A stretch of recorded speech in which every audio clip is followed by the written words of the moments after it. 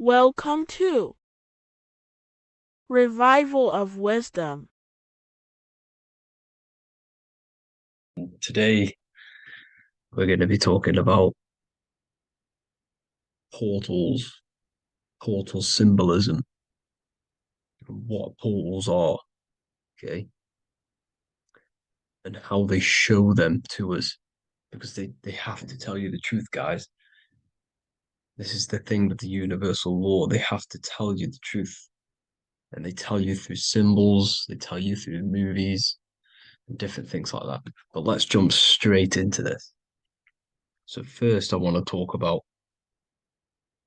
the Freemasonry symbols. Okay, so first we got obviously this is some Freemasonry art, but notice how you've got the ladder with a key. Okay, so this is ladder symbolism with a key. So maybe this is talking about ascending.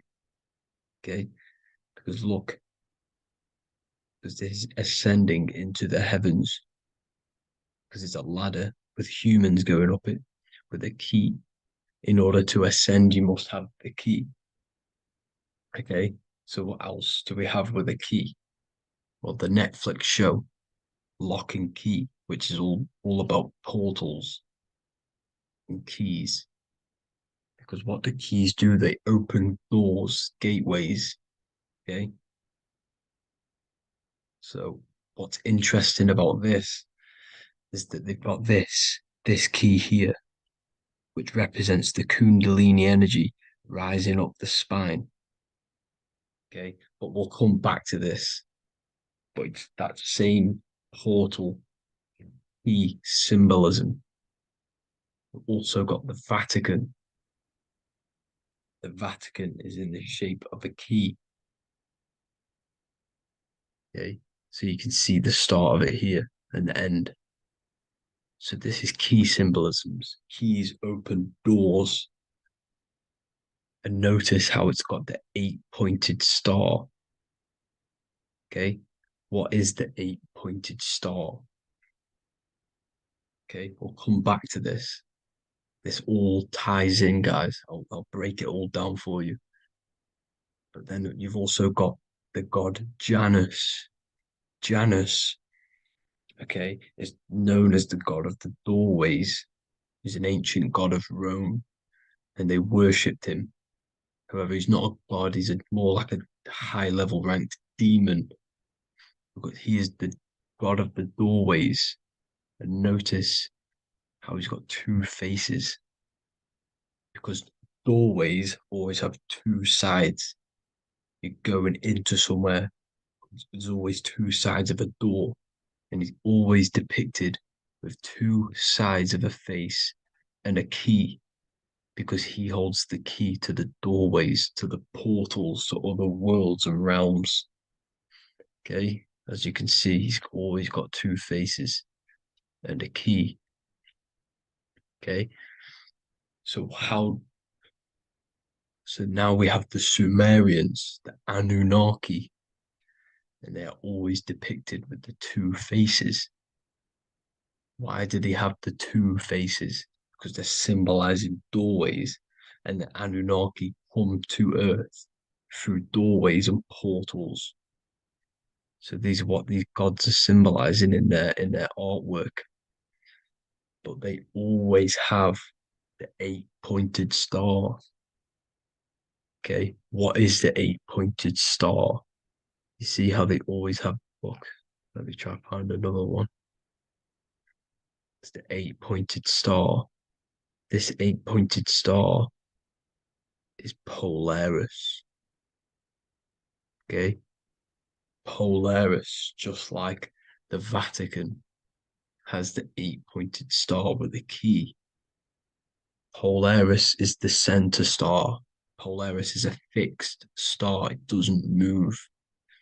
Okay, so the Anunnaki's symbol is also the eight-pointed star. So this is symbolizing the portals and doorways that they come through in in order to get to the earth. But Polaris is that center star which does not move. It's always symbolized with the eight-pointed star, just like a compass. Why is a compass the eight-pointed star? Because at the center of our realm is where the most electromagnetic energy is stored. As you can see, we have an aura field, an electromagnetic aura field. So does the Earth. And in the center, so like our heart, for example, is where the most energy is stored. And like the center of the Earth, this is why all compasses point to the center, because this is where the most electromagnetic energy is stored. It's at the center of our realm. Okay. So like I was saying with the lock and key series, see this here? The Kundalini energy rising up the spine, just like your Kundalini energy rising up the spine. Let me try. I can't zoom in, but you know what I'm trying to say here. Let's go back to Polaris, because at the center is where pole. Can you see the pole of electromagnetic energy? Polaris, the North Pole. It's symbolized. The truth is in the words. It's like a pole of electromagnetic energy. And this is where the aurora borealis comes from. Notice how it's got the word aura in it, because it's the Earth's aura, electromagnetic field, just like you have an aura, also known as the northern lights, because it's coming out of this center hole in the center of our realm, where the black sun is.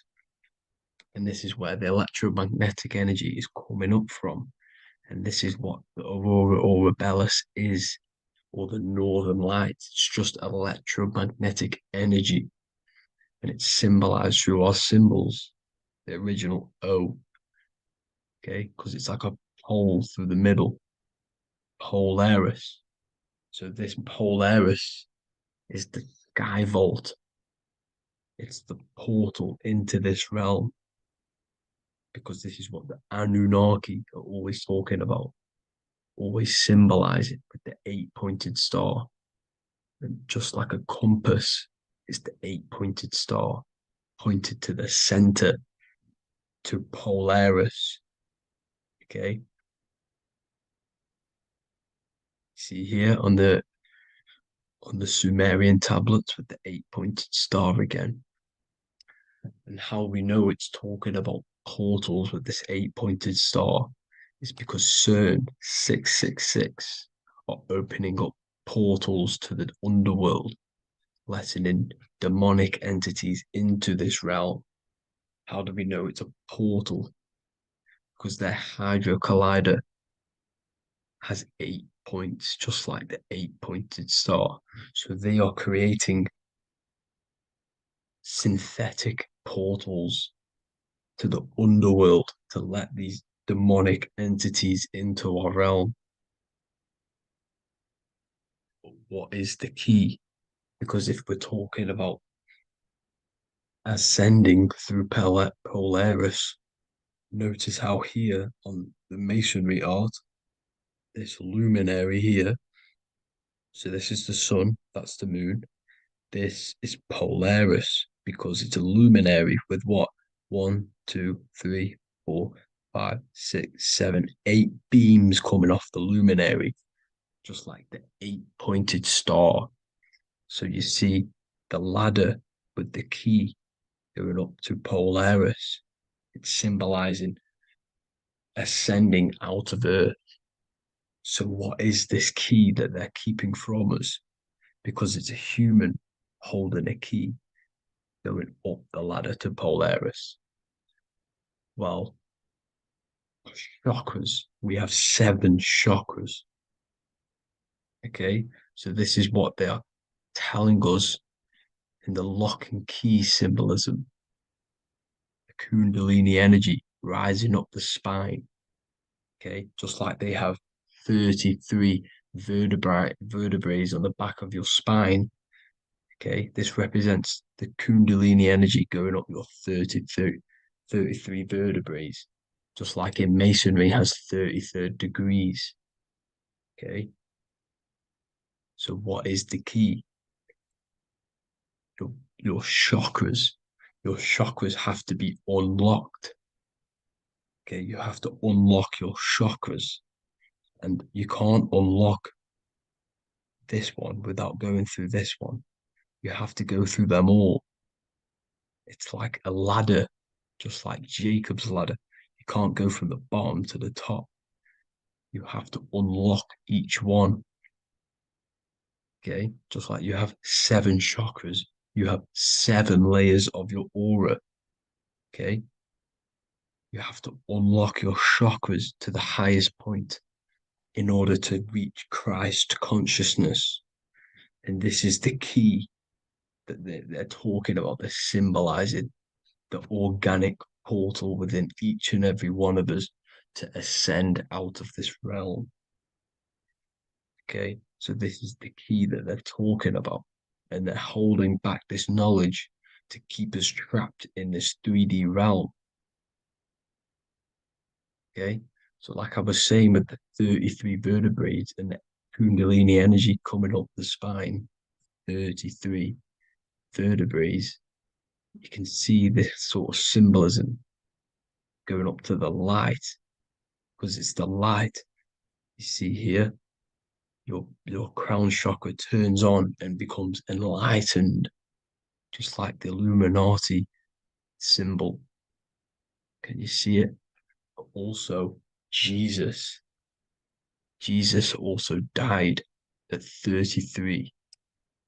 So this is symbolizing, okay, they're symbolizing the death of the ego, the body. So once you open up your chakras and reach Christ consciousness, which is your 33rd vertebrae, once your Kundalini energy goes up your 33rd vertebrae, your body technically, not physically, but spiritually dies, because you then become formless. You reach Christ consciousness.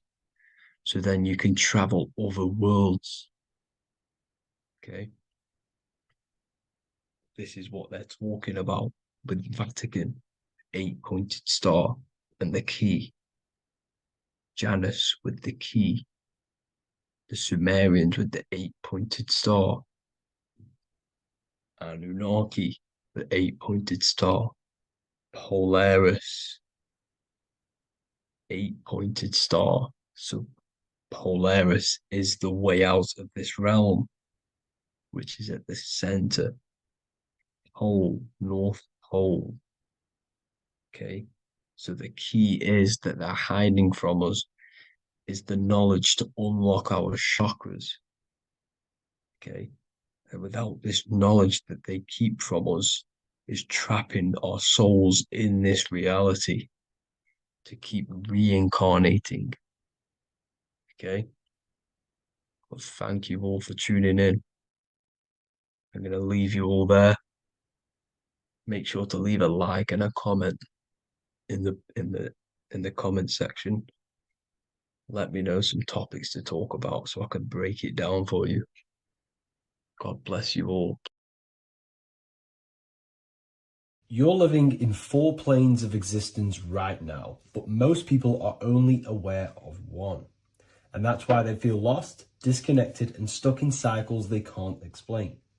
If you don't understand the blueprint of reality, you'll keep trying to fix the physical, while the real causes lie in the unseen dimensions that you have direct access to.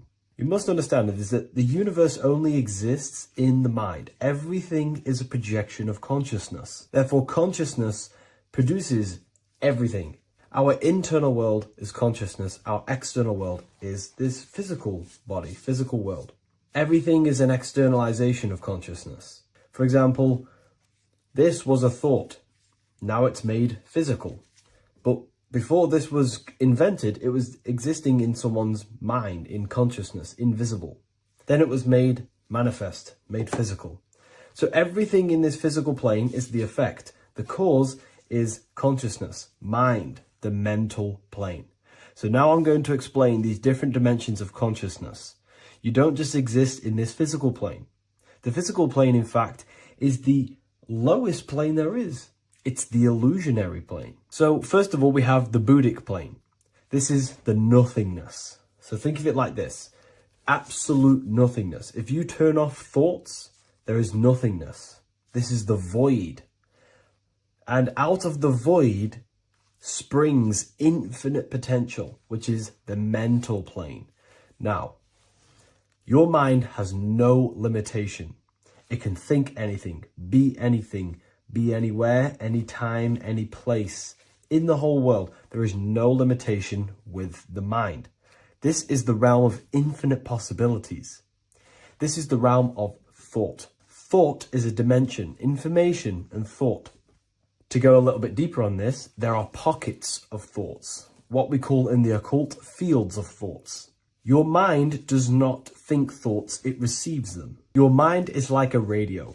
Whatever the mind is tuning into, setting its mindset, setting your frequency or setting your mind, you will receive thoughts based on that set, whatever you set your mind to. So there are pockets of thoughts that we penetrate in the mental plane. The mind is the mental plane, the infinite possibilities. This is the spark of creation. This is where all things begin to manifest as an idea in the mind as a thought. So if you want to gain certain information, you need to meditate or do thought exercises where you are penetrating that dimension of thought, that pocket of thought. For example, if you want to find a way on how to make financial wealth, you would use your mind, set your mind on wealth and money and think, close your eyes and think about that specific topic and see where your mind takes you. And you will expand your mind into different pockets of thought and gain information. So this is the mental plane. This is how you can use the mental plane. You can use the mental plane to do this. Then we have the astral plane. We have higher, middle, and lower astral plane. The astral plane is the body for thought. So every dimension, physical, etheric, astral, mental, Buddhic, is a body for a dimension above. Each dimension below is a product of the dimension above. So for example, the astral plane is imagination. This is the lucidic realm of imagination. This is where thoughts begin to manifest into some sort of form. It's not a physical form because this is physical, but imagination is a lucidic form. It's not really physical, but it's there. It's a projection of light. It's astral matter condensed by the willpower of the mind. So depending on the vibration of that thought will depend whether it manifests in the higher astral plane, middle astral plane, and lower astral plane. If you think about more material things and visualize material things, this will manifest on the lower astral plane because material matter is low vibration. Now, that does not mean it's evil. That does not mean it's bad. Okay? It just means low vibration just means more material. But if you think and imagine more spiritual things, this manifests on the higher astral plane. So the astral plane is the screen in your mind that allows you to vision an apple, that allows you to vision anything. It's that mental projection that's inside of your mind. Now, this is what we call the third eye. It's an eye because the eye is the mind, and the mind can see into the astral plane. It perceives this spiritual world, this lucidic realm that we have access to. This is where also infinite potential takes place. This is the realm of spirits, demons, jinns, whatever you want to call them. Spiritual entities exist in this because this is where thought forms manifest into form. This is where thoughts create bodies. Think of it like this. The mental plane is a thought of a chair. The astral plane is the imagination of that chair and all of the different possible chairs that could possibly be. The etheric plane is the energy double of that chair. And the physical plane is the physical chair. So as you can see, the higher we go up, the more formless and lucidic it is. The lower we go down planes, the more dense it becomes. This is formless and this is form. Everything manifests through this process. This highlighter is down here in the physical plane, but the idea began in the mental plane. Everything begins in consciousness before it creates a physical body. It goes through this process. Therefore, if you want to start to mold and create your own reality and create things in your world, you can use these planes to your advantage. You can use your mind to do mental thinking exercises by closing your eyes and expanding your mind into a different pocket of thought to gain wisdom, gain information, gain downloads.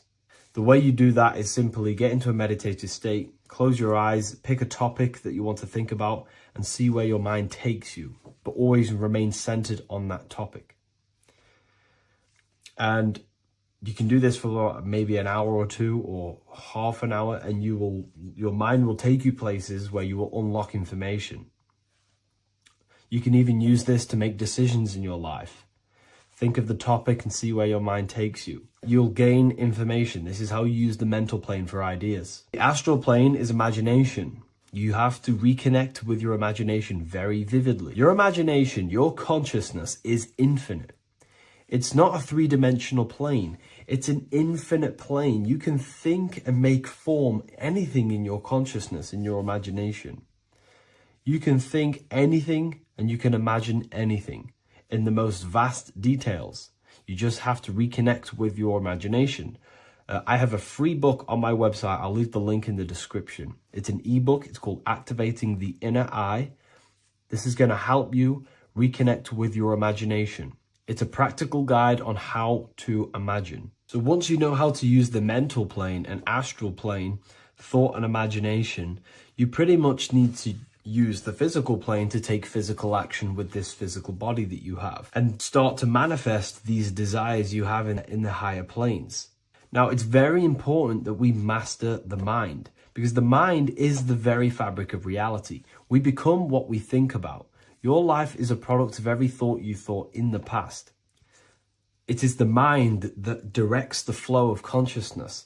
And wherever this consciousness is flowing is what you will create in your life. Consciousness is the most potent force in the universe, and the mind is pretty much the universe in a microcosm form. It is infinite potential, and your mind will continue to expand into new realms of thought forever and ever and ever. You are eternal. You are not this physical body down here. You are consciousness, literally dreaming that you are in this physical body. So everything begins with the mind. We need to be conscious of the thoughts that enter our mental field of consciousness. There is a level of self-awareness that you can reach where you can become conscious of pretty much every single thought that enters your mental field. Now, we have over 7,000 thoughts a day. You can gain such mastery over your mind where you can become conscious of every thought you think. And that is when you gain superior power.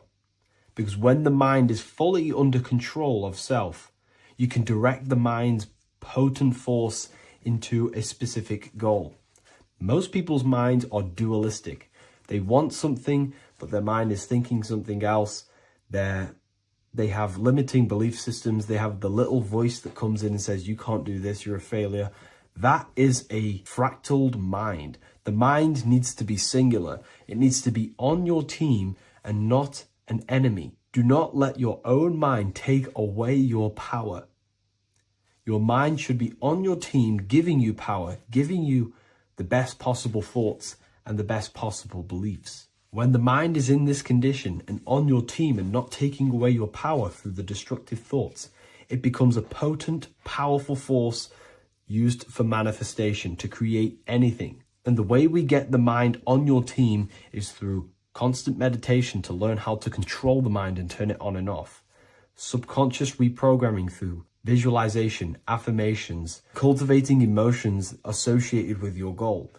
All these three ways we can reprogram the mind slowly over time so that it becomes powerful and becomes on your team and doesn't give you negative contradicting thoughts. When the mind is fully aligned on one thing, it can create massive empires, and things in your physical reality. So I hope this video helps, and I'll see you in the next one. Greetings everyone, it's Revival of Wisdom. I facilitate human enlightenment through occult and esoteric teachings.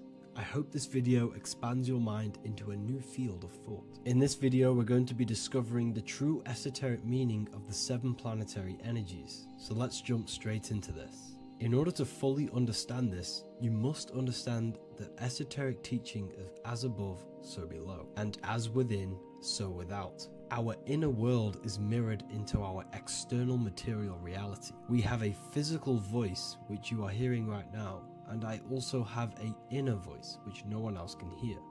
The inner world is invisible, and the external world is visible. In other words, the inner world is the spiritual world, and the outer world is the material world. The inner world of ourselves reflects and projects our outer world, which means everything in our external reality is a somewhat reflection of our internal self. You are made in the image and likeness of God. You yourself are the universe experiencing itself in a 3-dimensional physical form. The Newtonian science has programmed you to believe that you are a physical being inside of a physical universe. They did this to limit your mind to only believing there is a physical universe and that you are separate from the universe or God. But you yourself are the divine essence of the universe, experiencing itself in a physical plane, which means everything you see is inside of you, including the stars, the planets, and the elements. As above, so below. As within, so without. An example of this is the 4 physical elements: fire, earth, water, and air. In the external world, these are physical elements. In our internal world, they represent the 4 bodies of consciousness. We have 4 different bodies. We have a material body, we have a spiritual body, an emotional body, and a mental body. The mind is not made out of the same substance as the body.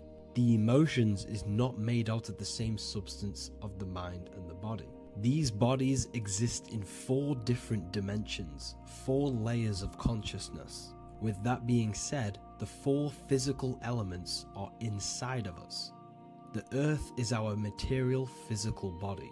Fire represents our spiritual astral light body. Water represents our transformative and emotional body. Air represents the mental body, the communicative and thinking body. This is the teaching as above, so below. If that resonates with you and you can comprehend it, please leave a like and a subscribe to this channel to see more content. And feel free to leave a comment on any video suggestions. Okay, so now we've gone over the 4 physical elements and how they correspond with your inner world of consciousness. This is going to make it easier for you to understand what the planets actually are. The planets are a bit more in-depth and more detailed aspects of our consciousness. The 4 physical elements are generic, but the 7 planets go deeper. They are deeper aspects of ourselves. On a macrocosmic scale, the 7 planets rule the material realm. Every object, every animal, every plant, every stone, everything we see in this plane is governed and created under one of the 7 planets. I don't really like calling them planets. They are energies. They are spiritual forces that drive things into existence. An example of this is if we look at a tree. The roots of the tree are governed by Saturn. The stem of the tree is governed by the sun. The leaves of the tree are governed by the moon. Any offspring or fruit of the tree is governed by Jupiter. Any defense mechanisms of the tree is governed by Mars. The communication and networking of the tree is governed by Mercury. The smell and the look of the tree is governed by Venus. Everything we see in this material plane is governed by one of these specific energies. Everything material has a spiritual force that brings it into physical existence. This is the reason why we have 7 days of creation in the Bible. The 7 days of the week, all governed by the planetary energies. Monday is moon day for the moon. Mars governs Tuesday. Mercury is Wednesday. Jupiter is Thursday. Venus is Friday. Saturn is Saturn day. And Sunday is for the sun. This is the reason why there are so many sevens in this physical plane. 7 days of the week, the 7 colors, the 7 chakras, the 7 diatonic musical notes, the 7 lamps on the Jewish candlestick, the G inside of the Masonic square and compass. G is the 7th letter. Now let's go a little bit deeper into every planetary energy. Saturn in the external material plane governs the foundational and enduring aspects of existence, such as roots of plants, the bones of our body, and even the insects that dwell beneath the ground. Saturn represents the dull, hard, and unyielding forces of life, symbolizing structure, limitation, and conditioning. Under Saturn's influence, things become rigid, bound by restrictions and boundaries. This is the reason why Saturn is known as Father Time, because Saturn rules anything that is a restriction and a limitation, which is time. The whole of this material plane is governed by time. You will be born and you will die. This explains why there is so much Saturn symbology in this material plane. Saturn is one of the most important planetary energies. You are a spiritual being in a physical body. Your light, your consciousness is bound to the physical body until you learn how to escape the physical body. The body is a limitation for our infinite minds and spiritual bodies. Our infinite mind is stuck in this material body, governed by Saturn's limitation of time, matter, and space. Now let's dive into what Saturn means to our consciousness within our internal world. We've gone over what Saturn means in the external world. What does it mean to our consciousness? Internally, Saturn embodies the conditioning within our consciousness. When the Saturnian aspect of our consciousness dominates, we become overly rigid, fixated, and restricted in our thinking and actions. For example, Saturn's influence is strongly felt in today's world, where many people's minds are confined to societal norms and conditioned responses. Saturn is the aspect of our consciousness, our minds, such as limiting belief systems and limiting thoughts and emotions. This is the negative thought that you can't get rid of, that's holding you back. This is a Saturn aspect of our consciousness. However, this is not a negative thing. The Saturnian aspect of our consciousness is a great teacher, guiding us through difficult life lessons that ultimately lead us to growth and expansion. Saturn's energy allows us to experience and overcome fears and limitations so our minds can expand into new fields of thought, into new life. Although Saturn's energy is harsh and often challenging, it helps us develop resilience, discipline, and wisdom. However, in the modern day, this Saturnian energy has overpowered the minds of the masses, fostering excessive rigidity and limitation. This is why we see so much Saturn symbolism. It's literally everywhere because our minds are being dominated by the Saturnian limiting aspect of our consciousness. Now, let's move on to the moon. The moon, or lunar energy, in the external material macrocosm plane governs the elements of water, influencing the natural cycles such as the ocean tides, which rise and fall in harmony with the moon's phases. Beyond water, the moon also guides instinctual behaviors such as animal migrations. Birds, insects, and other creatures rely on the moon's subtle energies to navigate their journeys. For example, dung beetles use polarization patterns in the moonlight to orient themselves and travel safely home. The moon creates the months. M-O-N is moon. There are 28-day cycles, and this 28-day cycle of the moon is reflected in the woman's body, known as the menstrual cycle. The moon is a feminine energy, governing the feminine elements such as water and the feminine cycles of the body. The moon is the womb. This is why eggs have the same color as the moon, because eggs are ruled by the moon's energy. Now that's the external world. The internal world, the moon symbolizes the emotion aspect of our consciousness. It represents the subconscious mind, the seat of intuition and psychic abilities. Just like in the external world, things are born out of the moon, such as eggs and the womb. The subconscious mind acts as a womb for our conscious mind. Our deep subconscious emotions and programs are born into light into the conscious mind and controls the conscious mind. The moon represents our hidden psyche, our shadow self. Now let's go on to the sun. The sun represents the life force. In the material external world, the sun is ruling over pretty much all life. The sun gives life to all things. Without the sun, animals could not exist, the human body could not work, and plants would not grow. The sun is the life force. It's the soul of the world. Now, in our internal world of consciousness, the sun represents our passion, our drive, our conscious mind. The aspect of our internal world that wants to drive things and give life to physical manifestation. Now we go on to Mars energy. Mars is well known for being the god of war. Mars energy manifests into the material plane through anything that seeks to protect or defend itself. For example, the holly tree. The holly tree leaves are very sharp and they defend itself. Anything that is protective in the material world has Mars energy and is governed by this specific aspect of consciousness.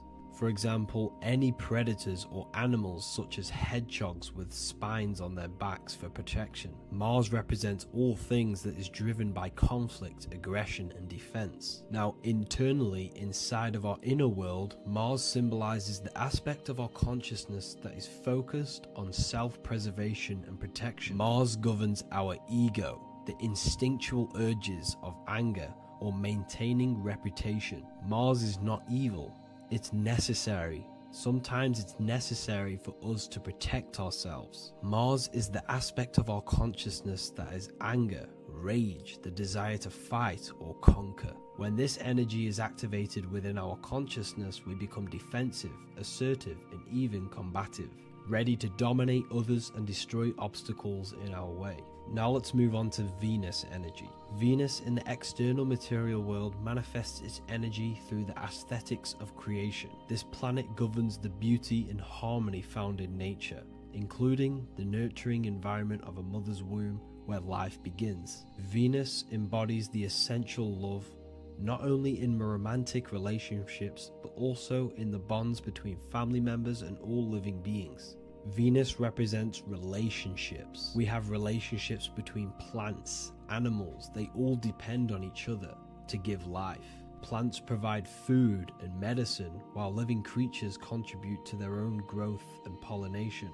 Internally, Venus represents the aspect of our consciousness that yearns for relationships and connections with others. This is an aspect of our consciousness that encourages to care for our physical appearance and embracing beauty. Aesthetics play a role in our interactions and self-expression. This is why there is a beauty brand called Venus. Now let's move to Jupiter energy. Jupiter in the material plane manifests its energy as forces of fortune, abundance, and wealth. This energy manifests itself as plants, as fruits that we can consume and eat in abundance. Anything that is nourishing and cultivated by the earth for humanity and animals. Jupiter embodies the giving energy that provides for and sustains life, fostering growth and ensuring that resources are available to all. Its influence is seen in the natural cycles of abundance, where fruits must grow and ripen before they are enjoyed, symbolizing the importance of effort and patience. Internally, in our spiritual world, Jupiter represents the aspect of our consciousness that yearns for abundance and seeks growth in various aspects of our lives, including wealth, knowledge, and personal development of the mind, spirit, and the soul. This is the aspect of our consciousness that wants to gain wealth, that wants to gain expansion and abundance in our lives. However, when Jupiter's energy dominates our consciousness excessively, it can lead to feelings of stinginess and greed. It represents material possession.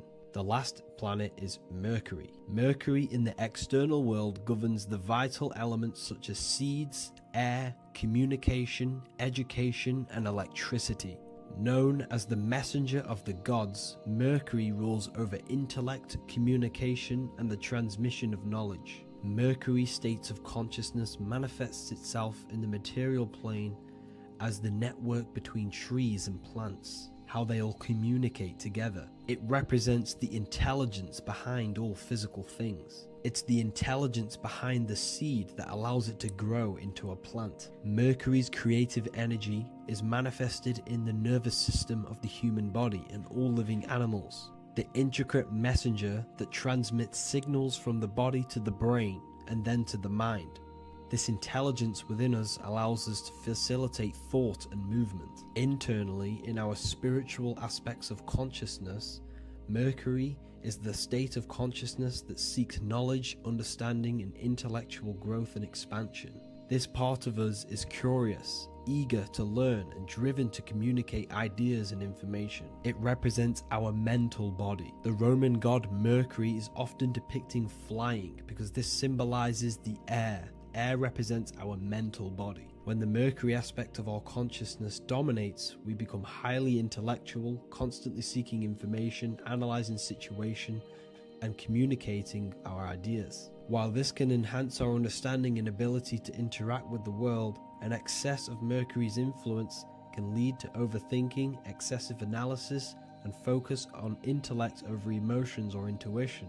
Okay, so they are the 7 planetary energies in the external world and your internal world of consciousness. These energies are manifested in the Roman mythology as human beings. They are depicted as human beings, but this is nothing but symbolism. These gods never existed physically. They represent aspects of our consciousness and spiritual forces that govern the material plane. Every material object, every intelligence, every piece of life in this universe is governed and brought into existence by one of these spiritual forces. Now, I hope this video has expanded your mind into a new realm of thought. Make sure to leave a like, a comment, and subscribe to the channel for more occult and esoteric information. You can read more about this topic and many more occult and esoteric teachings inside of my books, the Book of Wisdom Volume 1 and the Book of Wisdom Volume 2. I honestly advise that not everyone reads these books. These are books which will completely transform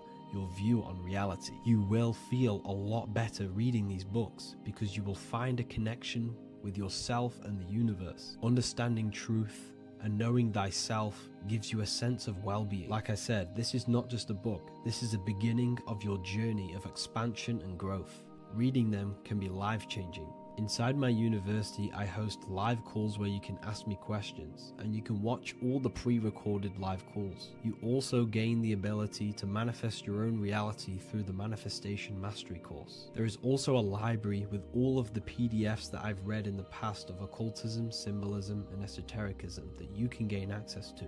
There is a whole lecture section where you can watch all of my occult lectures. This is a place of transformation. The price of the university will be going up very soon. If you join now, you will gain a free sexual alchemy course which will teach you how to transmute sexual energy into creativity. I'll leave all the links in the description for the university and also my website where you can get my books. I hope you enjoyed this video. Take care. Orderly universe, that nothing happens accidentally, everything happens on purpose and intentionally, right? Then you can guide the manifestation power to what you want, right? Versus just accepting whatever life is giving you, if that makes sense. Okay. Now let's get into it. If you are new here, like I said, this is the Great School of Life. I want you guys to understand the basics of how life works. Okay. You are not a human being. Okay. You are not a human being. You are a spiritual being. So you live on 3 planes of understanding. We live on the spiritual plane, we live on the mental plane, and we live on the physical plane simultaneously. We live on 3 planes of understanding all at once. You are a spiritual being. At your core, you are God, you are source, you are power, you are energy, you are the universe, you are infinite intelligence, whatever word you want to use. You are the all. You are spirit. You and God are one. You guys cannot be separated. Just like the sun cannot be separated from the sunbeam, you cannot be separated from your source. You are spirit. You are God in human form. God is not a bigger version of humans. We are smaller versions of God. Okay. God is not a greater version of humans. We are smaller versions of God. Okay. You are God in human form. You are not your body. You are the spirit that lives in the body. You're not a human being. You are a spiritual being, and you're having a human experience. You are God in costume. I always tell you guys that. You are not a black woman. You're God cosplaying as a black woman. Hello, Mike. How are you, love? I am not M. Simone. I'm God cosplaying as M. Simone, right? Melanie is not Melanie. She's God cosplaying as Melanie.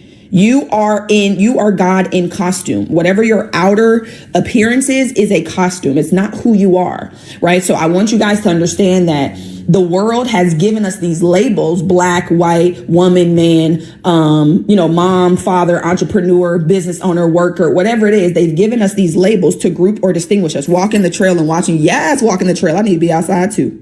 Let me pin this. Hold on. Right. So I want you guys to understand that, I don't remember what I was about to say. What was I saying before I read Mike's comment? What was I talking about? Oh, yes. Cosplaying. Yes. So the world gives us these labels to group or distinguish us, right? To make us feel like we're less than, or make us feel like we're in some group, or we're more better than others, or we're less than others, right? You are all the same. We are all one. If I took you out of your human meat suit, you would be a walking mass of energy. You would be a walking mass of power. That's what we all are. We are all energy. Everything is energy. Everything at its base is energy. If I took you out of your human form, you would be a walking mass of energy, right? Everything is energy. This pen is energy. This glass is energy. The water that was in this glass was energy. This is energy. Everything is energy. Everything is energy vibrating at different frequencies, right? So I want you guys to understand how everything works. Everything is energy. This is what Albert Einstein said, okay? Everything is energy, and that is all there is to it. Match the frequency of the reality you want, and you cannot help but get that reality. It can be no other way. This is not philosophy. This is physics. Everything is energy. Everything is energy. Everything is energy, the same energy vibrating at different speeds, right? Water and ice are the same energy vibrating at different speeds. The rate at which it vibrates gives it its name. So we call it ice because of the speed that the energy is vibrating at. We call it water because of the speed that the energy is vibrating at. We call ourselves humans because of the speed we vibrate at. We look like we're still, but if you took your skin cells and you put them under a microscope, they would be dancing. They would be moving. Everything is energy and everything moves. So I'm going to give you guys, before we get back into this, I'm going to give you guys a couple laws real quick, right? I love these teaching sessions. I wish they were recorded and uploaded so I can share with others. You know what? I need to find somebody to actually get these on YouTube, because I tried to do it and I gave up. I just didn't want to do it. But yes, that is the goal, to get these on YouTube. The other thing is, though, I have these communities and I have these courses where I teach and it is recorded, right? So I'm getting into the point now where I'm going to start adding more courses or adding more visuals to my teachings so you guys can see it. But you can watch it over and over again. You can stop it. You can play it back later. Like, all of that is inside the community. But when it comes to energy, right, I want you guys to understand there's two laws that you want to understand when it comes to energy. Okay.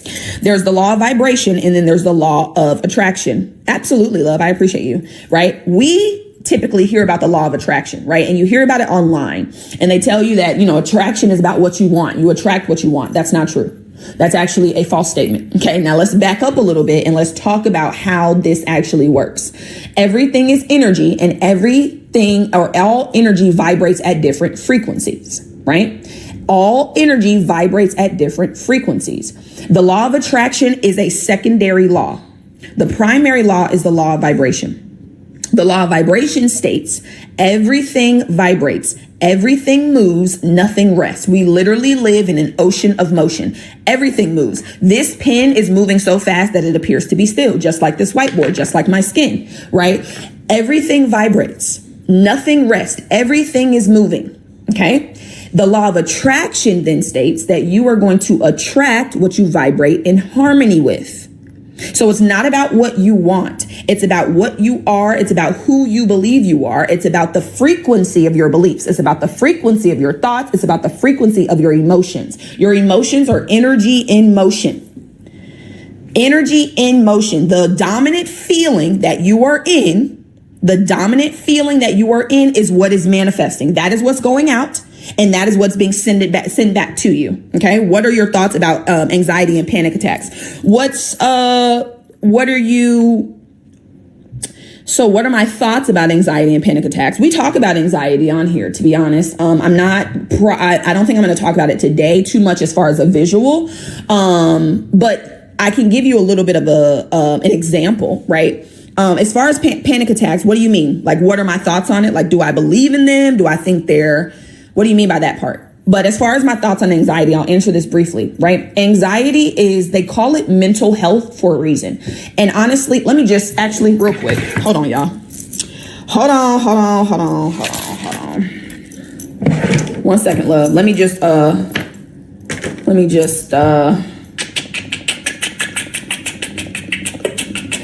okay, hold on. Let me redo this. Bear with me. Let me redo this because clearly we're supposed to be talking about it today. So give me 1 moment. Let me reconfigure my board and give you guys what you need. Okay. And yes, we'll talk about anxiety. We'll talk about depression. We'll talk about that so that you guys can get what you need to heal yourself from these so-called things that you have. Because there's nothing that's incurable. Okay. I don't care what they told you. They lied. Just like they lied to you and told you had to go to college to get a good job to be successful. So many people out here who didn't go to college do not go to school at all and are swimming in money. So we're not going to listen to what the outside world says because they don't know what they're talking about. I mean, you can do it if you like. I'm not going to listen to the outside world because they don't know what they're talking about. Okay. Let me redraw this real quick, y'all. Give me 1 second. I'm doing a little bit of artistic work. Bear with me. What y'all talking about in the comments? Oh, shoot. I don't know what that is. Where do you think they come from mentally? I'm about to show you, love. I'm going to show you exactly where it comes from.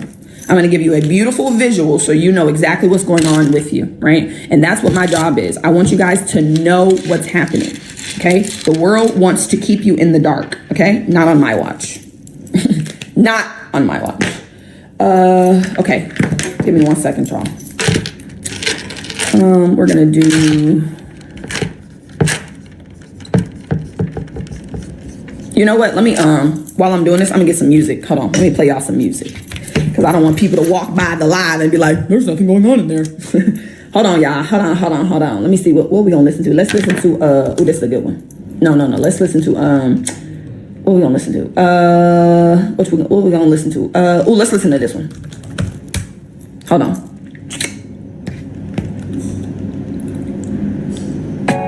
333. Love that. I love this. This is cute. Okay. So let's talk about it, love. Oh, let me put this back up here. Uh-oh. Hold on. I got my signs wrong. 1 second. Okay.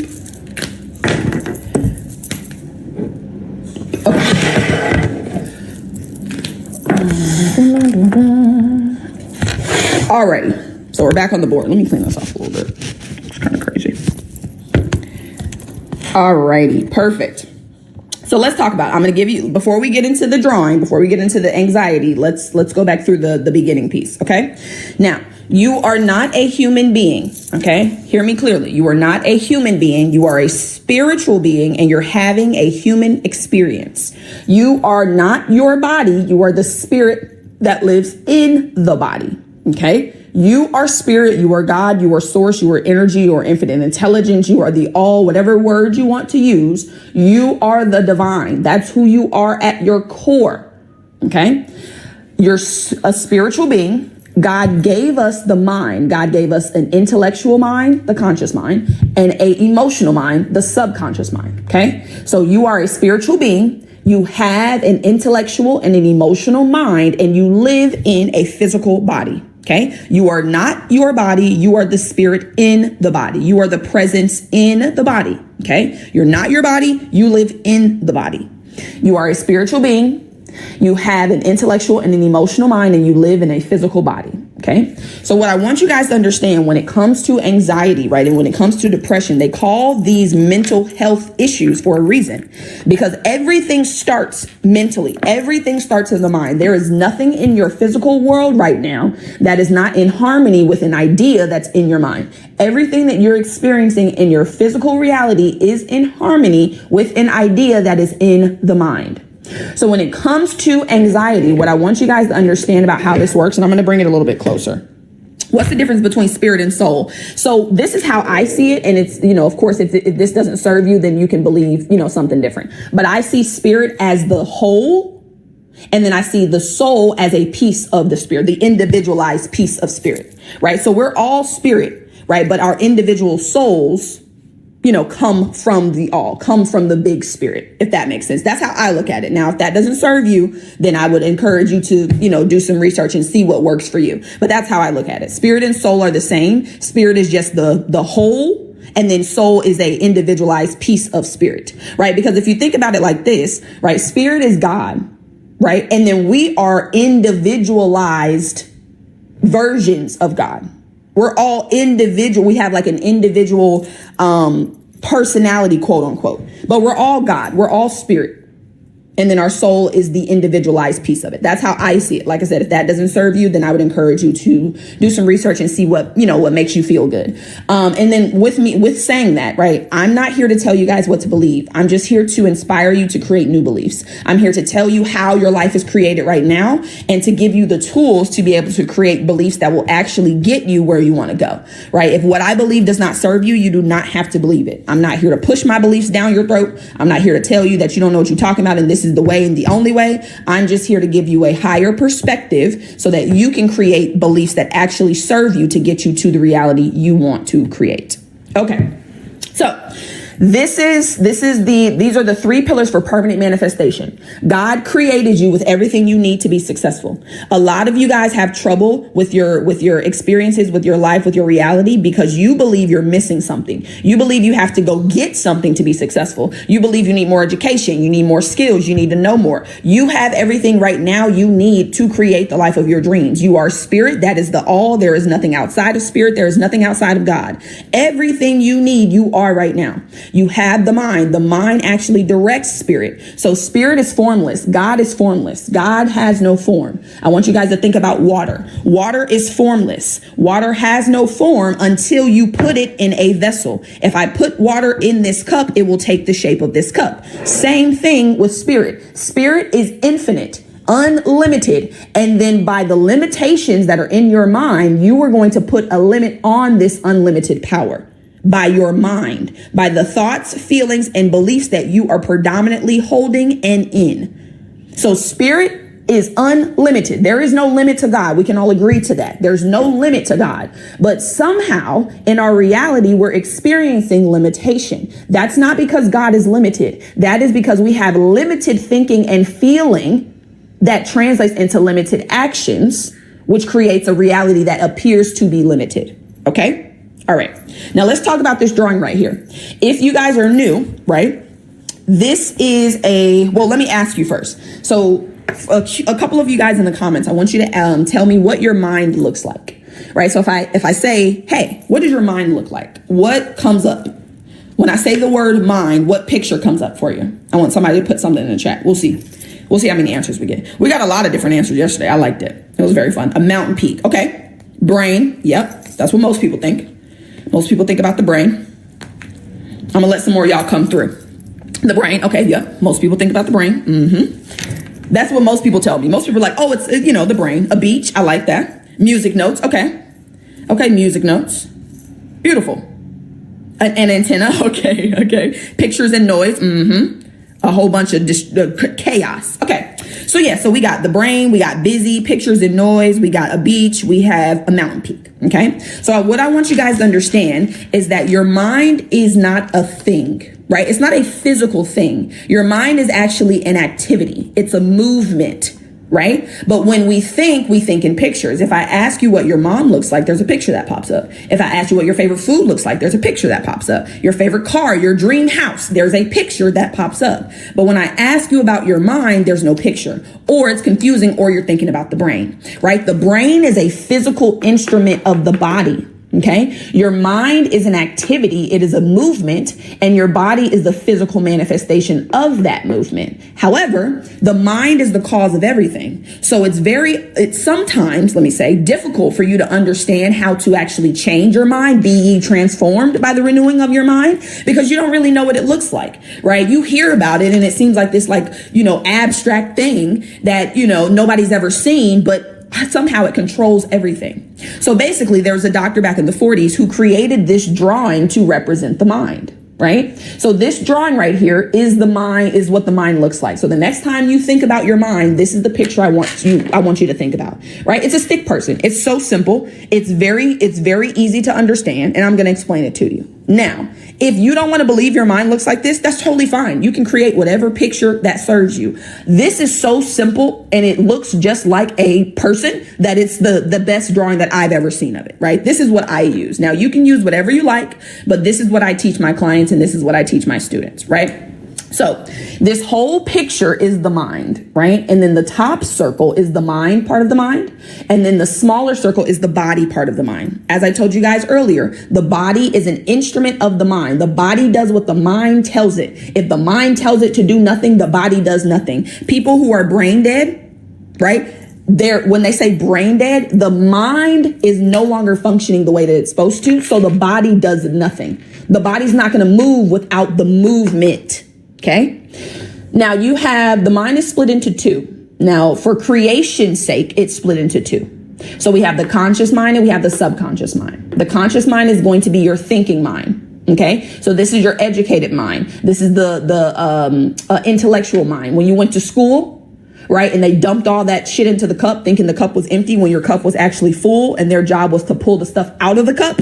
They dumped all of that stuff into the conscious mind. They just dumped a whole bunch of knowledge in there that you're not even using. It has nothing to do with anything, just a whole bunch of busy work, right? But then the subconscious is your feeling mind. This is your emotional mind. This is the part of the mind that actually creates. This is the part of the mind that actually manifests. Okay. So I want you guys to think about the conscious mind as the seeds, right? You get to choose whatever seed you want. Consciously, you get to choose what type of life you want to live. You get to choose the type of partner, choose the type of house you want to have. You get to choose these things consciously.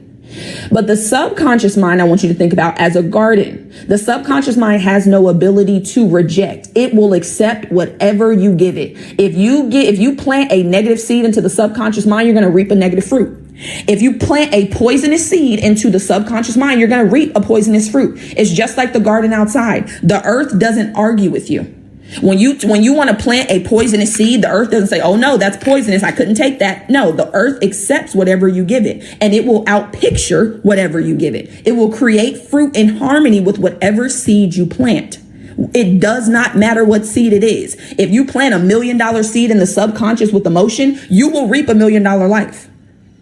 Now, right now you're reaping the seed you're reaping, or you're reaping the fruit you're reaping because of the seeds that are in your subconscious. So one of my jobs, right, is to help you understand what seeds are currently planted, because as long as those seeds are planted and rooted and undisturbed, they're going to continue to produce fruit in harmony with it. And your life is going to continue to stay the same. So you must uncover what seeds are planted in your garden right now, because you have seeds. You got lots of them, tons. I'm not enough. I don't know enough. I don't have enough. Money is hard to get. Money is evil. All the rich people are hoarding the money. Niggas ain't shit. I never have any great relationships. Everybody treats me bad. I don't know enough. I'm not confident. I don't have any faith. I'm too fearful. I have anxiety. All of these seeds that have been planted over and over and over and over and over into the subconscious mind become habits.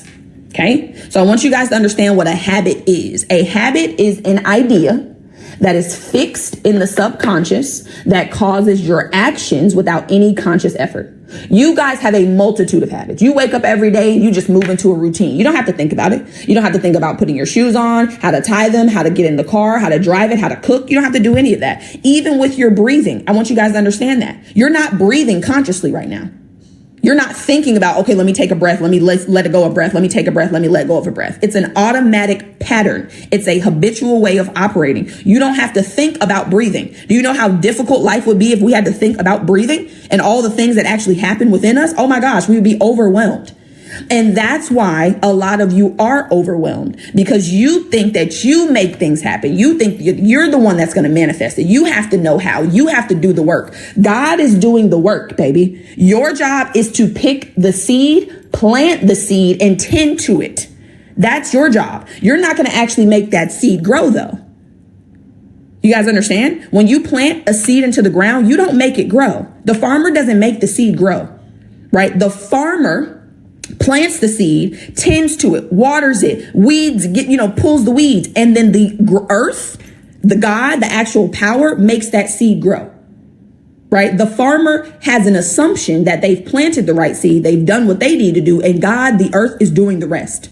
That is the same way that your life operates. But if you're trying to do the work of God, if you're trying to step into the big God's role, that's why you're struggling. That's why you're confused, you're overwhelmed, you're frustrated, and you're discouraged, because you're not supposed to be trying to make the seed grow. It's going to grow automatically. Your job is to pick the seed, plant it, and to tend to it. Now, somebody asked me if I studied psychology. I didn't. I actually wanted to, though. So I actually wanted to way back when. I wanted to be a forensic psychologist. Way back in the day. I took a psychology class in high school, though. It was pretty dope. But then no, I went to school and got a math degree. I got a math degree because I'm just good at numbers. But yes, psychology is like one of my favorite things. That's like one of the things that I would have done had I went down a traditional path. But I teach, this is what I study. Actually, yes, I do study psychology 100%, because that's exactly what this is. Now, do I study it in a traditional sense? No. But based off what I teach, absolutely, I study psychology, and I teach people about the psychology of the mind, right? And the psychology of the Bible, right? Somebody said that yesterday. It's like you're teaching the psychology of it. Yes, I teach you how to actually use it, right? These scriptures that we hear in the Bible, seek the kingdom first and his righteousness, and all these things shall be added. And then be ye transformed by the renewing of your mind. That is psychology. That's exactly what it is, right? So what I want you guys to understand, though, is that the conscious mind is selective. Where are you going? Oh, okay.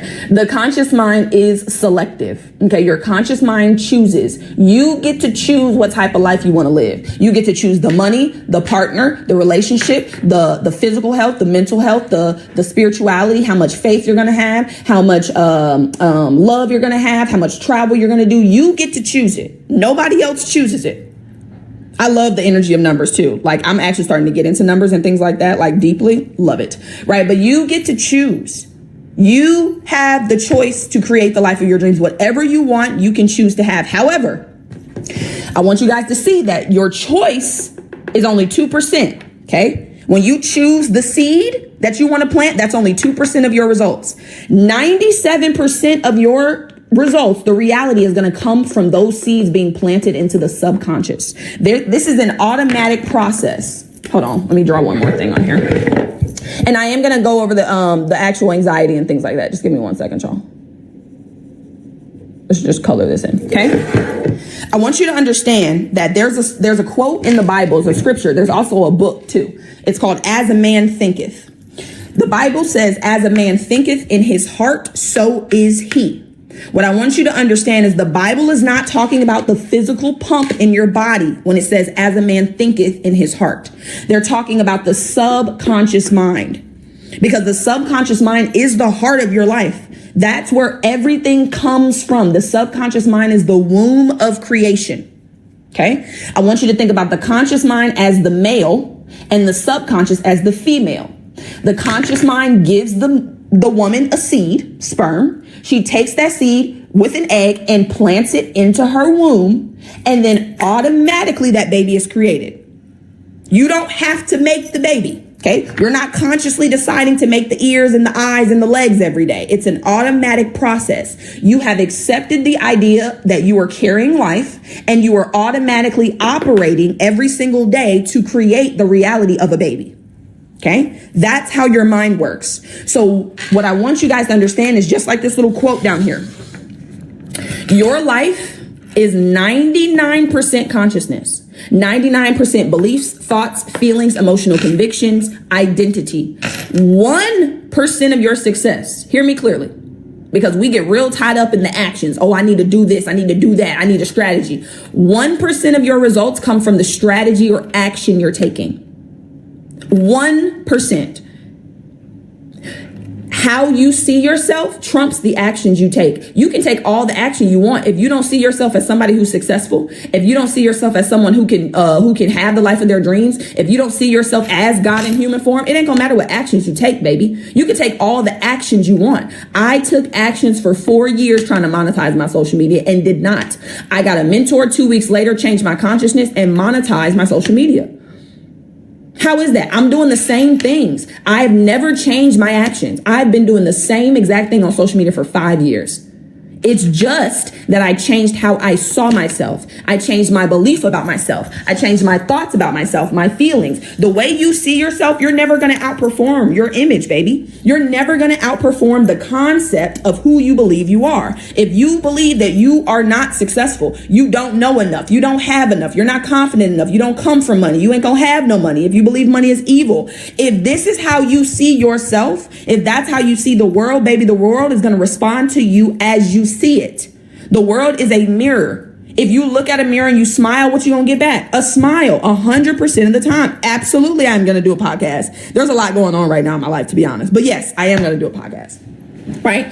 But you have to understand it's how you look at it. If you look at a mirror and frown, it's not gonna smile back at you, baby. It don't matter how long you frown at it. You can frown at that shit for years. It is never, ever, ever, ever, ever going. I would love to invite you on my podcast. Yes, Callie, send me a DM, baby. I would love to be on your podcast, love. Yes, send me a DM. The mirror's never going to smile back at you. You have to smile first. You are the catalyst. You are the catalyst, baby. You got to plant the seed in order for God to give you the fruit. Y'all want God to give you the fruit and you ain't planted the seed. You want God to give you all the things, but you haven't sought the kingdom or the righteousness. You want God to give you the things, but you haven't transformed your mind. You're just trying to transform your actions. That's not how it works, my love. That's not how it works. You do not change your reality by changing reality. You don't change reality by working with reality. Reality is an effect. It is an effect. It's not the cause. In order for you to change an effect, you must go to the cause of the effect. The cause of your reality is the frequency of your beliefs, the frequency of the ideas that you hold to be true. A belief is an idea that you have accepted as true. Doesn't mean it is true. Thank you, baby. I'll check it when we get off here. It doesn't mean it is true. It just means that you've accepted it as true. Let me give you some examples. Money is the root of all evil. How many of y'all's parents, grandparents, old people told y'all that? Money is the root of all evil. You must understand, if you have a belief that money is the root of all evil, there is never, ever, ever, ever going to be a time where you get a reality where you're swimming in money. You believe money is evil, my love. You have a belief that money is bad. You are not going to have a reality where money is good. It's not in harmony. They are literally on the other ends of each other. Because if you believe money is bad, what are you going to think about when you see people with money? Oh, they did something shiesty for that money. Oh, they're evil. Oh, they're doing whatever they're doing, for that money. They're getting money illegally. You're using your God-given power to judge somebody else negatively, and you wonder why you don't have what it is you need. Baby, when you're saying these things about other people, your subconscious mind doesn't know you talking about somebody else. When you're talking about how evil other people are because they have money, your subconscious mind is not like, oh, I know you're not talking about us. I know you're talking about them. I want you to understand there is no them. There is no us. We're all one. It's all one, baby. We are all the same spirit. So you think you're talking about somebody else. You think you're downing somebody else. No, baby. All you're doing is downing your light, your potential.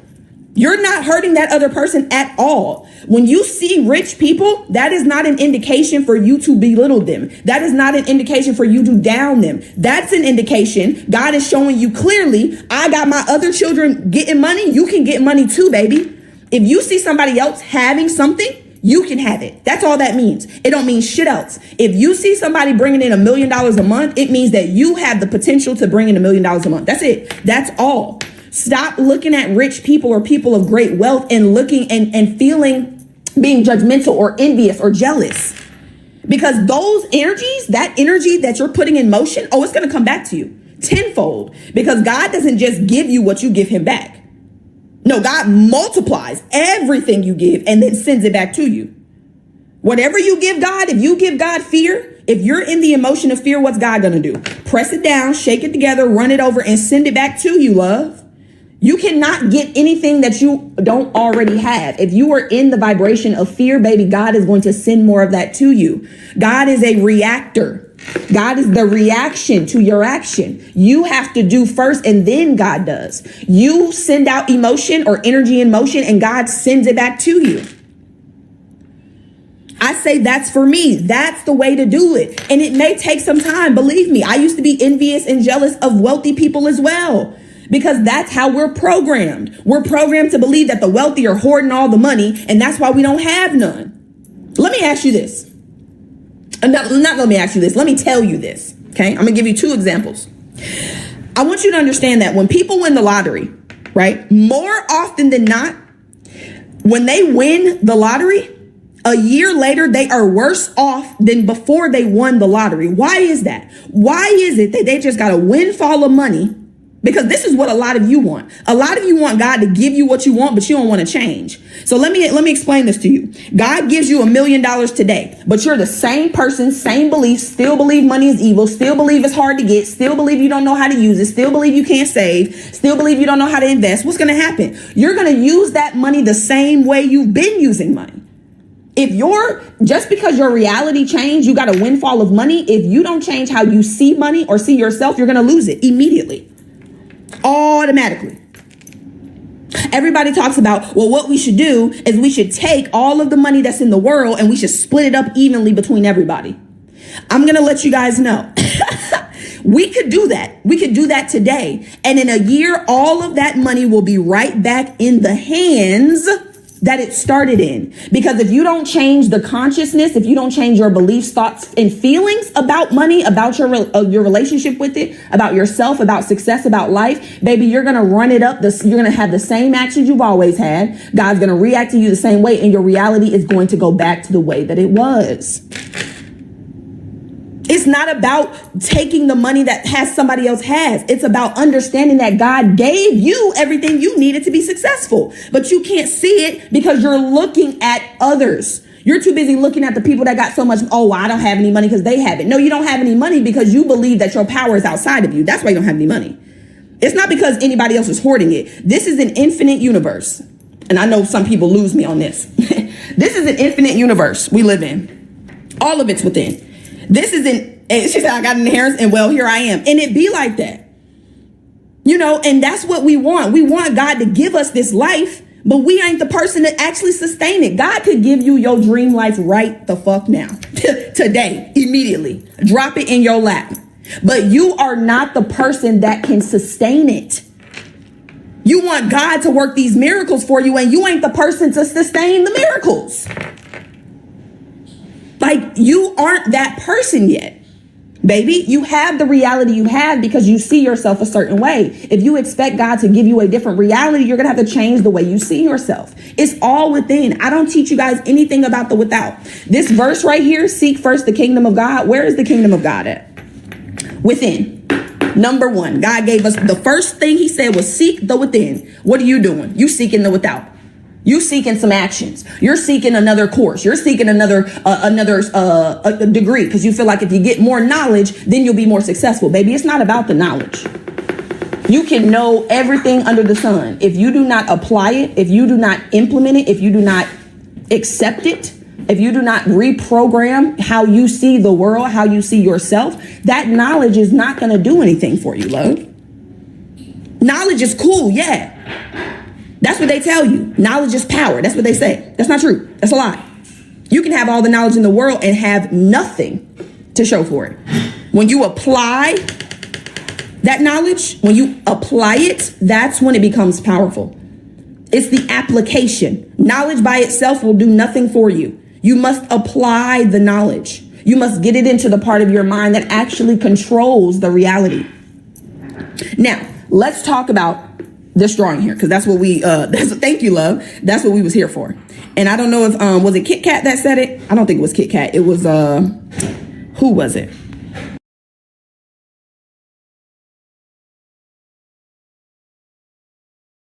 It wasn't Kit Kat. I think it was Midwest Girl. I think that's who asked.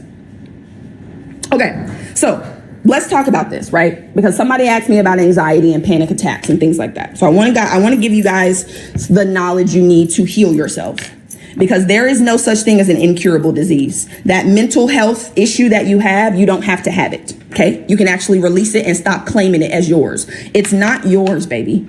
Let me say this before I go into this. Stop claiming diseases. Stop claiming anxiety. Stop saying you suffer from it. Stop saying that. Because the more you suffer from it, the more you're going to suffer from it. Stop suffering from it. It's something you experience. It's something that happens to you. It's not yours. Oh, my anxiety. No, it's not yours. Stop claiming it. It's not yours. It doesn't belong to you. Now, if you want it, go ahead. If you want to keep the anxiety and the feelings that come with that, keep calling it yours. But you're here on this live because you want to change your life. You're here because you're struggling to create what it is you want. So you have to take your power back. It's not yours. You're welcome, Celeste. It's not your anxiety. It's not your depression. It's something you experience. It's an experience that you're having. It's not yours. It doesn't belong to you.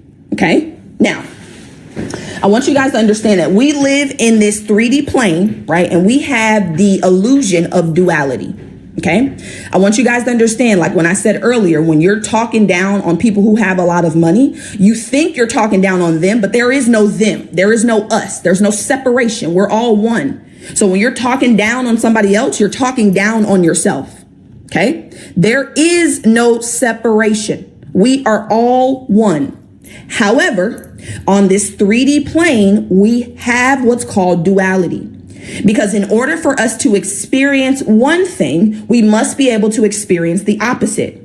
God is one. God cannot experience anything outside of itself.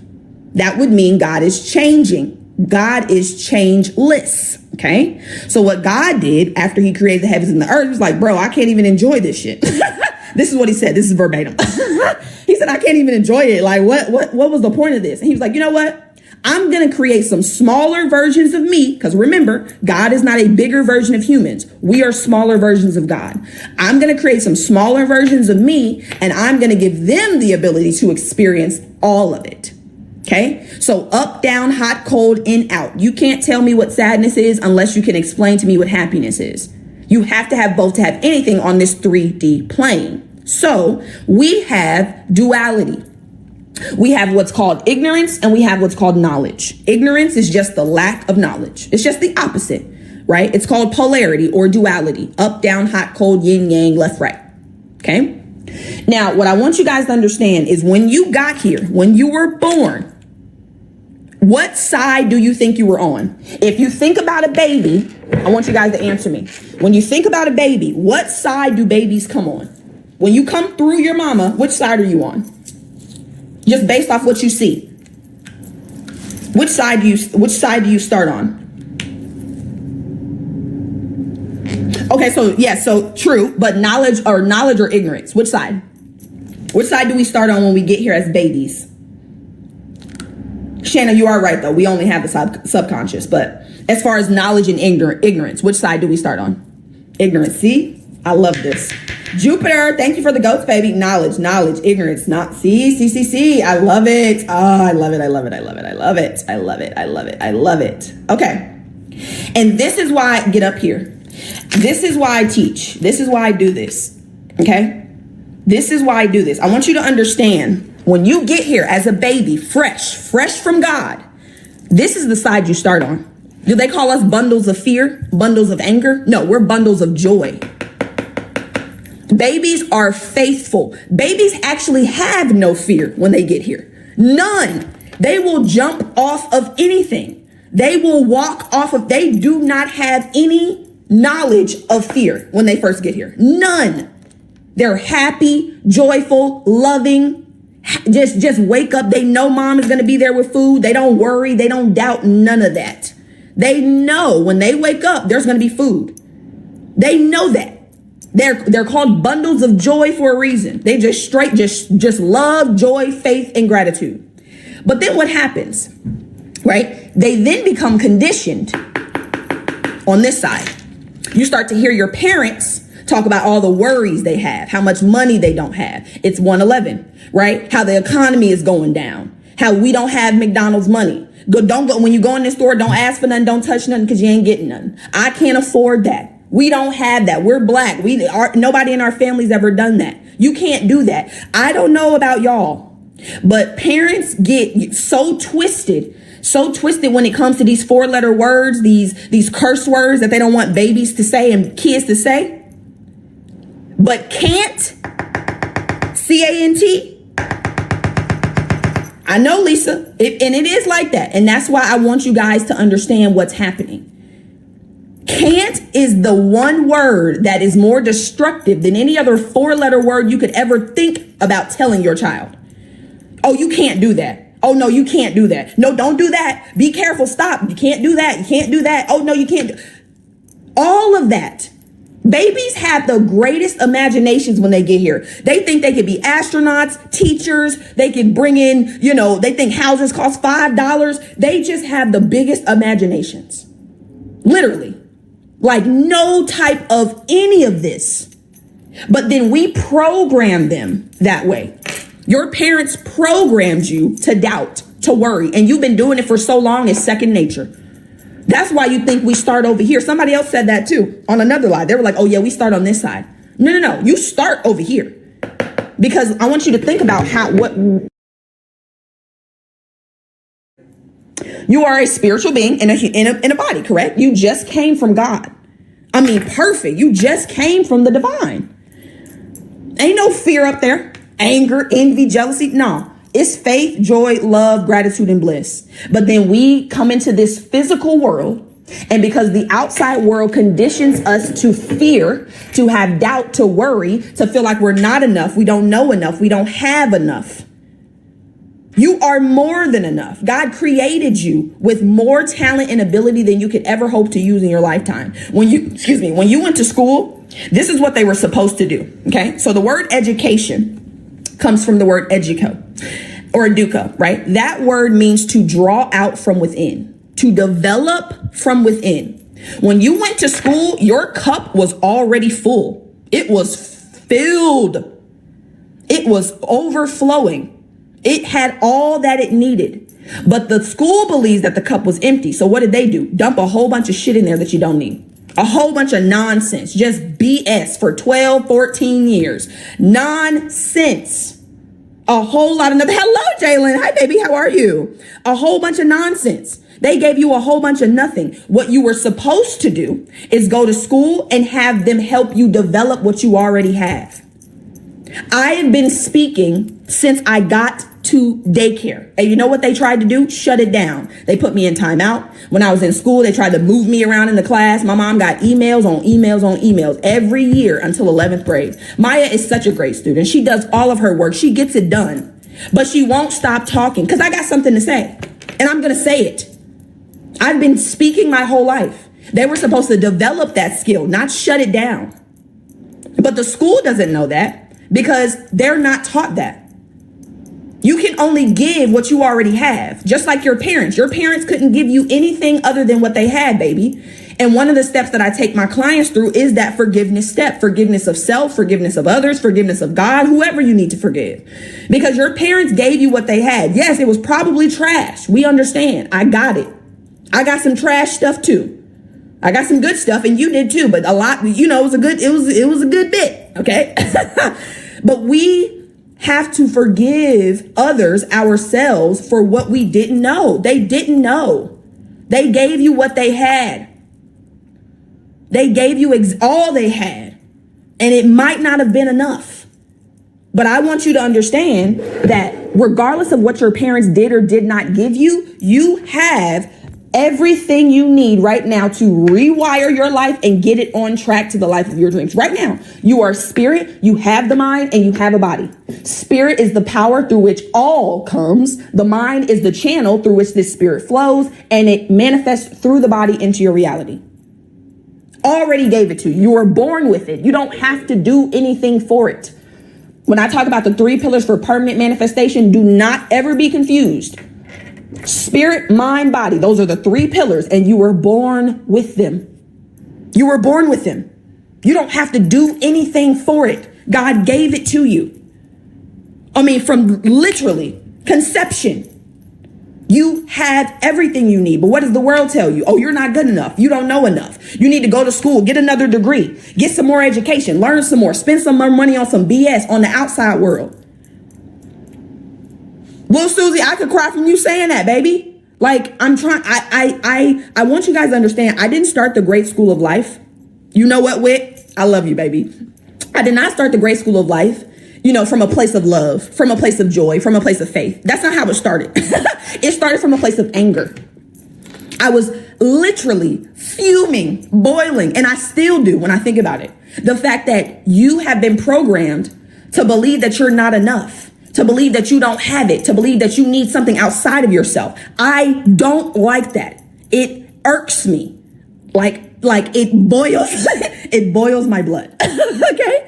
So what I have done is I've transmuted that anger into unconditional love, but it started out as anger.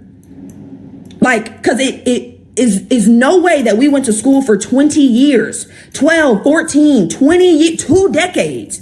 And we are struggling. That makes no sense to me. It doesn't make sense. How is it we have all this education? I know people that got PhDs that are struggling because they told us education, right? Traditional education was what was going to make you successful. It's people that dropped out of college, out of school, didn't even get to college, didn't even get to high school, and are millionaires. How is that?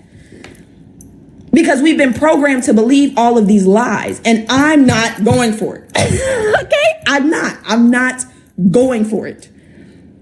They do that so that you don't know. My job is to make you aware. You need to know who you are.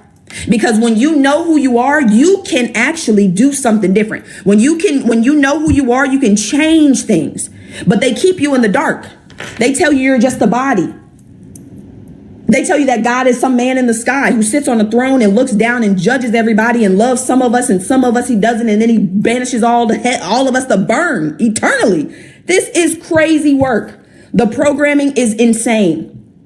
It's literally insane. Now we're going to talk about hell really briefly when we get down here. Okay. Cause I want to, anybody who still is really, tied to that. I want you to, give you some perspective, but let's talk about this. Okay. So yes, we all start on the knowledge side. We all start on the faith, joy, love, gratitude, bliss, calm, and peace. And then we're programmed to doubt, to worry, to fear. Okay. So this is how this process works. Them classes be fun, having nothing to do with majors, nothing at all. Nothing at all. Just a whole bunch of busy work. Literally a whole bunch of busy work. Even my math degree, I didn't need all that. It was a whole bunch of busy work. Now I went because they told me I had to go. That's the only reason why I went to college. Because they said I had to. That's it. If they would have told me that I could have created a business or I could have did something else to be successful, I wouldn't have went to college. There would be no reason. But that's not profitable. It's not profitable for you to start your own business. No, I need you to go to college, get all this nonsense, believe that you got to work at a job for 40 years, and then you'll be a millionaire. How is it that people are becoming millionaires in month time? Less than 12 months. But you're telling me I got to wait 40 years to become a millionaire? That's how they get you. Anyways, okay, so let's get into it. So I want you to understand that ignorance is the lack of knowledge. Okay, I'm going to give you an example. Later on in this live, I'm going to give you guys an opportunity to actually move forward, to actually take this information that you just learned and actually implement it, right? So whether that's investing in a course, whether that's investing in mentorship, monthly, whatever it is, right? I'm going to give you that option. But what's going to happen is you're going to get some doubts. The doubts and the worry are going to pop up. Well, how am I going to make it happen? What if it doesn't work? Remember the last time you invested in yourself and nothing happened? What's going to be different with this mentorship program? What's going to be different with this? Oh, she's saying that she could do this. Well, you need proof. Well, has anybody else done it? Well, remember the last time, you're going to start to doubt and worry. You're going to start to doubt what I'm telling you and worry. And that doubt and those worries, that thinking is going to translate into fear. You're scared. That's what's happening. You're doubting and you're worried because you're scared of something. You doubt that it's going to work for you because you're scared you're going to fail. You're worried you're not going to have the money because you're scared you're not going to have it. You are in a perpetual state of doubt, worry, and fear. I want you guys to understand that doubt and that worry, that thinking causes you to feel certain emotions. Maybe you're fearful that you're not going to be successful. Maybe you're angry because you don't have the money to invest. Maybe you're envious of somebody else because they're talking about how they're creating the life of their dreams. Maybe you're jealous of them because they're talking about it. Maybe you're blaming yourself because you don't have the money. Maybe you feel guilty because you spent the money on something else. Whatever it is, there's a host of negative emotions that are going on in the subconscious mind. Okay. And as I told you guys earlier, the mind and the body are not separate. They are one, two ends of the same string. They cannot be separated. These emotions, if you don't release them, where do they go? They go into the body. So I want you guys to understand what anxiety is. And I'm going to give you two ways to look at this. The first way is that anxiety is you worrying about the future. When you're anxious, it's because you're worrying about something you think may or may not happen in the future. Some shit that hasn't even occurred yet, you're worrying about. You're using your God-given ability. You're using your God-given power to create whatever you want to worry. Worrying is like praying for what you don't want. Worrying is like praying for what you do not want. It's like you're asking God to bring you what you don't want. Please, Lord, bring me this thing that I fear. I fear that I'm not going to have enough. Please bring that to me. That's what happens when you're worrying. You're using your power for what you do not want. And God doesn't argue with you. God doesn't reason with you. He's not like, oh, well, I know you're in fear, but I know you really want faith. So let me give. No, if you're in fear, that's what you are going to get back. Of course. If I ask you right now, I already know what your answer is going to be. But if I ask you guys which one is more powerful, fear or love, 90% of you, 99 maybe, will tell me fear. Because that's how they programmed you. They programmed you to believe that it's easier to control people with fear than it is love. That's not true. It is so much easier to control people with love. And that's what I do. You can get so many more people on the road to where they want to go with love. But fear, what do they say? What are all the things that they talk about, right? When it comes to religion, right? They always talk about the scared piece of it. You know, that God is someone to fear, that if you don't do X, Y, and Z, this is what's going to happen to you, that he's judgmental, that he's what's the other word? That he loves you conditionally. They program you from the jump to believe in fear. Love cast out fear more than anything else. Self-love is the cure for everything you want. Everything. Everything. But what happens is these emotions, they cause you to be anxious. I want you guys to think about, absolutely, I'm going to have you on the team with me. Thank you for the roses, baby. I want you guys to see this visual too. A lot of people like this visual when I show it. So when you're anxious, right? A lot of people who experience anxiety, they tap. Right? Or they have some type of shaking, right? Like they tap, either their foot or they tap. Okay. So this is what you're doing. This is how your cells, this is what your body is in. Hold on. Let me take this bracelet off because that's a little loud. This is the vibration that your body is in. Hold on 1 second, y'all. 1 second. Bear with me. Hold on. Let me take these bracelets off. So I don't want to hear it. Hold on. Okay. Right? This is how it is. This is what your body is physically doing when you're anxious. Now, you may not be shaking physically, but some people actually do. But this is exactly the vibration that you're in. I want you to see this. Okay, so this is you, anxious, worried, doubtful, scared. This is God. This is God trying to give you the life of your dreams. This is God actually trying to give you the things that you're worried about. But you see how you cannot receive like that? You see how you cannot, you can't, because you're going to drop it. Whatever God is trying to give to you, you're going to drop it. So this right here, this anxiety actually repels what it is you want. Because God knows if I give it to you, baby, it's going to hit the ground. Okay. Now, Anxiety is not something people like come out and just express. They're not like, you know what? I'm anxious today. I'm waking up. I'm anxious. I'm anxiety. This is going to be no. People suppress their anxiety. It's suppressed. They don't express it. They suppress it. Now let's back up. Anxiety, again, is these negative emotions about the future. So you're suppressing these negative emotions. You're going to get to this point of depression. Okay. Now there's two ways I want you guys to think about depression.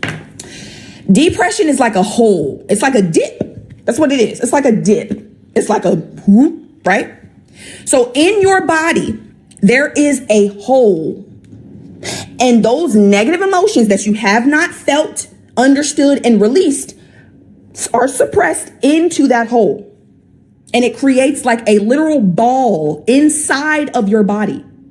On the other side, though, depression is you worrying about the past. Now you're stuck in the past because what happened was you used your God-given power for the now to worry about the future. The future then became the reality that you were worrying about. And now you're so focused on the fact that your life used to be so great because of the process of you using your God-given power to doubt and worry, be anxious about the future. Now the future has become the present where it's actually manifested. And now you're depressed because of what you believe you should be living right now. Now you're focused on how the past was so much better. Now you're outside again. You're either in the future or you're in the past. I need you guys in the now. There is no past. There is no future. Everything is happening right now. We live in an eternal now. You can go in your mind right now and you can see the best birthday party you ever had, the best experience, the best party you went to. You can go in your mind right now and experience it. It's not happening in the past. It's happening right now. Same with the future. You can go into the future and see your highest version living the life of their dreams. Is it happening in the future? No, it's happening right now. You are using the God-given power of the now to worry about the future or worry about the past. Now, that depression, those negative emotions that are in your body stored, they cause dis-ease. Y'all seen that word before, right? Disease. It's a body that's not at ease. You are dis-ease. Now, I want you guys to understand this. Every dis-ease that you believe runs in your family doesn't run in your family. What runs in your family is the belief in sickness. That's what runs in your family. The disease doesn't run in your family. The belief in sickness is what runs in your family. Oh, you know, Grandma Charlene had it. You know, Auntie Kay had it. You know, your sister got it. Shit, I know I'm gonna get it. What? No. This disease, the physical, doesn't run in your family. The belief in the sickness is what runs in your family. The way that you cook your food is what runs in your family. The way that you speak about yourself is what runs in your family. I don't know about y'all, but I need us, especially as African American people, I need us to relinquish ourselves from eating these foods that our ancestors had to eat because they had nothing better, because they were given the lowest of the low. Why are we still eating these things? Why are we still cooking our food in these same ways? I'm not saying there's anything wrong with soul food. What I am saying is a lot of the things that our ancestors ate, they ate because they had no choice. And they had to doctor it up the way they had to make it taste like something. We have, I know you do, Steph, and I'm not coming for you. All I'm saying is, okay, you ain't got to do it.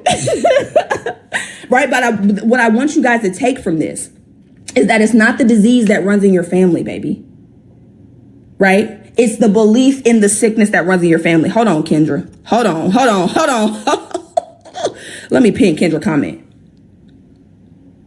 We are still living in survival mode because that's how we're programmed.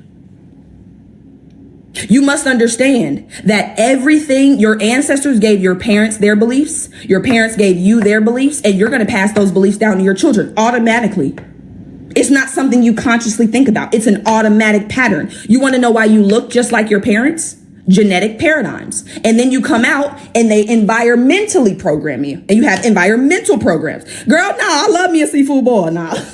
No, and that's the thing. I'm not judging the foods that you're eating. I'm not telling you not to eat what you want to eat. I'm just saying you ain't got to. Okay, we got better options. Right? But that's how they operated. Out of survival. And not just African Americans, Latinas. There's a lot of white people that have the same type of struggles, living out of survival. But because we are programmed unconsciously, they just pass down all that survival to us. Your job, though, because you're hearing me now, is to chill out with that. Understand that if you don't do something, if you don't change what you believe, you're going to give it to your kids. Your kids are a direct image and reflection of you. Those things that your kids do that you don't like, where do they come from? They're a direct reflection of you, baby. They are a direct reflection of you. Right? So everything that you are passing down right now, you're passing down unconsciously. And I love that Wit said should. Because like I told you guys earlier, knowledge alone ain't gonna do nothing. Just because you know better don't mean you're going to do better. I knew how to stop talking in school. I didn't do it. It wasn't because I was being spiteful. It wasn't because I didn't want to. I didn't know that I had a program in the background that was causing me to operate the way that I was. So you can know better all you want. You're going to have to actually make a choice to do better. Just knowing better is not going to have you get better. Knowing better is not going to create better. It's the actual application of the knowledge. Okay. Now that dis-ease that's in your body causes your body to disintegrate. It starts to literally break down. Your physical vessel starts to break down. Okay. And then there's a point that you come to where we call death. Okay. Now I put death in quotation marks because I want you to understand that there's no true death, right? It's just a transition. Now I want you guys to hear me. And this again, if you don't want to believe this, that's totally fine. But I feel like you will because it makes sense. Now the Bible tells us, and the religious people tell us, because, and let me say this before I say that. The Bible that we're reading has been altered. I want you guys to understand that. It has not been altered to give us power. It has been altered to keep us in fear and to keep us away from our power. Okay. When King James got that Bible way back when, and he went through it and he said, oh no, take this out, reword this, flip this around. Now send this out. Okay. So I always tell you guys, when you're reading the Bible, when you're reading these books, to take what feels good and leave the rest. Take what feels good and leave the rest. Okay? You do not have to believe everything that is in the Bible. You can if you would like, but I have a feeling it's not going to serve you. So take what serves you, listen to God's voice. You'll know if it's God speaking. Anything that sounds like fear, like worry, like doubt, like anxiety, like love, conditional love, that's not God. Now, I understand some people are not going to like how I'm saying this, and that's okay. But I want you guys to be freed from the chains.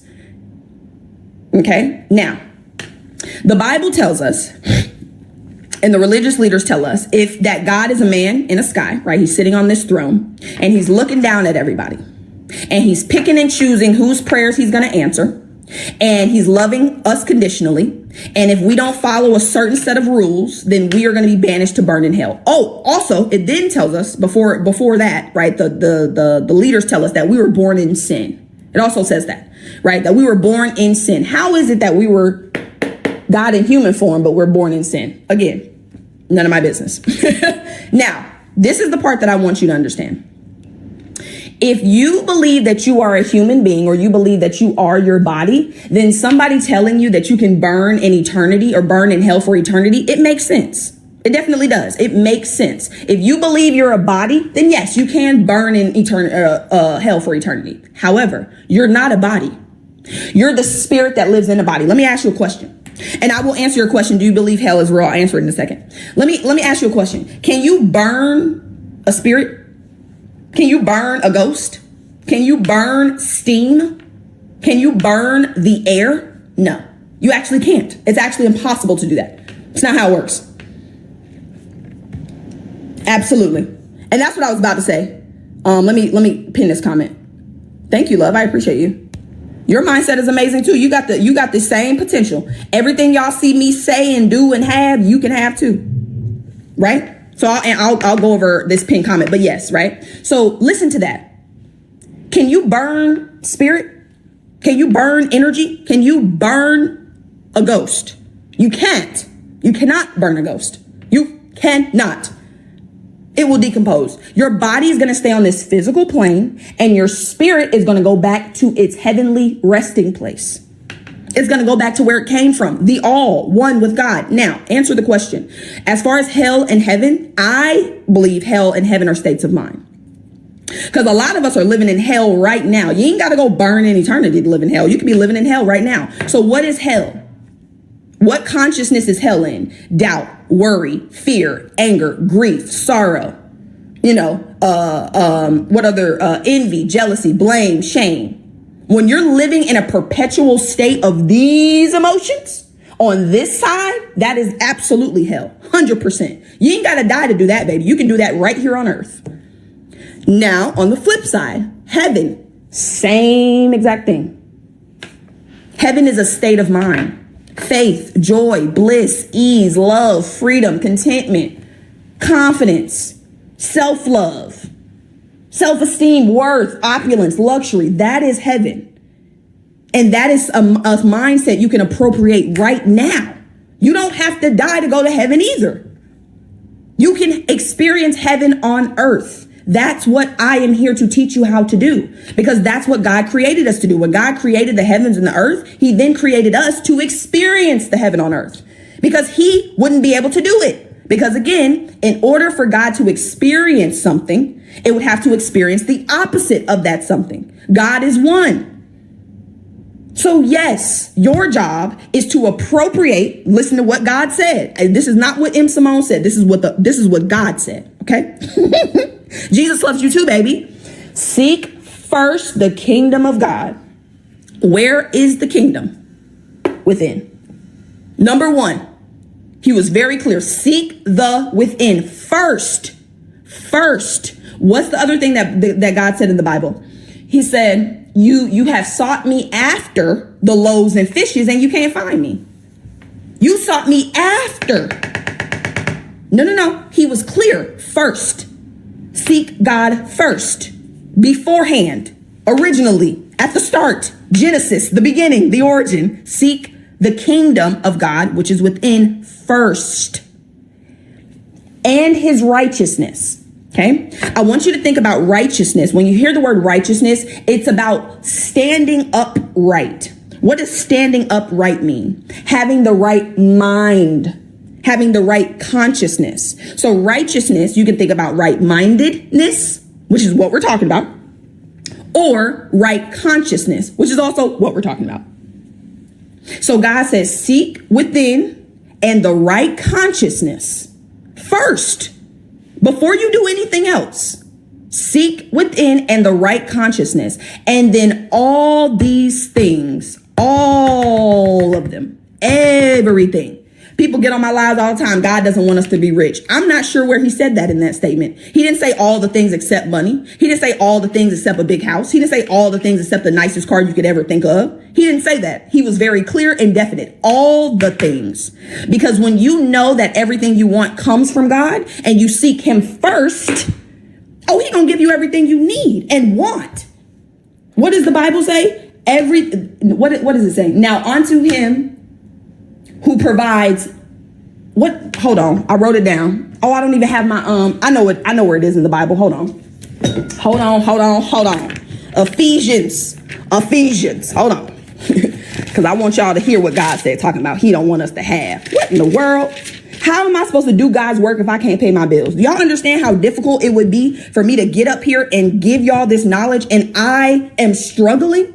Literally, like I can't do what I need to do. That would be crazy. Insane. We are God's servants and we not gonna have what we need to actually serve. Come on now. That don't make any sense. It don't. I just flipped to 11:11. I saw that. Okay, where is it? 3:20. Here we go. Now, I don't like how they wrote it.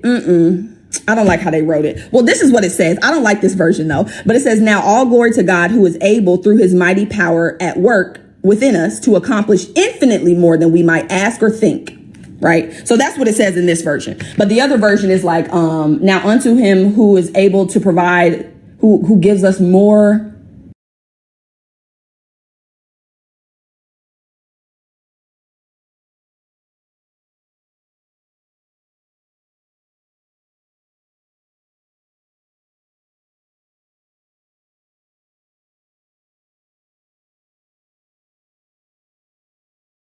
Sorry about that. I had to go get it. So yes. So now unto him who is able to do abundantly and exceedingly above all we ask or think through the power that works within us. Abundantly and exceedingly above. That don't sound like just enough. That don't sound like a minimum. That doesn't sound like just enough to pay my bills. No, that sounds like more than enough.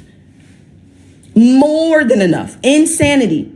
Doing the same thing over and over and over and over again and expecting a different result. Guys, we're going to have to do something different. You're going to have to do something different, love. You have to do something different. In order for you to have something different, you got to do something different. And in order for you to do something different, you must be something different. You must have different beliefs, thoughts, and feelings. It's not optional. What was the other thing God said? Be transformed by the renewing of what? I haven't actually seen the movie and I don't know too much about it, so I really can't speak on it. But I have heard good things, so maybe I'll go see it and then I'll be able to talk to you guys about it. Your mind. He was clear. I mean, crystal. It says, be not conformed to this world, but be transformed by the renewing of your mind. It's very clear. There's no room for interpretation. If you want to be transformed, if you want anything to transform, what do? You renew your mind. That's it. If you want all the things to be added unto you, you seek within first and the right consciousness, the right state of mind, the right belief, thinking, and feeling. Thank you for the heart puffs, baby. It's clear, crystal. You don't have to think about what God is telling you. Seek the kingdom of God. It's within. Seek the righteousness, the right thinking, feeling, and believing. And all the things that you want will be added. All of them. There's nothing outside of all. There's nothing outside of God. Everything you want, God wants to give to you. But you're in the way, baby. Your beliefs, your thoughts, and your feelings are in the way. God wants to give you everything you want. Oh my God, it's going to make me cry. Why am I so emotional? God wants to give you everything you want, my love. Literally. God gave you his power when he created you. Gave you his power when he created you and gave you the mind to be able to direct his power to what you want. I mean, gave you what you needed. You have it. You have everything you need.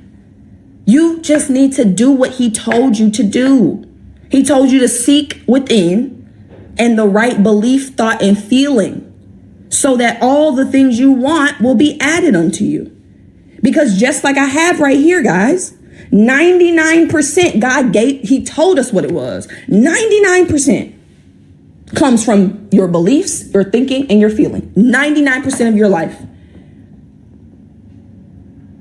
Absolutely.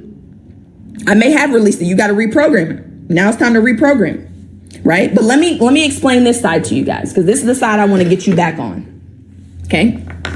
So this is where we are right now. But you've been on this live and you're hearing me speak and you know what I'm saying. You know what I'm saying is true. That's why y'all still here. It resonates. What I'm saying resonates with you. Because you know at your core, you know that you're God in human form. You can never actually not know that. You can't not know that you're God. You can never not be. You will always be. You can never not be. And what are you? You are a spiritual being, not a spiritual doing, a spiritual being. You can never not be. You will always be. Always. So what you want to do is you want to get on this side of knowledge. How are you going to get on his side? Understanding. Understanding comes from study. You must study. And I ain't talking about the study they had us do in school, because I ain't never did that type of study. Honestly, I excelled in school doing the bare minimum. And that's actually how life works. But another conversation, right? You want to develop the understanding. You want to understand who you are. Now, I've told you, and you know, but you're still going to operate as if you're just the body. You're still going to operate as if the world's in control. No, I got to get you to the point where you have faith based on understanding. A lot of us have faith based or blind faith. You have faith when things are going well. Thank you for raising Christ conscious. You are welcome, my baby. You have faith when things are going well. When you can see things going well, oh, you got all the faith in the world. Oh, I believe in God. Yeah, absolutely. As soon as there's a bump in the road, as soon as something goes left, the faith is gone. That's not true faith. Everybody that follows me, everybody that follows what I teach and is mentored by me, we have faith based on understanding. There's nothing that could waver that faith. When you understand how life works, when you understand that you are God in human form, when you understand that God is doing the work for you, through you, and you're just the vessel through which that power is working, there's nothing to doubt. There's nothing to worry about. God has always taken care of you. Today ain't no different. The next 10 years of your life ain't gonna be no different. Until you leave here, God has always and will always take care of you. Always. There is never a time where God is going to leave you or forsake you. Ever. Ever. It doesn't matter what you do. I know what they told you. They told you if you don't do X, Y, and Z that God may or may not love you. That's not true. God loves you unconditionally. There's nothing you could do to deny his love. You are one with him. You are always going to be taken care of, always going to be loved unconditionally. There is no condition for God's love at all. It's unconditional. Everything God gives you is unconditional. The love is unconditional. He does not care how many times you have strayed from your path. He is still here waiting for you to tap him in. I keep trying to tell y'all, when you're at the track meets and y'all are you're in the blocks, God is waiting for you to shoot the gun to tap him in. I'm here and I'm waiting for you. God will never leave you, ever. There's nothing you can do. Nothing. I don't care what it is. There's nothing you can do for God not to love you. Now, when you start to build this understanding of who you are, of how life works, of how God works, the understanding that God gave you spirit, mind, and body to create the life of your dreams, that builds faith. I don't have to see anything in my outside world changing to know that God is working to and through me. That's going to build faith. It's going to build joy. You're going to feel love, gratitude. When you start to find things to be grateful for right now, that puts you in a certain vibration. It's a certain frequency. Gratitude is one of the highest frequencies. Gratitude and unconditional love, baby. If you can get in gratitude and unconditional love, you will magnetize everything you want to you. Because the more that you actually appreciate what God has already given, unconditional love, you will magnetize everything you want to you. Because the more that you actually appreciate what God has already given, out, y'all. We're not talking about the little one. You're the little G-O-D. God is the big G-O-D. So when you show gratitude for what he's already given you, oh, baby. Now, I don't know what other word to use, but God is like a trick for real. I don't know what other word to give it. When you show appreciation for what God has given to you, oh,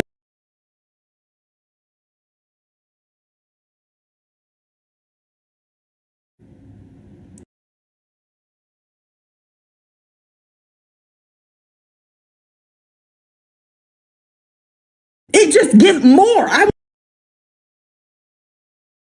don't know. I'll find another word.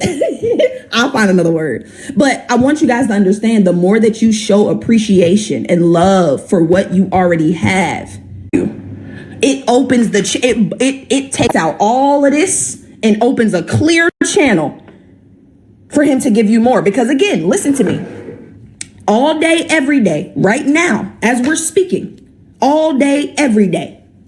That spirit is on. That power is on. It's never speaking. All day, every day. That spirit is on. That power is on. It's never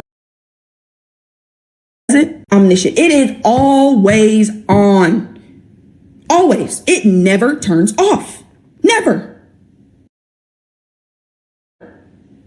With love, faith, and joy, the channel that you're giving God to work through expands. There's no obstruction. This right here is the obstruction in your path. You think it's something outside of you. You think it's something in the world. You think it's because you don't know enough. No, the obstruction in your path is this right here.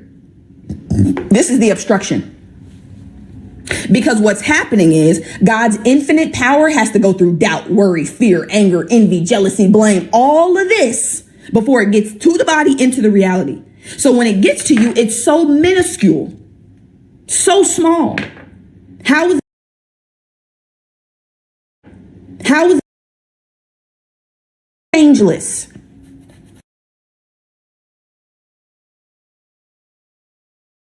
Changeless. Get all of this out of the way. Feel that shit. Why are you feeling these emotions? Where are they coming from? What ideas are you holding that cause you to feel this way? Because it's the ideas that are causing the emotions. If you don't think that you're good enough because your parents told you weren't, the feelings attached to not good enough are lack, limitation, scarcity. So if you have an unlimited power flowing through a limited channel, you're going to get limitations. You got to get out of the way. We got so much outside world programming going on. I'm still programming you from the outside, but I'm giving you what you need to free yourself. So when you get of well-being, you are when someone knows who they are, when someone has that power that they've tapped into, oh, they express themselves naturally. You can't suppress it. When I got back on social media, back on TikTok Live the week of my birthday, y'all came out in droves like, oh my God, you're so inspiring. You're so inspirational. Oh my God, I love your energy. I love this. I love that. I wasn't doing anything. I was just being. I was just being, naturally expressing myself. And when you naturally express, you're going to pick up speed. For the first 5 years of my business, I had 2 paid clients, maybe 3 unpaid clients. 2 weeks after I got on, the 2 weeks from getting on social media again this year, I brought in 20 clients. That's acceleration. Why? Because I'm at ease. I'm calm. I know that God is doing the work. I know God is taking care of me. And look at this. You see how calm this is? Look at this. Look at this. Look at this. Look at this. Oh, wait. I dropped it. Right? But do you see how you can just... This is why you must be in that calm state. You must be in the state of certainty. You know God is doing the work. You see how God can just give you what you want? Because you're not anxious. You're not worried. You're not looking for it. You just know it's coming. You're open to receive. When you're anxious, you're not open to receive. You're not open to receive when you're in anxiety. When you're at ease, when you're calm, when you understand that everything you see is a reflection, everything you see is delayed. Everything in the outside world is delayed. When you decide who you're going to be and you start to visualize it in your mind, it takes some time to get into the physical. But when into the physical, but when you're open to receive.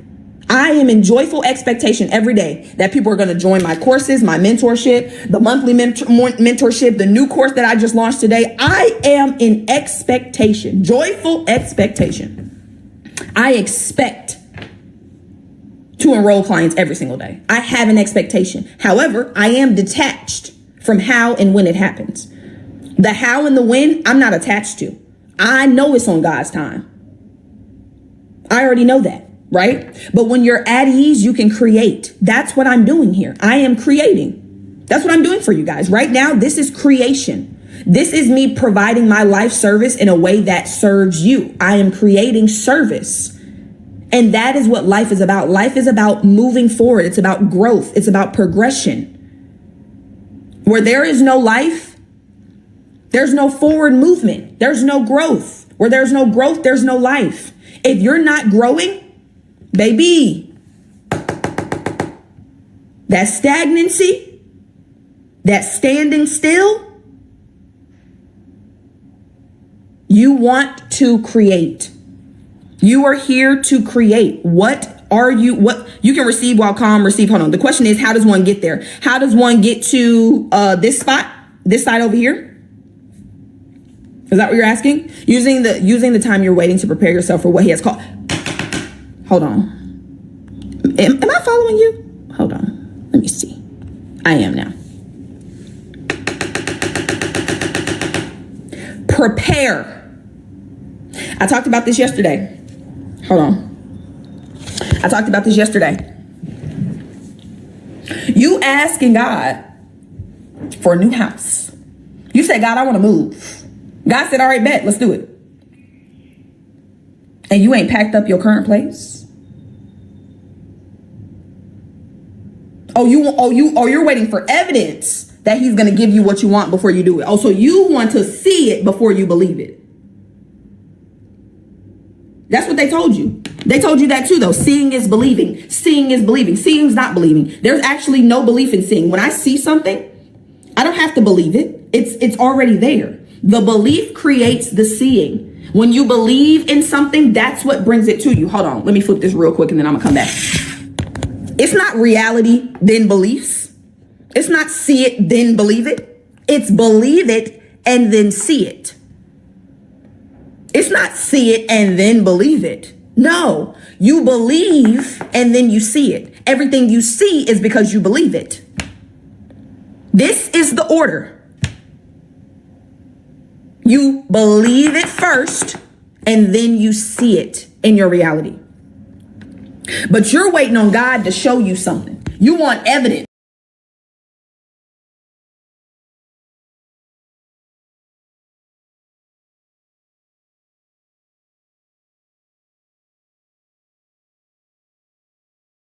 Religions were made to hide the truth about yourself, God, and the universe. You see, religion teaches there is a God separate from you.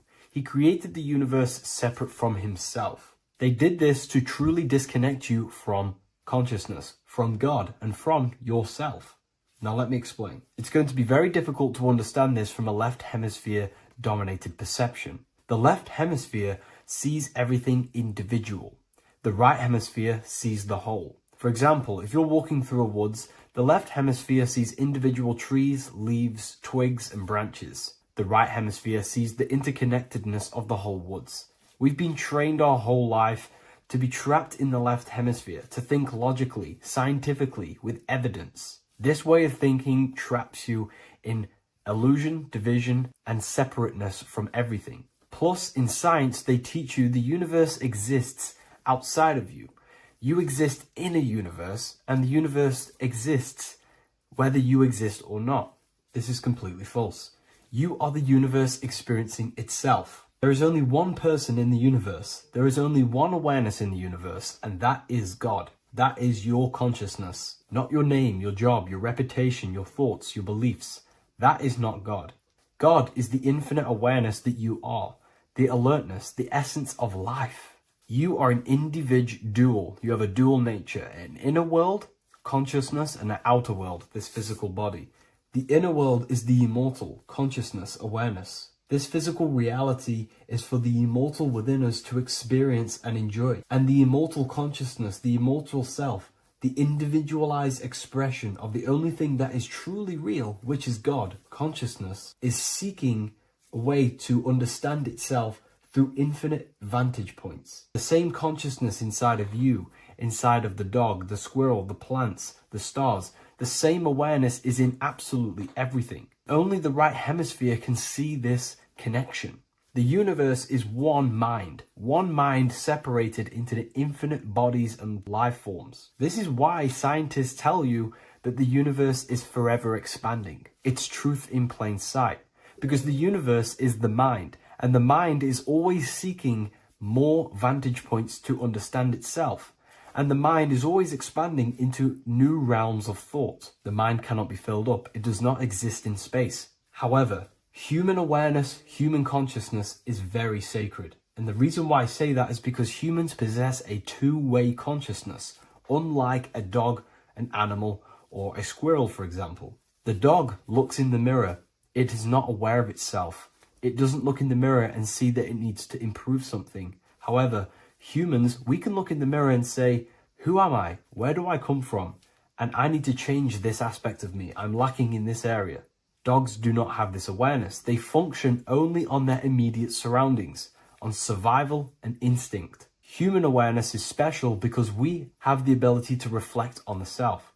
We can question our consciousness. We can question, who am I? Where do I come from? And where am I going after this? The human mind has no limitation.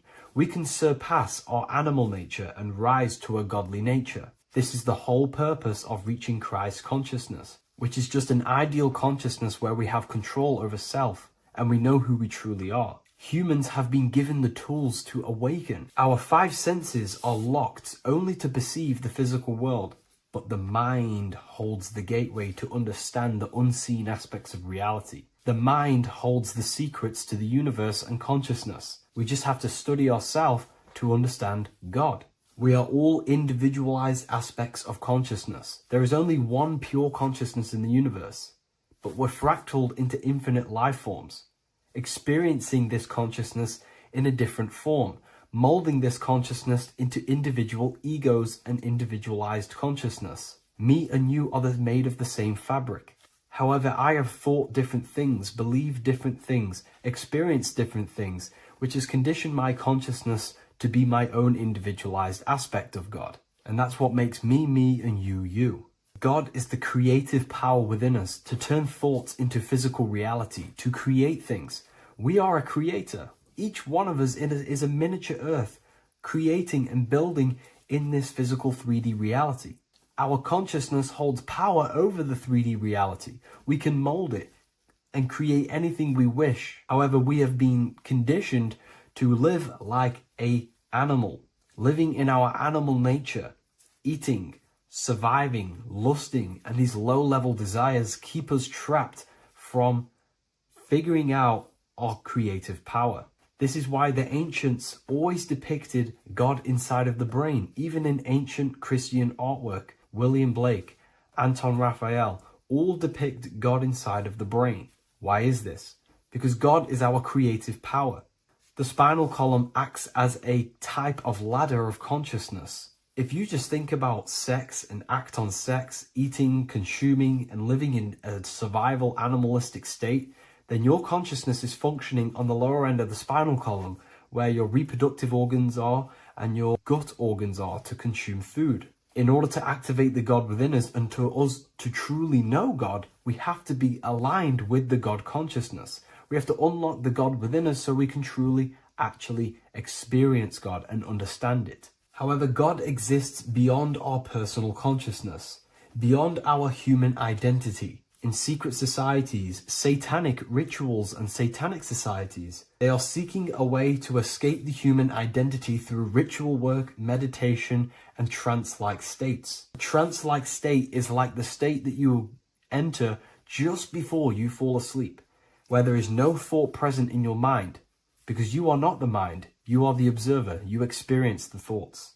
And when we escape the human identity through rituals, meditation, or trance-like states, we can actually experience beyond the veil of this material world. However, satanic rituals do this in a negative way. Satanic rituals include ways to make the human mind tap out by pushing the human minds to the limit through pain, suffering, and even torture, to allow the mind to pass out so you can temporarily pass on the veil of the physical world and escape the limitations of the human identity and the human thinking mind.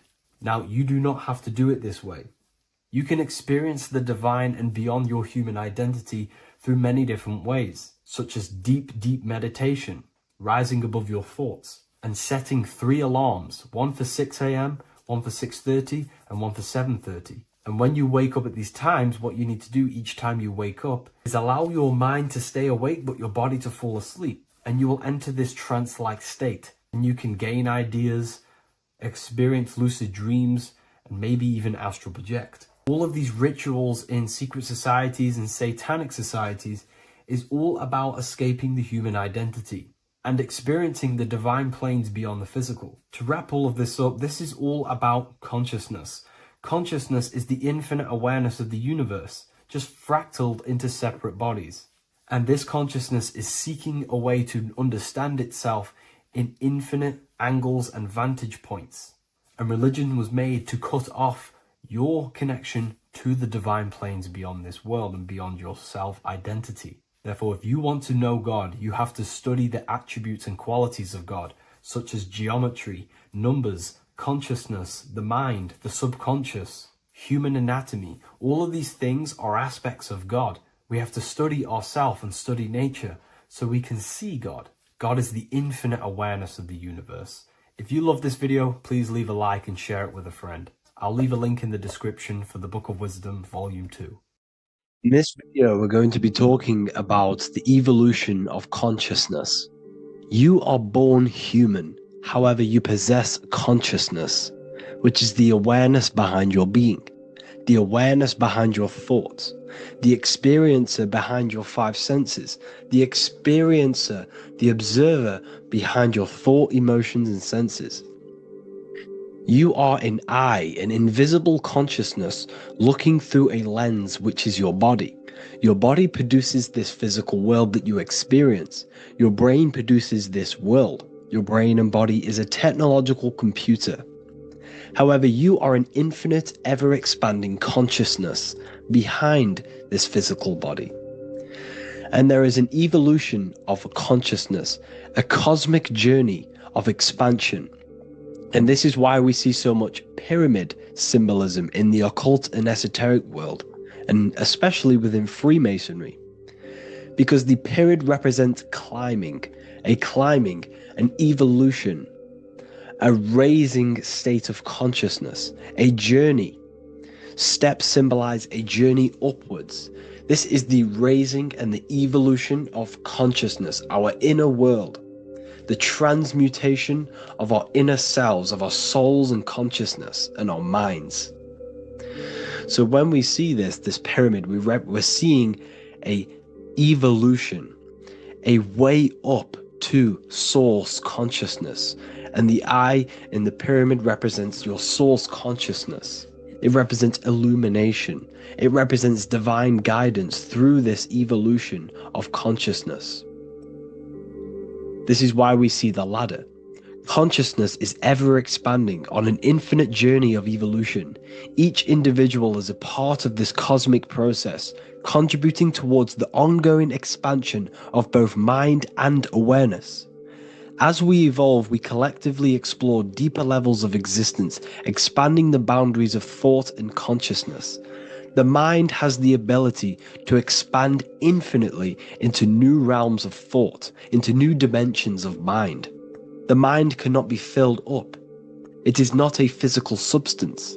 The body can be filled up because it is a physical thing, but you cannot fill the mind. Therefore, the mind is constantly expanding, ever expanding into new fields of thought. So what we see in Freemasonry, the ladder, is again a journey, an elevation of consciousness. When we are born with an infant consciousness, and as we gain older, we gain an adult consciousness. Our inner world, our inner mind, and our emotional intellect changes and evolves. We are significantly different from when we were very young as an infant. It's because our consciousness evolutes, it changes, it alters like water. So just like this evolution of your own consciousness as growing up, there is consciousness of beings existing in cycles beyond our own. And their consciousness is unimaginably different from ours. They operate on a higher level of understanding and knowing, experiencing reality in ways that transcend our current comprehension. Our minds right now cannot comprehend the highest states of consciousness. There are entities, there are beings beyond our own, existing in higher dimensions of consciousness that we cannot comprehend because they have expanded. They are on a further way up the ladder of consciousness. However, we are all on the same journey. None of us can take the same journey. There is one ultimate goal, reaching source consciousness. However, this is always ever expanding. However, we are all on a different journey. There is one truth, one source, one goal. However, there are billions in different ways of reaching it, and we are all on these different paths to source consciousness, to this ladder, this evolution of universal evolution. Okay? Their awareness is attuned to new dimensions of existence, reflecting a more advanced stage in the cosmic journey of consciousness evolution. So when you take DMT, you are shot into these higher realms of consciousness where you meet these beings who look similar to these images. They are not speaking to you physically. They don't speak to you three-dimensionally through vibration and words. They speak to you mentally. If you have done DMT, then you know this. And if you have met these beings, then you know this. You might have even met some of these types of beings on mushrooms or any psychedelic drugs. Because ultimately, when you take these mind-altering substances, it's altering your consciousness. It's merging your consciousness with the spirit of that substance. And you are essentially attuning your mind to higher dimensions of consciousness. That's why we say we're getting high when we take these substances. Therefore, when you meet these beings on DMT, you are essentially meeting beings who are attuned to higher dimensions of consciousness, and they speak to you mentally. They speak to you telepathically through thought, because the universe is mental. Everything exists within the mind. The way you are now, your physical existence, is a state of mind. Mind, thought creates matter. Spirit and matter are two opposing ways of thinking. If we have a very spiritual mind, we have an expanded mind, we are a spiritual person through the mind. However, if we have a very low state of consciousness where we think about food, sex, lust, and all physical things, then we have a physical consciousness. Matter and spirit are two opposing forces, two ways of thinking. The mind attunes itself to different levels of understanding in different dimensions. So, essentially, this is what we're looking at. The body is a vessel for the fluidic, formless consciousness, a temple that houses the essence of our awareness. While the five senses are limited to perceiving only the physical plane, the mind transcends these limitations, capable of perceiving the full scope of reality. It is through the mind that we access deeper truths beyond the material, tapping into boundless nature of existence. Physical existence is a thin band, a thin layer of reality. It's like 0.001% of reality. And your five senses are only tuned into this layer of reality. But the five senses are, by design, only allowed to perceive physicality. But the mind has the power to expand beyond this physical five sense state. The mind has the power to expand and evolute. It is a conscious decision whether you want to take this path or not. You can stay in a three-dimensional way of thinking, or you can expand your consciousness from within. It's not an external journey. There is no God going to save you. You must save yourself. Therefore, behind every single one of these eyes is the same source consciousness. However, we are all different cells in a different journey. the organs in your body, the cells in your body are all alive. They all possess same consciousness, universal consciousness. However, we are all on a different journey of evolution. As above, so below. As the baby is in the mother's womb, when the baby becomes conscious, there is a world outside of its mother. What does it do? It presses and seeks a way out to be born in the other world outside of its mother. It is the same with your consciousness, your mind. When your mind becomes aware that there is realities beyond the immediate surroundings, it seeks a way out. And this is exactly what I'm doing to you now.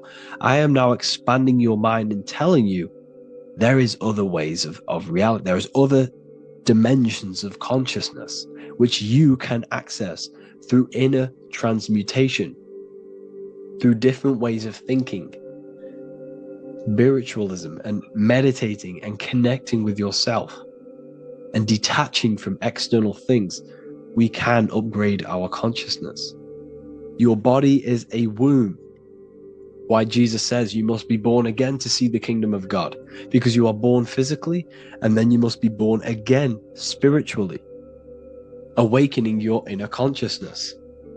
So like I said, as the baby is in the womb, it's the same principle. As above, so below. You were a baby, you were in your mother's womb, and you figured out there is a world outside of your mother, so you seek to weigh out your mother to be born in another world. It's the same now. You must do this now. This is your spiritual evolution. This is the evolution of consciousness. It's ever expanding. When you die, this is a transition. You must learn to not fear death. This is another part of your spiritual journey. You must master death. Therefore, like I said before, the mind has limitless capacity to expand into new realms of thought, continuously exploring uncharted ideas and concepts without boundaries. The mind can ever expand. It can never be filled. It can never ever know everything. There is infinite fields of knowledge, infinite fields of thought. Your current state is just one stage on an infinite pathway. You won't remain human forever. The human experience is a crucial phase where we learn to balance polarities, master the fundamental laws of the cosmos. It is a period of growth and transformation, preparing us for the next stages in our cosmic evolution. The goal is to strive for perfection, yet the true perfection is unattainable. It's like a tunnel, and there is a light at the end of the tunnel. And as you walk through this tunnel, the light is ever moving backwards. You should forever seek to meet that light, but you will never meet that light because consciousness is ever expanding. You should strive for perfection, yet knowing that perfection is forever unattainable. The journey is endless, with each step revealing deeper layers of understanding and experience. The pursuit of growth and expansion is itself the essence of our evolution.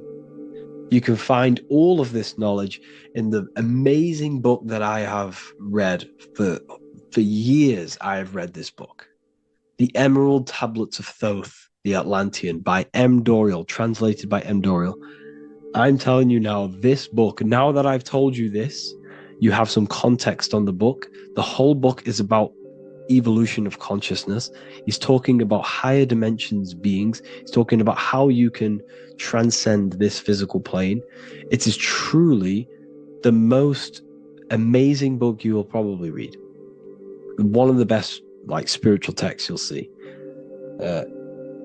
It's hard to understand, so you must read it over and over again. And the more your mind progresses, like for me, I read this every couple months. And the more I learn about consciousness, the more I expand my own consciousness. And every time I read this book, I pick out something new that just completely blows my mind, because you can only understand this book to your level of consciousness, to your level of understanding. So now that I've told you all this information, go and read this book and it will absolutely blow your mind. And so will the Book of Wisdom Volume 2, which is now available. I released it the other day. I'm just going to read a page out now. This page is called Spirit and Matter. The Earth is not merely a dense, lifeless rock drifting through space. It possesses spirit, a living, cosmic a living essence that animates its form. But what do we mean by spirit? Spirit in esoteric terms refers to the energy, the life force, animating the principles infused in matter. So essentially, what this page is talking about is how everything has spirit, consciousness within it. You are the middle, you are spirit and matter. You have the ability to expand your mind to the God self and raise above our animal instinct, our material self, and know the divine and expand. Animals cannot do this. Animals are not self-aware. Humans possess self-awareness. We can observe our consciousness. We can say, why do I exist? We can look in the mirror and know that we need growth. And this is what Anunnaki means. Anu means above. Anu was the supreme god of the sky, which is a metaphor. He represents spirit above, heaven. Anu came down to earth and married Ki, the goddess of the earth, which represents matter. It's a myth, it's an allegory. Anu married Ki and gave birth to the Anunnaki. Spirit came down and infused with matter and gave birth to the human, which is you. You are spirit infused in matter, Anu and Ki, Anunnaki. You are the Anunnaki. And this is just one of the teachings in my book. Honestly, this book is absolutely amazing. If you truly, truly want to expand your consciousness, give this book a read. And obviously, if you're inside the university, I give you this book for free. A paperback version. If you join the university, follow the steps inside of the general chat, you'll be able to download this book, or sorry, not download it, order a paperback for free. All you have to do is pay for the shipping. You'll also gain amazing knowledge inside of my library, where your mind will just be overblown with the amount of esoteric books. There's over 45 rare occult books, plus you get a PDF of the Volume 1 and Human Health Guide. You get reoccurring updates where I expand on symbolism, occultism, where you will just feel absolutely amazing once you understand esotericism in yourself. You'll also learn how to create the dream reality that you want with the Manifestation Mastery course, where I teach you how your consciousness creates reality. You'll have a real lectures where I post lectures on symbolism, occultism, esotericism. There's a conscious community and live calls and Q&A where you can ask me questions and I'll answer your questions. I just want to say thank you to everyone who has joined the university. Thank you for even liking and watching this video. Any support I just appreciate every single one of you. Please, if you can, leave a comment and a like on this video and let me know any videos you want me to make in the future. And I will start uploading a lot more to the YouTube. So yeah, thank you all for tuning in today. Have an amazing day.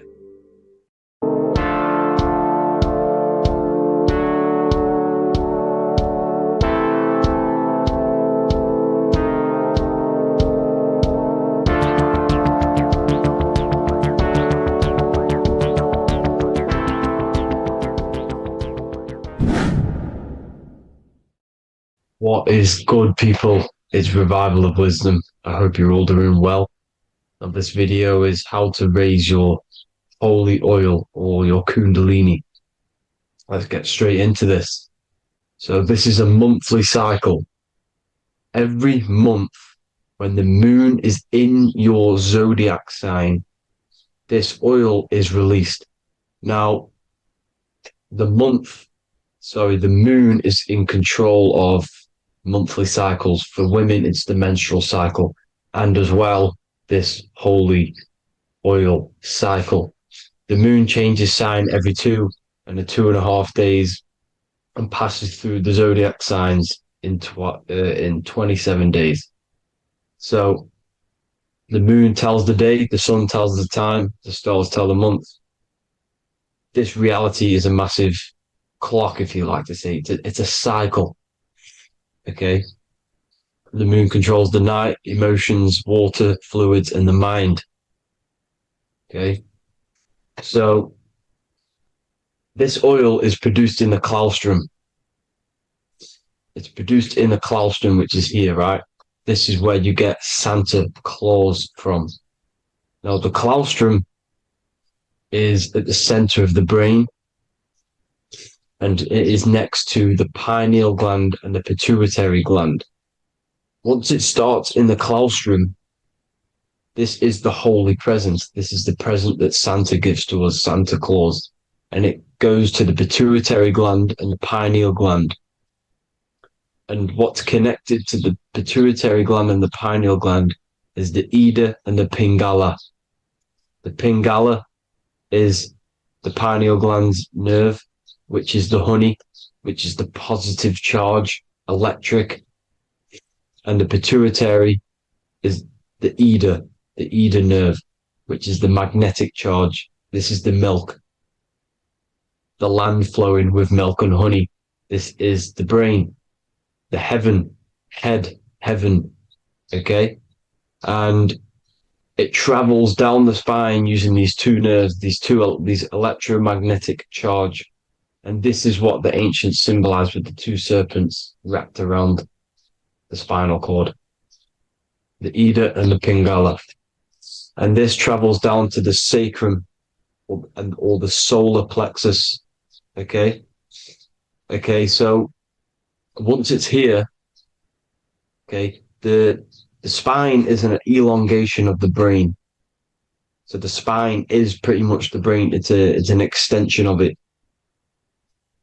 And it's kind of a microcosm of how we descended from heaven to physical reality, to physical matter, which is our consciousness has done. Our consciousness has descended from heaven into physical matter. And this is a microcosm of it. Okay. So once we're in the sacrum bone, this holy oil, like I've just explained, this holy oil starts in the Santa claustrum, goes down the chimney to the sacrum. This is the sacrum, the solar plexus, and drops the present off at the sacrum. Now, once we're at the sacrum, we need to raise our vibration to take this oil back up the spine. Okay. And the River Jordan symbolizes this in the Bible. King Herod wants to kill Jesus in Nazareth, which is here, this is the River Jordan, is Nazareth. He goes to be born in Bethlehem and then goes back up to Nazareth to Joseph and Mary. Joseph and Mary, the pineal gland and the pituitary gland. The Bible is huge symbolism. It's all metaphors for this sacred process which goes on inside of your body. You are the Temple of Solomon. You are the Holy Land. The Holy Land is your brain. Once this oil is at the sacrum, you need to raise your vibration in order to take it back up. Once this oil has gone back up to the pineal gland, it activates the crystals which are wrapped around your pineal gland. Your pineal gland is this tiny little beam here. This is the claustrum. This is the pineal gland. And it's wrapped in crystals. And when this oil travels back up the spine by raising your vibration, back to the upper room where Jesus met the 12 disciples, or the 12 cranial nerves in the brain, and it activates and it turns on this pineal gland. And once it's turned on, it illuminates all the cells and the nerves in your brain and turns them all on and activates the higher God man, the God consciousness, Christ consciousness. And it regenerates the whole body. This is the secret to regeneration. It regenerates all the cells in the body. And this is how the ancients lived for thousands and thousands of years, as talked about in ancient texts. They lived for hundreds and thousands of years because they knew this secret. And this fluid, this brain fluid, the secretion, or the Christos in Greek, which means gold, because this is the alchemical process from turning lead to gold. Your body is the alchemical furnace. Now, the ancients knew about this center of the brain because they symboled it. This is the eye of Ra, and it's the brain. And this is what's wrapped around our consciousness. Our consciousness isn't wrapped around the brain. The brain is built around the consciousness. We are the consciousness. You don't have a soul, you are the soul. Okay? Now, The head, heaven. Hell, heel. Heel at the bottom of your foot, that's hell. Head is heaven. Heaven and hell. Simple. Now the pineal gland produces DMT, which is dimethyltryptamine, which is known as the spirit molecule. So let's move on. Now, when this oil travels up, back, the spine, the chimney, it crucifies at the top, which is called the vagus nerve. So when it reaches here, the optic thalamus, it crosses and crucifies once it's raised back up. And this is why Jesus dies at 33. He was crucified at 33. Because you have 33 vertebrae on the back of the spine. And then it's crucified by the cross of the vagus nerve. When this oil crosses the vagus nerve, this is the crucifixion at 33. And it symbolizes the death of the physical consciousness. You then become spirit. You then become God consciousness, activating the Kundalini, regenerating the body and the mind. Okay. The Garden of Eden. You are the Garden of Eden. The land of milk and honey is upstairs. The pituitary, which is the milk, the pineal gland, which is the honey, which is DMT. It even says this in the Bible.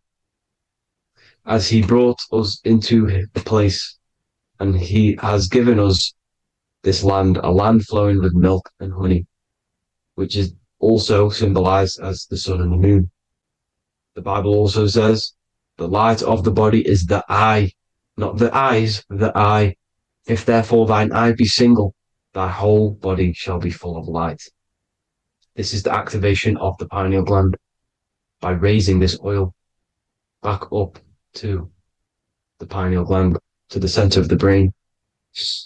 Neither shall they say, see that here, or see there, for behold, the kingdom of God is within you. So he's saying, don't look out there. Nothing is out there. It's all inside of you. Everything's inside of you. You're the universe. Now, how to raise this oil back up to the pineal gland? Every month, like I said. The moon controls the cycle. The moon controls monthly cycles. When the moon is going into your zodiac sign every month, this oil goes down the spine and you must raise your frequency to get it back up. You must retain your seed. This is the most important. Your fluid, your secret, your holy fluid, your life force. You can't let that go. That life force is the reason you're alive. This holy oil is the reason you're alive, because it feeds all of the systems in your body. It feeds all the systems in your body. You have to retain your seed, alkaline diet, positive thinking and meditation. Okay? When you retain your seed, you will live longer. The moment you release it, you're killing yourself. You're killing a piece of yourself every time you release your seed. Every single time. You're killing a part of yourself. Okay? Now, this could be why this could be the illumination, the single eye on the Illuminati's symbol, the Freemasonic symbol, the illuminated eye, the triangle, which could symbolize the body, mind, and spirit, but the eye illuminated. Now, in the Bible, it talks about the two trees, the tree of knowledge and the tree of life. The tree of knowledge is the tree of good and evil, which is the most important system in your body, which is the nervous system. The nervous system, the most important. The tree of good and evil. And the tree of life, which is the cardiovascular system. Now, this oil, when it's released every month, feeds these two systems, and these two systems feed everything. Now, it's important you understand that. Okay? The ancients knew all of this knowledge. The Bible's telling you this knowledge. But it's in a metaphorical way. You have to understand the context behind it so you can read it properly. Now, eating of the tree of life, which is when it talks about in the Bible, eating from the tree of life is actually symbolizing a bad diet, ejaculation. because you're eating from these two systems. You're killing yourself with a bad diet. You're killing yourself with an ejaculation. Okay? So that's important to understand. Now, this is Jacob's ladder in the Freemasons. Jacob's ladder, which is the spinal cord. It's the stairway to heaven. And this is Jack and the Beanstalk when he goes up the beanstalk and finds the golden egg in the grey clouds. The grey clouds symbolize the grey matter in your brain. Now, the Garden of Eden talks about the 4 different rivers in Garden of Eden. As we see here, the North Pole map, the ancient North Pole map, because the center of the earth is the center of the torus field. Everything's the torus field. Atoms are torus fields. Everything's torus fields. You are the universe. Everything is within you. The North Pole is your spinal cord. This is why they say Santa Claustrum comes from the North Pole. This is the North Pole. And the Santa Claustrum is the center of your brain. Now, there's 4 rivers which come from the Garden of Eden. There's the blood, the Christ oil, which is the oil we're talking about, urine, and saliva. These are the 4 sacred oil, 4 sacred fluids in your body. And these are constantly abused in today's society. These secret societies are targeting these fluids. Okay? This is why porn is free. They sexualize society through Disney. Go and look at some of the Disney movies. There's so many subliminal messages which sexualize these children because they want you sexualized. So you release your seed, which is one of the holy fluids in your body, especially your semen, your sexual energy. So important you retain this. So important because it's your life force. It keeps you alive. Okay. Now, let's recap on this. If you want to raise your oil every month, you can't just retain your seed for the month. You have to retain your seed forever. Don't just do it for a couple of days. You have to do it. It's a lifestyle. You want to become God consciousness, you got to do what it takes. It's hard in this society because this society is made around, it's designed to kill you pretty much.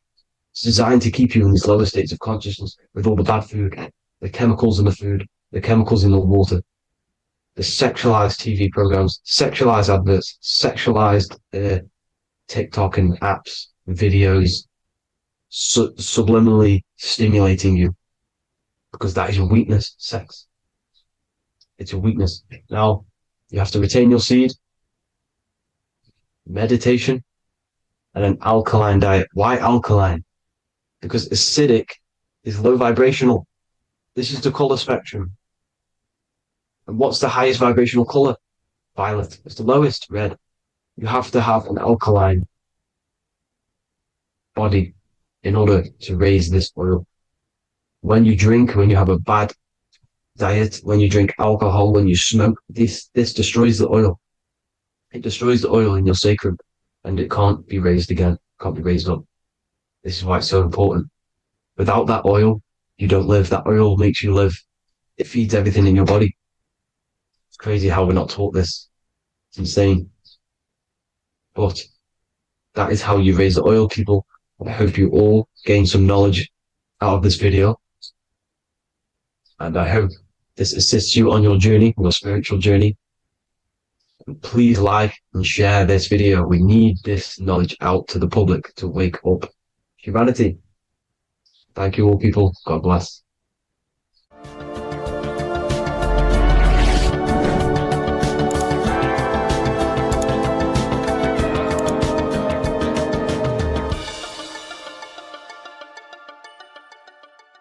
What if dreams aren't random at all, but messages from a deeper part of yourself, trying to show you things? In this video, you're going to learn exactly what dreams are from an esoteric view, how to control dreams, and how to dream more frequently. Dreams are not nonsense. They are expressions of the subconscious mind. In the daytime, we're using our conscious mind, what we are aware of. This represents the daytime, the sun, the external world. We're operating in the external, outside the body, in in the day. But when we go to sleep, we return inward. Everything does this breath. We breathe in through the nose and out through the nose. Everything does this in and out process in the universe. We live, we die every single day. We wake up, we express things in the external. Then at nighttime, we return back to darkness, back to the internal. This is the breath of the universe. We have summer, we have winter. This is the breath of the sun and the seasons with the earth. You have an internal world and an external world. External is physical, the internal is spiritual. Like I said, when we go to sleep, we are returning back to the internal world of your own consciousness and subconscious mind. Your subconscious mind holds everything about you, your memories, your traumas, everything you've ever learnt, your language, your name, your job. Everything you identify with is stored within this vast network of the subconscious mind. It is your own personal consciousness. Therefore, when we dream, we return back to the subconscious mind, and we are in fact thinking, but in a subconscious way. The subconscious does not speak the same language as the conscious mind. The conscious mind uses language, thoughts, and all things that are very logical and very easy to understand.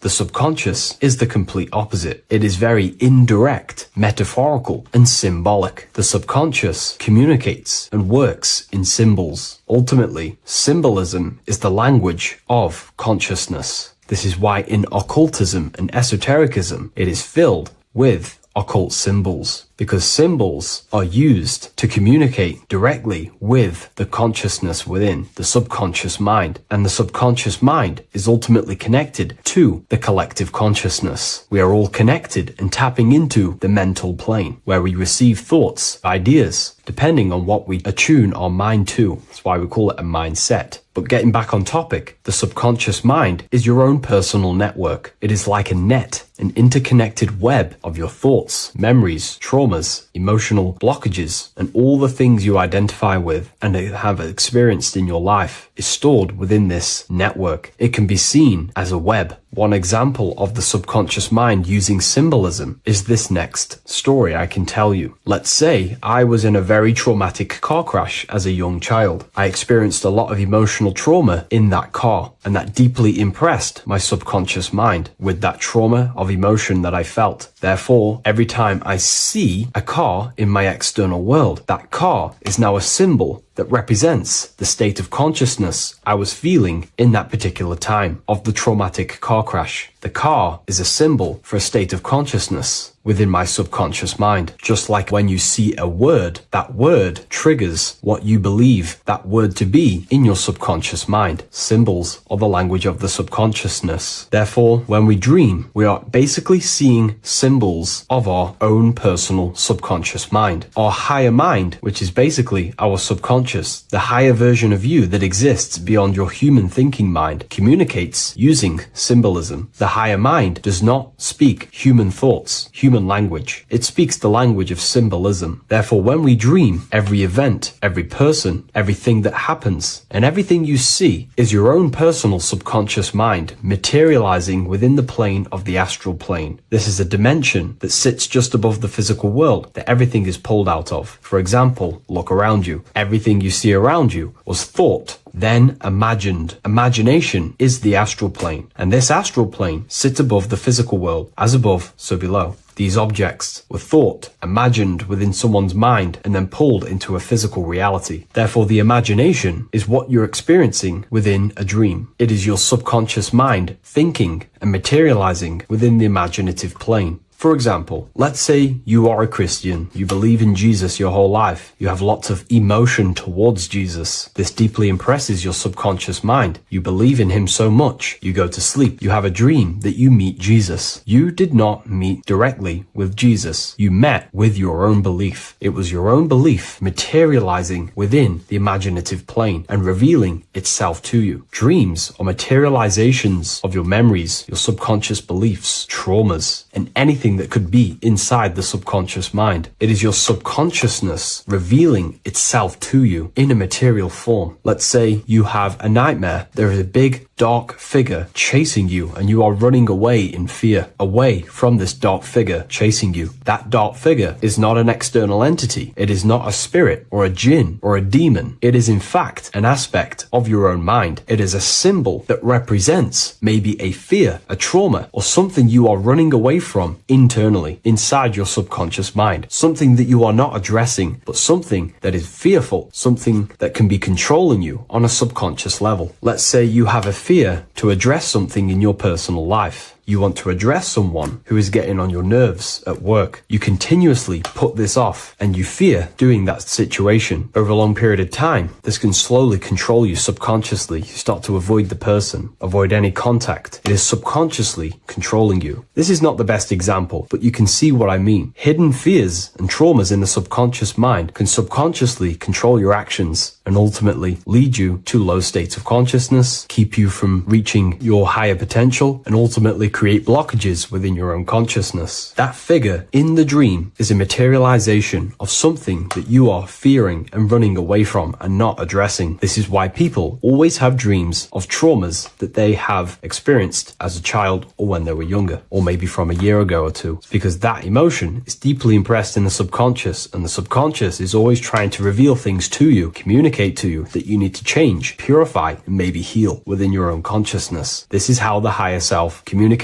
to you, through the language of symbolism. Once you understand this, dreams can become a very powerful tool, not just entertainment at nighttime. Your consciousness never rests. Your consciousness is eternal. It is the very spark of the divine. Your body needs rest. Your consciousness is not physical. It does not need rest. So this is a way you can identify what your dreams are trying to show you, is by writing them down. A dream journal. Every single dream that you have a book placed near your bed. Every time you wake up, first thing you should do is pick up the book and write every single detail that you can remember about the dream. The people that you met are all symbols or aspects of yourself. Maybe it is a friend you saw in your dream. That friend represents a state of consciousness that is within you and is trying to reveal something to you. It's about making the subconscious into the conscious, to become conscious of the unknown. Write down every detail, everything you saw, every event that played out, even the details of the clothes that they were wearing. Everything is symbolic within dreams. Write everything down and then analyze the dream. Don't analyze it from a logical mind. Analyze it with the right hemisphere of the brain, which allows you to see metaphors, read between the line. Try and gain the message that it's trying to show you. What does this overall mean to you? And what could this reveal about aspects of yourself that you need to heal or maybe take action in your life and world? Because your higher self is always guiding you towards awakening and fulfilling your mission in the manifested physical world. Dreams speak in symbols, not logic. Ask about your dreams. What is this trying to tell me? Don't take things literally. Look for an emotional tone and symbolic resonance. With practice, you'll begin to understand the personal language of your subconscious mind. Now that you understand that, again, please leave a like or a comment on this video. This is now a technique for lucid dreaming and dreaming more often. This is not going to happen overnight. This is not an easy method. It simply takes practice and dedication. Every morning, choose 3 time slots. For me, I choose 4:30, 5 a.m. and 6 a.m. 3 alarms that are going to go off at these 3 times, half an hour apart from each other. Each time you wake up, stay awake for 5 to 10 minutes. Turn off the alarm. Try and keep your conscious mind awake, but drift back into sleep. There's no other better way for me to explain that. It's very difficult, but try and keep the mind awake, but the body falling back asleep. More than likely, you will drift off back to sleep. Then the next alarm will go off half an hour after. This will wake you up again, guaranteed. You will probably drift back to sleep by repeating this process. After the 3 alarms go off, each one of them times, you're either going to have a dream or a lucid dream, but definitely you will have a dream. And if it doesn't work one time, keep trying it. I've been using this method for a very long time, and I can tell you 70-80% of the time it triggers a dream, and a very vivid dream. And it's ideal for lucid dreaming because keeping the conscious mind awake while letting the body fall asleep, you can become conscious within these subconscious realms of your mind. But when you are conscious inside the dream world, you can do what you want, but you also want to let the dream naturally naturally unfold. If you try and take too much control, then you will wake back up. If you feel any fear in your dream, you will wake back up into the material world. Another tip to dream more often is to meditate before bed. Simply close your eyes and think about nothing for 5 to 30 minutes. Detach from everything outside you, your name, your job, work, thoughts. Mentally detach from the world and the physical pleasures and become pure awareness before you try and go to sleep. This will help you become conscious while being within the self. If you wish to learn more about consciousness, yourself, the Book of Wisdom Volume 2 can definitely help you. I'll leave a link in the description. Thank you for watching this video, and I'll see you in the next one.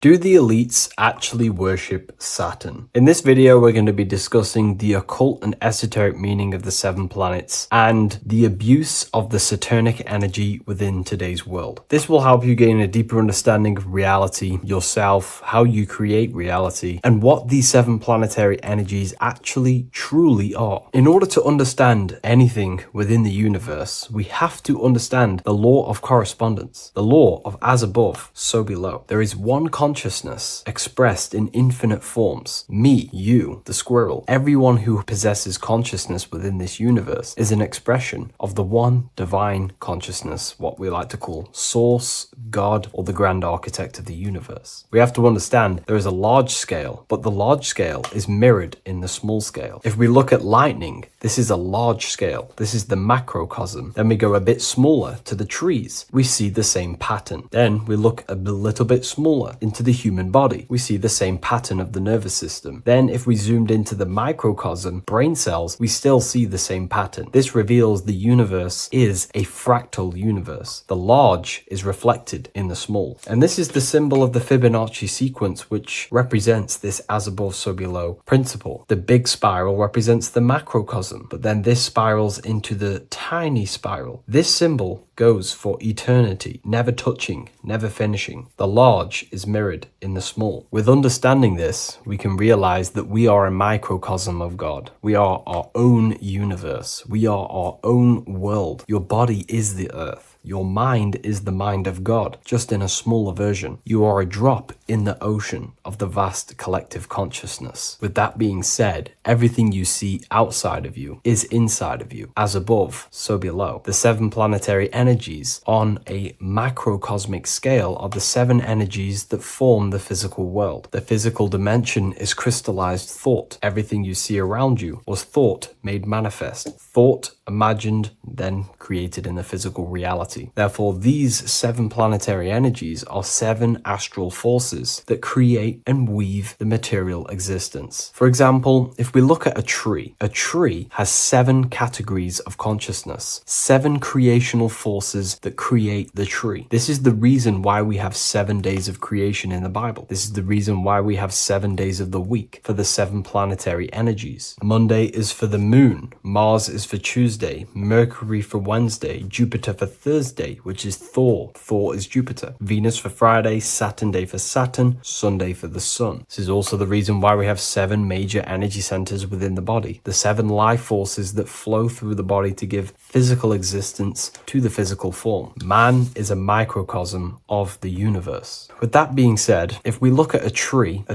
is nature, and nature is the macrocosm, the creation of God's mind. And if we look at the tree, we can see 7 creational categories that go into create the tree. For example, the stem of the tree, the trunk, represents the sun. The root system, the base of the tree, where the tree grows out of, is Saturn. If we look at the fruit of the tree, that represents Jupiter. The smell, the look, the colors of the tree, that's Venus. How the tree communicates with other trees through the root system is Mercury, the intellect, the intelligence, the communication. The leaves of the tree is the moon. The defense mechanism of the tree, how it defends itself from infections and other territories, is Mars. So we can see all physical matter, all physical creation demands these 7 categories of consciousness, these 7 planetary forces. But again, that is the macrocosmic scale. The macrocosm is reflected in the microcosm, which means you have access to these forces, these 7 planetary energies, and you use them to create anything in reality. You've been using them maybe unconsciously subconsciously your whole life. For example, this book that I've created, the Book of Wisdom Volume 2, you can find it in the bio if you're interested in reading it. It has the 7 planetary forces that go into this tree, into this book. I used the sun, which is my passion and my drive to take actions. I used Mercury, which is my intellect, my thinking, my communication. I used Venus, the layout, the look of the book. I use Mars, my defense of my work, my trademark, my copyright. I use Saturn. Saturn is my time, my discipline, my attention. I use Jupiter, which is the why, the reason why I created it. I used the moon, which is my care. My care is the generative force. Whatever you create in your reality is because you care. You care about keeping a house above your head. Therefore, you go to work and earn money. Care is the driving force to create anything in reality. What you see right now watching this video is because you care about watching this video. If you lose care about watching the video, you will turn it off and continue to do something else. All creation demands these 7 forces, hence why we have here a midsection. Sometimes we see the symbol of the earth, which is a circle and a cross in the middle, because these 7 forces create earth. But again, this video is specifically aimed to Saturn. We're going to be discussing Saturn's Saturnic energy because there is a lot of misunderstanding in today's world, and I'm going to give my perspective and my research on the energy of Saturn and how we use it and how it's being abused in today's world. Saturn externally, because remember, we have an external world, an internal world, a macro and a micro. Saturn externally in the material plane governs the foundational and enduring aspects of existence, such as the roots of plants, the bones of our body, even the insects that dwell beneath the ground. It represents the dull, hard, unyielding forces of life, symbolizing structure, limitation, and conditioning. Under Saturn's influence, things become rigid, bound by the god of time, bound by restriction and boundaries. In Roman mythology, Saturn is revered as the god of time, ruling over the cycles, beginnings, and endings. This connection with this emphasizes Saturn's role in marking the passages of life, aging,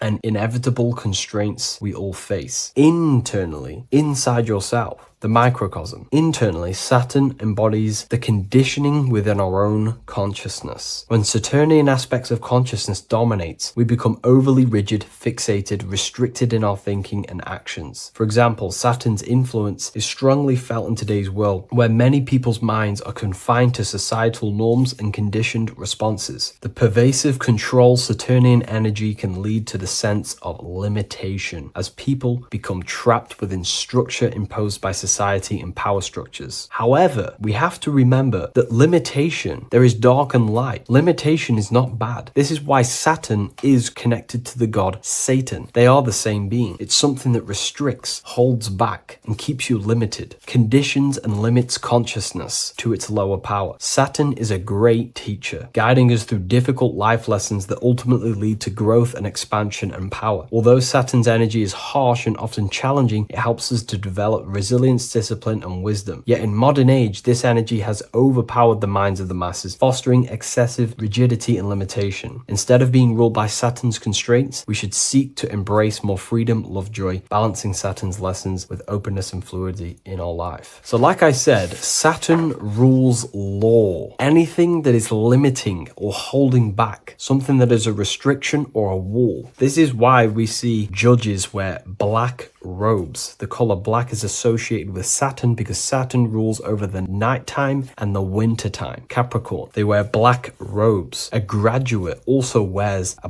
black robe with a black square cap on its head because black is associated with Saturn, restriction, limitation. University graduates wear this. Personally, not to offend anyone, these educational systems that we have in today's world are not here to give you power, to find you the power of consciousness or yourself. They are simply to restrict you, to keep the mind limited in a certain belief system. That's not to say the things in university are completely useless, but what I'm saying is it is a conditioning by the educational system. And if we actually look at the top of the hat, it's a square over a circle. And in Freemasonry, we see the compass on top of the square. In Freemasonry, we see the square underneath the compass on top of the square. The square creates squares and the compass creates circles. So this is symbolizing the square, which is is matter, the circle, which is spirit, matter over spirit when it needs to be spirit over matter. This is a symbol of conditioning, limiting the mind into being locked in the five senses and base consciousness. Saturn's energy is keeping people restricted. This is why there is so much Saturn symbolism in today's world, because Saturn is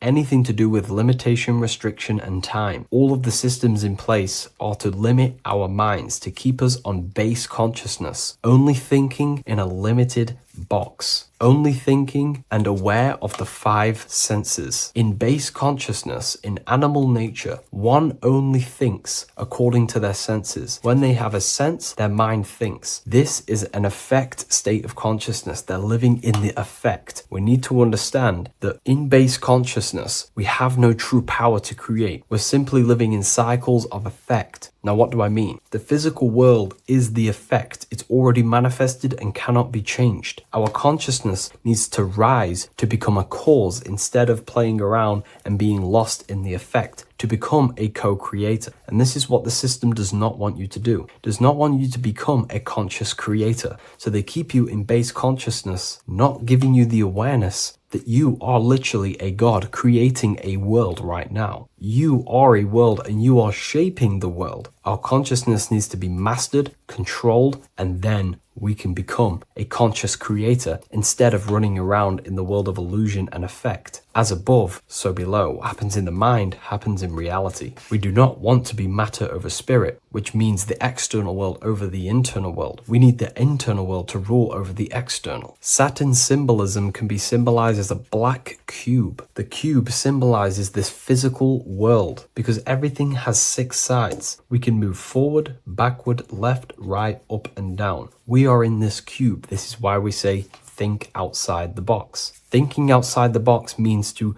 become a cause and not an effect. The mind needs to be a cause, an instruction center, and not just thoughts that are reinforcing the effect and lost in the effects of the material world. Instead of reacting, we need to become a commander. This is a symbol of conditioning and the physical plane. Black is dull, lifeless. The physical world is lifeless. It has no power to create. It has no power to do anything. It is simply a projection and an effect. You, the mind, consciousness, are the cause. You can create the effect. In today's system, Saturn's energy is heavily relied on, which is just simply man-made laws, restrictions, time wasting, and keeping people in base consciousness, only aware of the physical 5 senses. Let's get something straight about the elites. They do not worship Saturn. There is nothing to worship. They simply use the energy of Saturn to keep people limited. They're not using the planet Saturn, but they're limiting people in their belief systems and physically where they can go, restricting boundaries, countries, restricting people's minds through mass media, which is all symbolism of limitation and restriction of Saturn. They're not worshipping it, they're using it and abusing it. Saturn could be anything in your mind that keeps you limited. If you have a limited thought that does not allow you to take action on something, that is a Saturnic energy within your own mind. Anything that is indoctrination, anything that is boundaries on you, that is a Saturnic energy. Some people say that the Saturn and the moon are working together to trap our soul. This is highly symbolic. Saturn and the moon are not forming a matrix to trap your soul and keep you reincarnated. Again, this is symbolic, and in the esoteric version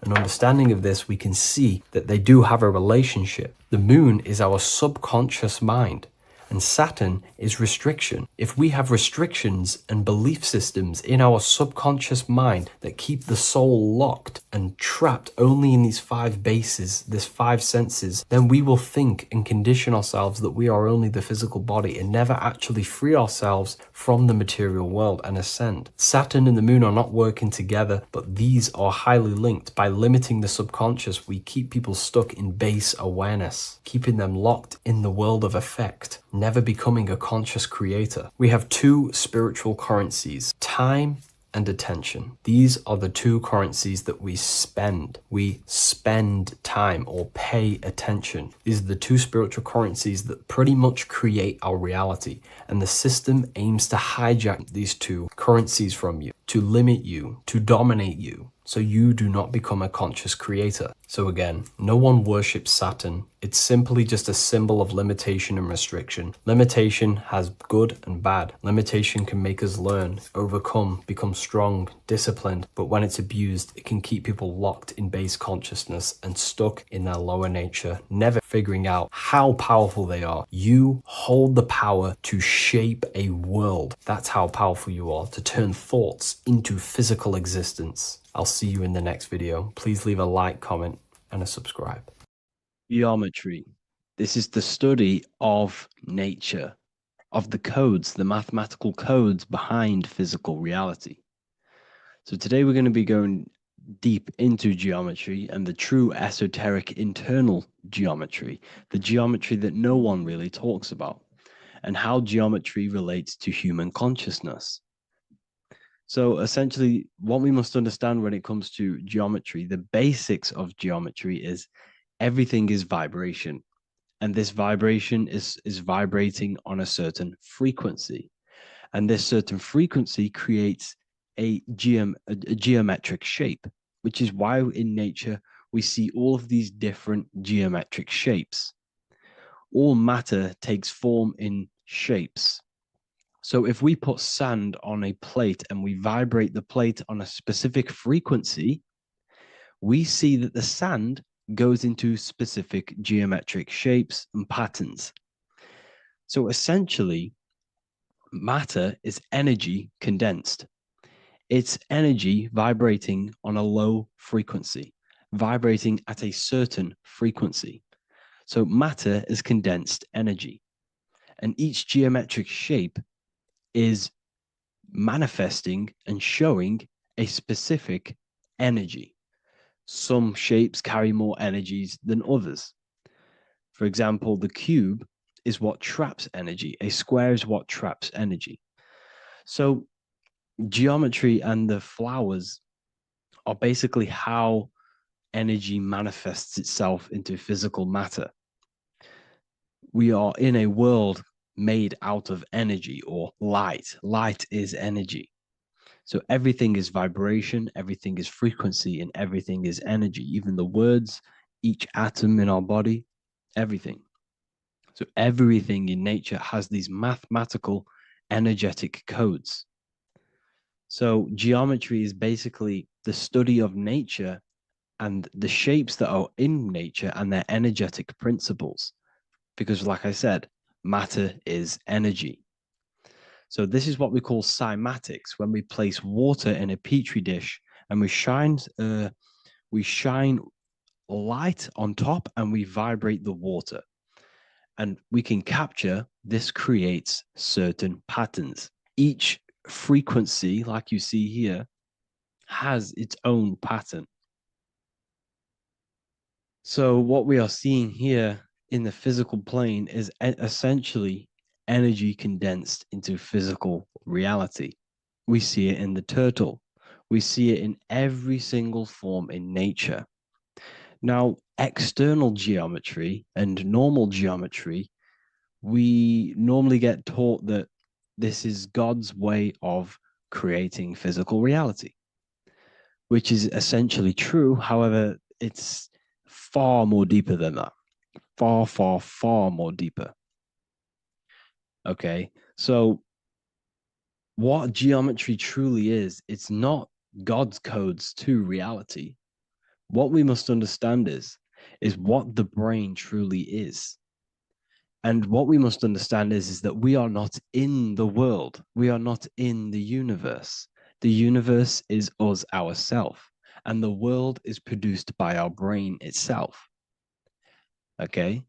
So the way you must understand how the brain works, so what you visually see, so geometry is to do with what we visually see. And what we visually see is heavily connected with our eyes, which are an extension of the brain. The eyes are the brain. And essentially how we see is energy enters the eyes, and each eye goes to the optic nerve. And this energy is transferred into electricity, which travels to the back of the brain, to the visual cortex of our brain. And this is where the image is produced, what we see. Therefore, the world outside of us is truly inside of us. It's a projection from within the brain. The brain is an energy condenser, a decelerator, an energy decelerator. Everything outside of us is basically formless energy. It is formless energy vibrating at a certain frequency. So what the brain is, it's sucking in this energy, this light, and turning that frequency, that code, that light code, into a physical reality. It's condensing the energy and turning it into a visual image inside of the brain. Therefore, everything outside of you is not what it looks like. Everything outside of you is basically energy, infinite energy. And our brain is condensing this into a physical reality and projecting it outwardly, which you experience your visual field. Okay? And the ancients knew this. So this is basically called the sigil of Lucifer. Lucifer is known as the light bringer. Lucifer in Latin means to bring the light. This is the sigil of Lucifer, which shows the visual field and the brain. We also see this in the Google Play symbol. It's a powerful symbol showing you the visual field, which is basically a symbol that tells you that reality is inside of the brain. The brain is what produces reality, but consciousness is not produced in the brain. The brain is essentially a consciousness downloader. It's a computer, and it's a reality simulator. The body is a simulation of physical reality. You are inside of the body experiencing the body simulation. The body produces this reality. It's a piece of technology. So Lucifer is to bring the light. Lucifer is the light being produced in our brains. Okay? So this is why they say Lucifer can tempt you. Lucifer can be the devil because it represents physicality. It represents the false light. Lucifer can trick you because it represents the physical world can trick who you truly are. So now that you understand how the brain is basically an energy decelerator and it creates and simulates a reality to your consciousness, you are no longer a person in a universe. You are the universe itself experiencing itself. Therefore, geometry is heavily linked in with the brain. Geometry is essentially how your brain and how your eyes decode energy. So what you are seeing is the mathematical codes of your brain creating reality. So what they teach you is the external is that geometry is God's way of creating this world, and these are the mathematical codes God's created. But now I'm telling you the internal. This is the truth. Geometry is how your brain mathematically condenses energy and light into a physical reality. So therefore, your brain is a computer program. So now geometry is nothing outside of you. Geometry is not something created by something else. It's created by your brain. Your brain produces these patterns through mathematical codes by breaking down energy into physical reality. And this is why you see geometry in everything around you. This completely changes your view on geometry. It's in your ear, it's in your face, it's in everything. Geometry is everything. Okay? So now that you understand this, now, as we were talking about the visual field earlier, the ancients knew about this. The ancient Egyptians knew about this. We can see this symbolism inside of the casket, the Egyptian casket. See, this crossover represents the visual field. This represents the back of the brain. This is the left hemisphere, the right hemisphere. And now some of the most simplest teachings in geometry is that straight lines are masculine and curved lines are feminine. And we even see this in the human body. The feminine human body is curvy and the masculine human body is liney. And even with the genital reproductive area, we have a line and a curve. 0 and 1, the binary code of all creation, 0 and 1, because that's basically all that exists. Nothingness and 1, nothingness and God, nothingness and consciousness. That's all that exists. Now that I've told you that, the basics of geometry and the line and the curve and the feminine and the masculine, what do we have here? You see this stick here? This is a curve. And what's the right hemisphere? The right hemisphere is the feminine, the feminine energy, the feminine aspect of our brain. Then we have a straight line. This is straight lines. Now this represents the left brain. So the Egyptians are showing you the left masculine brain and the right feminine brain because of the curve and the straight line. And this is the visual field, the crossover. So there's a crossover in the brain. The left eye is connected to the right brain. The right eye is connected to the left brain. Okay, so the left eye is connected to the right brain. The right eye is connected to the left brain. The solar and the lunar. So, like I said, everything outside of you is basically energy.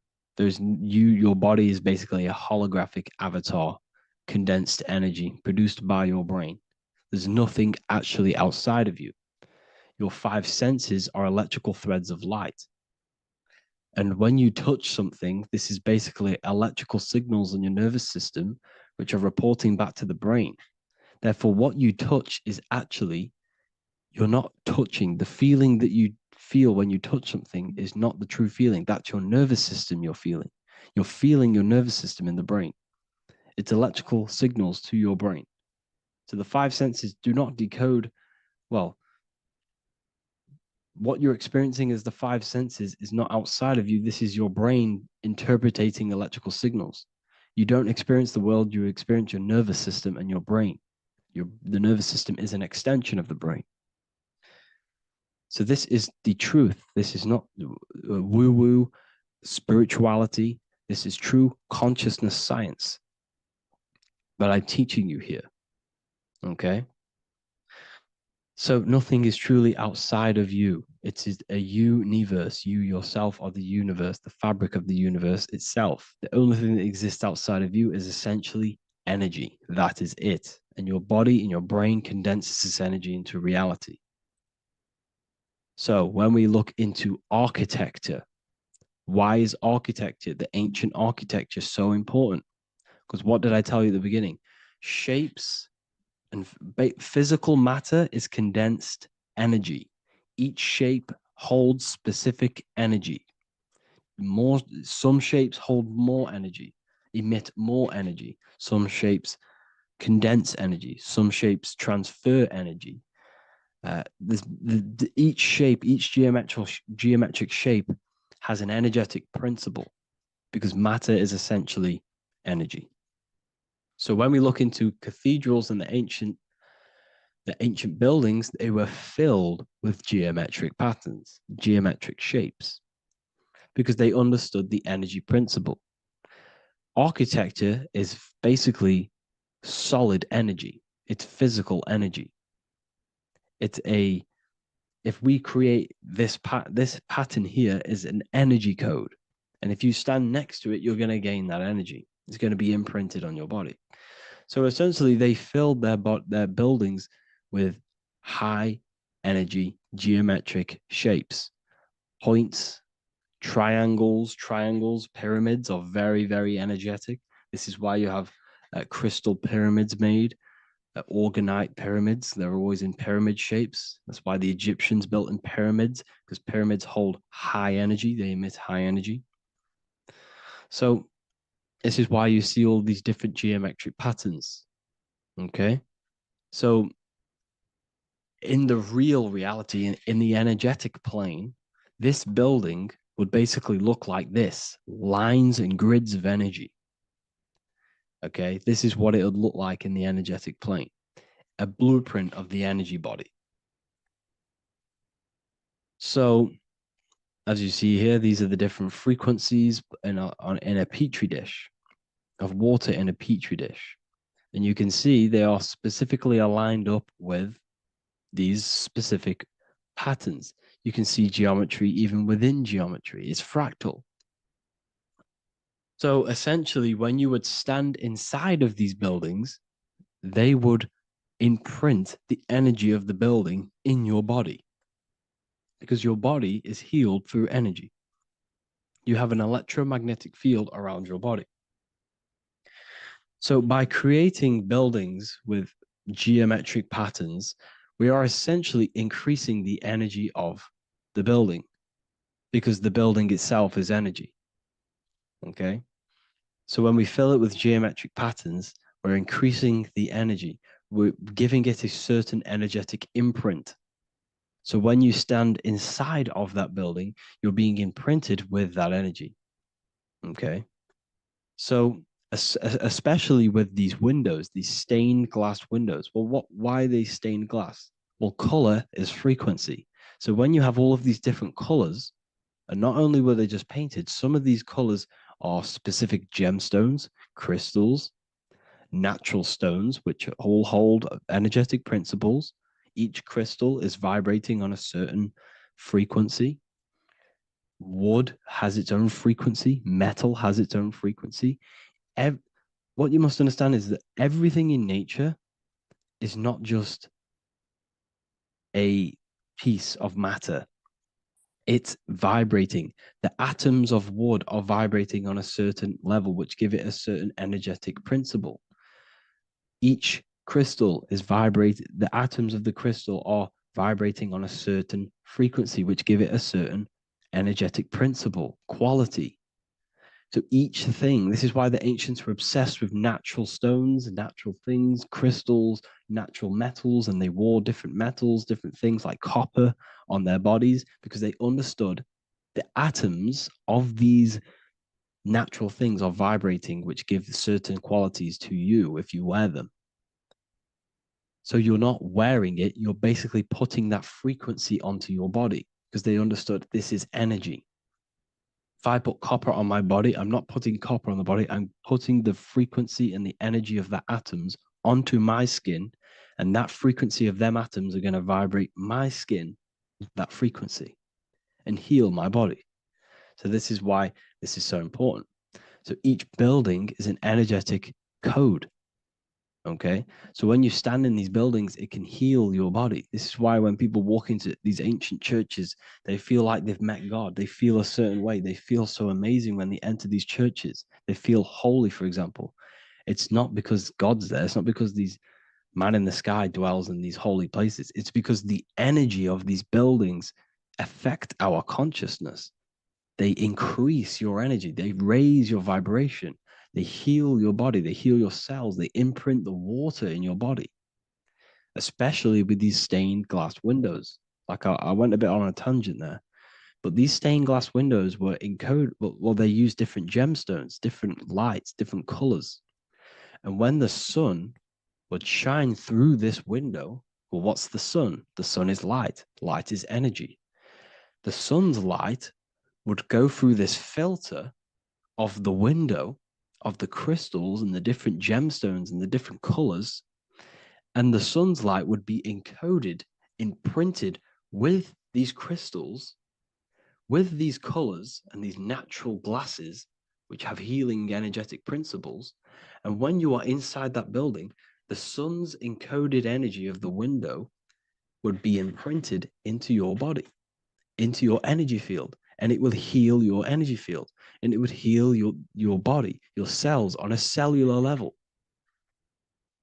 Because your body is what? 60 to 70 to 80, some people say 80% water.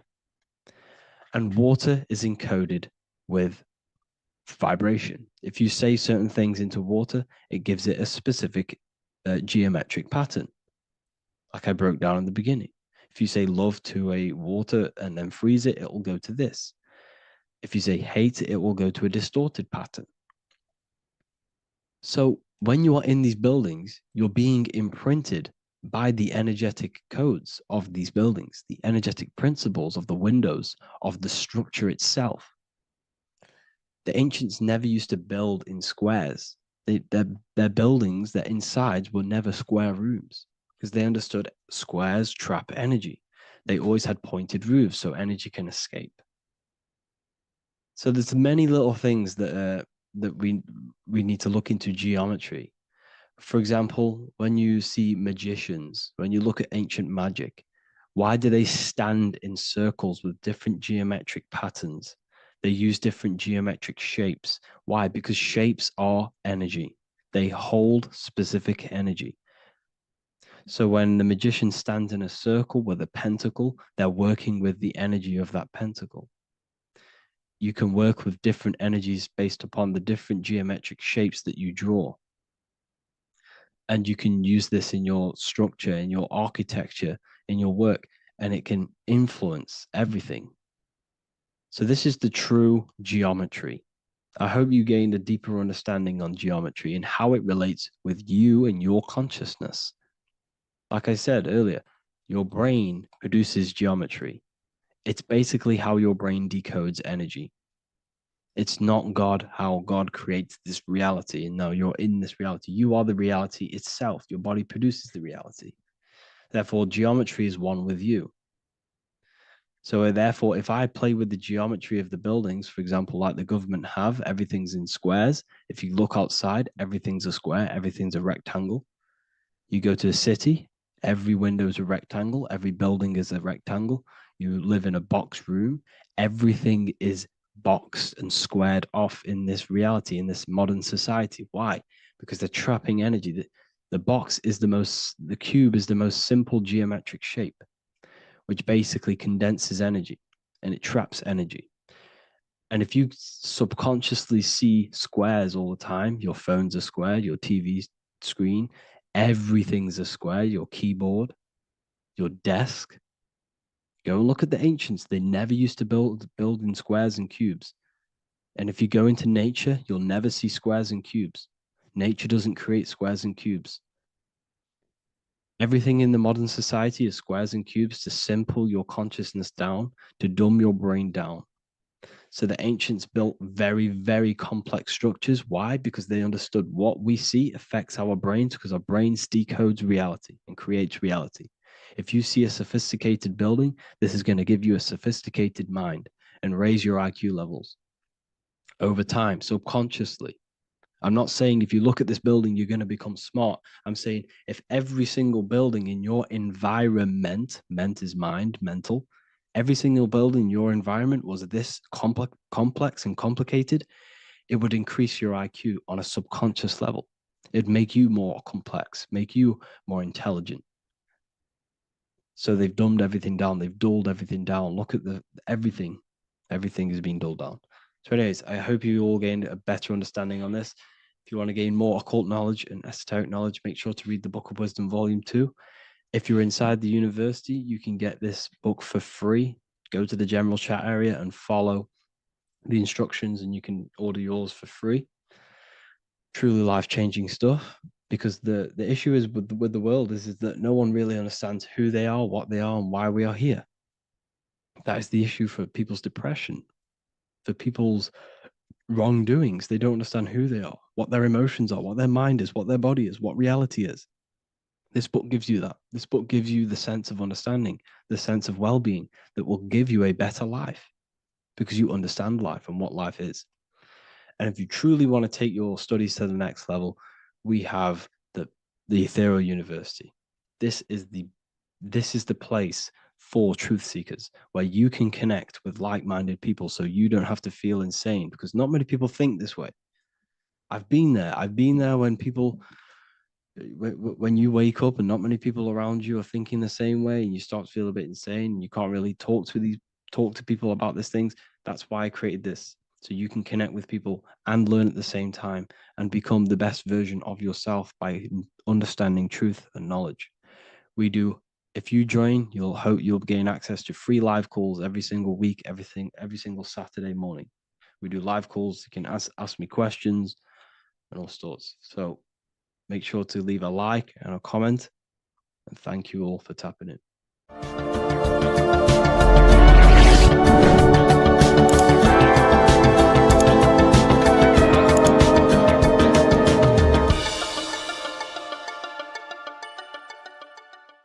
Creation demands destruction. Every time you release your sexual fluids, you're destroying a part of yourself to create an extension of yourself. For example, if you want to create a business, you have to destroy your time, attention, and energy in order to create the effect of the business. All creation demands some sort of sacrifice or destruction. This falls under the law of polarity in the universe. It's the same with your sexual fluids. Your sexual fluids, especially as a man, contains minerals, all the minerals in your body. It contains your vitality. It contains your DNA. It contains the blueprint of you, and it can create a whole new human being. You are literally playing with the power of creation if you are releasing your sexual fluids too much. Sexual fluids also extend beyond the physical plane. They contain astral forces because all physical creation is a mental creation. We live in a mental universe. Everything begins as a thought in the mind, then the thought takes the form and the body of imagination, which is an astral force. Imagination turns into etheric emotional energy. Then the etheric emotional energy turns into the physical action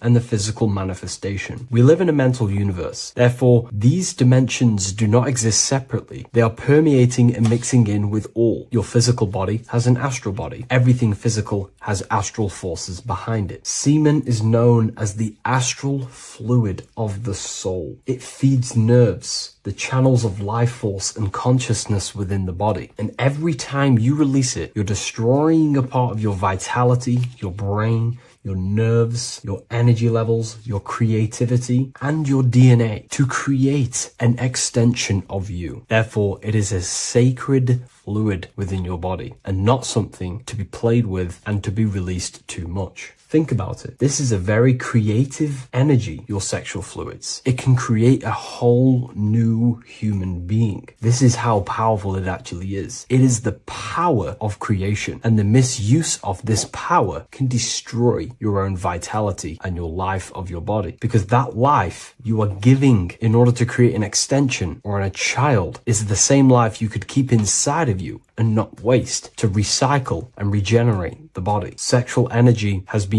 for thousands of years associated with regenerating the body, longevity of life, and maintaining youth. Not only that, every time you release your sexual energy, it floods the brain with dopamine. Dopamine is the brain's reward system, created within the middle of the brain. It releases every time you've achieved something. However, sex or an orgasm is the most powerful feeling you can feel. It's the most amazing, intense feeling and release of dopamine you can possibly feel as a human. Therefore, if you flood your brain with this high amount of dopamine every single day, you are getting the epitome of human feelings every single day. Therefore, you will become numb to everything else in reality. You won't be able to enjoy the small things in life. And I know this firsthand because I experienced this myself. As soon as I stopped, this is when I started to enjoy the little things in life, seeing family, and I actually gained more energy, more ideas. We'll get into this a bit later. It is a creative energy. It creates a whole new human being. Therefore, if we maintain this energy, we can maintain our creative power within us, because that's what we are. We are all creative beings, moving energy from higher dimensions of consciousness, the mind, into lower dimensions of consciousness, the physical world. You hold the power to create. You are not in a world. The world is working through you. You do not possess a life. Life is working through you. You are not in a universe. You are the universe. It's moving through you. There is no past, present, and future. The present moment is you. When we release every single day or frequently throughout the week, like I said, we're triggering the brain's reward system, dopamine, which makes you feel as if you have already achieved something. And if your brain is telling you you have already achieved something by overusing your sexual fluids, then you will not have the motivation to achieve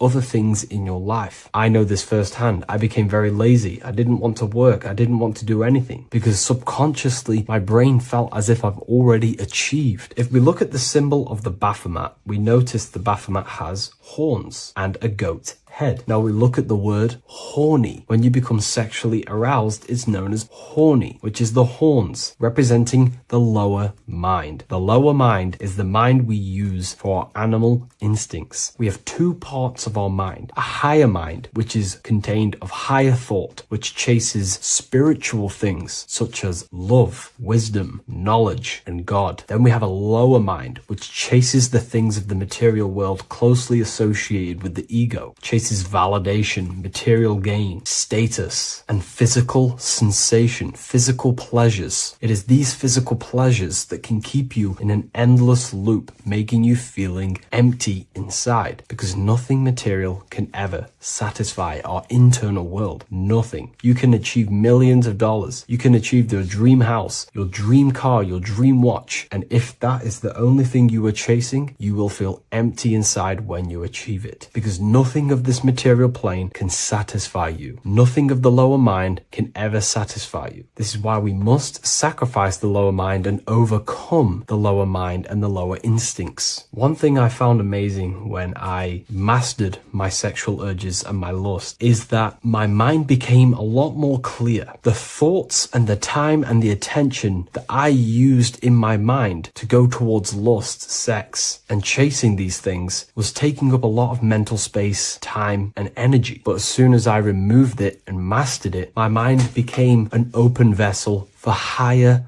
thoughts to be received from the higher mind. The mind is like a radio antenna. Whatever we attune it with, that's what we receive. If we're constantly thinking about lust and low-level pleasures, we're going to just receive low-level thoughts. But once we remove all of the lower mind and we conquer our physical body and physical urges, our mind becomes an open channel for divine thoughts and spiritual thoughts. This is what most people call today as downloads. You receive wisdom from your higher self. Not only do you receive more wisdom, you just receive more power to create. The male and the female come together to create a child. That's how you were created. Now, the law of correspondence teaches as above, so below. It refers to everything in the universe. Therefore, in order for you to create a reality, to give birth to something, you have to bring together the masculine and the feminine. Your masculine forces are willpower and actions. Your feminine forces are emotions and imagination. When you combine the willpower, action, emotions, and imagination and combine them together, you can give birth to reality. But it's important to only give birth to things that are spiritual, that are good,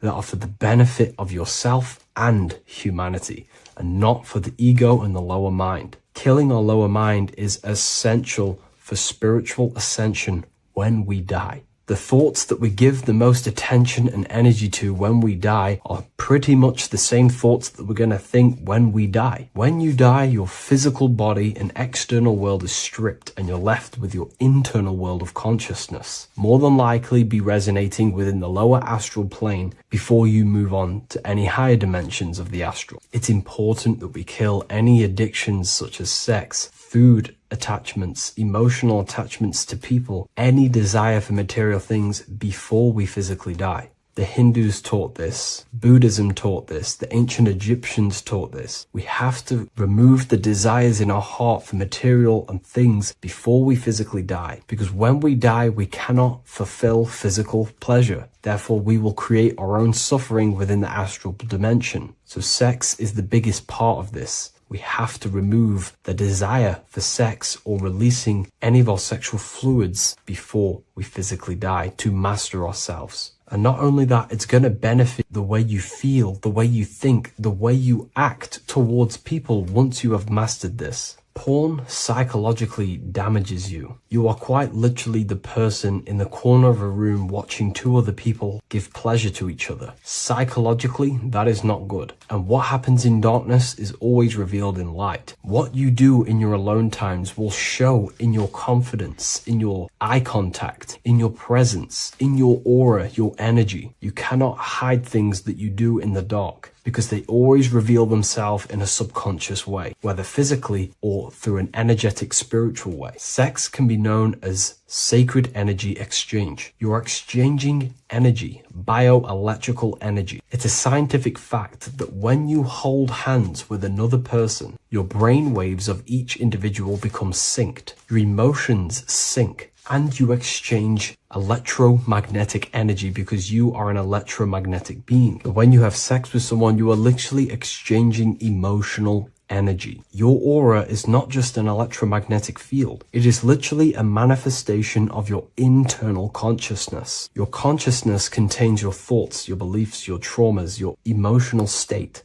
And this manifests externally through the vortex of your heart into an energy presence around your body. This is why you can feel sad when someone else is sad next to you, because their energy is merging with yours. When you have sex with someone, you are quite literally exchanging consciousness, beliefs, traumas, emotions, feelings, vibrations, and your consciousness merges with their consciousness. So be careful with just having casual sex. Now, I'm not here trying to say never release, never have sex with your partner. I'm not saying that. I'm saying take caution with these things. Take my teachings with a pinch of salt. If it benefits you, that's great. I'm not here to tell you how to live. I'm simply giving you my research and the things that have helped me in my life on my esoteric research, awakening, or spiritual path. I don't like calling it a spiritual path, because it's not spiritual. It's simply just life, the knowledge of consciousness and the self. So I hope this video helps. If you'd love to read this book, I'll leave a link in the description. This book I wrote myself called The Book of Wisdom, Volume 2.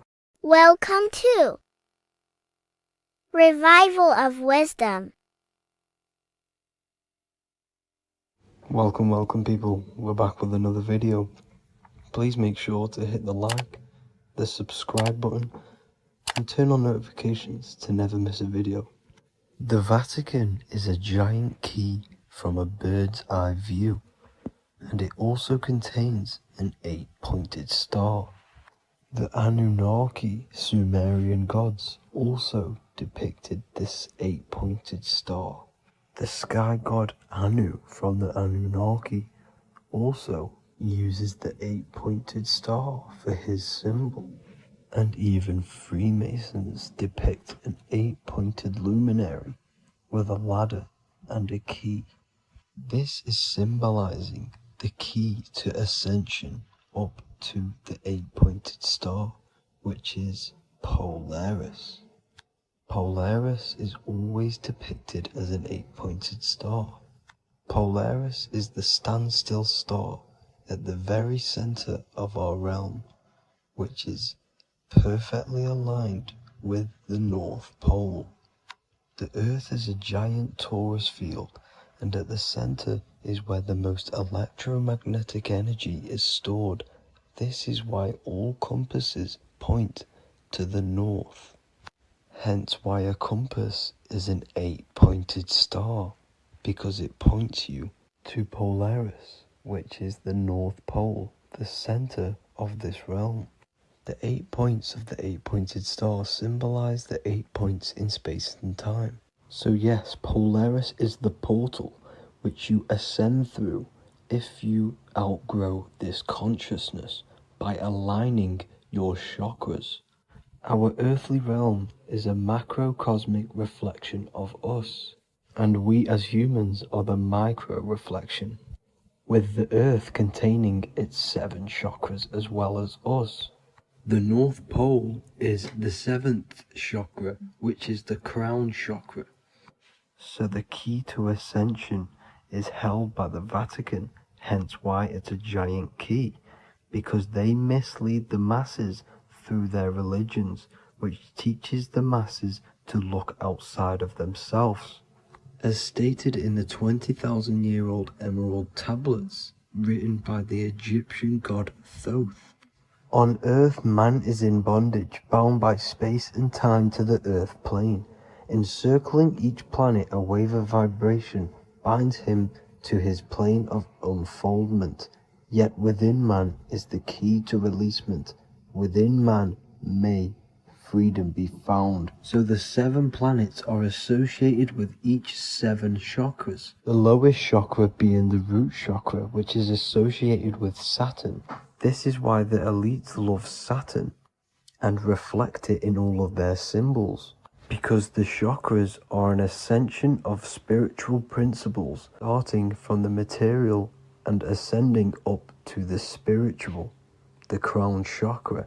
However, evil love bondage, and they are trapping souls in the physical realm by stopping and provoking the ascension process. They do this by abusing the energy of Saturn, and Saturn is associated with the lowest chakra. The lower 3 chakras are associated with survival mode, which keeps the consciousness in a constant state of fear and only aware of its surroundings. Once you start to ascend up your chakras, you become more consciously aware of spiritual deeds. And this is the process of returning back to your true spiritual form. Going back to Polaris and its connection to ascension, Kanye West symbolizes this on his music video 24. As you see him rise up into the sky, you see an 8-pointed shape around him, which symbolizes the 8-pointed star, as you see the beam of light. And even NASA symbolize this in their Space Delta logos, a bear holding a key with an arrow up to Polaris, the 8-pointed star. Here's another NASA logo of an arrow from the Earth to Polaris. The series Lock and Key on Netflix is all about portals and doorways, and they have the Kundalini energy as one of their keys. Kundalini energy is the energy which rises up the spine, the 33 vertebrae, and activates the third eye. The third eye is the spiritual gland which connects humans to other spiritual realms. We are not the body. Our spirit, our soul inhabits the body. We exist physically, spiritually, and mentally. Therefore, we are multidimensional. The intellectual and spiritual inhabit the body. Therefore, this is just an avatar within this timeline. However, within each and every one of us, we all have the key to releasement, as says in the Emerald Tablets. This releasement is ascension, up until higher states of consciousness. As stated in the Emerald Tablets, man is in process of changing to forms that are not of this world. Grows he in time to the formless, a plane on a cycle above, and another one saying, man is a flame bound to a mountain, but we in our cycle shall ever be free. Know ye, O man, that when ye have progressed into the cycle that lengthen above, life itself will pass to the darkness, and only the essence of the soul shall remain. That's it for this video. I hope you all enjoyed. Please feel free to leave a like, subscribe, and comment any subjects you want me to talk about. God bless you all.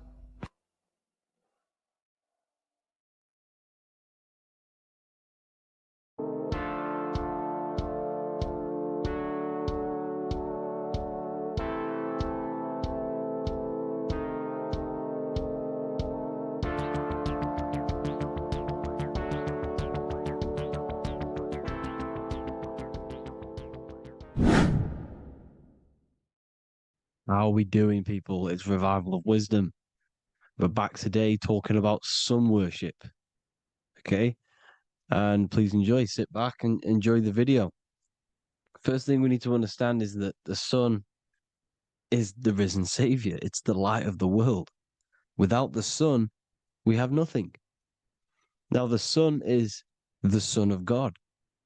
We didn't make the sun. No one owns the sun. But who created the sun? Obviously, the Creator created the sun. Therefore, it is the Son of God. And that is what Jesus is symbolizing in the Bible. The Bible is a metaphorical story. That's why it's called the greatest story ever told, because it is a story about the sun, the zodiac. It's about you, the systems in the body. It's about everything that is sacred in this creation.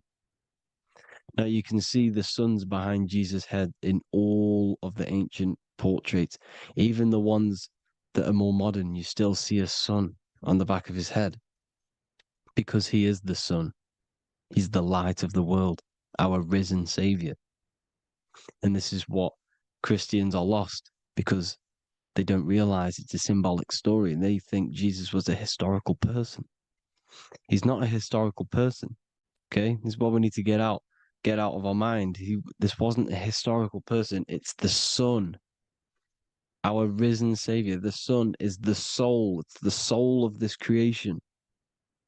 Because what is a soul? A soul is pure life force, pure energy.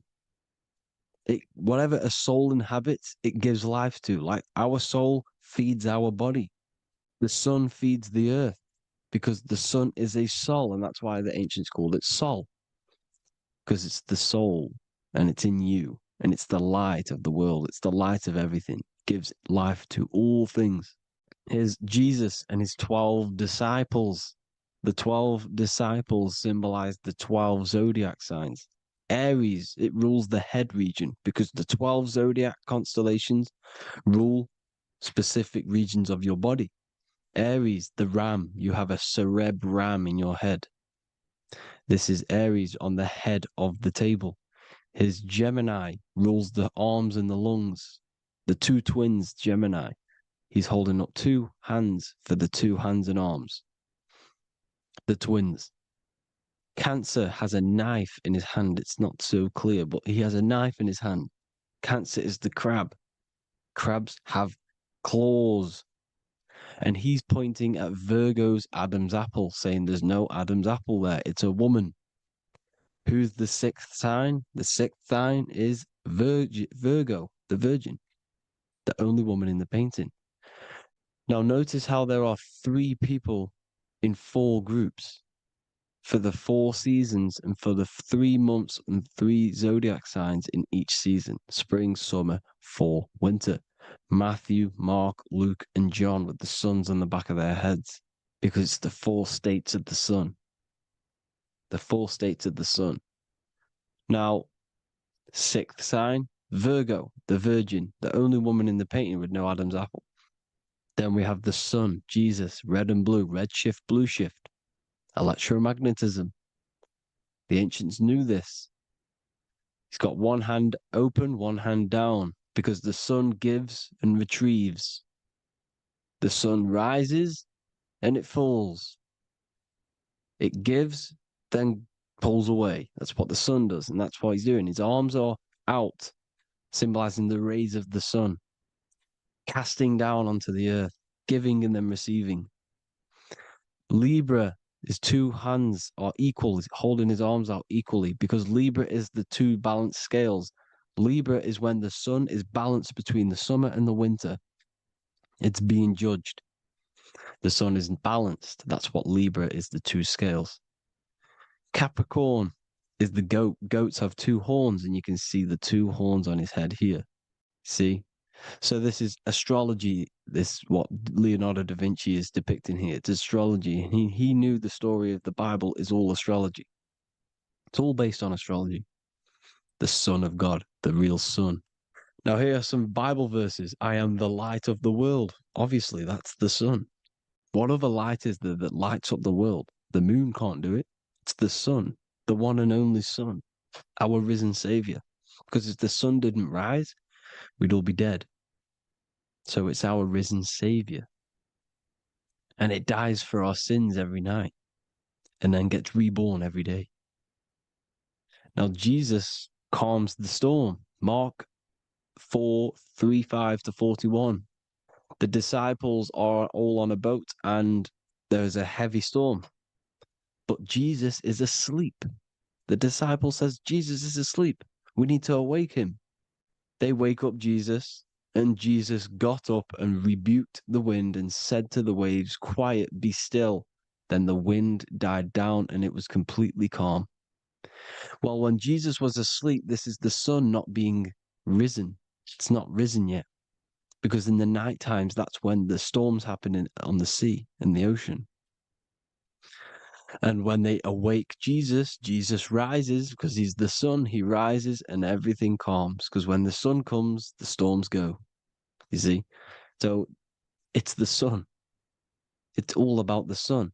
Here's another, Luke 22:10. A disciple asked Jesus, when will we know it's the end times? And Jesus says, as you enter the city, a man carrying a jar of water will meet you. Follow him to the house that he enters. Well, this is clearly talking about astrology, the topic that Christians think is satanic, when they don't realize the whole thing's based on astrology. Because the end times is the end of Pisces, which is the two fish, which is the age we've just gone out of. And you can see all these ancient churches here with two fishes, because they knew it was the age of Pisces. There's an ancient photo, ancient artwork with the two fish, Pisces. And the end times, as it talks about in the Bible, when Christians think the world's going to end or something. But no, it's just the end of Pisces. As you enter the city, a man carrying a jar will meet you. Follow him to the house. The house is the zodiac sign that he enters. And the zodiac sign is Aquarius, because that's what it is, a man carrying the water. We know this is astrology because a woman, that is a woman's job in the ancient times. In the ancient times, the woman used to get the water. You would never see a man collecting water back then. That was the woman's job, whilst the man builds the houses, for example. You see, so we know it's talking about astrology because astrology is the man holding the bucket of water. It's the end of Pisces. Now we are in Aquarius. And of course, Luke 24:36, the risen Savior, the Son. Now, the Son is also born on the 25th of December, a virgin, just like Horus, Mithra, Buddha, Krishna, Hermes, and thousands of other gods, all born on the 25th of December. Well, it's because the sun moves 1 degree northward on the 25th of December. And on the 22nd to the 24th, it stays in the same degree because it's moving south. But then on the 22nd, it stays in the same degree on the Southern Crux constellation. And the ancients called this the sun dies on a cross, because the cross is the Crux constellation, the Southern Cross. And it stays on that same degree for 3 days on the cross. The sun dies on a cross, and then on the 25th, moves 1 degree northward, bringing back the summer, the light, the warmth, the growth of crops. And this is the sun being reborn again, a virgin, because it's pure. And here's Mithra, another sun god before Jesus was around, before Christianity. It was Mithraism, and Mithra, Ra is Ra, the sun god, Egypt. It's all about Ra, the sun. You see the crown of thorns on Jesus' head, symbolizing the rays of the sun. And here are the rays of the sun on the back of Mithra's head. Krishna, the sun. Buddha, the sun.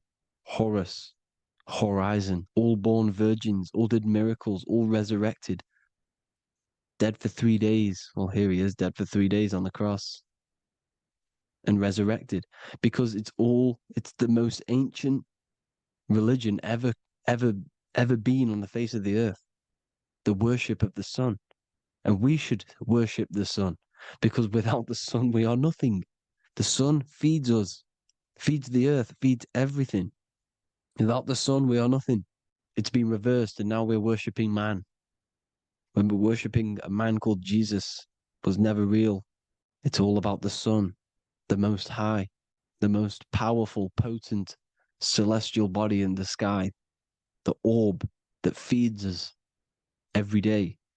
It dies for our sins and rises every day. It's the sun. Now on the Holy Communion Day, it's the worship of the sun. They give out mini suns. Here's Jesus holding a sun. And they raise the sun on Sunday, because they go to worship their sun god on Sunday. Not Saturn Day, not Moon Day, Monday, but on Sunday when the sun is exalting. And they hold suns up above their heads because the sun rises. They're symbolizing the sun rising above their heads as savior. It's the sun. It's the Holy Communion Day. And here's Jesus giving a piece of himself to the children. It's the sun, the light. Judas was known as a backbiter, a backstabber, because he stabbed Jesus in the back. He betrayed Jesus. Well, this is just another astrological story about the constellation Scorpio, because the Scorpio is the J, looks like a J. J for Judas, the scorpion, the backbiter. Scorpions backbite. They bite with their back. And what does Judas do? He betrays Jesus by kissing him to let the warriors know who they need to get. So he kisses Jesus and Jesus gets stabbed in the back. Well, when you get stung or bit by a scorpion, they leave like a kiss. So Judas kisses him and gets betrayed. Well, this is because the sun, when it hits Libra, it's balanced. The sun is balanced because it comes through summer. Now the sun's starting to die. The sun's starting to die. It hits Libra.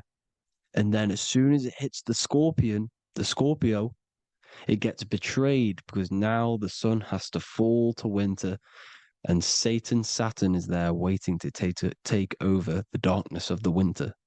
So he gets stabbed in the back by Scorpio, Judas, the scorpion, the backstabber. You see, it's an astrological story. Here's Mary. Mary means marry, which means pure. The sun is pure. No one gave birth to the sun but the God. And it's born every day. It's born every day on every year. It's born pure. There was no controversy. There was no, activity for the sun to be born. It's pure. Now, the 7 metals come from the 7 planets. The sun gives you gold, and this is why the sun is golden. It looks gold. And this is why the banks are backed by gold, because gold is the most valuable metal, because it's the sun, the most valuable celestial orb in the sky, in the heavens. Well, here's Jesus, another ancient symbol of him being crucified on the cross with the big sun, the Southern Cross constellation. The sun dies on the cross constellation. And if you go to the old etymology dictionaries, you will see sun and son is the same word. They come from the same etymology roots. You can use them for no matter what, but they've been confused today. But if you go back to the old dictionaries of etymology, they are interchangeable. You can use them. Son, sun, sol, it's all the same thing. The 12 disciples, 12 brothers of Joseph, 12 tribes of Israel, 12 breastplates on the stones, because it's all the 12 astrological signs. They could have used any other number, but there's 12.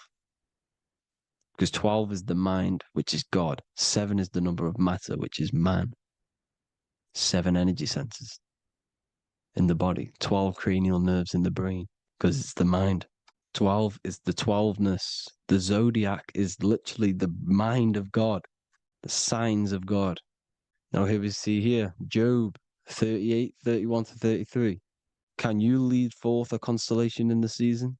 He's asking you, can you read the sky? Can you read the heavens? Canst thou bring forth the Mazzaroth in its season? Mazzaroth means 12 signs, the zodiac. Why did they translated every single Hebrew word in the Bible into English, but they decided to leave out Mazzaroth? Why? It's because if that said zodiac, Christians would have a different view on the Bible, but they leave that out. But Mazzaroth actually means the 12 signs, the zodiac, and the stars means sign. The word stars means sign because the stars are signs, things to come, which is off in Hebrew, which means sign, things to come. You see a sign on the road, it's something coming. But God is saying, what does he say? To qualify as a director, a judge of man's life on earth, one must be able to govern the heavenly bodies that rule the earth. It's telling you to read the heavens. We need to read the heavens. Astrology, the 12 zodiac signs, the mind of God.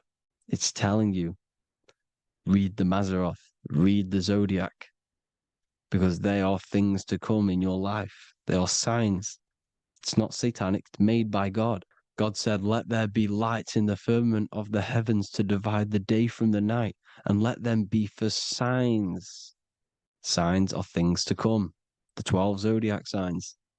It's all about astrology. Here's Mary holding the sun. His son, her son. It's the sun in the sky, the one and only, the most high, the soul, the solo because it's on its own, the most powerful, Ra, radiance. Here's the Pope holding the sun. All three popes holding the sun because they're sun worshippers and they know the true meaning and origins behind Christianity. Sun worship. Here's the Vatican. The Vatican is a sundial. Yes, this is literally a clock. Your clock, your watch is a sundial.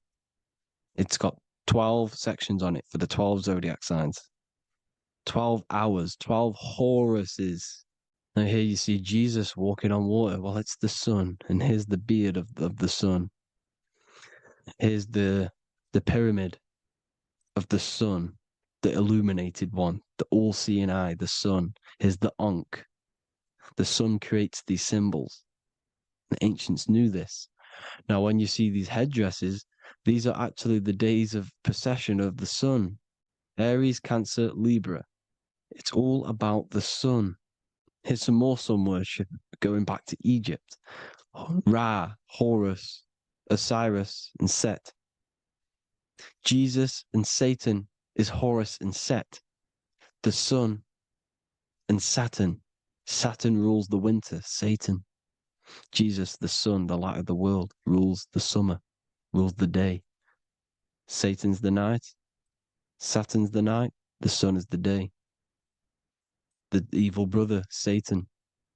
Well, Horus comes, well, this is where we get the word hours from. There are 12 Horuses. The sun moves in 12 Horuses, 12 hours. Where's Horus? What hour is it? Where's Horus? His Ra, 12 noon, Ra, radiates, powerful, the most high sun. That's why he has a sun on the top of his head. These are the four states of the sun. Set, sunset. This is why we say sunset, because the sun is setting. His sunset, his Horus, horizon, the Horus is rising, Ra radiating, and the sunset. Then midnight is Osiris. Here's another ancient symbol for the sun, the scarab. Ra, the sun, scarab. It's got the word Ra in it because it's the sun. And here's the sun on top of the scarab with the wings. Because scarabs roll dung up hills and then they'll let it fall down the hill to gain more matter. To gain more bigger, like a snowball effect. And this is, the ancients saw this as a process of the sun because the sun climbs up the hill and then it falls. So they used the scarab to symbolize the process of the sun. The sun climbs and falls. Here's an ancient Egyptian cat cutting off the head of the serpent. Well, the cat is cutting off the head of the serpent, symbolizes the sun cutting off the nighttime. When the sun rises, it cuts off the nighttime. It cuts off the serpent. The serpents represent darkness or evil. Oh, there's some more symbology of the sun and the heavens, the arch, the royal arch, the firmament, the sun inside the firmament. These are all ancient churches, and they all depict the firmament with the sun inside. Is the ancient cosmology, you see, because it's all about the sun. Everything's about the sun because the sun is our orb made for us to sustain life and this inside of this creation, inside of this firmament, the royal arch of heaven. Here's the Freemasons depicting it. Here's the Masonic royal arch, but you can even see the zodiac signs. Here's Cancer, the checkered board. It's the royal arch of the firmament. Obviously, they don't want to tell you that. You live in space, apparently. Some more sun worship. Here's the beard of the sun on the water. They all have this long beard. And why do they say amen? Amen at the end of every prayer. Amen is a sun god, a creator god. It's all about the sun. So thank you all, people. Hope you all enjoyed. Hope you all gained some knowledge and insight. Please give me a follow, drop a comment, drop a like. Have a good day. Love you all.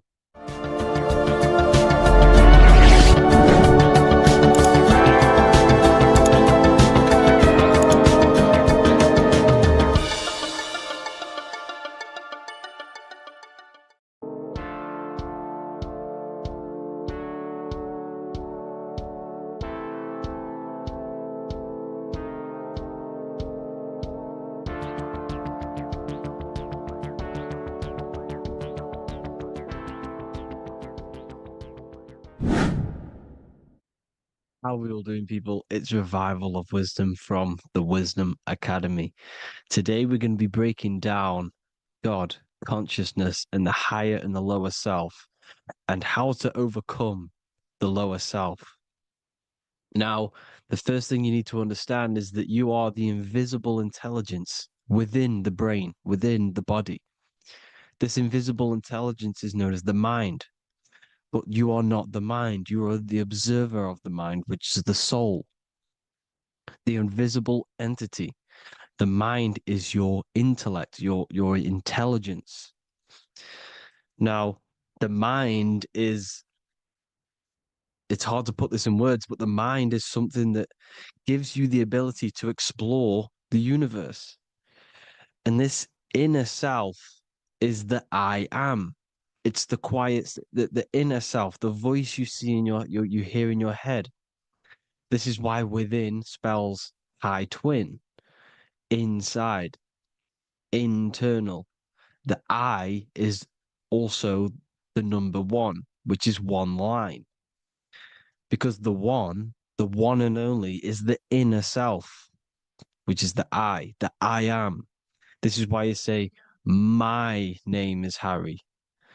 You are not Harry, you are the I, the inner self, the intelligence. Okay, this is why Jesus in French is I am. You look with the two eyes and you see with the inner eye. I and I, the same thing. Okay, because the I inside is what gives you the perception of what you're looking at. So when someone's trying to explain something and then you catch on saying, I see now, it's because you're seeing with your inner eye, the one that gives you perception, gives you intelligence, gives you the ability to understand things. This is the internal I, the invisible self, which the physical body is nowhere near as complicated as this inner self. Is in infinite potential, infinite potential. God, God, generator, operator, destroyer, soul, mind, and body. Brahma, Vishnu, Shiva, the Father, the Holy Spirit, and the Son. They're all, the reason why you see God is always a triad is because it represents yourself. Your invisible intelligence is God. Me and you are the same invisible intelligence. We are the invisible intelligence experiencing the program being ran by the central nervous system and the brain. I always say this in my videos, but I have to, in order for you to understand the things that I'm going to say later on in the video, you need to understand this concept, is that you are the consciousness experiencing the nervous system, the tree of knowledge of good and evil, which is you here. You would be in this invisible intelligence right here in the center of the brain. Now, this is why the ancient Christians show God is in the brain. This is the brain stem. This is the brain. This is also the brain stem and the brain. The brain stem and the brain. It's all depictions of the brain because the brain's the computer, the electromagnetic computer, which decodes the demands created by the invisible intelligence, the I, the inner self, you, your true self. The person moving, if you observe what someone moving, this is going to sound, but if you observe someone walking, it's not the body. The body is moving, but the thing telling it to move is the invisible intelligence. Before you kick a football, a decision is made within your invisible intelligence, your mind. And this consciousness, this invisible intelligence, is either stuck between the lower self and the higher self. Okay? When the invisible intelligence, meaning the true self, identifies itself with the physical body, it will trap its mind within physicality. This consciousness that we have is either operating in the lower self or the higher self. It's either feeding the material body or it's feeding the spirit. Okay? But because we are physical and spiritual, we need to be even. We don't want to be meditating all day long because we do have a physical body as well whilst we are here. We are playing a game in physical matter. Okay? Now, the reason that you incarnated here is to learn a lesson because the mind can manifest anything it wants within the astral planes, within the world of imagination. It can manifest anything it likes, but it incarnates into matter, into this game, so we can understand labor, because anything in matter, you have to labor to manifest. But in the astral, you can manifest at the click of a finger. You come here to learn the knowledge of good and evil. And your consciousness, I came out a bit off topic there, but your consciousness is experiencing the lower or higher self. The lower self is manifested in the lower parts of the body. Sex, food, and power, the lower three energy centers. These centers are like mini brains. You are literally thinking with these centers. And when your mind is stuck within these lower centers, you'll think, have you ever heard the term of thinking with your penis or thinking with your, you know what, as a man? Even females maybe, but mainly this is a boy saying, you're thinking with your penis. This is a truth, it's truth in plain sight. You think with these energy centers. When you're living off the lower three centers, all you care about is sex, food, and power. Eating, sleeping, and greed. Power's kind of like greed. Now, when we move up to the higher parts of the body, when we live our life within the higher parts of the body, this is considered heaven, love, expression, intuition, and wisdom. This is what we need to be aiming to do, moving out of the lower half of the body and living our life within the higher self, the higher parts of the body, thinking with the higher energy centers, thinking with love, expression, intuition, and wisdom, spreading love, expression, intuition, and wisdom to others. Heaven is even. This is why Jesus is pointing at the heart chakra, always pointing at the heart. Earth rearranged his heart because in earth you're manifested as a physical being. You're in the heart, good and bad. You need to be balanced between the good and bad. Because love can be a demon too. That's a whole nother video, but love can be a demon. Now, the seven chakras are known as the seven seals in the Bible. When the Lamb opened the seventh seal, there was silence in the heaven for about half an hour. This is a verse from the Bible. The Lamb is Aries, which is the higher brain, the cerebrum, the cerebram. Ram, Aries. Because when the Ram opens the seven seals, you enter the kingdom of heaven.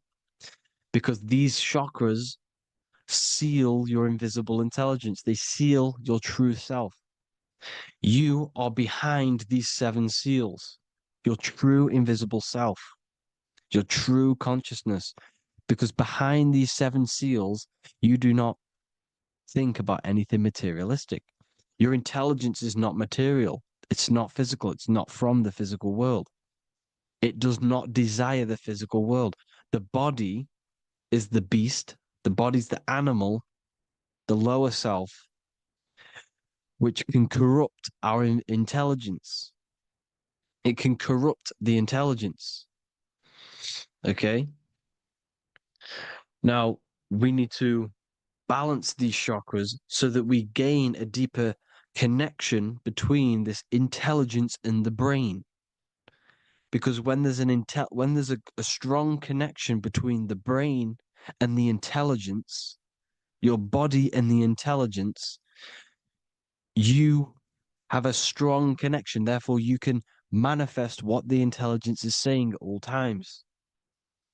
Meaning, when, for example, your higher self, this is intelligence, the higher intelligence is always speaking to you. It's always guiding you. It's always telling you the right thing to do. You can feel it when you're doing something wrong. You can feel that you're doing something wrong because this higher self, this intelligence knows what it needs to do here.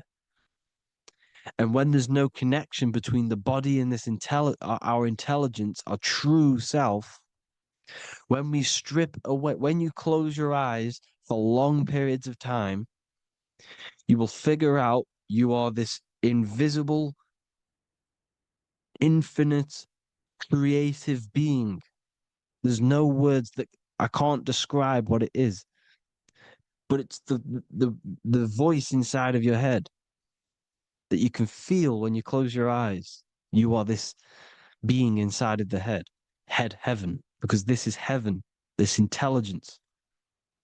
And when there's a strong connection between the body, you can manifest everything it's saying. When everything is balanced, when you're no longer thinking with the lower centers, when they're all balanced, you're not thinking in particular with every center, you balance them all, you can manifest everything it says. Your body will act out what the intelligence is always saying. This is God in the brain, the intelligence, trying to touch Adam, representing the lower self. This is why they're not touching.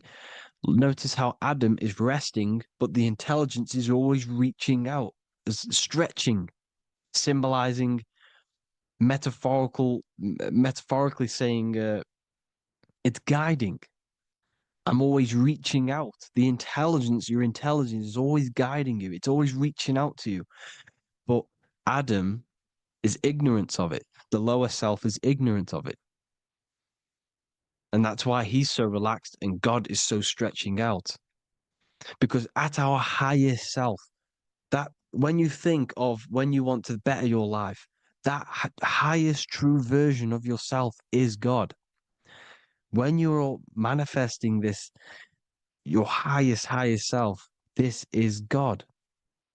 Your truest form, your most perfect form, that is God. Your highest version of yourself, that is God. Emotions are not what you've been taught. Emotions are not something that should be reactive, okay? You should not let the emotion be you, except that you should experience them instead of letting them become you. You need to understand there's a separation in our consciousness.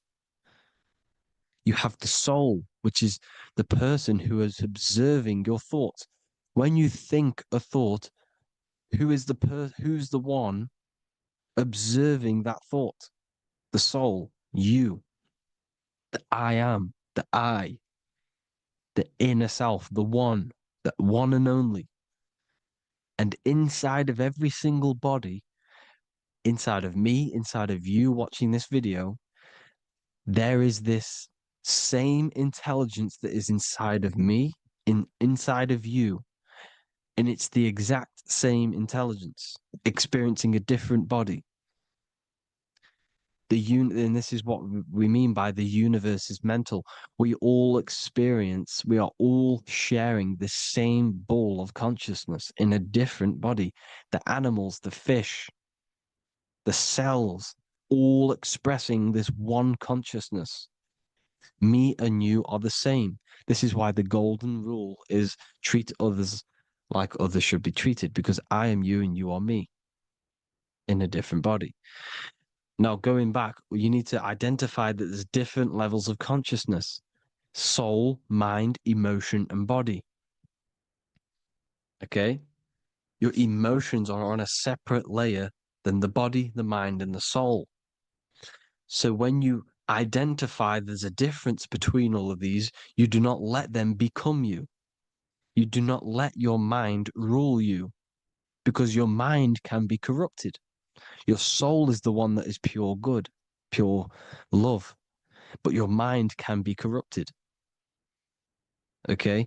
Your emotions can be corrupted. The body can be corrupted, but the soul can never be corrupted, only layered on top.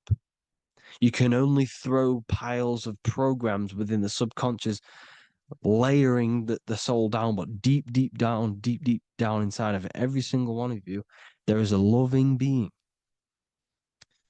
Because the love comes from the heart. Love is the universal emotion, expression. Now, your thoughts can become bondage, your emotions can become bondage. Now, what do I mean by bondage? By conquering the lower self, we need to conquer our own mind, because the mind is what's manifesting the lower self. When you're thinking with the lower half of the body, when you're becoming your emotions, you need to experience the emotion, not become the emotion. Do not let the emotion become you. Do not let your thoughts become you, because your thoughts are tools that you can manifest. Your thoughts are the idea. Your emotion is the energy that you can use to manifest that thought. Your emotion is energy in motion, emotion. You use emotion to manifest, to feel as if you already have the thought. Therefore, you become that vibration. Therefore, your emotions are actually a creational force that is given to you to manifest things, because you're a human, a manifester. You're here to manifest things. You're a creator. You are a God. Your inner self, your intelligence, your I am, the one and only inside of you, the inner self, the quiet one, the one that's deep, deep down, the invisible intelligence, is it's creating things all the time. All the time. Speak no evil, see no evil, hear no evil. This is the astronauts, they're Freemasons, but they understand this, because thinking, seeing, and hearing can corrupt your mind. And when you have a corrupted mind, you'll have a corrupted subconscious. The subconscious will manifest into the body, because 90% of your behavior comes from the subconscious mind. So you got to speak, see, and hear no evil. But sin, what is a sin? To overcome our lower self, to overcome our lower self, the 7 deadly sins are not something that goes against an external God. A sin is something that goes against your inner guide, your inner conscience, the inner self that is always speaking to you. It's always telling you the right thing to do. A sin is something that goes against this inner guide. And this is why you can feel something where you can feel you're doing something wrong, because the inner guide is speaking constantly.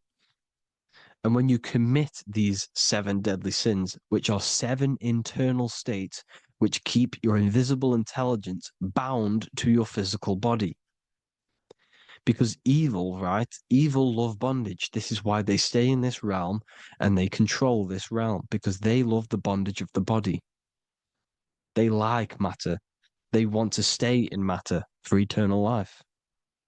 They don't want to ascend back into the heavenly realms where you do not have a physical body. You can explore the universe within the astral planes. They stay bounded to the body, bounded to the 3D construct of the physical world. They have greed, lust, envy, gluttony, wrath, sloth, pride. They want all of this. And if you want that, that's okay. But deep, deep down, you don't want that, because your soul is always telling you the right thing to do. Your soul knows what to do to get out of here. It needs to detach from the external world. Detach from all of these 7 internal states which bound you to your lower self, your lower centers. That's what a sin is.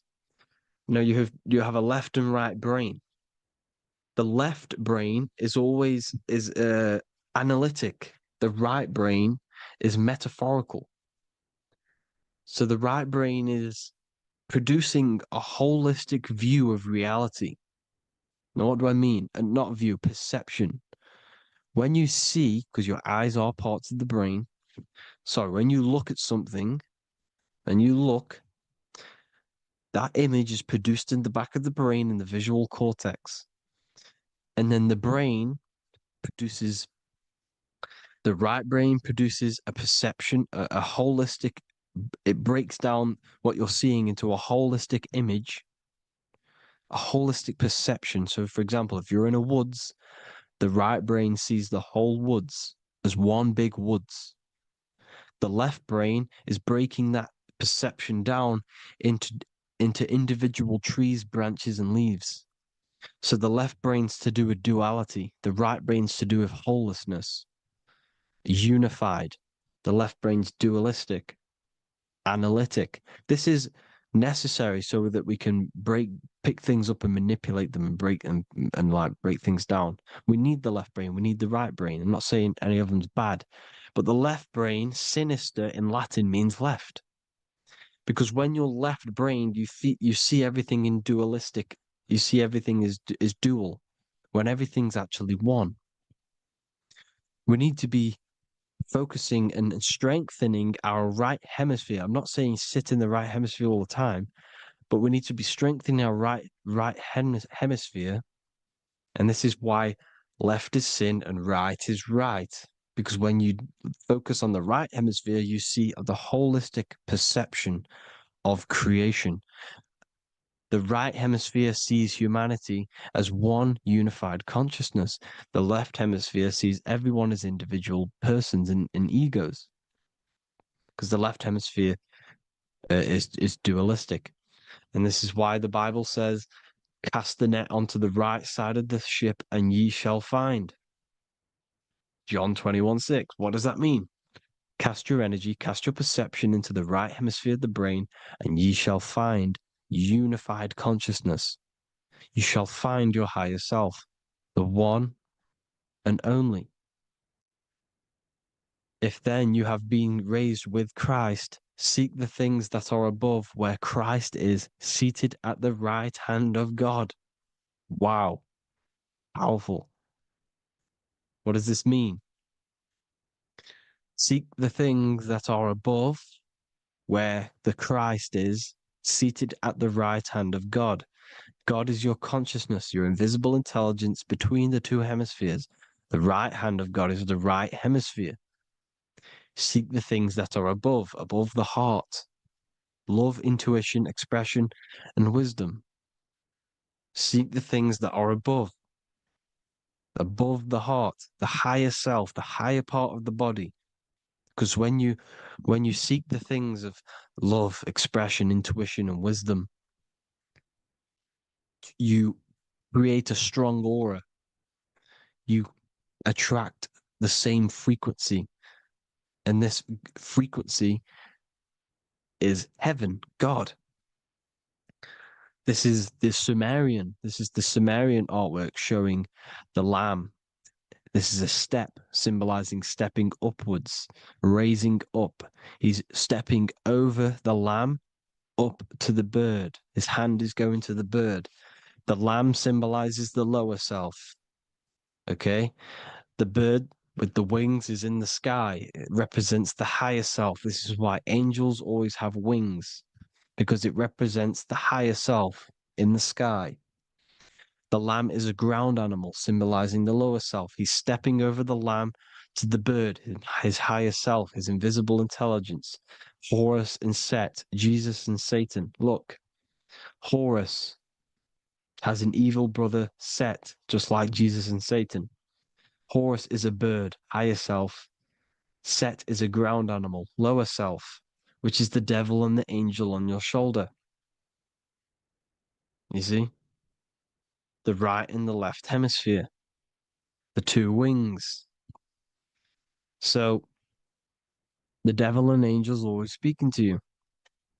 The higher and the lower self. It's the battle between the higher and the lower self, between the invisible intelligence and the physical body, because the body's the one that wants the sugar, it wants the pleasure, it wants the sex, it wants the porn, it wants all of the materialistic things, it wants the 7 deadly things.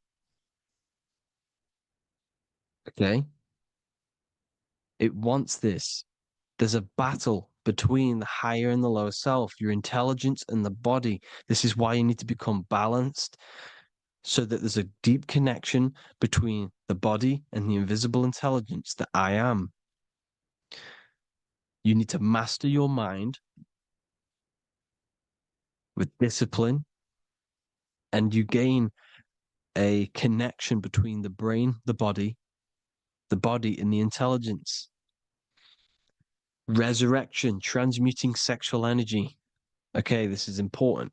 Res is resh, which is Hebrew. The early Hebrew resh symbol is the head. This is the head. Resh, erection. Erection is a sexual stimulation. Resurrection is rise erection. You got to raise your sexual energy up the base from the spine to the head.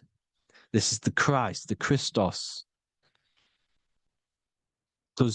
There's a psychophysical psychophysical oil produced in the brain every month. Go and watch my other video on raising the chrism. Okay? And every month there's this fluid produced in the brain, which takes 2 trips, because one's produced by the pituitary, one's produced by the pineal, magnetic female, magnetic and electric charge. And it takes 2 trips down the spine to the solar plexus, the bread of life in the Bible, or Bethlehem in the Bible, because the River Jordan's your spine. Goes down to Bethlehem. It gets born in Bethlehem, just like Jesus. Because when this oil travels to the solar plexus, it creates the seed, the seed of life, and it feeds the body, all the central nervous system, all the cells. It regulates the blood, does all sorts of good things for the body, this oil.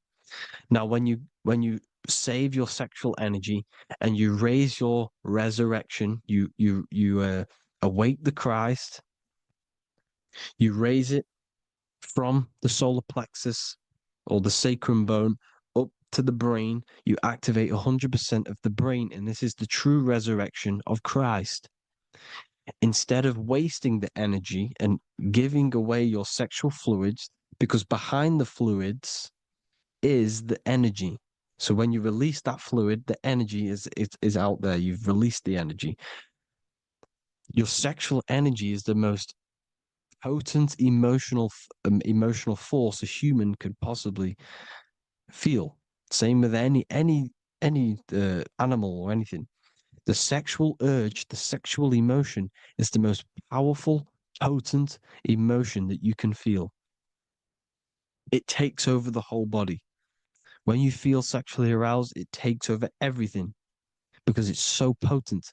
And when you fight the serpent, when you fight the sexual energy, which is shown here in the Egyptians, the cat cutting off the head of the serpent, or Hercules fighting the serpent, or in the Greek mythology fighting the 7-headed dragon, the 7 chakras. The serpent is your sexual energy because it symbolizes your kundalini. When you fight it and you transmute this energy, instead of releasing it, instead of acting sexually on it, you can transmute the energy, transfer it from the solar plexus up to the brain. You can also do this with other tasks. Instead of releasing it, instead of raising it from the solar plexus to the brain, you can use it for other things. So, for example, you want to think critically. You can use it for critical thinking. You can use it for going to do exercise. You can transmute sexual energy into anything. But you can do this. You can raise the sexual energy, and you can use this energy to push the cerebrospinal fluid from the solar plexus up through the spine, up the 33 vertebrae to the brain, and it'll activate 100% of the brain. And this is the resurrection of Christ. Jesus was never dead. Jesus was never rose from the dead. It symbolizes the Christ, Jesus Christ. Christ is Christos, which means oil in Greek. The resurrection of the Christ, the Christos, the oil.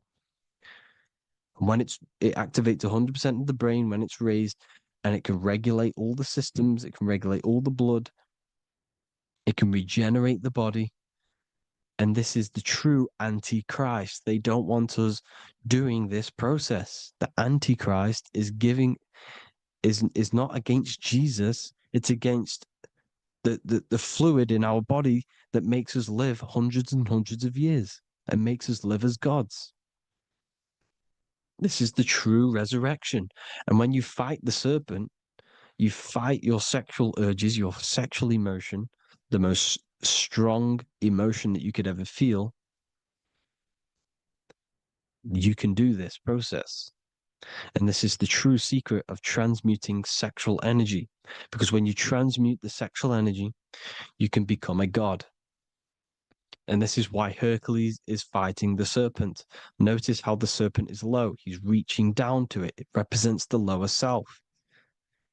Because the lower self wants the lust.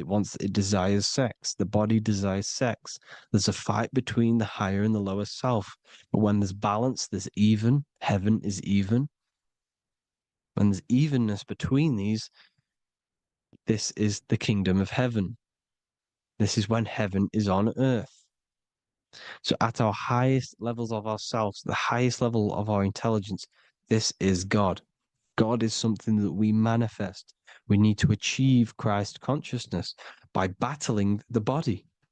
There is no battle outside of the physical body. It's an internal battle. Jesus and Satan have been externalized.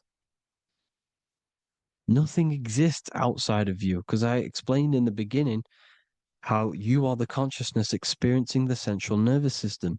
Therefore, there is nothing outside of you. It's all internal. Jesus and Satan have been externalized. Why? Because it's business. The church is a business. It's all a business. They've created these figures to be historical when they're not historical. The Bible's not historical. It's all externalized. It's called exoteric, when the truth is esoteric, internal teachings. So anyways, people, balance the chakras, balance the two hemispheres of the brain, balance the conscious and the subconscious. Balance is perfect, the yin and yang. You are spiritual and physical. You live in day and night. You need to be balanced. Oneness. Seek oneness. And this is the true kingdom of heaven. And when we all realize that we are all the same intelligence, the same consciousness expressed in different bodies, when we all realize this, we all realize we're all one. Doesn't matter what race you are. It doesn't matter what race you are, where you're from, your nationality, because none of you are actually from here. None of you are from the physical world. You're manipulating the physical world through the physical body. You are the I am. We all have a soul. Every single one of you has a soul. We all have souls. The reason why they say some people don't have souls is because they're trying to suppress your mind. They don't want you to know that you have a mind. That sounds crazy, I know. But a lot of people haven't realized that they have an infinite intelligence called a mind. And behind that mind, if you can observe your thoughts, the person who is observing the thoughts, you have a soul. Everyone has a soul. Don't listen to all these people saying some people don't have a soul, some people do. We all have a soul. Every single one of us. So anyway, you need to break the lower nature of yourself. At our highest levels, we are gods. Our intelligence, our universal intelligence, the I am, the intelligence that's inside of the brain, is God. Our minds are being corrupted within believing that you are the body. And the result of this is a society like today. Because everyone thinks they're the body. And everyone's living in the lower nature of self, where everyone only cares about themselves. But when we realize we're all one big consciousness ball, we're all the same consciousness expressed in different bodies, there will be peace. So thank you all, people. If you do want to learn more, if you do want to read my book, it's called The Book of Wisdom. I'll put it in the description. It's an amazing book, people. It's going to give you the best understanding possible about creation, yourself, and the world. It's amazing. The Bible, everything. I have just launched a new cymatic library. A friend of mine has just added this to the website. He creates beats and he creates the purest beats. So they are actually the frequency that it tells you. Most of the stuff on YouTube and Spotify and Apple Music it says it's a certain frequency, but we know these major platforms are all playing with the frequencies of the app. So if you want a real binaural beats, solfeggio scale frequencies to meditate on or listen to throughout the day, join the Occult Library. You can get a 2-day free trial. I'll put the link in the description. Thank you all, people. Hope you all enjoyed this video. God bless you all.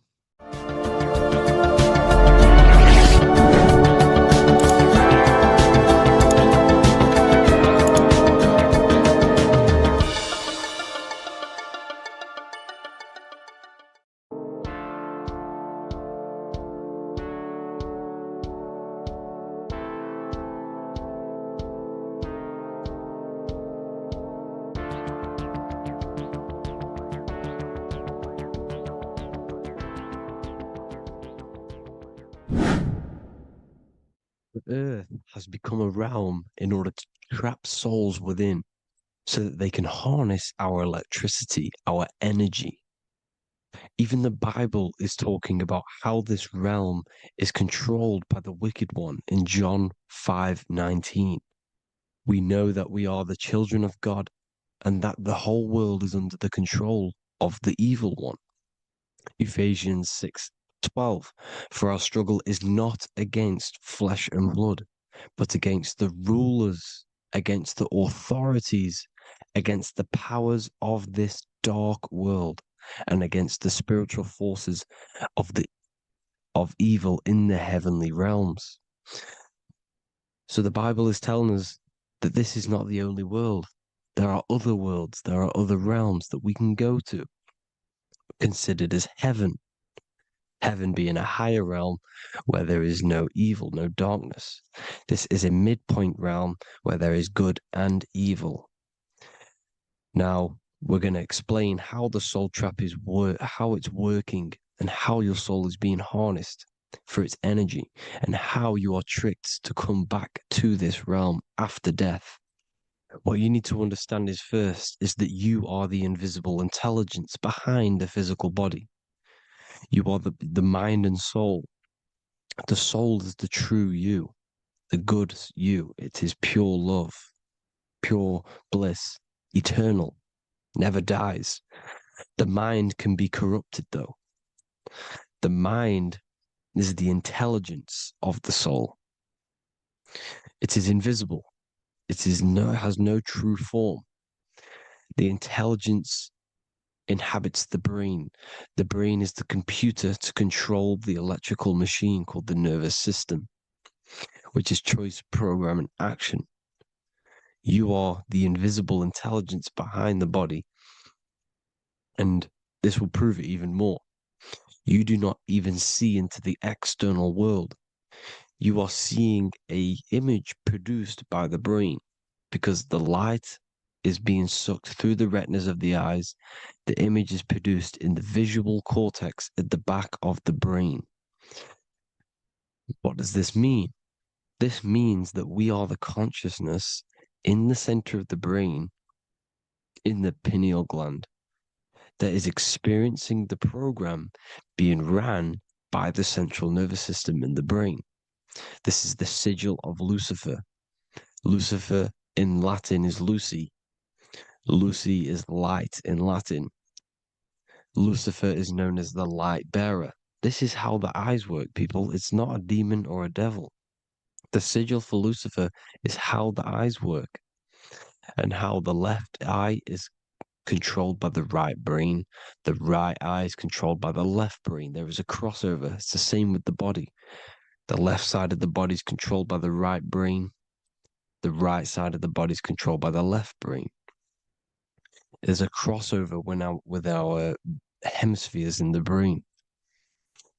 Now, this empty chamber in the center of the brain is where this universal cosmic intelligence is held, known as the most holy place in the Bible, the throne of God.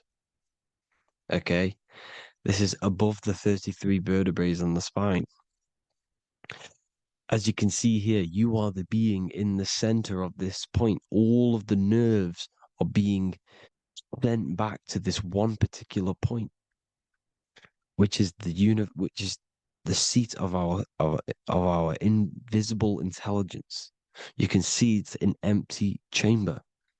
Our consciousness, our intelligence is not a physical thing. This intelligence is the true voice inside of your head. This is why your head is heaven, your heart is earth, your heel is hell. Your head is heaven because this is the seat, the throne of God. God is in heaven because the consciousness, this divine intelligence that's controlling the body, is sat in the center of the brain.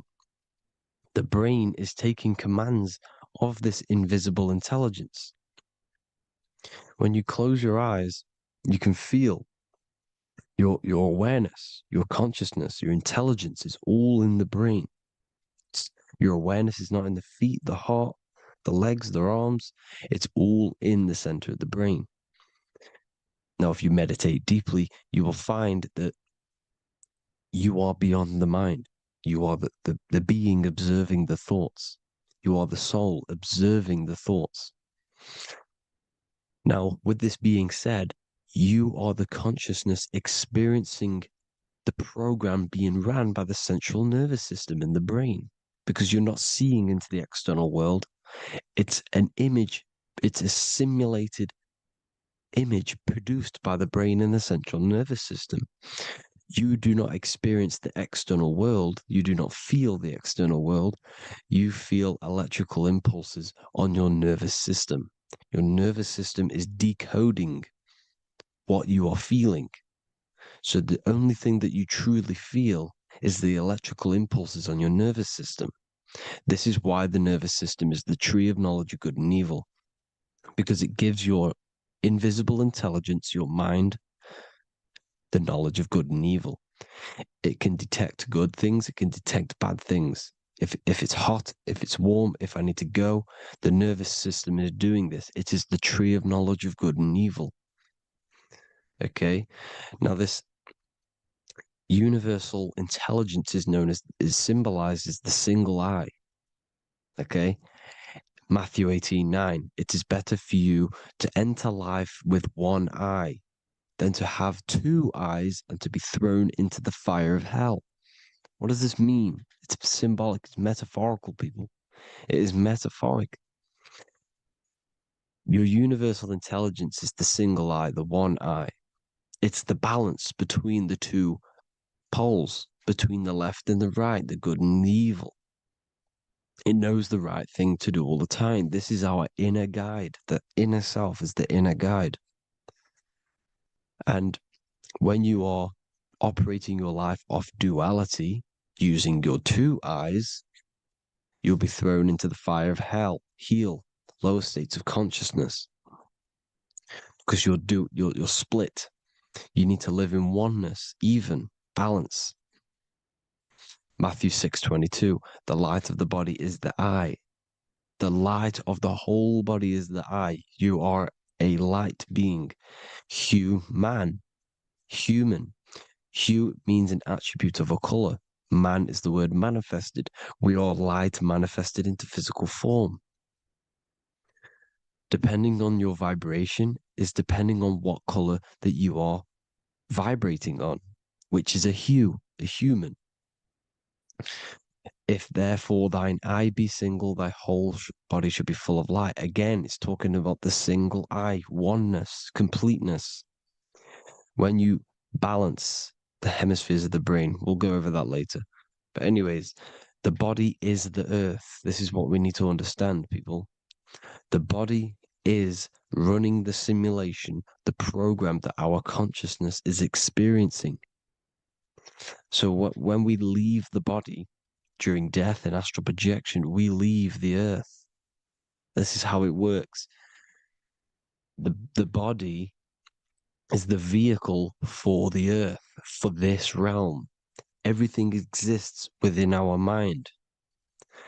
You have the soul, mind, and body.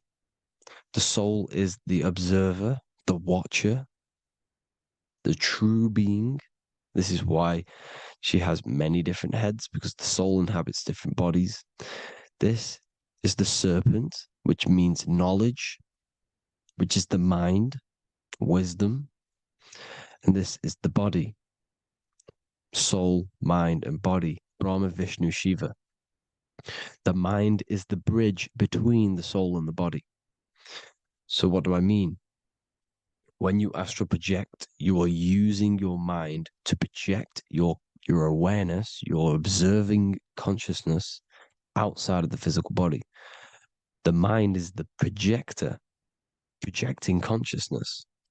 By using your mind, you can project your consciousness outside of the body, which is known as the astral realms, which is known as walking on water. Jesus was never walking on physical water, people. It's metaphorical. Believing the physical body. The water is the ether, which is the veil between the physical and the astral realm. It's a fluid substance. It's on either side. It's physical and astral. The ether is the fifth element that they hide from us. Why? Because they're trapping you in the physical. They are hiding all of these realms. Etheric, astral, and mental. People think their mind is their brain. It's two separate dimensions. These are completely different dimensions. The mind is way more intelligent. The mind is formless. There is no form to the mind. You can think anything you want. You can manifest anything you want within your mind. It is not a physical object. The physical realm is being controlled by the mind. Everything's being controlled by the mind. Everything exists within the mind. This is why the Egyptian says the universe is mental. So when we project our consciousness outside of the physical, we go to the astral. The ether is the water that Jesus is walking on. This is the veil between the physical and the astral world. The word together has ether within it because it joins the two worlds together, together, the astral and the physical.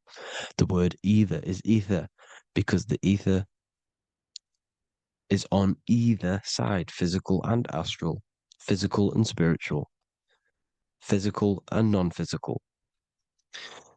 In the astral realm, the mind can manifest anything we want. We incarnate to restrict our minds. This is why Saturn, if you go and watch my video on Saturn, how Saturn is this simulation, okay? Our minds can manifest anything we want in the astral plane in the click of a finger. However, when we incarnate in matter, we now have to labor for our manifestations. This is why Saturn's known as the great teacher in astrology, because he teaches you a lesson. When your mind incarnates into matter, it's teaching your mind a lesson, the knowledge of good and evil. This is why the Bible says you shall be gods and know the knowledge of good and evil. When you incarnate here, you have to know the knowledge. You need to know the knowledge of good and evil to become a god. Okay? Now, the square is the physical plane. The triangle's the ethereal plane. The circle's the eternal plane. The circle has no beginning, no end. It's eternal. The physical plane is the square. It's limited.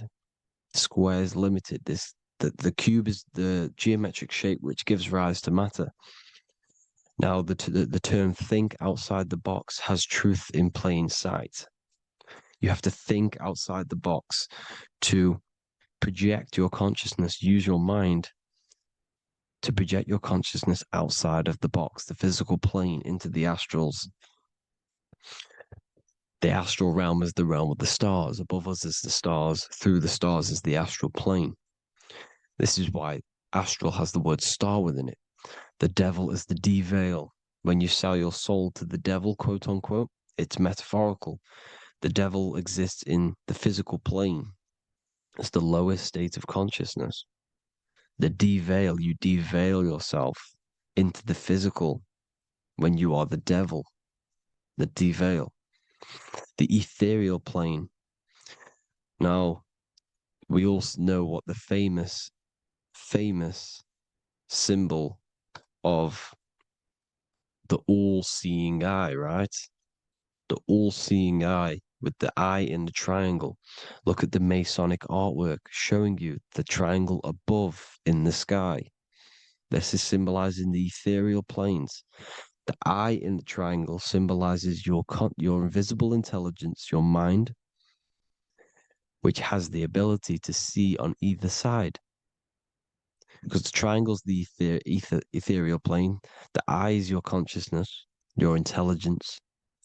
And this intelligence has the ability to see in the physical plane and to see in the ethereal planes, in the astral planes. This is why it's above the earth. It's above the ground. Because it can see here, it can see in the heavenly realms.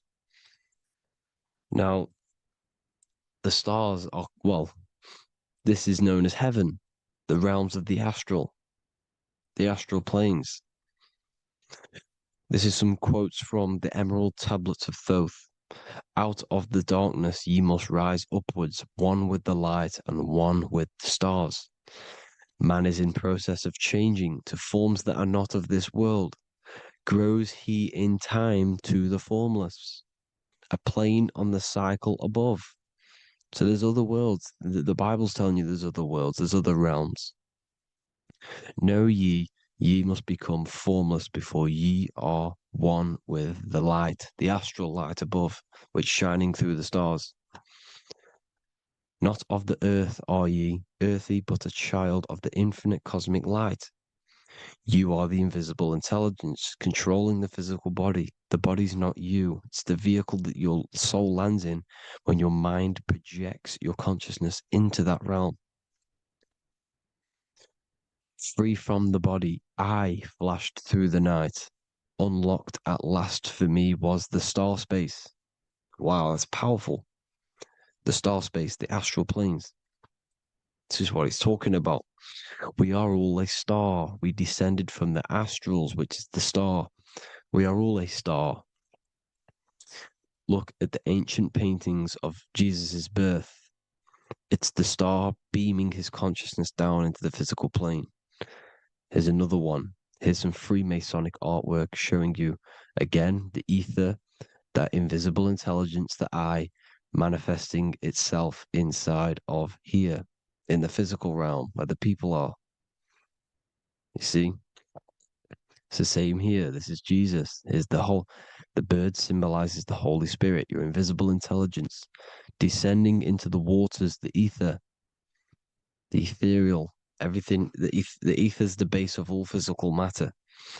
Here's Truth in Plain Sight. Mr. Bean, the famous TV program in England, in the UK. He begins the program like we all begin the program from falling from the stars. He falls down with a beam of light. And this is Truth in Plain Sight. This is false. The aliens don't exist. They're a lie, alien. But this symbolizes the star beaming our consciousness. And when we die, this star will suck us back up. Just like this UFO is doing. It's Truth in Plain Sight. So, this is some more Freemasonic artwork. Going from duality to singularity. Sun, moon, masculine, feminine. Right hemisphere, feminine, left hemisphere, masculine. The consciousness in the center, the balance point. Here's another more Freemasonic artwork. The two pillars, left and right hemispheres, and the invisible intelligence between the left and right hemispheres, the light of the body. This is why light's coming off it. Because it's light, it's pure light. The blazing star. The stairs go from the checkered board, the duality, up to oneness, in between the sun and the moon, the masculine and the feminine. This is symbolizing going into oneness. What did the Emerald Tablet say? You've got to become one with the stars, one with the one with the self. Balancing the two hemispheres so that you can gain, because when the two hemispheres are balanced, you can gain a more deeper connection with your invisible intelligence. Same with the chakras. When the chakras, the 7 seals in the Bible, these are 7 seals because when you conquer the 7 chakras, when you balance the 7 chakras, you then gain a more deeper connection with your internal self. Because your mind is not filled, it's not being ran, it's not being dominated by these 7 deadly sins, the 7 seals, the 7 chakras. These are 7 energy centers which are concealing our true form. Balance makes us have a stronger connection with our true cosmic intelligence. Heaven is even. This is why Jesus is pointing at the heart. The even point is the heart. You got to balance the chakras and live from the heart because the heart is the earth. You're in good and evil. The body manifests the lower and the higher self. The higher self is in the higher parts of the body. Wisdom, intuition, expression. The lower self is in the lower parts of the body. Sex, food, and power. This is how they are trapping your soul, people. Like I said, the mind is the bridge between the soul and the body. So by tricking the mind, not giving it the right knowledge, and keeping the mind stuck in the lower 3 centers, thinking about power, food, and sex, this is low vibrating energy. It's going to keep your mind addicted to the physical realms. Okay? This is why you need to go even, balance, heaven. Okay? I will explain the soul trap in a second, how it fully works. But I'm telling you all the science behind it so you can understand. When you are doomed, you are domed. This is the dome, the firmament, the firmament, the mind. Ment is mind, firm is firm. A firmament is doomed under the firmament. You must have a loose mind, an open mind to expand your consciousness beyond the stars, beyond the ethereal barrier. You have to vibrate higher than this world. Your consciousness must be expanded more than the physical plane. You need to learn how to astral project. You need to learn how to leave the body, how to operate outside of the body, so that you, when you do leave the body, you will have recognition. You'll have knowledge. You'll have practice. But this is as above, so below. The woman's belly is the earth. It's as above, so below. It's a microcosm of the macrocosm. We are the children in the womb. We are the people in the earth being ready to be born into the heavenly realms. As above, so below. It's a microcosm, macrocosm. Everything is in everything on a bigger and a smaller and a larger scale. Now, when the baby figures out that there is a world beyond its mother, what happens? The baby starts to move around and tries to get out of the mother. Because once it starts to hear the external world, starts to hear people, it's going to wonder, what's outside of why am I in here? What's outside? So the baby will force its way out of the mother. It's the same with our minds, as above, so below. When our minds figure out that there are other realms beyond this world, we will seek a way out. This is the womb, the mother earth, mother nature. It's the mother. We're in the womb. We can be born out of this world, which is being born again in the Bible. When you are doomed, you are domed under the dome, under the firmament, the firm mind. The firm mind will keep you under the firmament. Due to the law of polarity, there has to be other realms. There has to be. Because the law of polarity works in this world, and it will work on every scale possible. It's universal laws. These are universal laws. The law of polarity means that there are other realms polarizing this realm. There is a hell, there is a heaven. There is a midpoint, which is Midgard, which is the one we are in now. Earth, heart. Earth is the heart. Heart is the center, good and bad. The balance between good and bad. Your reality is your level of realization.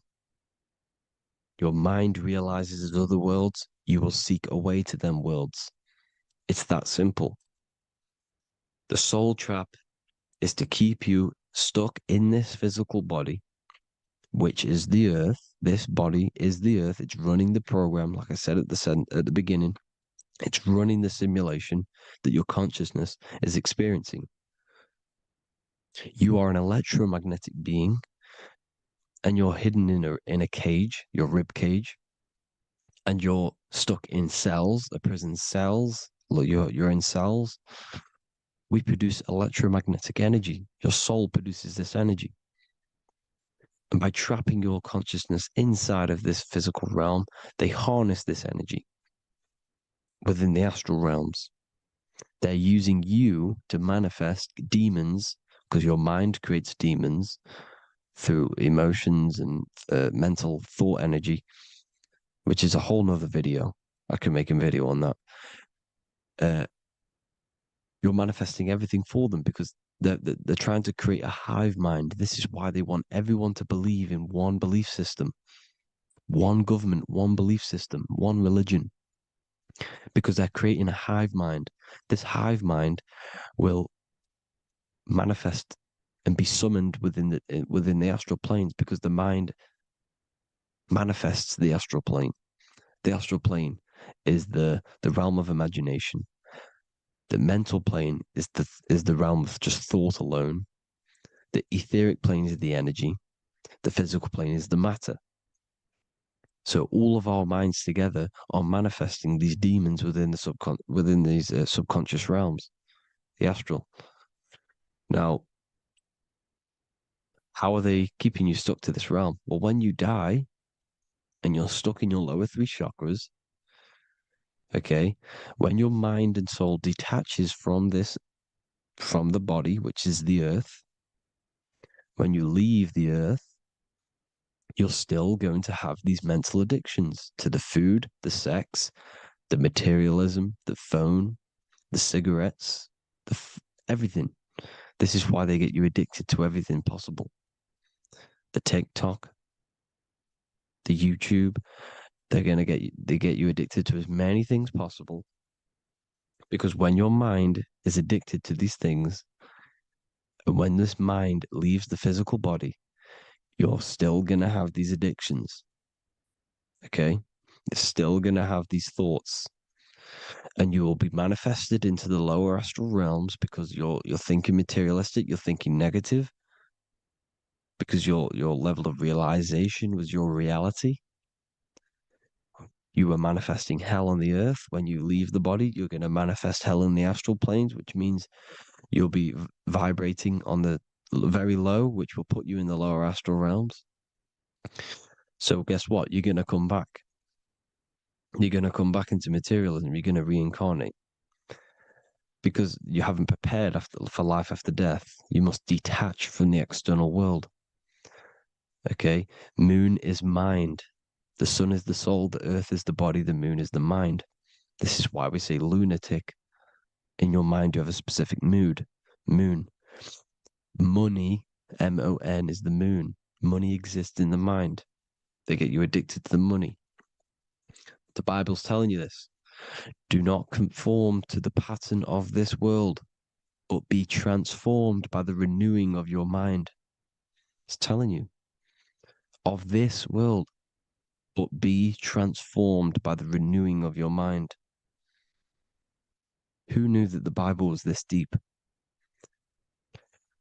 Matthew 16:26, what good will it be for someone to gain the whole world yet forfeit their soul?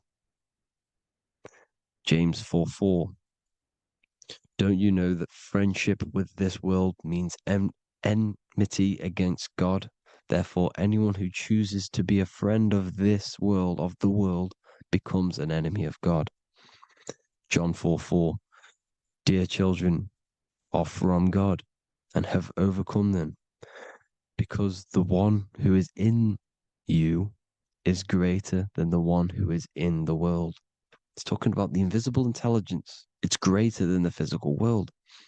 John 2:15, do not love this world, nor the things it offers you, because this world will create you to, if your mind has attachments to what this world offers, sex, money, and power, pretty much,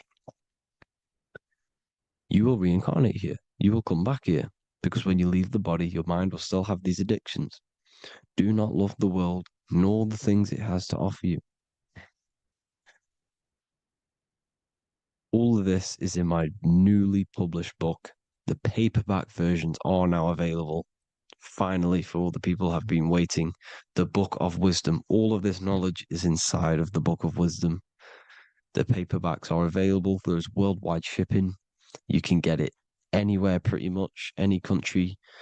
My new website, it's amazing. There's going to be some amazing products coming on the new website. But I thank you all for the support. Before I leave, I need to explain what is going on with the soul trap. Like I said at the beginning, the mind's the bridge between the soul and the body. The body's the realm. By tricking your mind with false knowledge, they are keeping your soul stuck to this realm. They get you addicted to all the physical things, and that is it. As soon as you're addicted and you die, you're going to come back. So by tricking your mind, which is the bridge between the realms, they keep your mind stuck within this body. They keep you in physicality. They deveil you, the devil, the deveil. Thank you all for the support, people. If you do want to join the Academy, all the links will be posted below this video for the book, The Academy. Thank you all for the support and have an amazing day.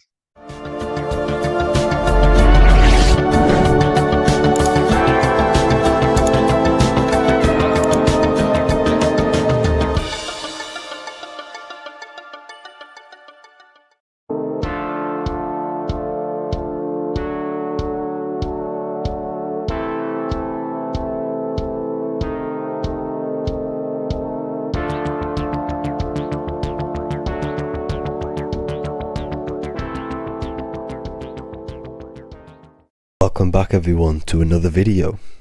Today we're going to cover everything that you need to know about the mind, starting with the two aspects of the mind, the conscious and the subconscious.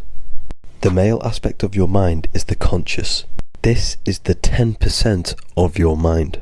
The conscious part of your mind is only aware of everything around you, your vision, your sight, your smell, your taste, your hearing, and your current state of emotion and thought. Every thought that you consciously think about has an emotion directly attached to it. That emotion is then impressed onto the subconscious part of the mind. The subconscious part of the mind is the female aspect of your mind. It is also a whopping 90% of your mind. Subconscious mind is controlling all of the subconscious processes which happen within your body. For example, your subconscious mind is controlling your heartbeat, your digestion of food, and all of the things that you do not have to tell the body to do. It is the hidden part of our mind which is controlling all of the hidden things.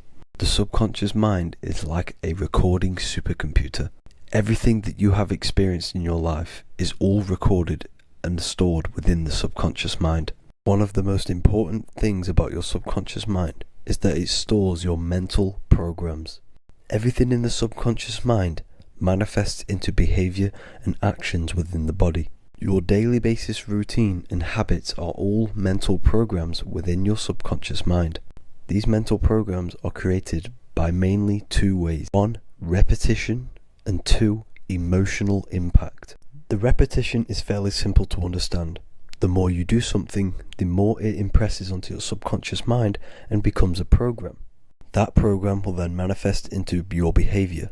However, with the emotional programs, they work a bit different. The stronger that you feel an emotion, the stronger it is impressed onto the subconscious mind. And then that emotion becomes a program. For example, you had a very traumatic moment happen when you were a young child. The emotion that you felt was so strong in that moment that it impressed into your subconscious mind so hard that you can recall that moment like it was yesterday. That traumatic event that happened to you when you were young will still manifest into your daily basis behavior even to this day. However, it manifests subconsciously. For example, if you were in a car crash, you will be wary to enter cars with certain people. All because of that traumatic emotion that you felt and impressed onto your subconscious mind. Another example of the subconscious manifesting into our behavior is posting on Instagram. Most of the time, the reason why you post is because your subconscious mind is seeking gratification. So before you actually do something, question yourself and find out the root cause of why you are doing this. Another thing that you need to understand about the subconscious mind is that it takes everything you say and hear literally.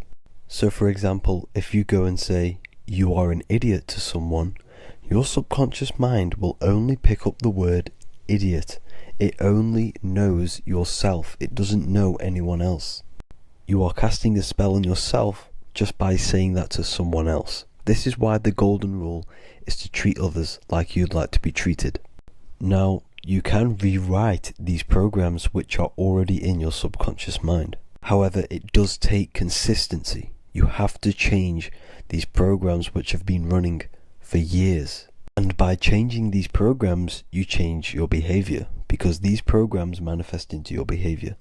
The best way to do this, personally, is to listen to affirmations first thing when you wake up in the morning, and do this for 10 minutes every single morning.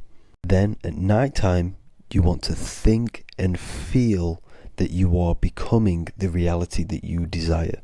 The more that you feel this reality, the more it will become a program and impress your subconscious mind. For example, you're trying to gain financial freedom. If you trick your subconscious mind into creating a program saying that you are financially free, this will manifest into your behavior. You will start doing more work. You will start looking for ways to make money. Your mind will be set on the frequency of money and financial freedom. Therefore, you will receive thoughts based around this program. If you take enough action, your life will dramatically change because of this program that you created in the mind. This is why we call it a mindset, because your mind is a frequency tuner which sets its frequency onto different thoughts, because thoughts are frequency. If you fill your mind with a specific frequency, you will gain thoughts and ideas based around that frequency. To create a stable mind, you need to master your emotions. You need to change your mindset. Everything that you experience is neutral. Based upon the mindset that you see it, you either give it a positive or negative charge. By understanding this deeply, you will then control your emotions. I hope you gained some wisdom and enjoyed this video. Please, if you can, leave a comment and a like, and subscribe to the channel if you like this content. Love and light to you all.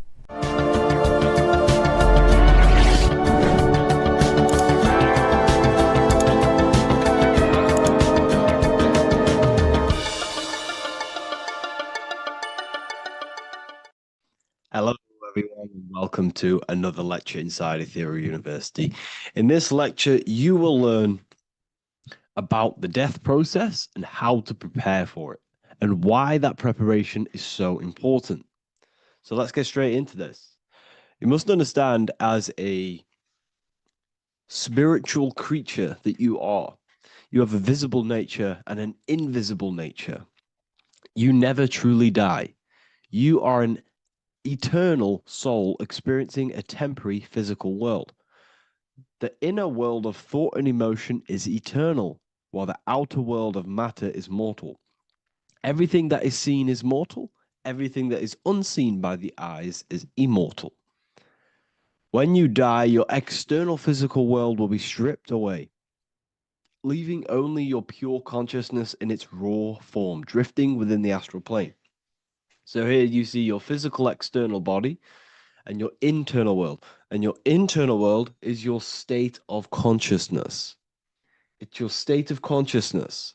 Your thought and emotion is one overall state. Okay? So you must understand these planes. You have the physical body, the etheric double, an astral body, a mental body, and the Buddhic body. When you die, you leave the physical plane. Then you will more than likely leave the etheric plane, because the ether acts as like a portal. Everything comes out of the ether and returns back to the ether. I can break that down in another video in electromagnetism. But electromagnetism is ether, energy coming in and out of the ether. You will, every single day you die, every single day. There's a cycle of life and death occurring all the time. Every single day, you go to sleep, you go back, your consciousness slips back through the ether. And then when you wake up, your consciousness comes back through the ether into the physical plane. Death is just a bigger macrocosm of the microcosm cycle of life and death. So you will return back to the astral, which is the realm of imagination, infinite possibilities. And this is where thought forms start to manifest. Okay, so depending on how advanced you actually are mentally and emotionally, will depend how long you stay in the astral. Now, what we must understand is that there is many different components to the astral. We have the higher astral, the middle astral, and the lower astral. These are all vibrational states. So if your mind and soul is operating in lust, lust, desire, hate, food, physical addiction, smoking addictions, then these are quite heavy. These are quite heavy attachments to your consciousness, and they're quite low level desire, which means they have a low vibration.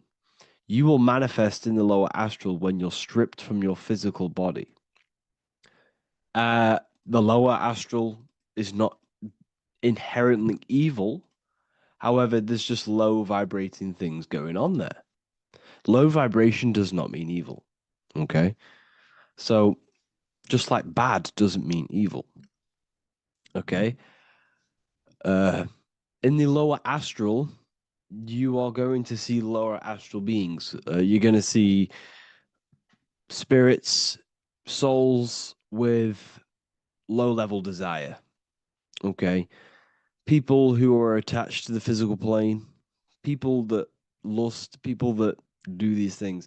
Technically, this is hell, but you can escape it by escaping yourself. Now we're going to break all this down. I'll break all this down properly once you understand the full context. So depending on your level of desire, you will manifest in a corresponding layer of the astral plane. If your mind is still attached to the low physical desires, you will find yourself in the lower astral realms. But if you have few desires and have detached from the worldly attachments while you are encased in a body, then you will rise into a higher or middle astral plane, mainly the middle. Okay. The higher astral plane is very formless. So as I broke down here, this is, the physical plane is the lowest dimension. This is the most form, the most matter. It's quite heavy.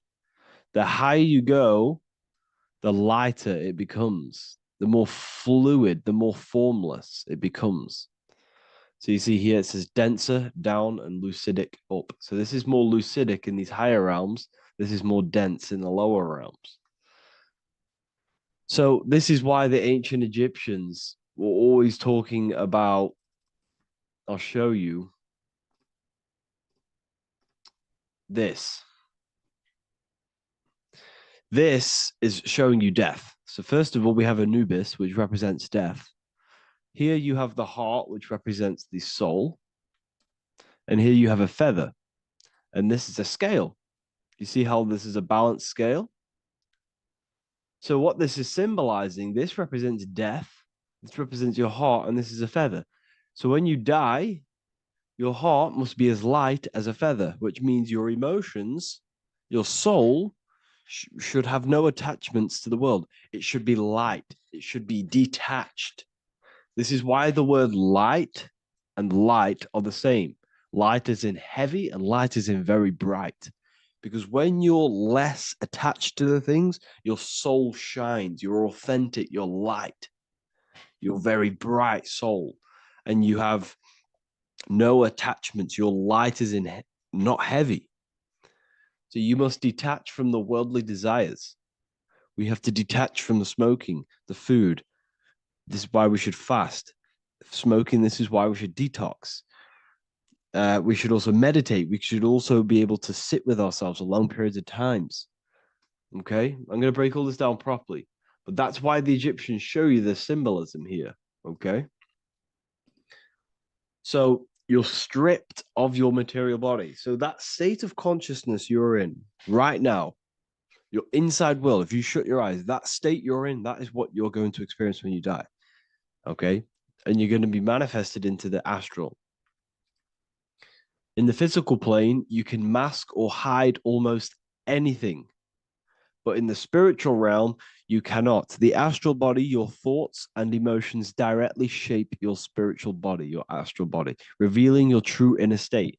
So your desires that you can hide in the physical plane, your emotions, your thoughts, you can't hide any of that in the spiritual plane, in the astral plane. That will directly shape who you are, your color of your astral body, and your astral body as a whole. So here we have Kim Kardashian. If you could see this lady's astral body, you would run so far that you would be horrified for the rest of your life. If you could see their spirit, their astral form, it would be horrific, because their mind is so attached to, physical things, so attached to desire, money, fame, worship, power. These people do not want to die. These billionaires and millionaires will never want to die. They will do whatever they can to stay alive, because they understand what when they die, they have to face themselves. They have to face their inner world. And their astral body, their true authentic self on the inside, is horrible and horrific and so low vibration. So this is where it comes in. You must be as light as a feather. This is what the Egyptians are showing you in their artwork. Your soul must be as light as a feather. In order for the soul to ascend to a higher plane and not look at that physical plane and say, I want to go back, or I want to desire things down there, you must detach now and prepare for death. Hell is not a place. It's your own personal suffering born from within. If your mind and soul are deeply attached to mental fixations, emotional wounds, and physical addictions tied to the material world, that pain will follow you into the astral. This is your true judgment day. You judge yourself when you die. You see your authentic self. There's no hiding. Right. Imagine right now that you that everything you cling to was stripped away. No matrix, no electricity, no food, no TikTok, no phone, no possessions, no distractions, no one else. Could you sit alone with yourself for just 1 hour? Could you sit alone with your thought and emotion? That moment of truth is what you must begin to prepare for. Could you sit alone with yourself? Can you sit alone for long periods of time and just think? And if you cannot, then you're running from your internal world. You're running from your thoughts. You're distracting yourself from your thoughts. This is what we must address. Now, don't feel bad if this is you. We've all have problems. We all have internal problems. But this is what we have to face directly in order to prepare for life after death. We must meditate for long periods of time. Not even meditation. We should be able to sit with ourselves with no distractions and just think. This is what the people of the past used to do when we had no technology. People would sit and think for hours. This is what we need. Because if you cannot sit with yourself, imagine sitting with yourself with no physical body. That's the level that's going to happen. And we need to prepare for that. The soul and mind must become as light, as weightless, as radiant as a feather to ascend to a higher plane and move beyond the physical life. To rise, they must release heaviness, attachments, burdens, fears, and desires. The lighter and brighter your inner being becomes, the more freely it can rise into a higher state of existence. Ascension is not about going somewhere, it's about becoming something pure, clear, and luminous. Okay, this is very important. Very, very important. We must detach from the worldly things. So enough of that. How do we do it? How do we attach? How do we prepare? Number one, you must detach from the material things. Start loosening your grip on things, possessions, titles, even identities. They are temporary. Appreciate them, but don't let them define you. Let nothing outside of you define you. Nothing. Your name is not you. Your job is not you. Your reputation is not you. Your bad past is not you. Your good past is not you. Your business is not you. Everything outside of you is not you. Now, what I'm saying is, I'm not saying go full right-hand path and never care about anything physical, never care about your family, don't love your family. I'm not saying that. What I am saying, love these things, love these outside things, but do not become attached and do not let them define you. You must be okay with losing anything that is outside of you. You must be okay with that, because you must understand the physical plane it's promised that everything is temporary. Everything is temporary in this plane. So don't ever think it's going to be there forever, because it's not. And you must remind yourself, not remind yourself, but I think about this sometimes when I start becoming a bit attached to work and stressed. I just remind myself that this is temporary. I'm going to leave this world one day and I'm not going to care. So you must have the balance. Okay. The balance is key. You can go down that right-hand path and just fully cut off from the world like a monk and shave off your hair, disconnect from the physical world. You can do that. That's not wrong. There's different paths in life. You have the left-hand path, purely physical. You have the middle path, which is balance between the physical and spiritual. Then you have the right-hand path, which is monk mode, where you fully disconnect from the world. They shave their hair off to disconnect from the physicality. They meditate for long periods of time. This is what they're doing. They're preparing for death. Monks prepare for death. They understand this. They understand that you don't die. Your inner world is the true world. The inner world is the only world that exists. Everything outside of you is an extension of you. Number two, cleanse the mind. Watch your thoughts. Are they rooted in fear, anger, regret, or craving? Meditation, mindfulness, and inner reflection help purify the mind. The cleaner your thoughts, the lighter your spirit. So your astral body is formed by your thoughts. It's formed by your emotions. If you sit around thinking about eating all day, you're going to have a very heavy astral body. It's going to manifest in the lower planes. But if your mind is thinking about good things with good intentions, love, knowledge, expansion, you're going to manifest even the middle or the higher. And there are ways to even ascend out of your astral body. Yes, you can ascend out of your astral body and out of the mental body. But that's all very advanced, and I'm not going to teach that yet. I'll make another video on that, but you can ascend from them bodies. The astral plane is not the end. You can keep ascending as a soul until you're left with just the pure essence of the soul. But we're going to, anyways, cleanse the mind, reprogram the limiting belief systems, let go of mental attachments. And the way you do this is by getting a piece of paper and writing down every single attachment that you have. And you're going to realize, dude, there's more than you think. Okay. We have to detach from these. We have to. 4, practice presence. Can you sit in silence with yourself? The more at ease you are with your own inner being, the less you'll feel death. The afterlife is just an extension of your inner world. It's so important. This is so, so important. Can you sit with yourself? If you cannot sit with yourself, you have some inner work to do. You have some thoughts to address, some beliefs to address, and some feelings to address. Okay, so practice sitting in the present, meditation, or just literally sit there and try and be okay with yourself. And if you can't be okay with yourself, then there's something you need to address, whether it's a belief system, whether it's an emotional trauma, or something.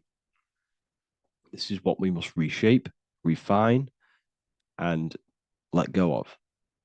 Live truthfully, speak and act from your soul, not from fear or ego.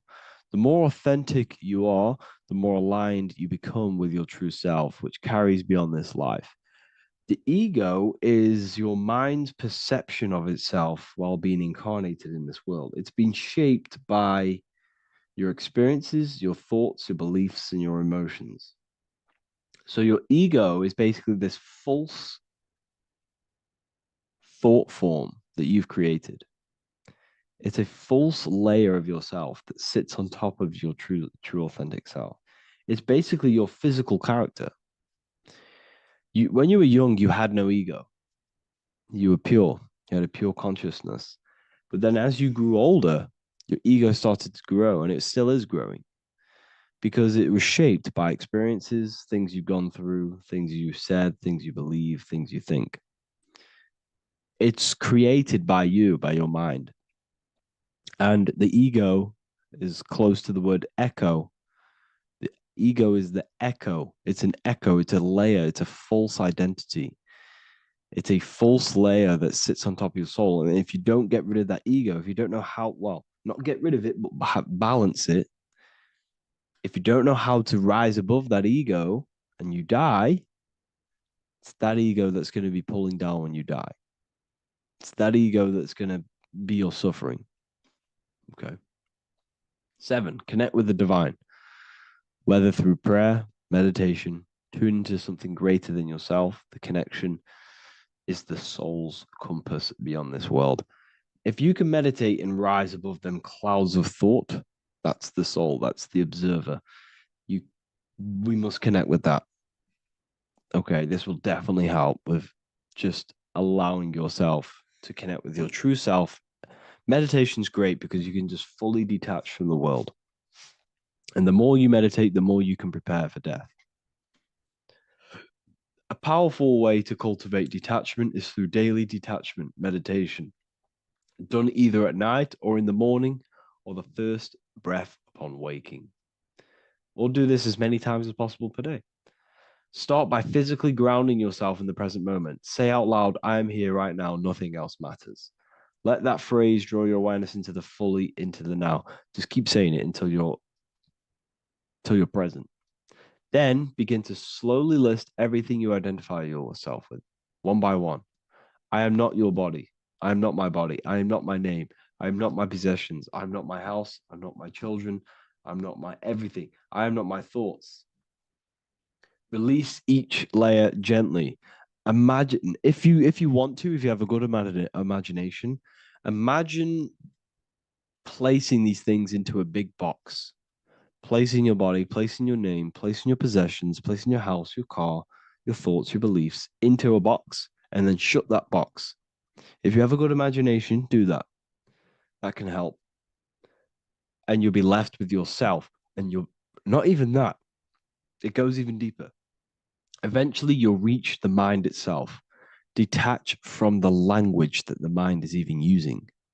Now, that's very difficult. And not many people have ever thought about that, and they've ever even been there. Detach from the language that the mind is using. Think about that for a second. Your mind is not what you actually think. It goes very deeper. Your mind is not that little voice. It's that voice that the language is using. So even the language is a spell on your mind. Okay, it's an attachment. Eventually, you'll reach the mind itself, detached from the language it uses, the voice in your head, the need to define. What remains is something beyond thought and beyond words. I can't even describe what's left, because words, once the language is gone, it's purely metaphysical. All I can say it is pure awareness, and it's symbolized. This is why symbols are so amazing, because they can symbolize things that are beyond words. A flame, it's just a flame, and you won't be able to understand that until you've been there. It's just a flame. It's pure cause. Words can't describe it. You'd have to experience it. Connect with this essence daily. This is truly who you are. So this is a great way to detach. We can do these detachments every single day during meditation. This will definitely help over long periods of time. Of course, you're not going to be ready tomorrow for death, but just try and prepare for these things. This is the whole reason people used to meditate. It's the whole reason why people do these spiritual practices, because they understood that this plane is temporary and your soul moves on from this plane. And you'll never truly believe in the soul until you experience it. So I can show you these things, but you must go out and experience it. The soul is real, but you won't understand unless you cast off everything else. Okay. So I hope this video helps. It's a very deep video. I'm going to be making more of these stuff, of more self-mastery. And of course, we've made the self-mastery section now. So I'm going to start filling up this place with lectures. And I think it's a great time to start this, because a lot of people have been asking on how to master yourself, prepare to death. So hope this video helps. See you in the next one.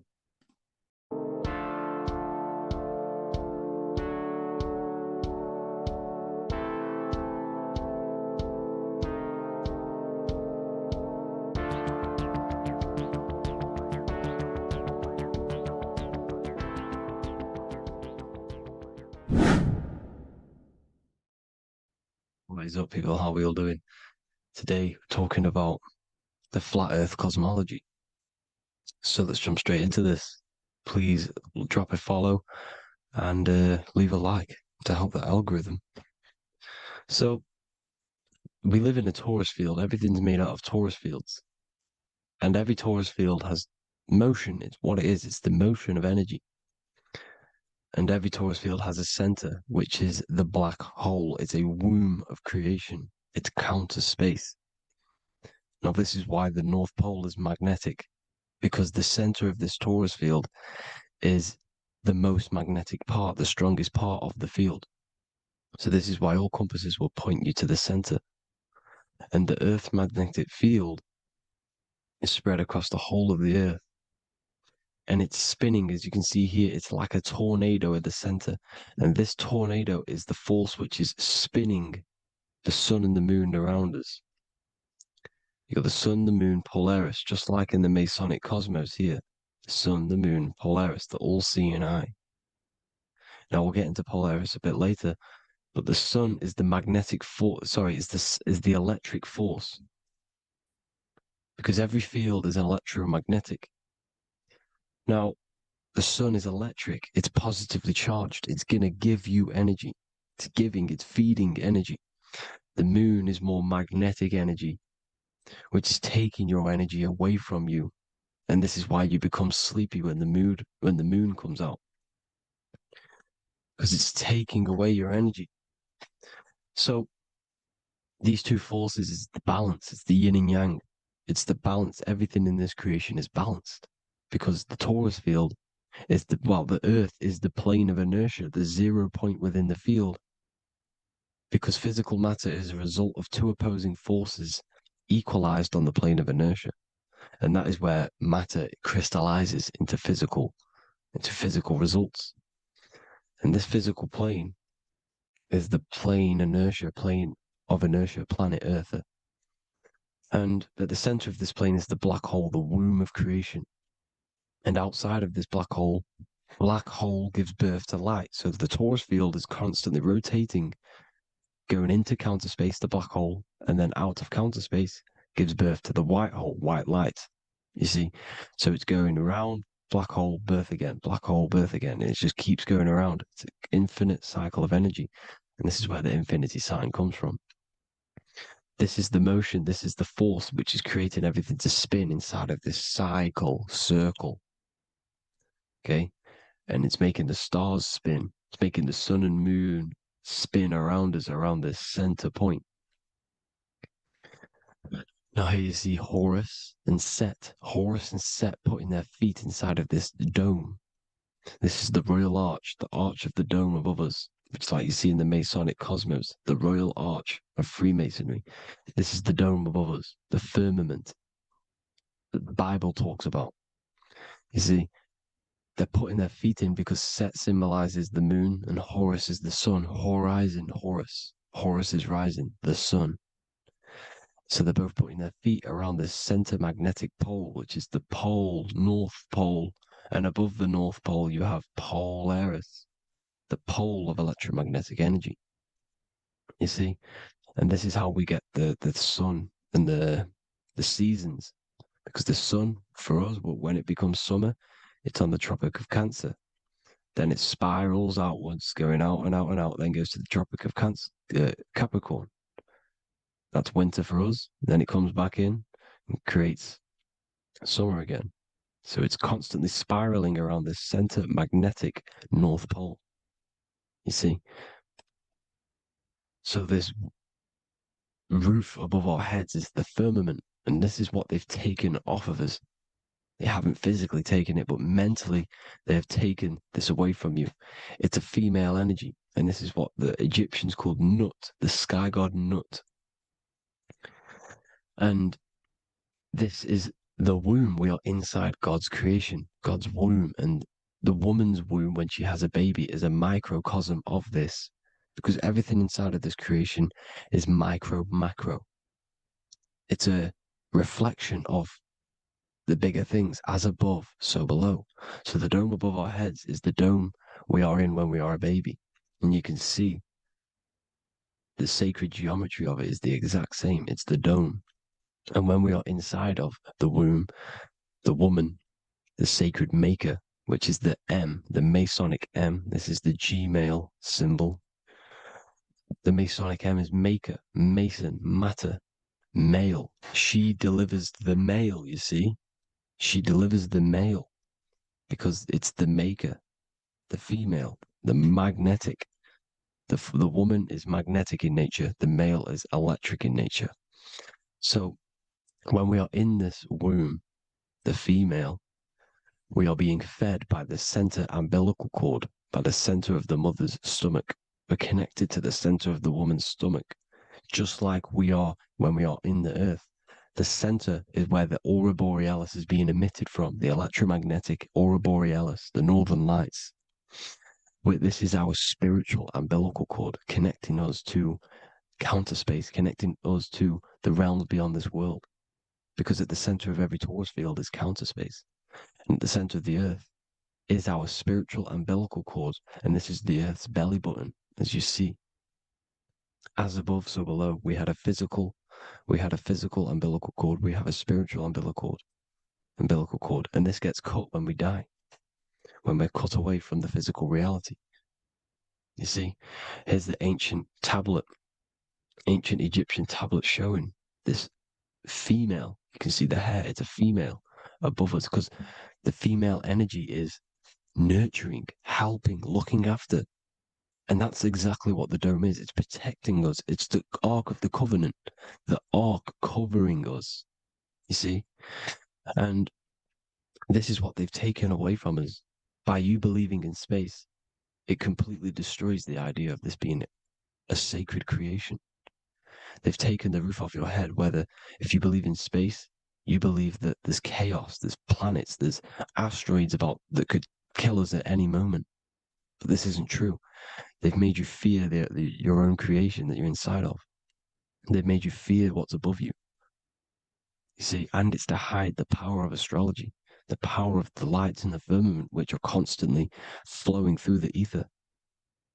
These powers which are above us are sending rays down to the earth, which are influencing our psychology and how we behave. And this is what astrology is. It affects human consciousness. It interacts with our consciousness. And there's a different energy every day because the planets are in different houses, different alignments. And this is, we'll go into this a bit deeper later on. So the world tree, this magnetic north pole, the pole of electromagnetic energy, was symbolized as a tree, the great tree at the center of the earth. You see? And this tree is symbolized everywhere. You can see here how the center person, this Egyptian person, is holding up the sky. This is the North Pole, the hyperboloid, at the center of every torus field. And this tree was in the Mayan cosmology. This is an ancient depiction. This is the torus field. There's the plane of inertia. Here's the center tree. Here's the tree in the center, the magnetic North Pole, the woman holding the stars. Is the Hindu with the two birds symbolizing the sun and the moon revolving around this center tree. The Mayan tree, his Horus and Set around the North Pole. They all knew this flat earth cosmology. They knew these secrets. It's so sacred you understand the creation that you're inside of. Because if you don't, you'll be led astray. You don't know where you are. You're lost. You see? And here's the Masonic art with the rays of the stars coming down with the tree in the center. So it was personified as a tree. And we are in Asgard, Midgard, the middle garden, where there's good and evil. So the 7 layers of heaven, which is talked about in the Quran. Each planet has a different layer of the firmament, and this is the 7 layers of heaven, and these are our 7 layers of the energy centers in our body. So we start in the stars, so we are stars in a physical body. And this is why we say Mr., sister, fraudster, sinister. Stir is star, and we are in the stars, and our star descends into the soul system, not solar system. And as we descend into the soul system, we enter Satan's kingdom, Satan's world. As it says in the Bible, Satan is the god of this world. Well, if you've been into my research for a while, you know Satan is Saturn. Saturn's world, because Saturn's the outermost ring. He's the Lord of the Rings. And you enter his kingdom, the kingdom of time. And this is why Saturn's the time god. As soon as you go past the rings of Saturn, you're now in the soul system. You're now in time. You're now bound by space and time. And you're bound to the earth plane, the heart. Earth is heart. It's a rearrangement. It's an anagram for heart. And the heart of the electromagnetic color spectrum is green, and that's why the earth is green. And above green is blue, and this is why the sky is blue. In order to go to heaven on the macro scale, you have to go through the blue sky, through the 7 layers of heaven. In order to reach heaven in your body, whilst you're here, you have to go through the blue chakra to your head, which is heaven. It's micro, macro. Everything is micro, macro inside of this creation.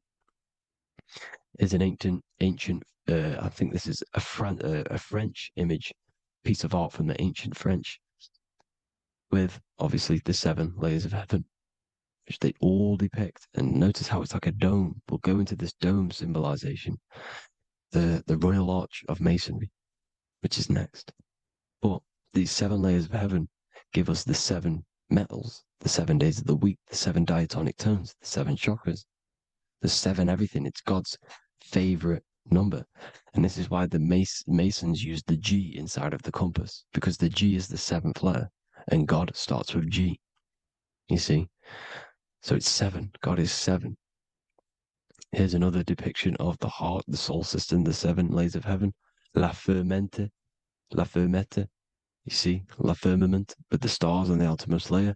Here are the 7 planets: Jupiter, Mars, Le Soleil, the sun, La Luna, the moon. So Saturn. So we are in the heart of this solar system. In order to ascend, we need to ascend up our chakra system, reach 144,000 hertz, God consciousness, the God man. You have to unfold God man, master of the mind, mastery of the mind. So what are the stars? The stars make everything unique.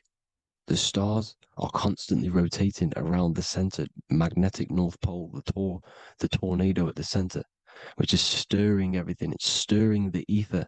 The center is the ether, and the 4 elements are born out of this ether. There's 5 elements: ether, spirit, water, air, and earth. The ether gives birth to the 4 other physical elements, which the whole of creation are made out of. About them 4 elements. 4 is the number of stability. You know, a chair, a table has 4 legs. It stables things. It's a foundation, and these 4 elements are the foundation of this creation. You see, and this magnetic North Pole is stirring this, and the 4 vibrational states of the ether are the 4 elements. Now let me get back to the stars. I just wanted to give you that. The stars are being stirred around this center point. Center. It's stirring everything. And they're always in different alignments. Every millisecond they're moving in different placements of the stars. And the planets are called the 7 wanderers because they're not fixed. The stars are fixed. But the planets they're called the 7 wanderers, the 7 layers of heaven, because they move faster and slower than each other. Each planet is slower and faster, has a different rate of speed it's moving. So these alignments are mixing in with the energies of the different 12 constellations. And this is why you have a unique characteristic. You have a unique look, a unique energy, a unique personality. This is because when you were born and you took your first breath, that energy which was in the ether, because the ether is all around you, and energy travels through the ether. The energy that the stars were casting down and the energy that the planets was mixing in with the 12 constellations was in the ether. So when you came out of the womb and your first breath, because breath is spirit, okay? So that first breath you took, that is the energy that is imprinted within your DNA, your soul. And you reflect that energy, you emit that energy. That's the energy that is with you forever until you die, till this physical body dies off.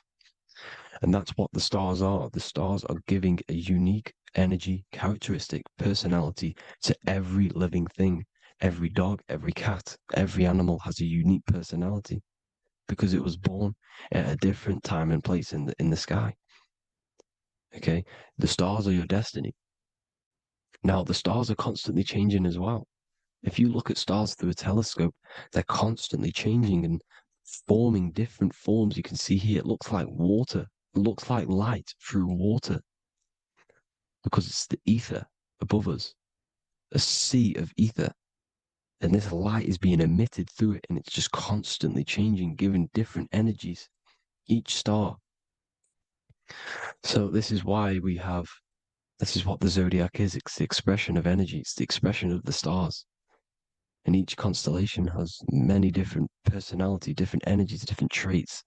Each planet has different traits, depending where your planets are, depends what energies you hold.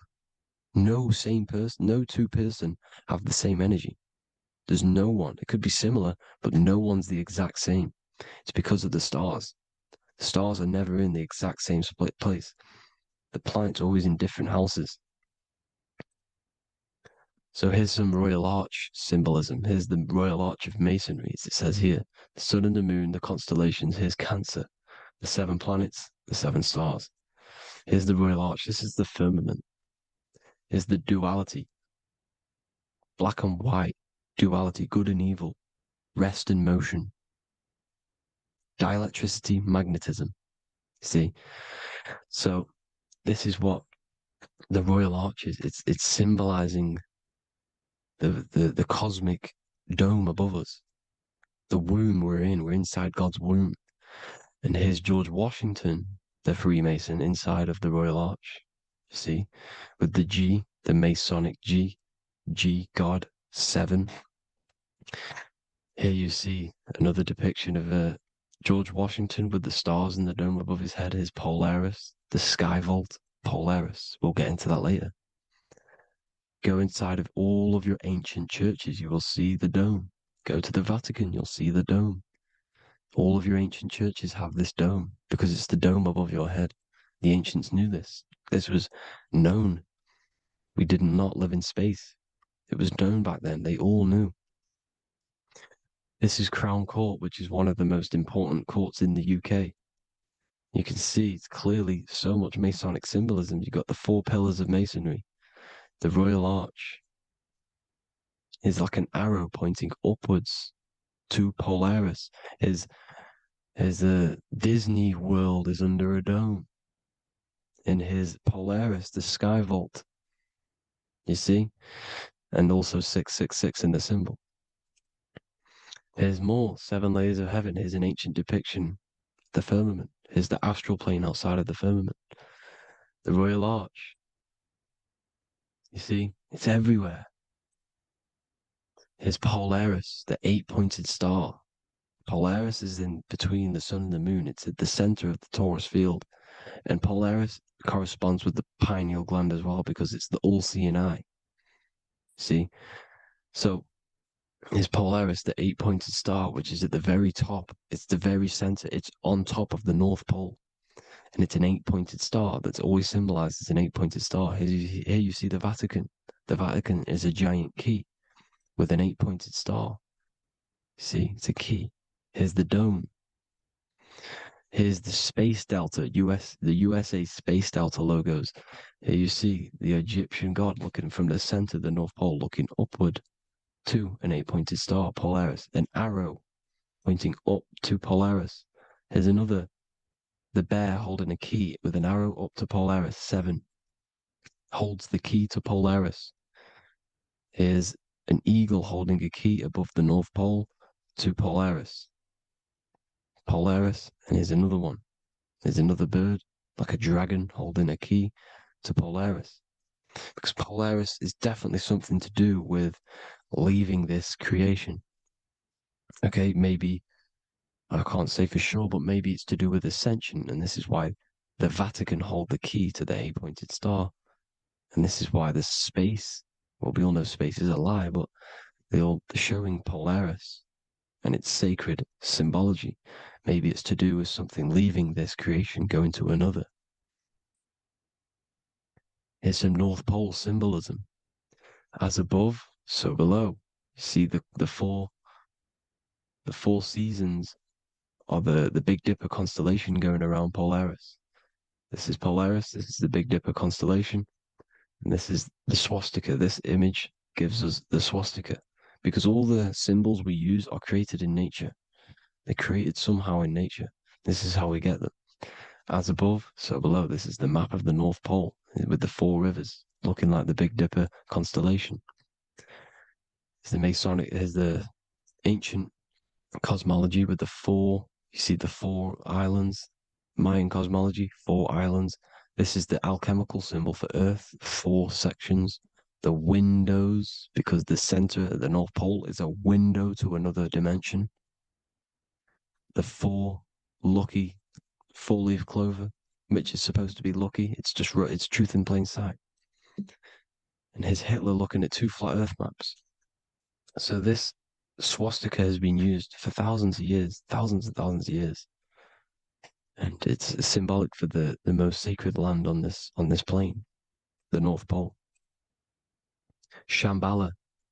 Do some research on Shambhala, people. It's a it's a Hindu mythology about the sacred lands at the center of the earth.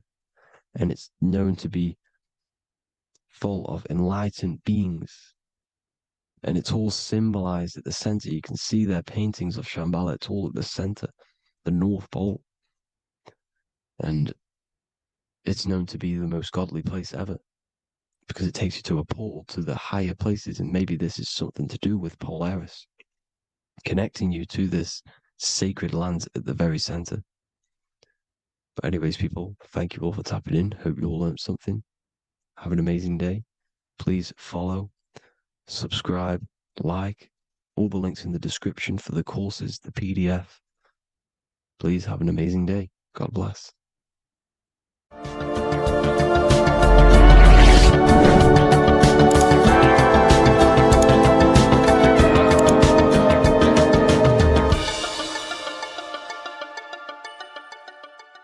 Is that you are eternal. You will never ever die. So when you close your eyes, you have an internal world. Internal world is mortal. It will never die. The inner voice, the inner thoughts, the inner emotions will never die. But the external world will die. So you have an inner and outer world. And the inner world is infinite, it's limitless, it can think anything, be anywhere in the world, be anyone. Imagination, thought, there's no infinite potential.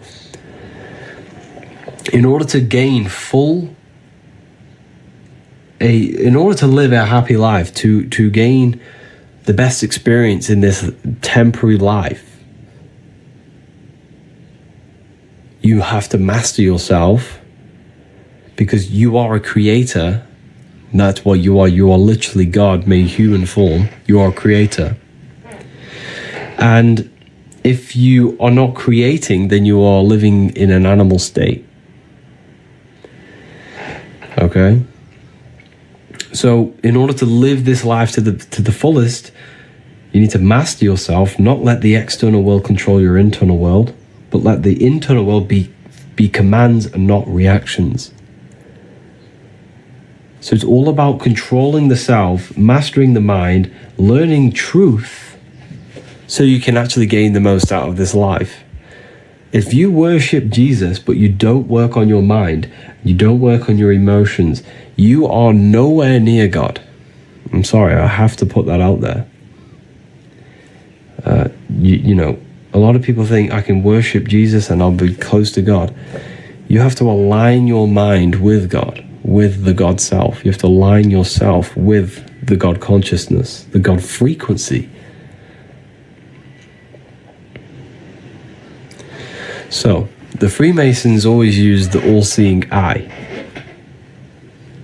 The all-seeing eye. The eye needs light to see. The eye needs light to see. How? I'll go over how in a second for you. Sorry about that. The eyes need light to see. So we have one eye, which represents the inner eye. So when we close our eyes, we have an internal eye, internal thoughts, internal vision. Imagination, we have an internal vision. We have an internal thought, internal emotions. In order for our mind to perceive the self, it needs light. What's light? Information. Information is light. Why is information light? Because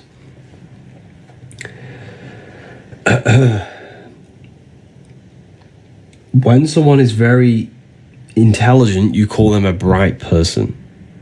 You call them they're very bright. Because information is light.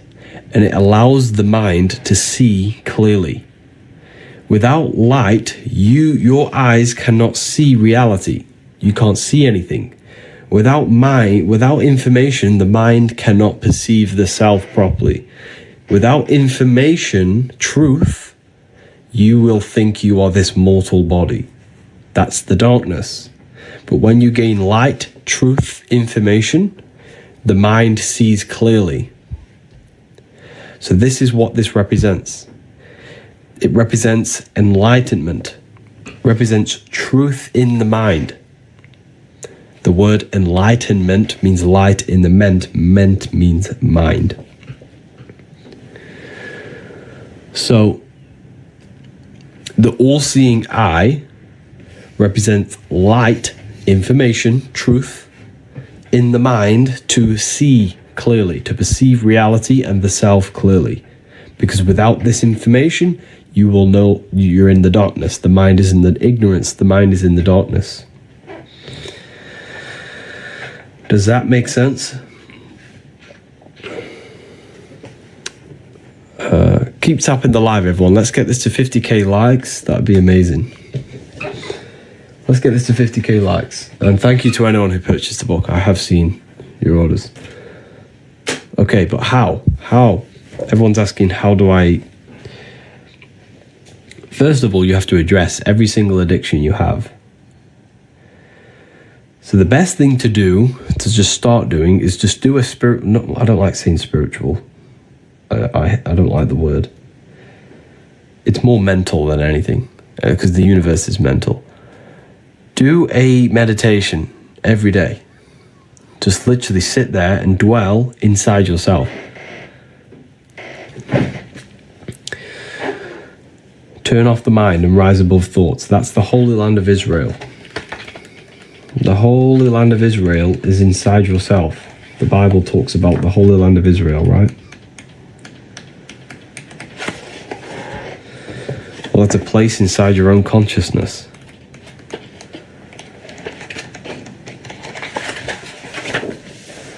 Israel, Isis, Ra, and El. How do you get to El? This is the Holy Land. The Holy Land symbol is an upward triangle and a downward triangle. The feminine downward triangle, the male upward triangle, combined. The combination of the two brains, the combination of the masculine and feminine. The way you align your brain hemispheres is how you reach the Holy Land. And you simply literally just do this by meditating. But when you meditate, you can literally just align your brain hemispheres. And you can also do this in various other ways. You can listen to 2 different frequencies at once. Because this ear is connected to this brain, this ear is connected to that brain. And when you place 2 different frequencies, the 2 brains work together to harmonize the frequency. So you actually sync the brain hemispheres. So you can actually do this by just holding your hands. This is why we pray.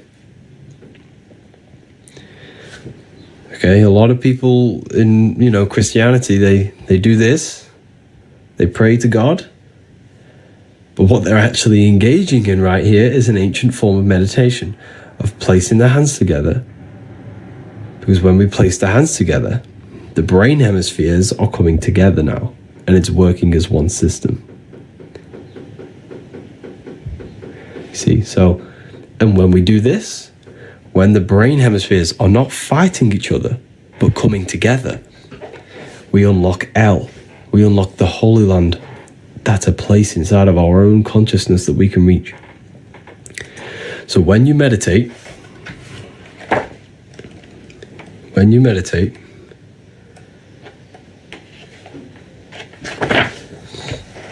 you need to turn off the activity of the 5 senses. Your 5 senses, your thought, emotion. Then you have your observation, you. You are the observer. The observer is you.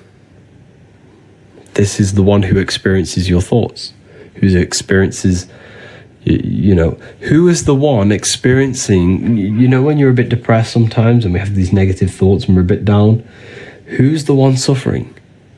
The body's not suffering. The mind is not suffering because the mind's what's producing the thoughts. That's the soul. The soul is what suffers. You are the soul, not this body. When you are suffering from a mental illness, who is the one suffering? Does that make sense? Does that resonate with you now? Have you really felt what the soul is? Because that is the best way for me to describe what the soul is. Yeah. That is the best way. Yeah. So the soul is the one who suffers from the mental illness. Or from the good, when you have good thoughts. The soul is what feels good. That's you. You are the invisible soul, right?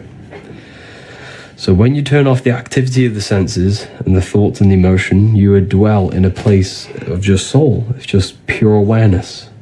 And that is the Holy Land of Israel. So the Holy Land of Israel is not a real place on the land, but a place inside your own mind that you can go to by turning off everything. When your thoughts are racing, when you're stressed about bills, when you do all this and that, just turn it all off and dwell in the Holy Land, where pure love and pure peace is. So you can literally go there yourself. It's a holy land within your own mind, within your own skull. There's a beautiful place. A beautiful place you can go where there is no problems. And you can go in there every single day and every single night. And when you connect with that more, on a daily basis, you connect with this, the soul, you can literally unfold your purpose. You'll gain downloads, you'll gain information, not gain information, but you'll have realizations. And you can be easily more guided by your soul, and you're more in tune with yourself. You gain more intuition because you're in tune with yourself, with your soul. And the soul speaks to you through emotion. The soul speaks to you through emotion. Okay, so when you have negative thoughts, when you feel down, when you feel horrible, that is your soul telling you something, that something's not right. You're stagnant. I get it. When I don't make much progress, the soul is always craving progress. It always needs progress, and always, not progress, but learning.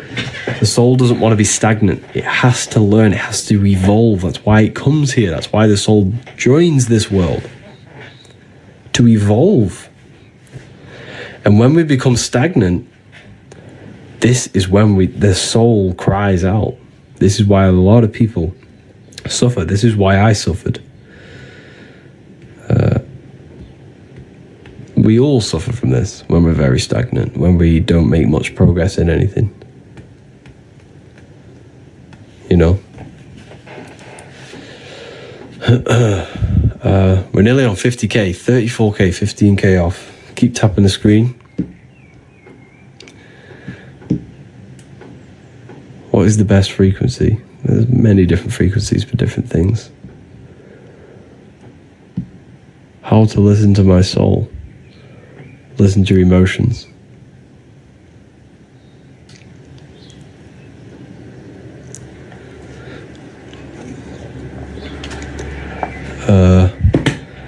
The book is the book that I've wrote myself.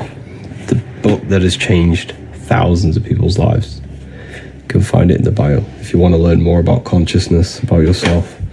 But wait until we hit 50k, because when we hit 50k, I'll release 5 codes for people to use, and you can save some matrix tokens on it. Save some money on it.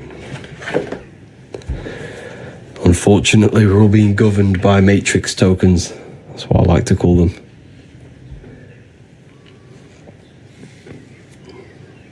Why is money so important? It's just a system created. It doesn't really exist. So yeah, if we get this to 50k likes, I'll drop the coupons for everyone. My second book arrived today. Oh wow. Enjoy it, Patty. Let me know what you think of it. Why can't we buy volume 1? You can. There should be... Is it not working? Let me have a look. It should be working.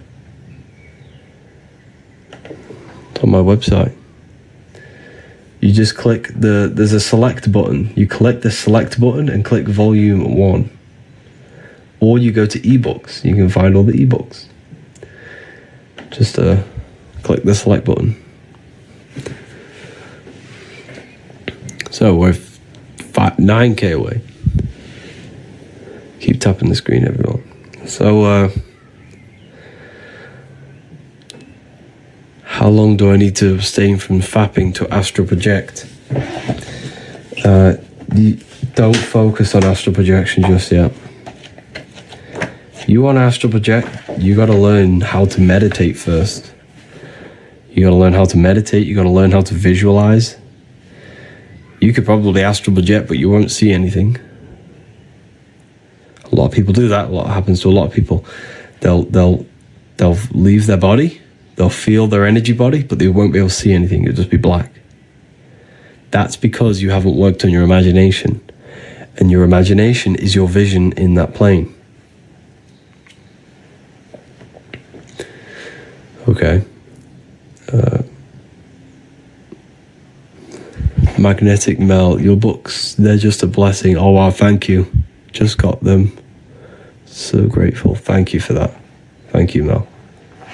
How did you learn this stuff? Luckily, I had a lot of time, and I literally locked myself in a room for like so long, and I just researched and researched. I knew there was more to life, and I just wanted truth. That's all I cared about. And yeah, that's pretty much what happened.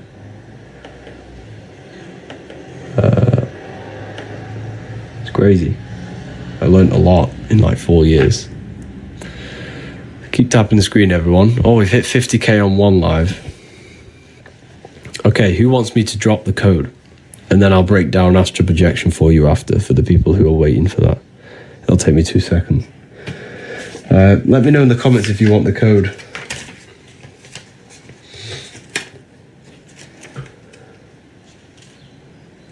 Tips to meditate. Okay.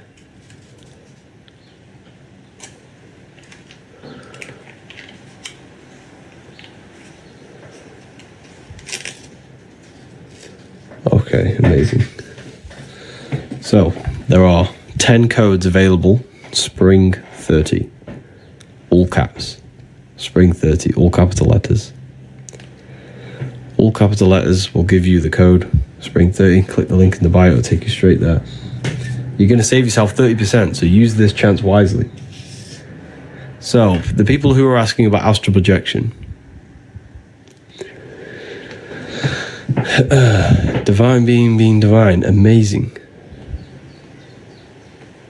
Amazing. So, the people who are asking about astral projection, where's the code? The code's here. Spring 30, all caps. There's 10 available, so you'll have to use it quite quickly. So, in order to astral project, we have to purify ourselves. Not only purify ourselves, gain control over ourselves. Why? Because, like I mentioned before, it happened to me when I first started astral projecting. I used to astral project. I used to get out of the body. I'd enter the spirit. You can feel it. It literally feels that. That is what you feel. This buzzing, light sensation. There's no weight. You're literally just light. It's so weird. It's the weirdest feeling you'll ever feel. But it's just a surge of energy. It's literally just an energy light body. You'll feel yourself leave and gravitate upwards. However, you won't be able to see. Because the imagination is the vision in the astral plane. This is what Freemasons call spirit vision. This is what we call imagination. And don't you think it's crazy how when we use our imagination, we're considered crazy in our society? People just say, oh, you're just imagining things. He's crazy, he's imagining things. Don't you think that is crazy?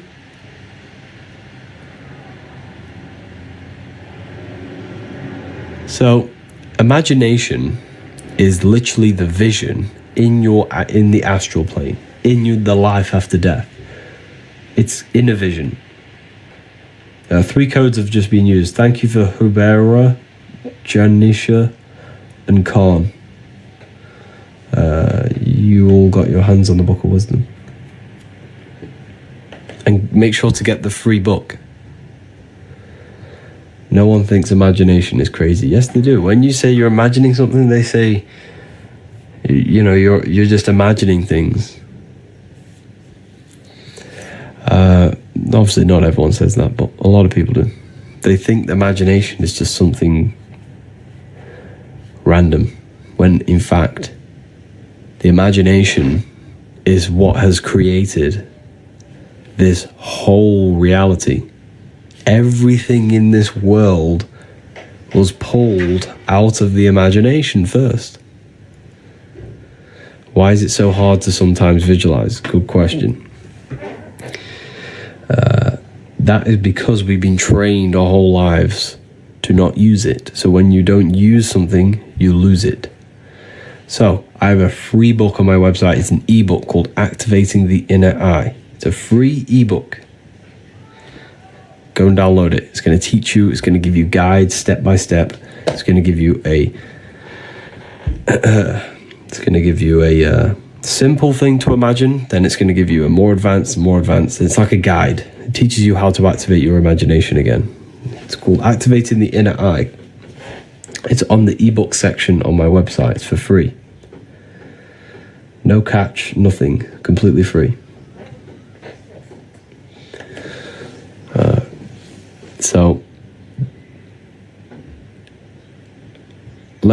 So this is why a lot of people can't. So in order to astral project, we have to first learn how to meditate and keep the mind in one specific thought or one specific attention. The mind must be addressed on one thing and one thing only for long periods of time.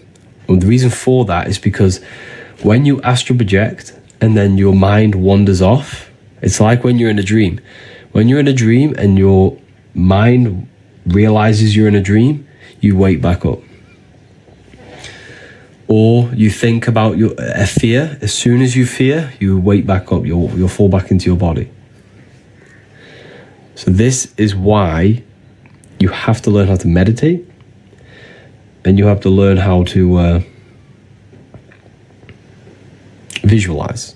These are the two components to astral projection: meditation, visualization, and the third one is stillness.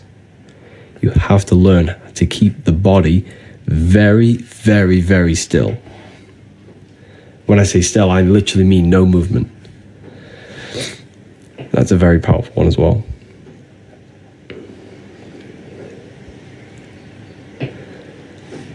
So yeah, keep tapping the screen, everyone. Let's get some more people in here. How long do you usually meditate? Depends. Normally do half an hour, but sometimes I do less. Half an hour is a good time, but sometimes you do longer. But it just depends on what you're trying to do. You can do meditations for visualization. You can do meditations to try to leave the body. You can do meditations for manifestation, to visualize. Why the body have to be very still? Because that's how you... Because none of the senses need to be... The senses need to be turned off in order to unlock your consciousness, your light body. So the senses have to be fully off. There's just be minimal activity in your brain. That's why you close your eyes, just shut off from the light, from the eyes decoding light. The brain works less. When you move, when you're very still, the brain works less. And when you stop, when the brain and the body's not working, you can unlock consciousness. The more I learn, I don't understand anything. Yeah, that is true. The more you learn, the less you know. That is very true. You're always a student. Everyone's always a student. It's crazy. But yeah, there are 2 codes left for the people who want the book. The book tells you a lot about astral projection. I teach you everything about it. So here is some artwork of it. Here's the Egyptians showing you astral projection. This is your etheric body. Etheric body is the ether. So here are Freemasons, the double-headed eagle with the crown. This is the double-headed god Janus. These are the Sumerians, double-headed. Why are they double-headed? Because they have access to their astral body and their physical body, and they can switch dimensions at will. That's when one becomes a god. One becomes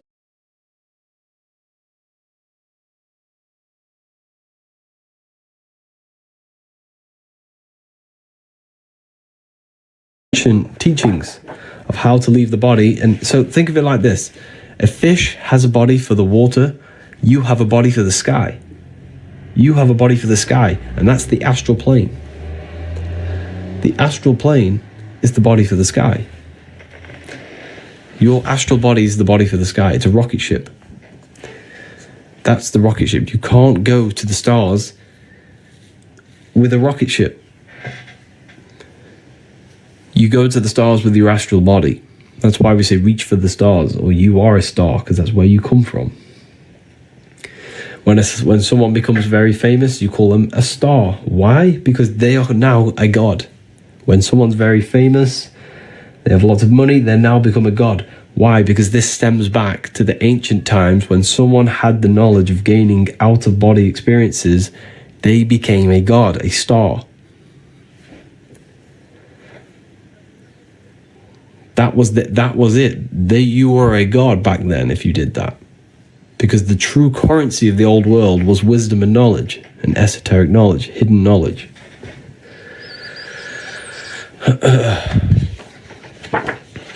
So, yeah.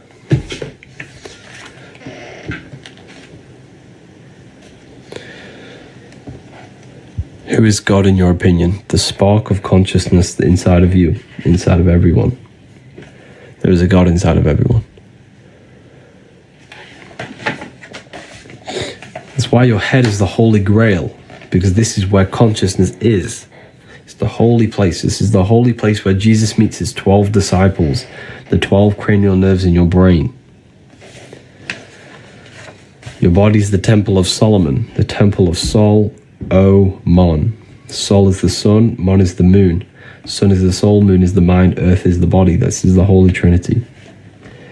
Your body is the earth, your soul is the sun, the life force, and the moon is the mind, the psyche.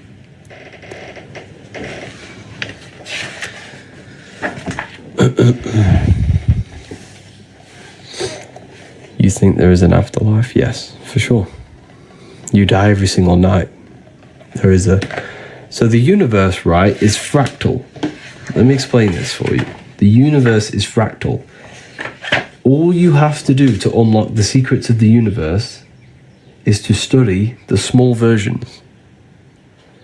You just study the small and you see the bigger. So if every day there is life and death, so when you go to sleep, that's death. When you wake up, that's life. But when you go to sleep, you don't die. You enter another... Your consciousness shifts into your astral body. So life and death on a bigger scale, on a daily cycle on a bigger scale, is summer and winter.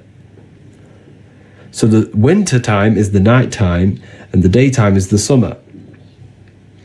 It's micro and macro. You just study the small and you see the bigger.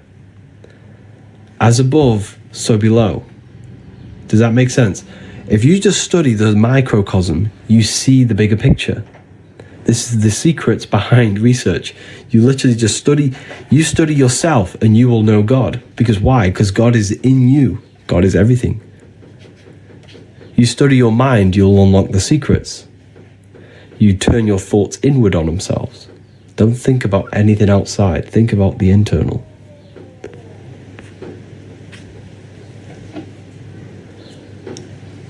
So we created ourselves. Yes, you chose to incarnate in this world. But what you must understand is that your body is the technology to experience this reality. Your body is a technology running a simulation of physical reality.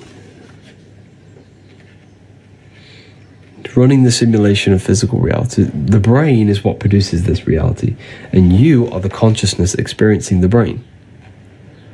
So everything you see and interact with right now is actually in your brain. It's an illusion produced by your brain. Okay. So, anyways. Why can't we remember? Our consciousness goes to the astral. You can sometimes when you dream. It's because you've lost this ability. Like I said, when you don't use something, you lose it. So every time you have a dream, write it down in detail and try and remember every aspect of it. And this will help remember your dreams.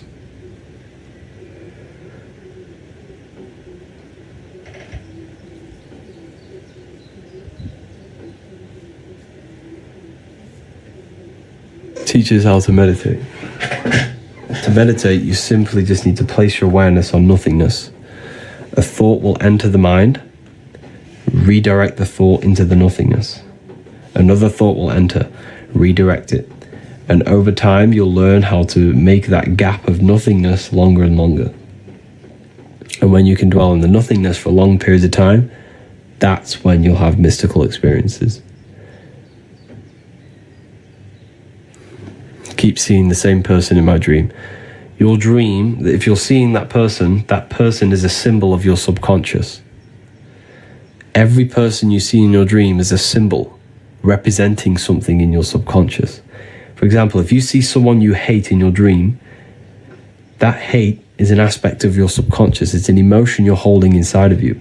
And it's revealing you something that you need to heal. So nighttime is the subconscious, the moon. The daytime is the sun, the conscious and subconscious, the aware and unaware.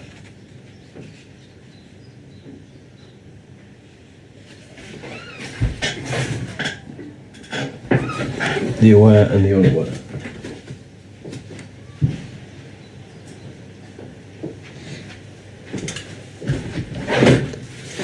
Does that make sense? Where can I get it? Literally, like, if you read the book, it will teach you everything I'm talking about right now. It's in the book. You can read it. But people took advantage of them lost codes. 10 of them went really quick. Does anyone want me to release another set of the codes? Teaches how to make. I've just gone over that. What exists before reincarnation. So, the nothingness. What is the nothingness? I can't explain that to you because you haven't experienced it. Like, it's like me trying to explain a color. You can't do it. I can't explain to you spirit, and I can't explain to you consciousness in words because it's beyond three-dimensional. When you go there and you turn off the mind, when there is no thought present in your mind, there is nothingness. That's what you have to try and achieve in meditation.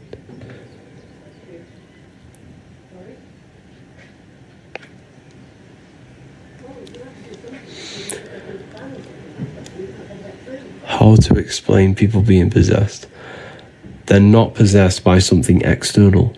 They're possessed by their own thoughts and beliefs and emotions. A demon is a demon. Mon is moon, meaning emotion. D means negative. A demon is a negative emotion that possesses your mind, body, and spirit.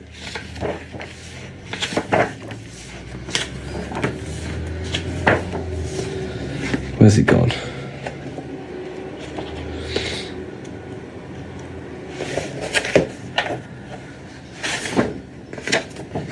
Let me show you.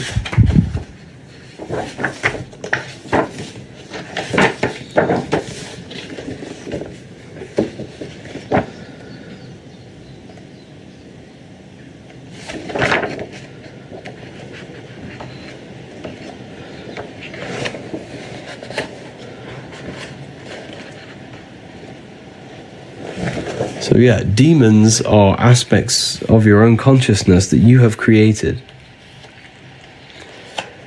Yes, you created your demons. And the reason for that is because the mind produces energy. So think of it like this. In order to visualize something, you need a thought. So the thought creates the imaginative dimension, the astral plane. Thoughts create the astral, astral creates etheric, etheric creates the physical. Everything begins in the mind, then it's manifested physically. So each dimension is a product of the above. In order to imagine something, you need a thought. In order for energy to come around, there needs to be imagination and thought. And then in order for the physical world, there needs to be ether, imagination, and thought. So think of it like this. If the whole world meditated at one time and thought nothingness, the world would not actually exist. Now, that's very difficult for you to understand. But because the universe only exists in our mind. The universe only exists in the mind. If we all thought of nothingness as a collective consciousness, the world would not exist. The physical dimension wouldn't exist. But of course, that's impossible, but until someone thought again. Exactly, so what's that tell you? So everything is a thought. You thought your way into incarnation. You think your way out. The universe only exists in your mind. Teach us how to meditate. I've already gone over that. So demon is demon. Mon is moon, meaning emotion. Okay? The more emotional attention we devote to thoughts, the stronger the astral form becomes. Take, for example, a drug addiction. This issue is not solely a matter of brain chemistry, but also an astral demon, an astral energy you have created. Every addiction we have is an astral energy. Every thought we always think about, it becomes energy in the astral.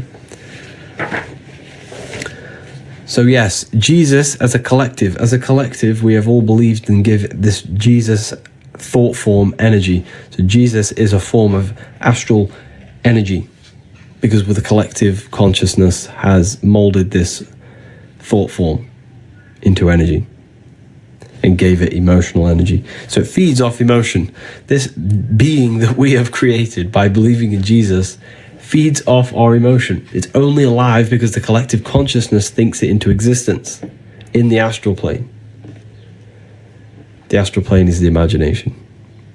Everything is energy, yeah. So you see how now you know, if you connect the dots yourself, I'm not going to say too much, but now you know why they do worldwide scary things. Because they're trying to create forms that hold power over us in the physical. This is very, very deep. Not everyone's going to understand this. But yes, the mind molds the astral.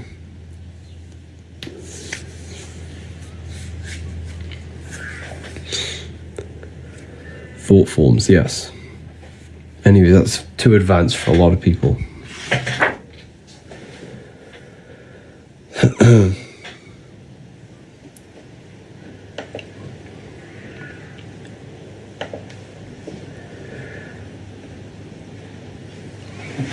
Yeah, it's deep when you think about it.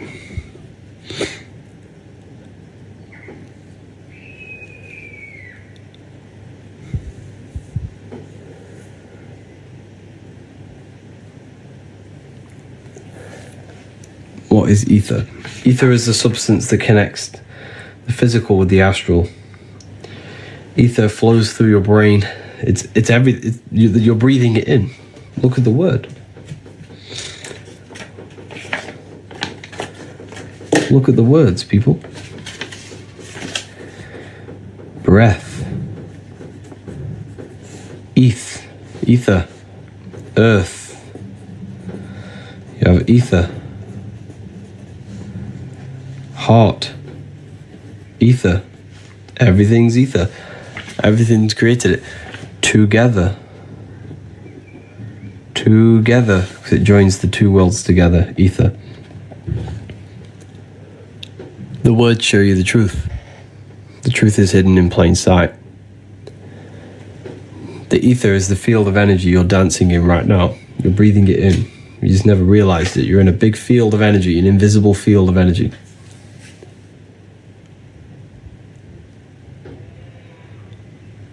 Satanic knowledge. Okay.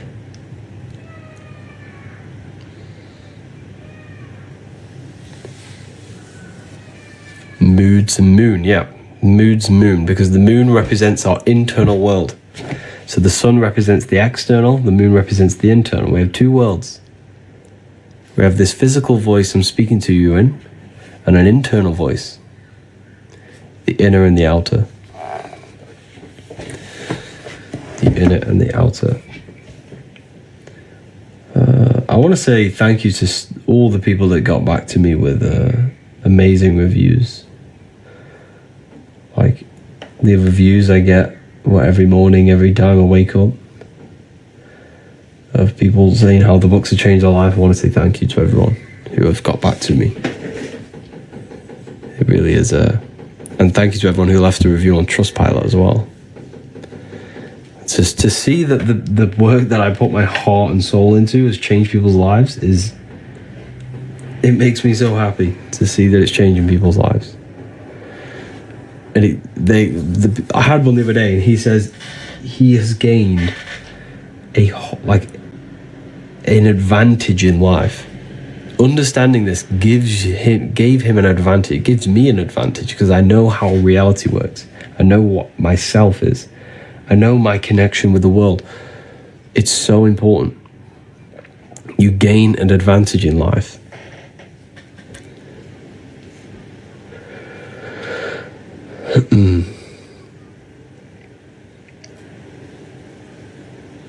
I just purchased volume 1. Amazing. Yeah, you're gonna gain the advantage. You made a good decision.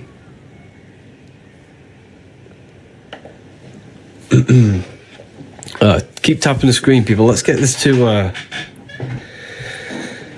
100k likes. That'd be crazy.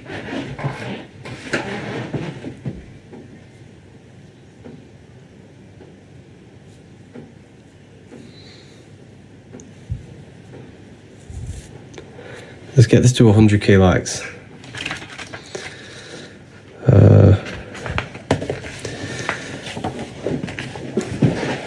Look at this is all electromagnetism.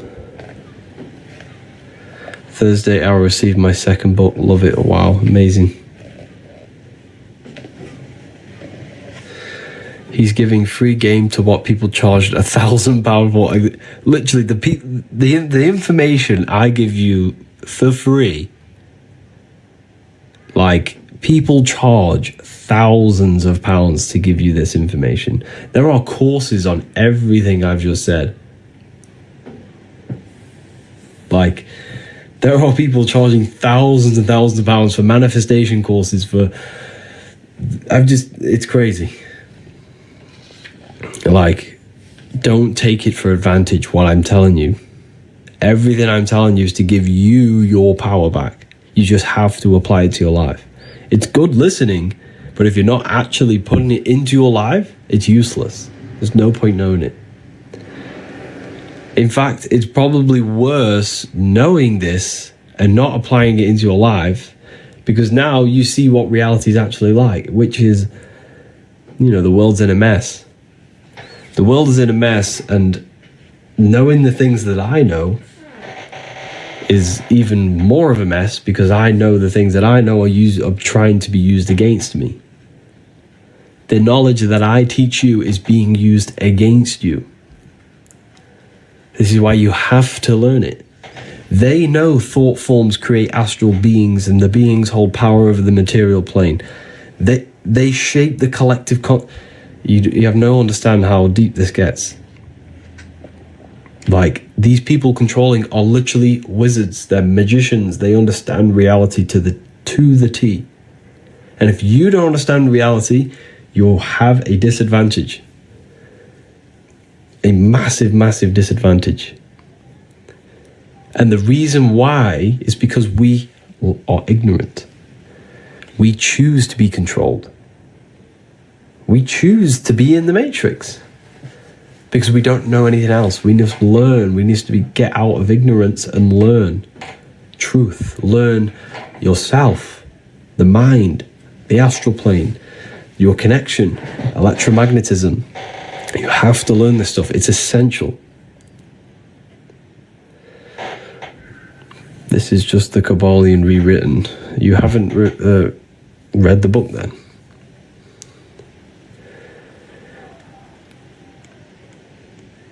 No, underneath melanin all the way in Africa.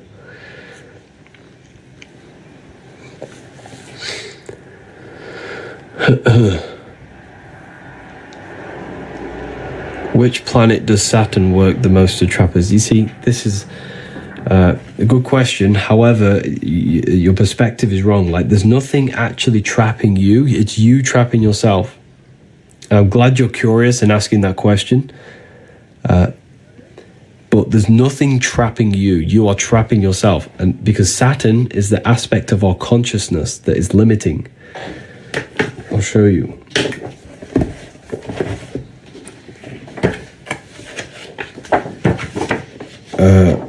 I'll ask you.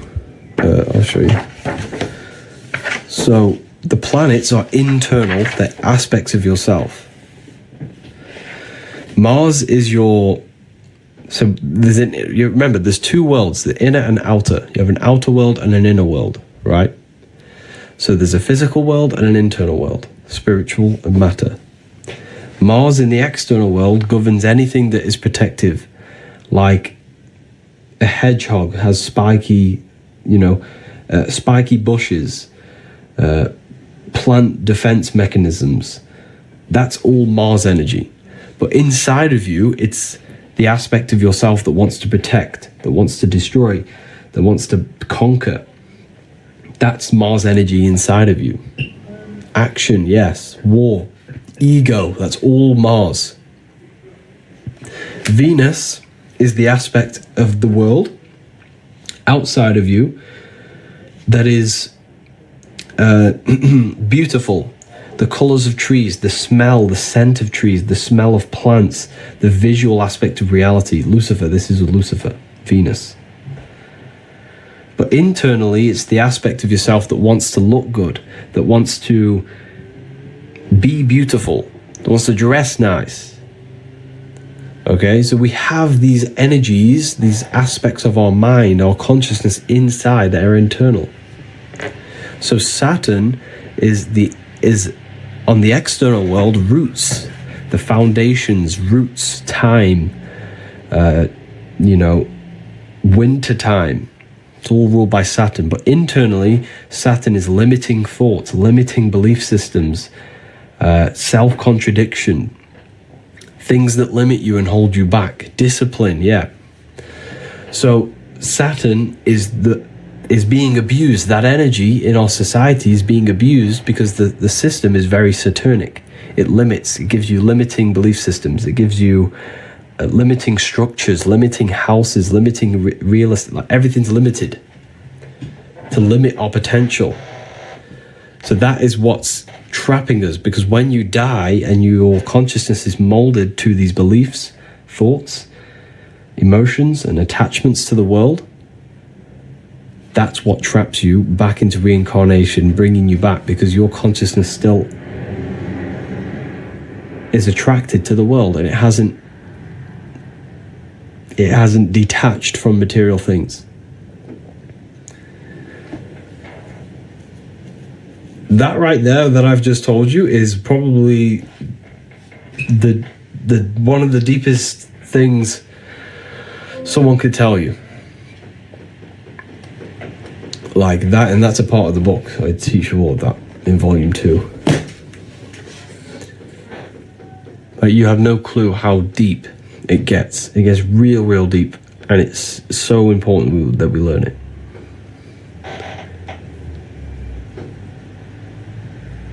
That's reincarnation. Yeah, so reincarnation is you attached to the world and you reincarnate yourself because your soul is not ready to move on. It's not ready to move on. But yeah,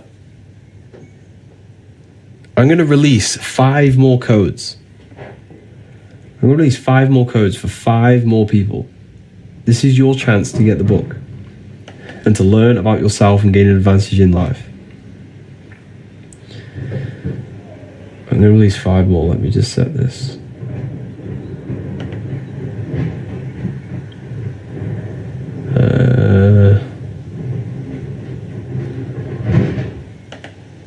Okay.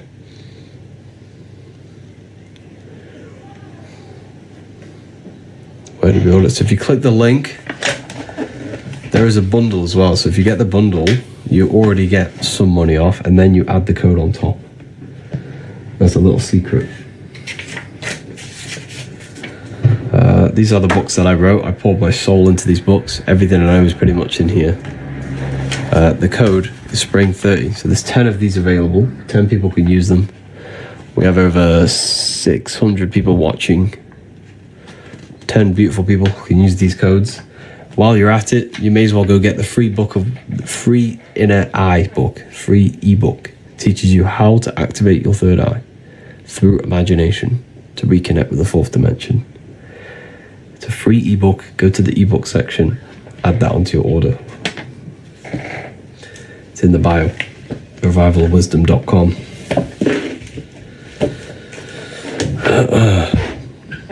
How can I get the book? Just go to the bio. It's right there. Repent and believe in Jesus. I'm okay.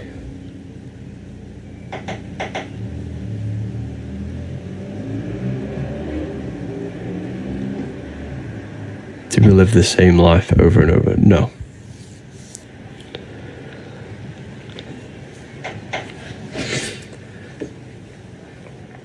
Okay. 2 of them have just been used. That was quick.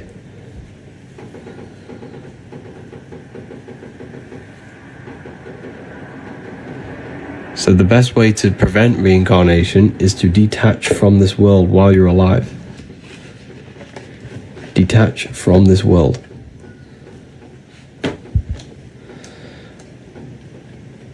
You have to detach from this world.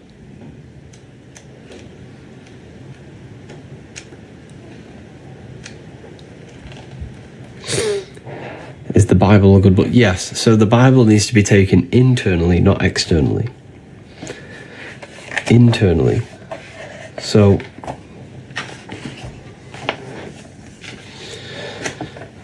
the story of Jesus is symbolic of a process that happens inside your own body, inside yourself.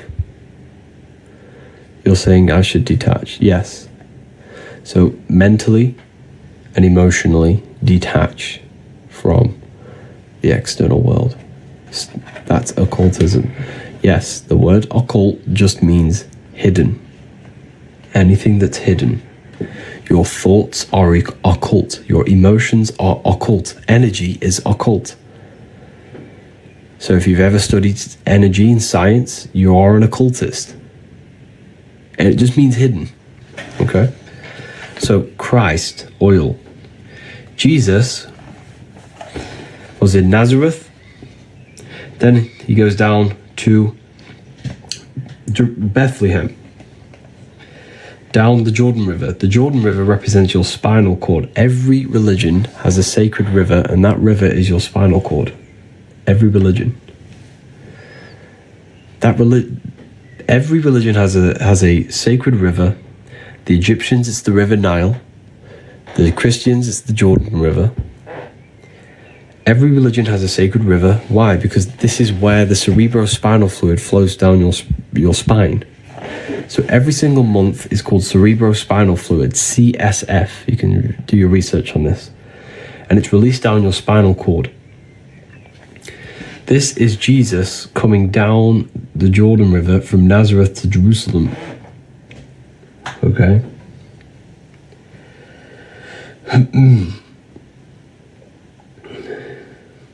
So, to Bethlehem, sorry. And then Joseph and Mary are waiting for Jesus' return. Joseph and Mary, Joseph, male, Mary, female. Pineal gland and pituitary gland in your brain. Because these are the 2 glands in your brain that secrete this fluid and push the fluid down the spine. So Joseph and Mary are waiting in Nazareth at the top of the Jordan River. And when Jesus comes back up the Jordan River, back to Nazareth, back to Joseph and Mary, what happens? He's crucified in a place called Golgotha, which translates to a place in the skull. So it's all about raising the cerebrospinal fluid down the spine and raising it back up through Kundalini awakening.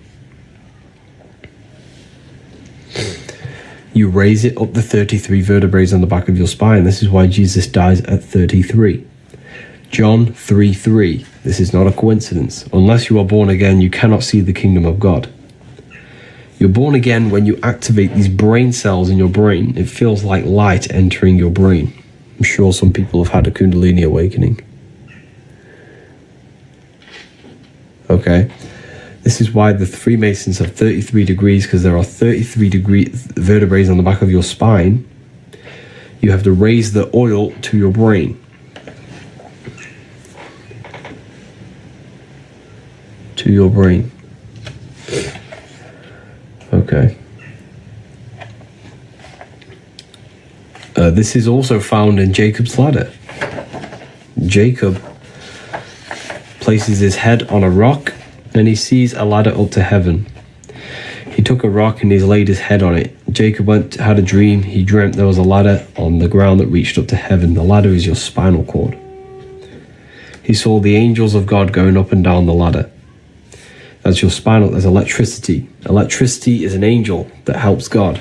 God is your consciousness in your brain. The angels are helpers of God. Electricity up and down the spinal cord, your nervous system.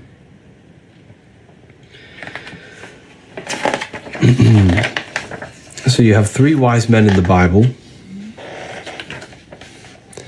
The three wise men from the East. And like I said, the Freemasons, if I show you here, they always place the East at the top and the West at the bottom.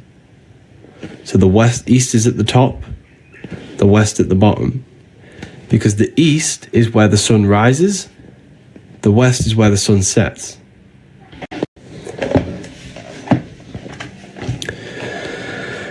So the East represents the light. Where's the light of your body? The Bible tells you. The Bible tells you. Where is it gone? It's here somewhere. I'm sure it is. But the Bible says, the light of the body is the eye. And if thy eye be single, thy whole body shall be full of light. Just trying to find the verse for you. It's here somewhere. I just can't figure out where it is.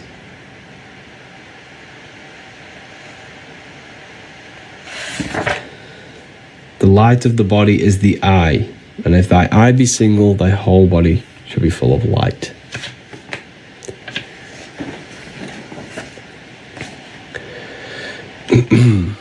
So the East is where the light is, the eye, the mind's eye, the third eye, whatever you want to call it. The three wise men from the East are the three glands in your brain. You have the pineal gland, the pituitary gland, and the thalamus. Thalamus produces dopamine. The pineal gland produces melatonin, a hormone that rejuvenates red blood cells, slows aging, prevents systems from failure within the body. Pituitary gland releases serotonin, a natural mood stabilizer. These are the three wise men from the East who give presents to Jesus. They give presents to Jesus. So the Bible is speaking metaphorically about human anatomy and about your body. It's very, very powerful. Even Santa going up and down the spinal cord, Santa bringing the presents down the chimneys, your spine, in the Christ oil, the CFS, and you bring it back up. It's all symbolic of human anatomy and processes that happen in your body. How amazing is that? It's absolutely amazing when you look at it. But yeah, this is why Santa goes up and down a chimney, because the cerebrospinal fluid goes up and down your chimney, your spinal cord. Can you describe the Last Supper on this book? Of course. It's astrology. It's astrology. Jesus, the sun. Aries rules the head. Taurus, Gemini. So 1, 2, 3, that's a group. 1, 2, 3, that's a group. 1, 2, 3, group. There are 4 groups of 3. Spring, summer, fall, winter. Aries, Taurus, Gemini. I could describe all this, but a lot of people in the live have already seen this many times.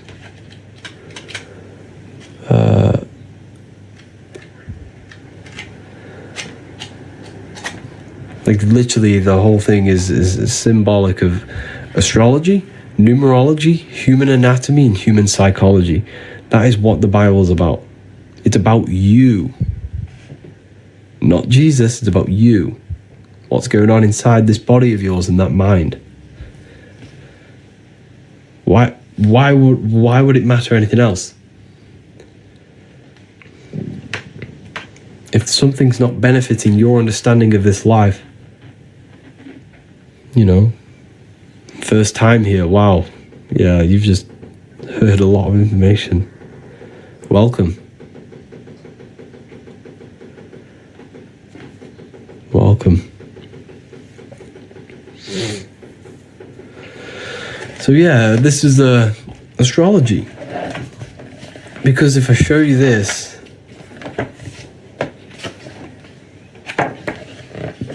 let's show you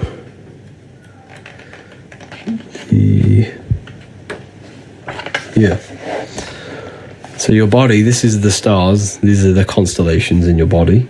So the 12 zodiac create the human body.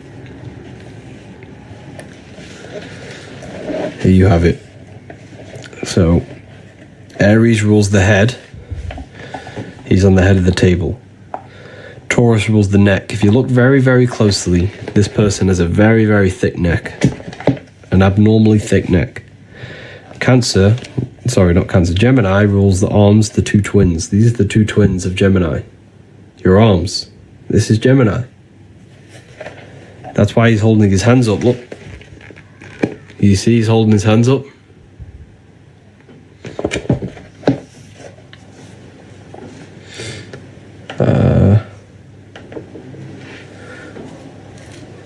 Holding his hands up.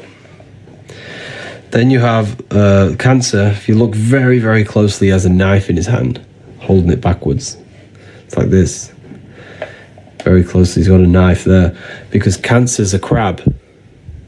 And they pinch. They cut you. Then you have Leo, the lion, showing dominance when your elbow and you have a clenched fist, showing dominance. Leo's the lion, dominance.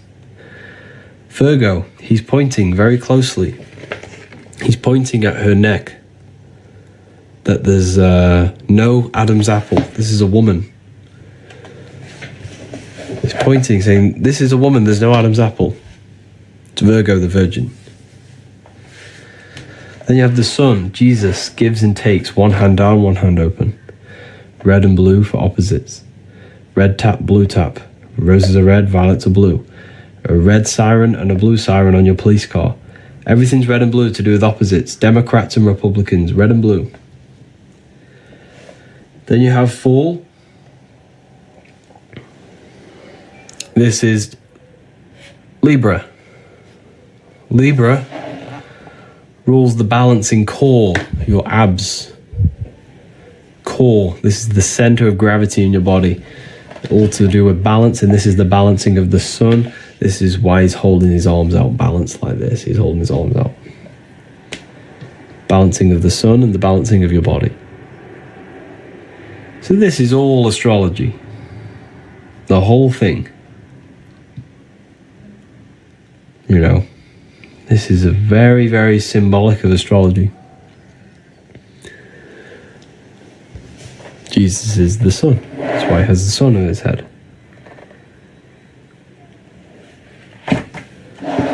But yeah, it's very powerful when you learn about this stuff. Very, very, very powerful. Love, love, love your book. Thank you, Marcos.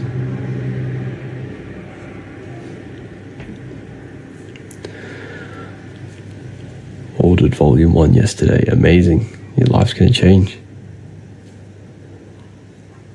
The 13th. The 13th is you. Jesus is the 13th. 4. 3 plus 1 is 4. You have fourfold.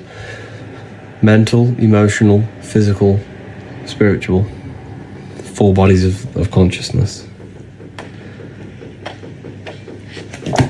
Air is the mind. Earth is your body. Water is emotion.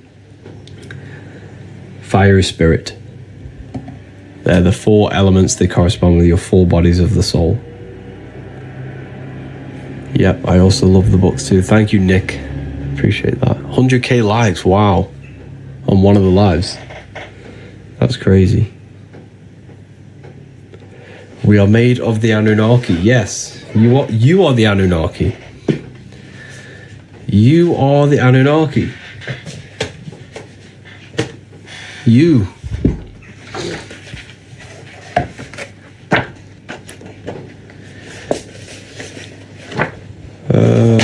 You're literally everything. Anu, the god of the sky. Ki, the god of the earth. Anu was the god of the sky, came down to Ki, and they married. And they gave birth to the Anunnaki. Spirit and matter came together to produce you. You came down from the sky. You are the sky god. This is what you need to understand. Your astral body is where you came from. You are the sky god. You came from the stars. This is why you are a star, sister and mister. Fraudster. Stir means star. You are a star. You come from above. You literally are the astral body manifested in matter. It's amazing.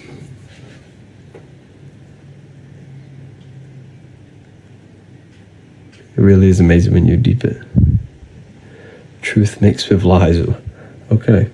You think that. That's okay.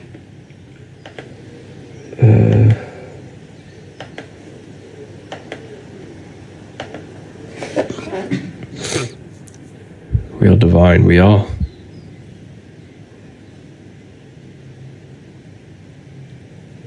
Very divine.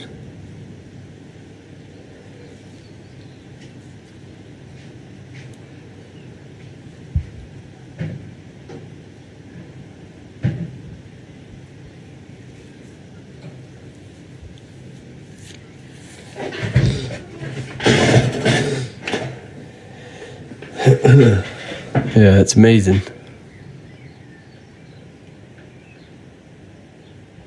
We're just here to remember, yeah.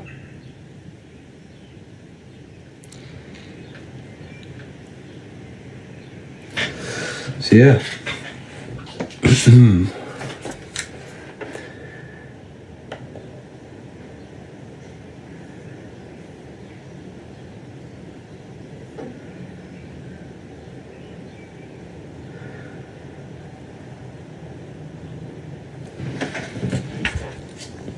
The number 7.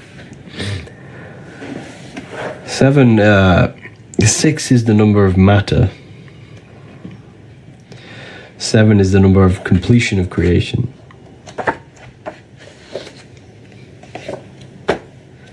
7 chakras, 7 days of creation, 7 visible planets. So like I was saying earlier, you just have to study the small to see the bigger. If you study the microcosm, you've studied the macrocosm. You'll see the bigger picture.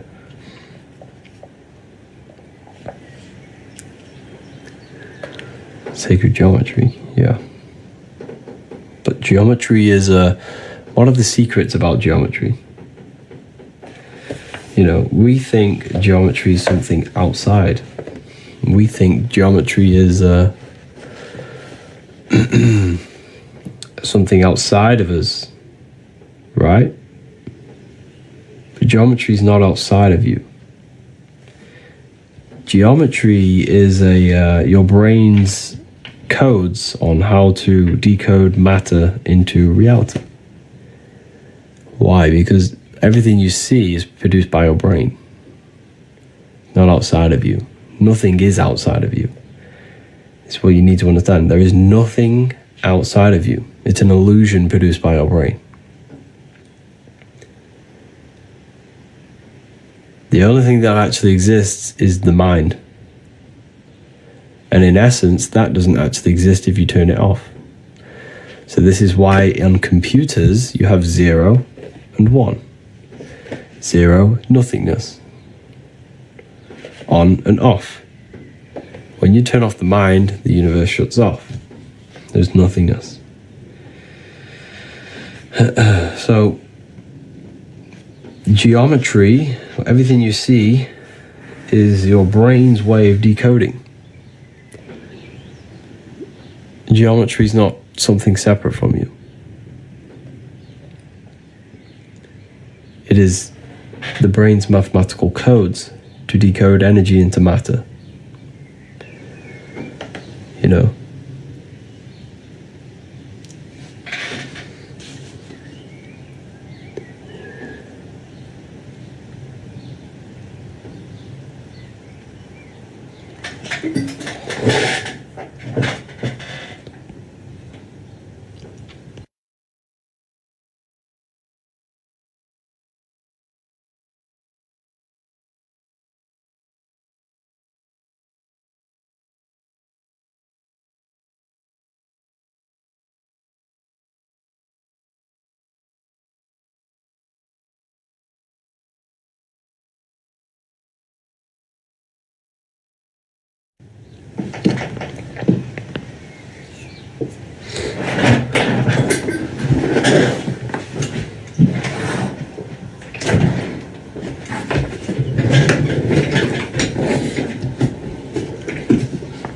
Yeah.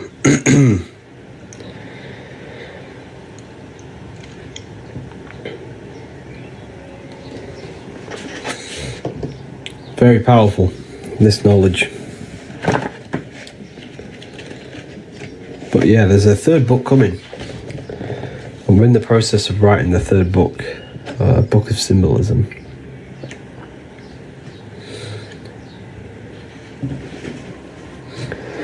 You're not lying, but people are ignorant to the truth. Yes, they are.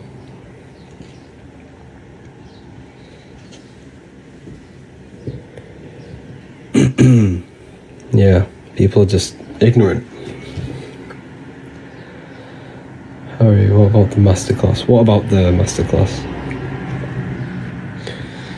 How about, can I decode chronic pain? I don't want to make comments on that stuff. I can get into trouble.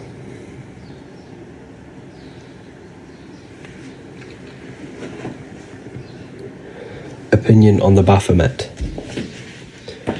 The Baphomet is a symbol, like anything. Everything's a symbol.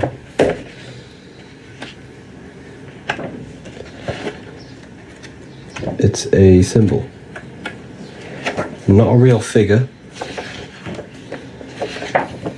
I just had the page somewhere.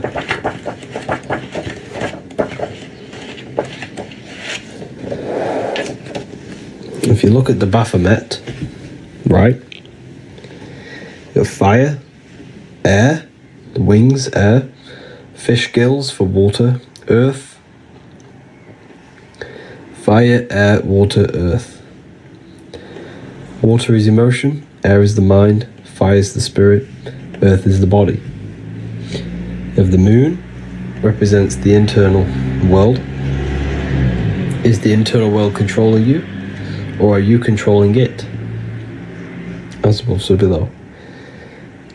Are your thoughts and emotions, are you a slave to them, or are you actually creating them? Are they reactions or commands? The internal world needs to be commands, not reactions. So this is all symbolic of that. It's a symbol.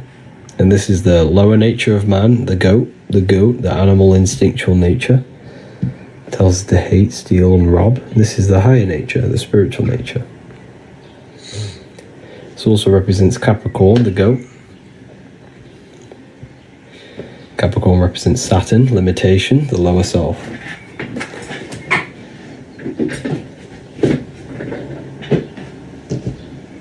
But yeah, Satan does not exist. It's a character within your own mind. It's an aspect of your own consciousness. A psychological symbol that represents a psychological process of destructive thoughts, destructive emotions.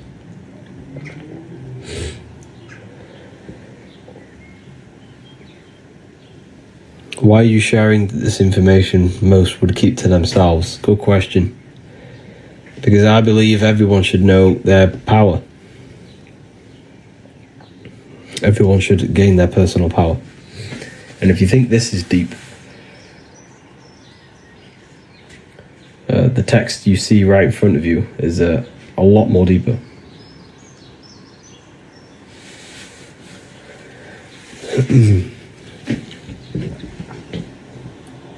Television. Yeah, so televisions tell a vision. Tele means like communication or traveling.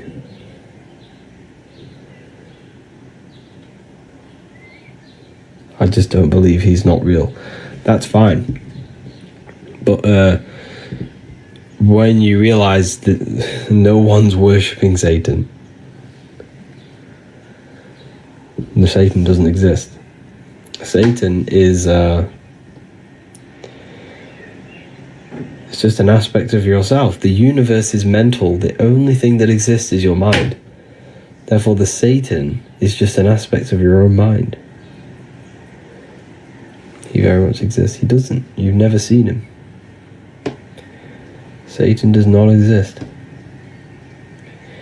The Satan voice that tells you to do things is not Satan, it's your own mind. All Lucifer, yeah. All is mind, yeah. Aspects of the self.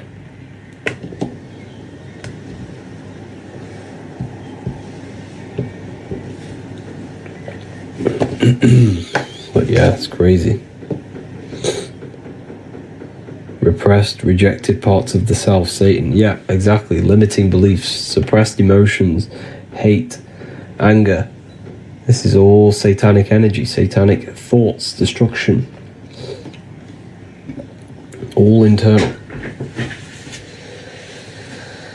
The best thing you could possibly do in life is never blame anyone for everything. For anything. Everything's your fault. Until you take 100% accountability for your life, literally it's the best thing you could possibly do. There's nothing outside of you. Everything is your fault. Don't blame anyone else for anything. Blame yourself.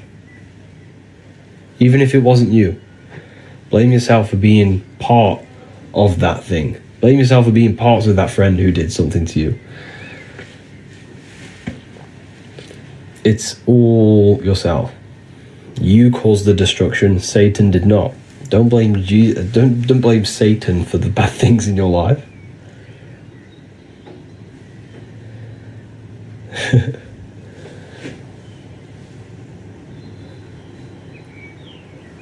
We create everything in our reality. And that's like, Satan's just a quick way to just deflect the negative things in your life. He contributes though. He doesn't. Who? This is the thing. Satan doesn't contribute towards anything. Satan is a symbol. It's demons. You have to, everything's your mind. Your life is your mind pushed outwards. So it's just a materialization of your thoughts.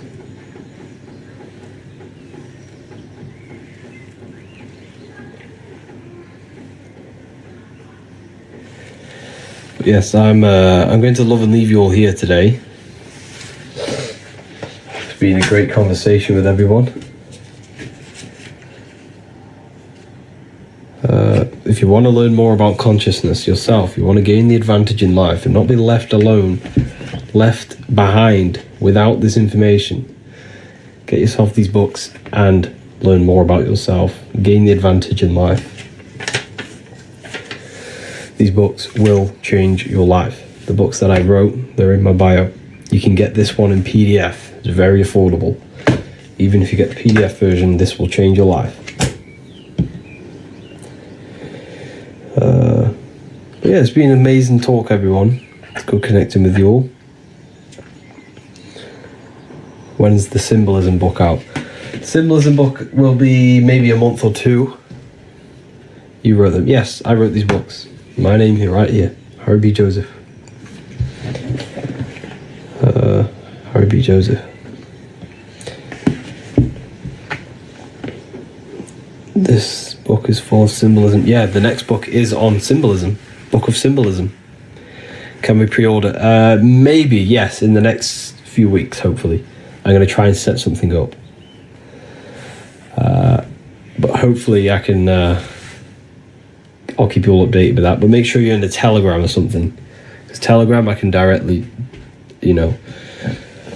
directly contact you.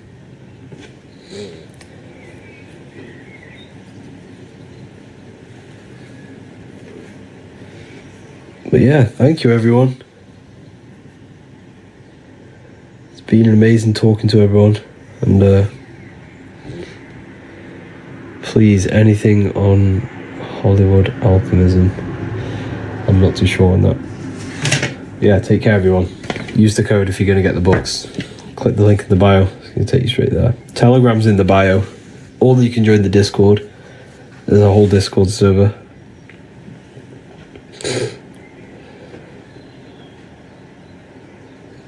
But yeah, take care everyone. Have an amazing day. Can't find your free ebook. It's on the ebook section. Click the select button. As soon as you go on the website, there's a select button. Click the select button, go to ebooks, and it will take you to the ebook section. There's a free book on how to activate your third.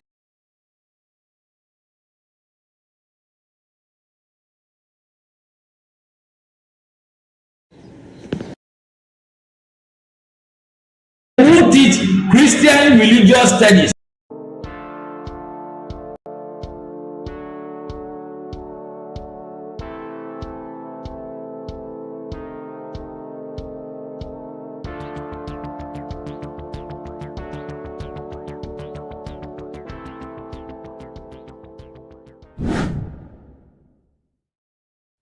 What is up, people? How are we all doing?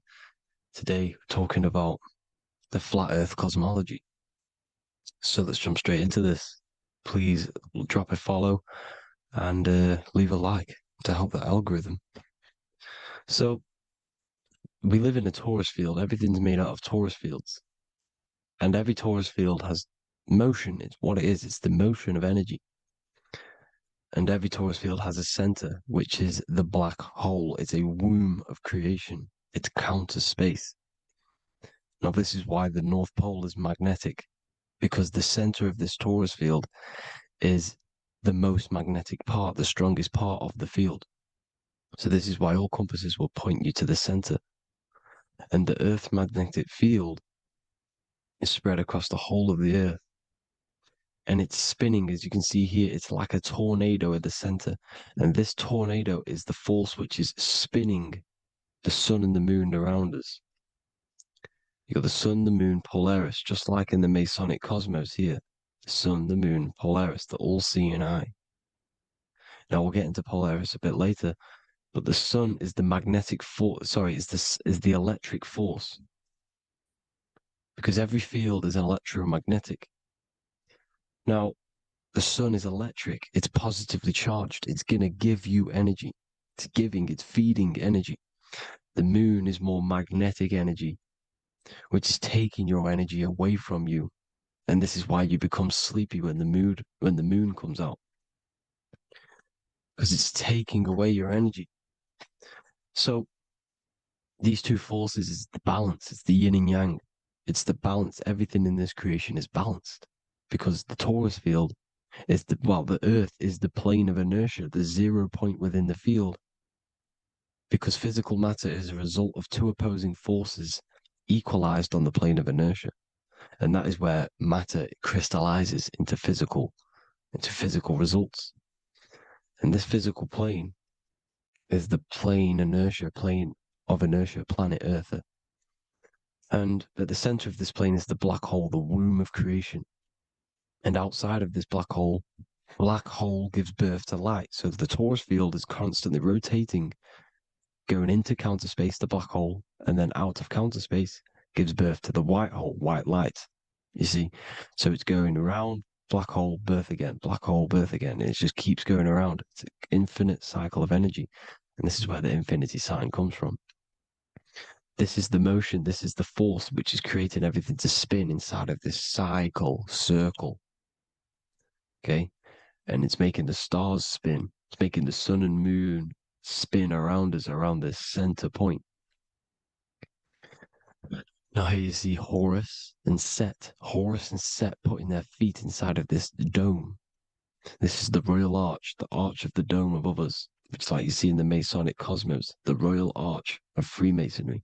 This is the dome above us, the firmament that the Bible talks about. You see, they're putting their feet in because Set symbolizes the moon and Horus is the sun. Horizon, Horus. Horus is rising, the sun. So they're both putting their feet around this center magnetic pole, which is the pole, North Pole. And above the North Pole, you have Polaris, the pole of electromagnetic energy. You see? And this is how we get the sun and the seasons. Because the sun, for us, when it becomes summer, it's on the Tropic of Cancer.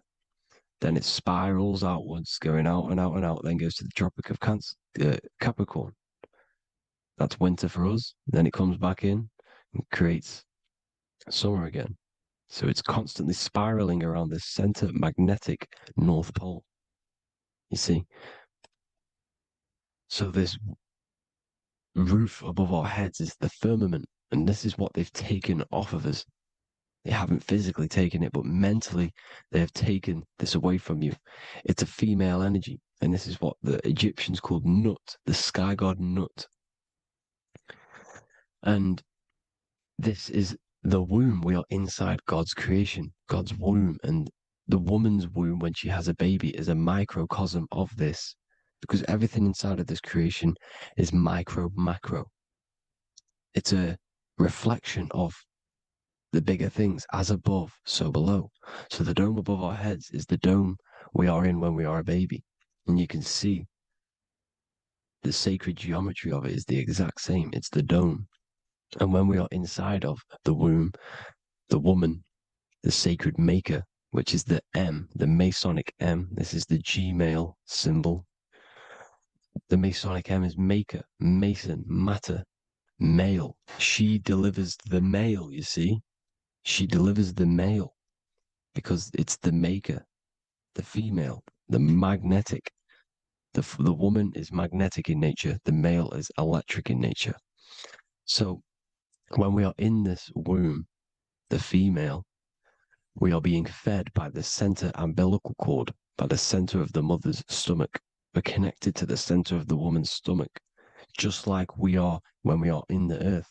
The center is where the aurora borealis is being emitted from, the electromagnetic aurora borealis, the northern lights. This is our spiritual umbilical cord, connecting us to counter space, connecting us to the realms beyond this world. Because at the center of every torus field is counter space.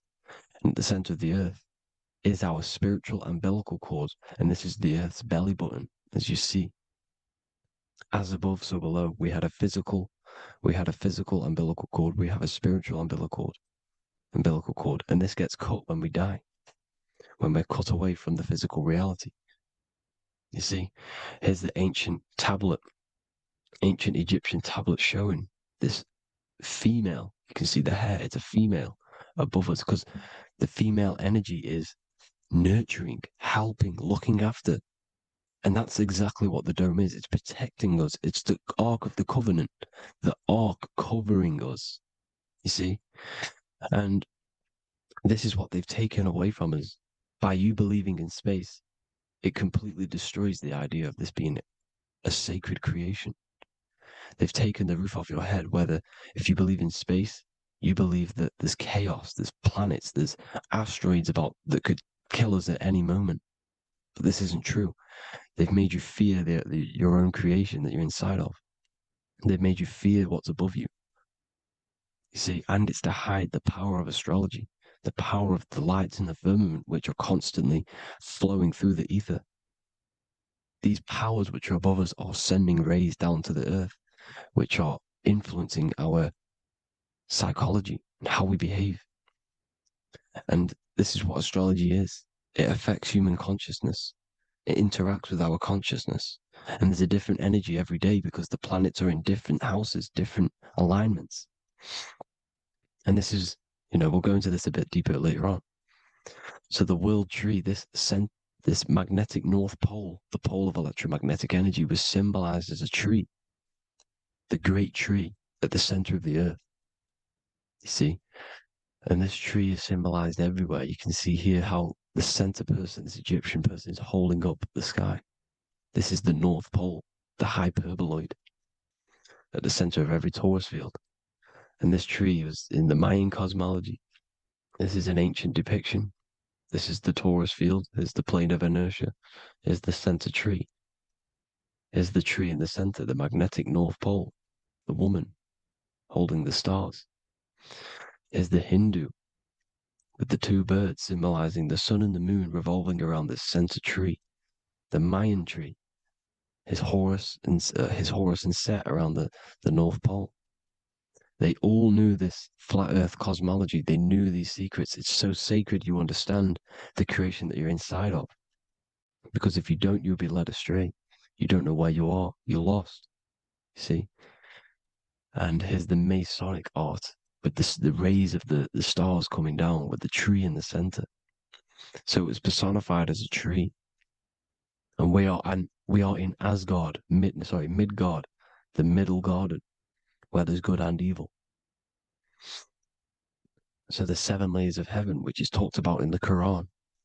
Each planet has a different layer of the firmament, and this is the 7 layers of heaven, and these are our 7 layers of the energy centers in our body. So we start in the stars, so we are stars in a physical body. And this is why we say Mr., sister, fraudster, sinister. Stir is star, and we are in the stars, and our star descends into the soul system, not solar system. And as we descend into the soul system, we enter Satan's kingdom, Satan's world. As it says in the Bible, Satan is the god of this world. Well, if you've been into my research for a while, you know Satan is Saturn. Saturn's world, because Saturn's the outermost ring. He's the Lord of the Rings. And you enter his kingdom, the kingdom of time. And this is why Saturn's the time god. As soon as you go past the rings of Saturn, you're now in the soul system. You're now in time. You're now bound by space and time. And you're bound to the earth plane, the heart. Earth is heart. It's a rearrangement, it's an anagram for heart. And the heart of the electromagnetic color spectrum is green, and that's why the earth is green. And above green is blue, and this is why the sky is blue. In order to go to heaven on the macro scale, you have to go through the blue sky, through the 7 layers of heaven. In order to reach heaven in your body, whilst you're here, you have to go through the blue chakra to your head, which is heaven. It's micro, macro. Everything is micro, macro inside of this creation. It's an ancient, I think this is a French image, piece of art from the ancient French, with obviously the 7 layers of heaven, which they all depict. And notice how it's like a dome. We'll go into this dome symbolization, the Royal Arch of Masonry, which is next. But these 7 layers of heaven give us the 7 metals, the 7 days of the week, the 7 diatonic tones, the 7 chakras, the 7 everything. It's God's favorite number. And this is why the Masons use the G inside of the compass, because the G is the 7th letter, and God starts with G. You see? So it's 7. God is 7. Here's another depiction of the heart, the soul system, the 7 layers of heaven. La fermente. You see, la firmament, with the stars on the outermost layer. Here are the 7 planets: Jupiter, Mars, la Sophie, the sun, la Luna, the moon. So Saturn. So we are in the heart of this soul system. In order to ascend, we need to ascend up our chakra system, reach 144,000 hertz, God consciousness, the God man. You have to unfold God man, master of the mind, mastery of the mind. So what are the stars? The stars make everything unique. The stars are constantly rotating around the center, magnetic North Pole, the tornado at the center, which is stirring everything. It's stirring the ether. The center is the ether, and the 4 elements are born out of this ether. There's 5 elements: ether, spirit, water, air, and earth. The ether gives birth to the 4 other physical elements, which the whole of creation are made out of. About them 4 elements. 4 is the number of stability. You know, a chair, a table has 4 legs. It stables things. It's a foundation, and these 4 elements are the foundation of this creation. You see, and this magnetic North Pole is stirring this, and the 4 vibrational states of the ether are the 4 elements. Now let me get back to the stars. I just wanted to give you that. The stars are being stirred around this center point. Center. It's stirring everything. And they're always in different alignments. Every millisecond they're moving in different placements of the stars. And the planets are called the 7 wanderers because they're not fixed. The stars are fixed. But the planets are called the 7 wanderers, the 7 layers of heaven, because they move faster and slower than each other. Each planet is slower and faster. There's a different rate of speed it's moving. So these alignments are mixing in with the energies of the different 12 constellations. And this is why you have a unique characteristic. You have a unique look, a unique energy, a unique personality. This is because when you were born and you took your first breath, that energy which was in the ether, because the ether is all around you, and energy travels through the ether. The energy that the stars were casting down and the energy that the planets was mixing in with the 12 constellations was in the ether. So when you came out of the womb and you your first breath, because breath is spirit, okay? So that first breath you took, that is the energy that is imprinted within your DNA, your soul. And you reflect that energy, you emit that energy. That's the energy that is with you forever until you die. Till this physical body dies off. And that's what the stars are. The stars are giving a unique energy, characteristic, personality to every living thing. Every dog, every cat, every animal has a unique personality because it was born at a different time and place in the sky. Okay? The stars are your destiny. Now, the stars are constantly changing as well. If you look at stars through a telescope, they're constantly changing and forming different forms. You can see here, it looks like water. It looks like light through water because it's the ether above us, a sea of ether. And this light is being emitted through it, and it's just constantly changing, giving different energies, each star. So this is why this is what the zodiac is. It's the expression of energy. It's the expression of the stars. And each constellation has many different personality, different energies, different traits. Each planet has different traits, depending where your planets are, depending what energies you hold. No two person have the same energy. There's no one. It could be similar, but no one's the exact same. It's because of the stars. The stars are never in the exact same split place. The planets are always in different houses. So here's some Royal Arch symbolism. Here's the Royal Arch of Masonry, as it says here. The sun and the moon, the constellations. Here's Cancer, the 7 planets, the 7 stars. Here's the Royal Arch. This is the firmament. Here's the duality. Black and white, duality, good and evil, rest and motion. Dielectricity, magnetism. See? So this is what the Royal Arch is. It's symbolizing the cosmic dome above us, the womb we're in. We're inside God's womb. And here's George Washington, the Freemason, inside of the Royal Arch. You see, with the G, the Masonic G, God, 7. Here you see another depiction of George Washington with the stars in the dome above his head, his Polaris, the sky vault, Polaris. We'll get into that later. Go inside of all of your ancient churches, you will see the dome. Go to the Vatican, you'll see the dome. All of your ancient churches have this dome because it's the dome above your head. The ancients knew this. This was known. We did not live in space. It was known back then. They all knew. This is Crown Court, which is one of the most important courts in the UK. You can see it's clearly so much Masonic symbolism. You've got the 4 pillars of Masonry. The Royal Arch is like an arrow pointing upwards to Polaris. His Disney World is under a dome. In his Polaris, the Sky Vault. You see? And also 666 in the symbol.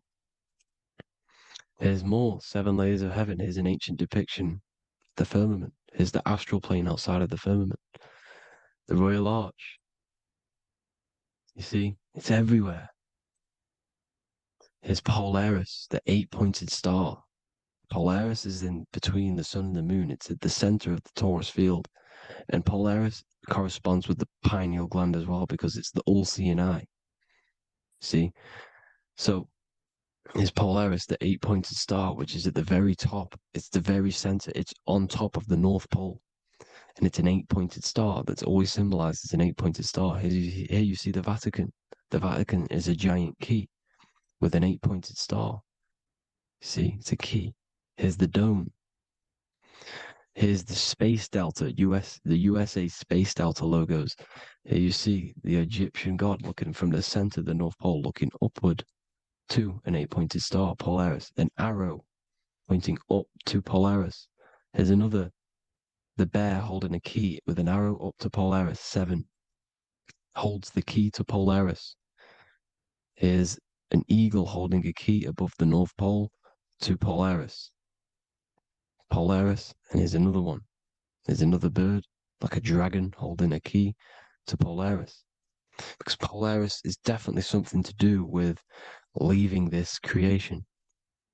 Okay, maybe, I can't say for sure, but maybe it's to do with ascension, and this is why the Vatican hold the key to the 8-pointed star. And this is why the space, well, we all know space is a lie, but they're showing Polaris and its sacred symbology. Maybe it's to do with something leaving this creation, going to another. Here's some North Pole symbolism. As above, so below. You see the four seasons of the Big Dipper constellation going around Polaris. This is Polaris, this is the Big Dipper constellation, and this is the swastika. This image gives us the swastika, because all the symbols we use are created in nature. They're created somehow in nature. This is how we get them. As above, so below. This is the map of the North Pole with the 4 rivers, looking like the Big Dipper constellation. It's the Masonic, here's the ancient cosmology with the 4, you see the 4 islands, Mayan cosmology, 4 islands. This is the alchemical symbol for Earth, 4 sections. The windows, because the center of the North Pole is a window to another dimension. The 4 lucky 4-leaf clover, which is supposed to be lucky. It's just, it's truth in plain sight. And here's Hitler looking at 2 flat Earth maps. So this swastika has been used for thousands of years, thousands and thousands of years. And it's symbolic for the most sacred land on this plane, the North Pole. Shambhala. Do some research on Shambhala, people. It's a it's a Hindu mythology about the sacred lands at the center of the earth. And it's known to be full of enlightened beings. And it's all symbolized at the center. You can see their paintings of Shambhala. It's all at the center, the North Pole. And it's known to be the most godly place ever, because it takes you to a portal to the higher places. And maybe this is something to do with Polaris, connecting you to this sacred land at the very center. But anyways, people, thank you all for tapping in. Hope you all learned something. Have an amazing day. Please follow, subscribe, like, all the links in the description for the courses, the PDF. Please have an amazing day. God bless.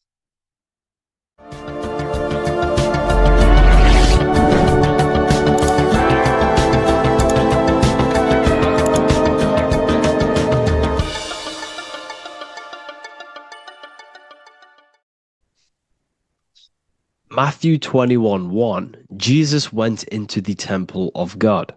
Corinthians 3:16, do you not know that you are the temple of God? Now, what is this telling you? That God is within you. Hence why in Luke 21:12 it tells you the kingdom of God is within you. And the side of your head region is called a temple for a reason. Because the brain encapsulates the mind. The brain is a physical manifestation of the mind. The heart is a physical manifestation of emotion. So we have these different layers of our consciousness. We have an intellectual, communicative aspect of our consciousness, which we would call the mind. We have an emotional aspect of our consciousness, which is the heart. And to communicate with the divine, it's all to do with the mind. Hence why the ancients always symbolize the mind being God. This is why Michelangelo always placed God inside of the brain on top of Sistine Chapel in the middle of the Vatican. He understood that God is in the brain. God is within you, not outside of you. The church tells you that God is in the sky because they are creating a externalization of the truth to create a business and a distraction so that you don't find the divinity within you, so that you don't find your power. Now you have Adam, the physical man, the physical body, the ego, the lower self. And he is resting. He's not trying to reach to God, but God is reaching because the higher consciousness within you is always trying to communicate with you. It's always trying to wake you up to your divinity. But the lower mind, the lower self, Adam, the physical self, is always in ignorance of truth, always in ignorance, and stays in a materialistic way of thinking, which is the lower animal self. And this is what we call a sleep or an NPC. This is the lower mind of man. But all you have to do is to move your finger to touch God. You have to look within yourself, within the brain, meditate, and you can find God. This is why in the Bible we see many references to the human body and anatomy to truly connect with God. Kings 6:8, the door to the middle chamber was in the right side of the house, which is the right hemisphere of the brain. The middle chamber is the pineal gland, where the seat of your consciousness is, where the seat of your higher consciousness is, the mind.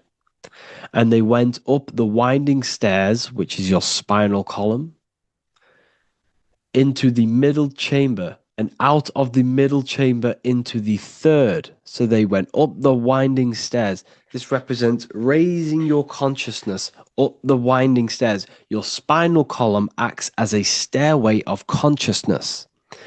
Depending on what sort of consciousness you are operating in, depends on what part of the spinal column you are using.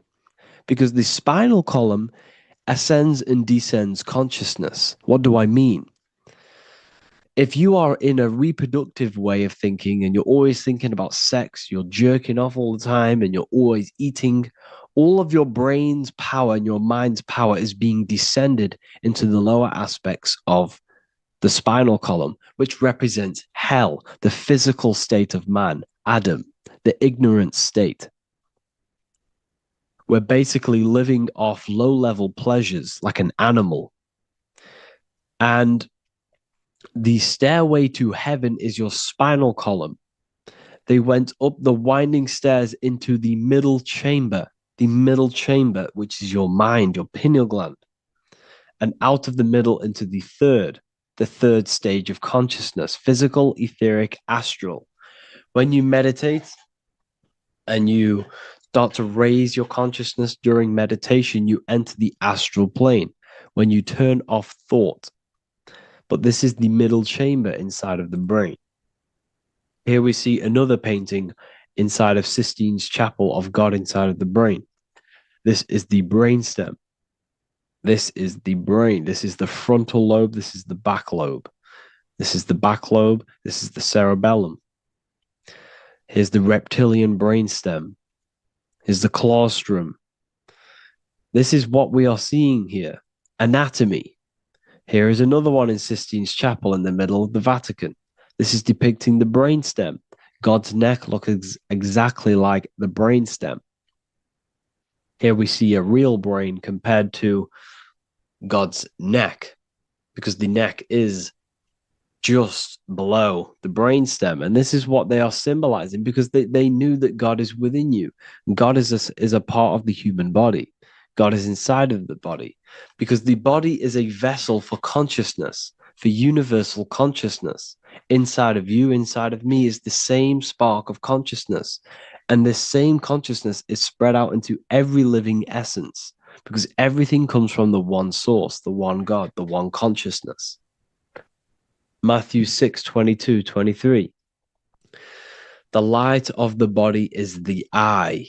If therefore thine eye be single, thy whole body shall be full of light. Practicing the single eye. What is this? This is meditation.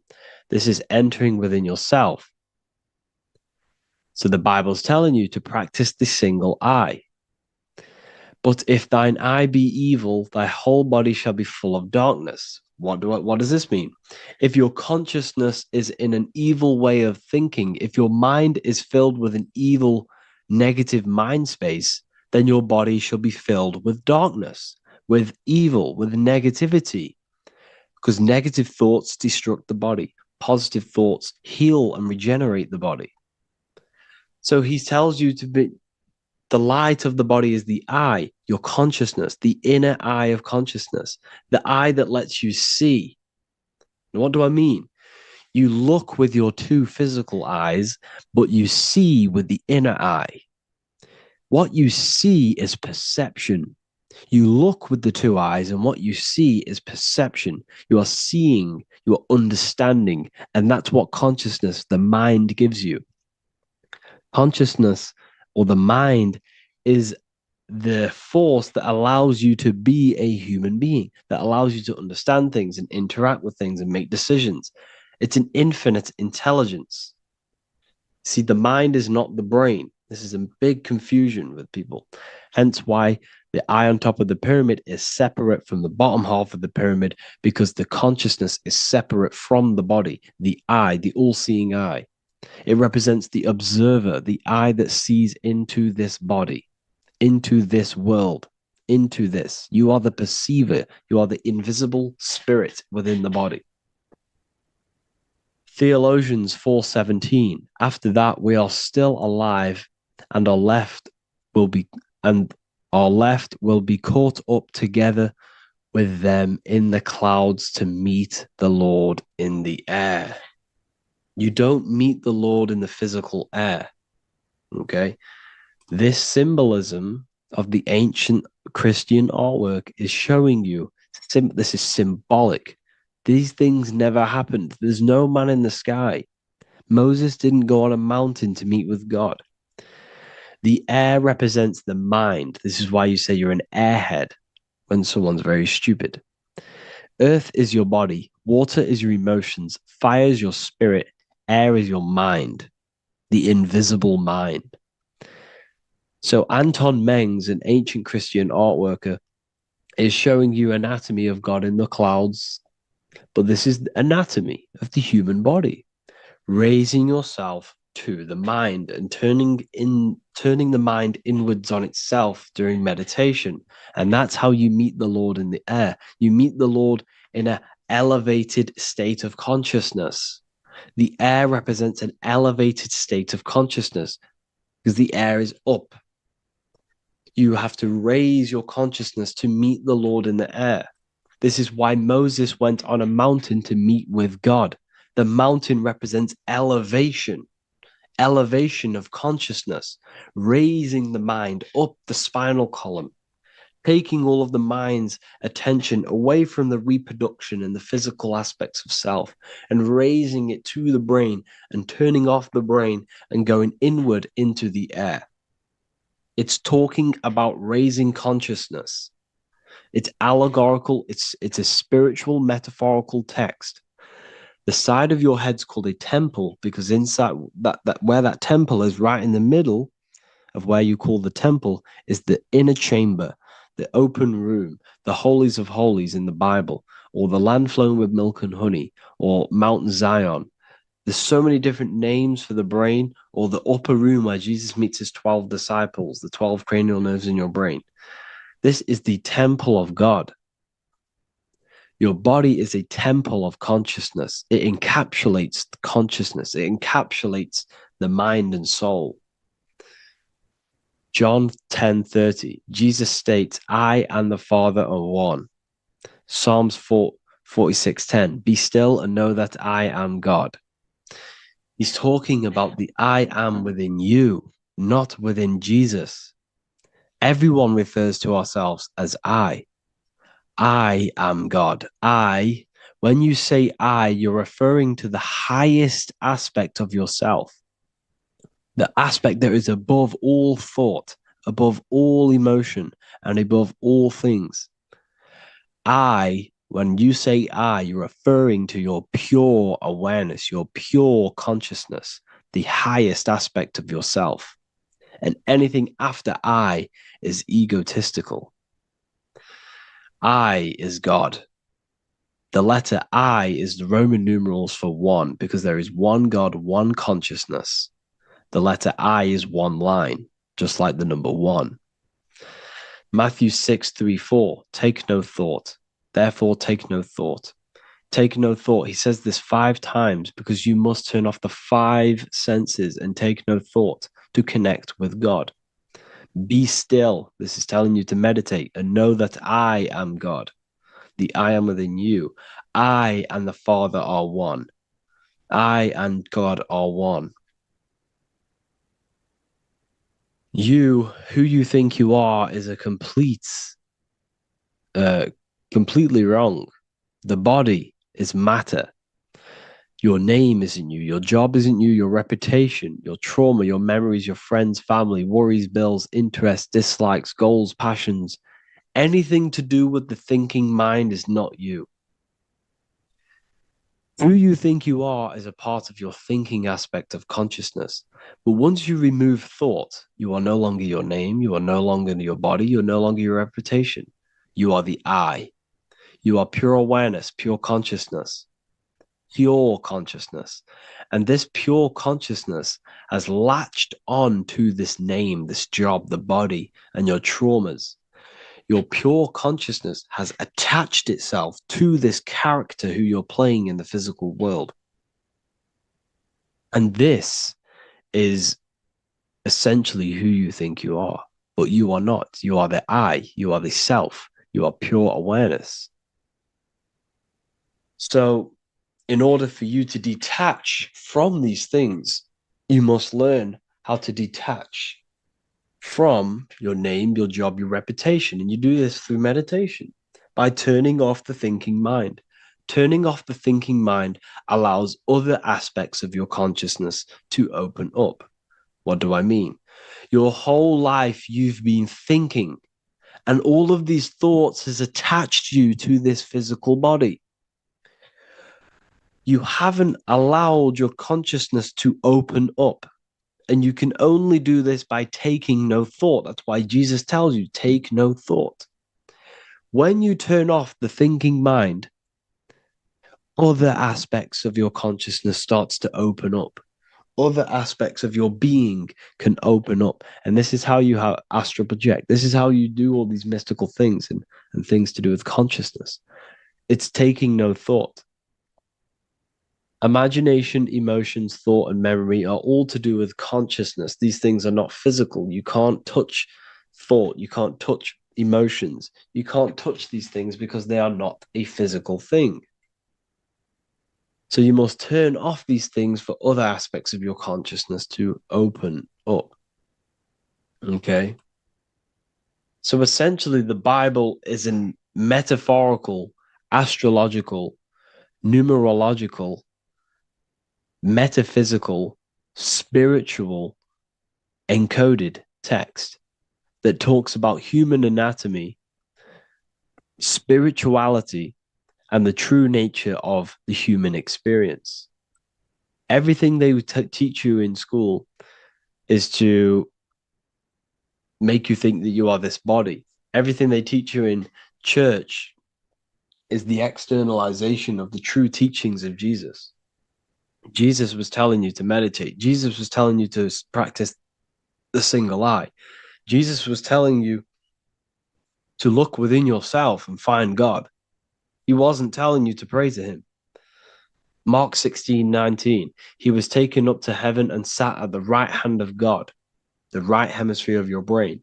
John 21:6, cast the net onto the right hand side of the boat and ye shall find fish. Fish is understanding. The boat is your body, your brain. Cast your awareness into the right side of your brain and you will find understanding, because the right side of your brain is all to do with the creative aspect and the intuition and the spiritual sides of your consciousness. This is why God is here. This is why Michelangelo depicted God in the right hemisphere of your brain, because this is all human anatomy. And I speak about all of this in the brand new Book of Wisdom, Volume 2, which is now available. The start of the revolution has begun. This book is truly going to change the way people see the world. It's got so many more topics than the last one. It's truly a revolution. It's written in so much detail. It's very practical. I cannot wait to share this one with you. I just want to say thank you for the opportunity for me to create this book, because without you, I couldn't have created this. And I just love sharing my work with you. And I thank every single one of you for the support, the watch, like the views and the likes, everything, especially the people who have joined the university and stuff like that. And for people who have joined the university, you do get a free Book of Wisdom paperback if you just go to the general chat and follow the description, follow what the instructions that I gave you in the chat, and you'll be able to order a free Book of Wisdom if you are inside of the university. Plus, you get all of my other books, 2 books, and over 45 occult books on occult and esoteric things. You get lectures, live calls, a community, a manifestation mastery course, and a whole library and reoccurring updates every month, every week. So yeah, I hope you all enjoyed this video. Thank you all. Please leave a comment to help the algorithm, and leave a comment on what videos I should make. And yeah, I'll get to uploading on the YouTube a lot more now the second book is now released. I have a lot more time on my hands. No longer using my energy to create the book. I'm now going to redirect this mental energy into the YouTube. So there will be a lot more content coming. So I need some content ideas. So feel free to comment some ideas, some YouTube videos that I can create.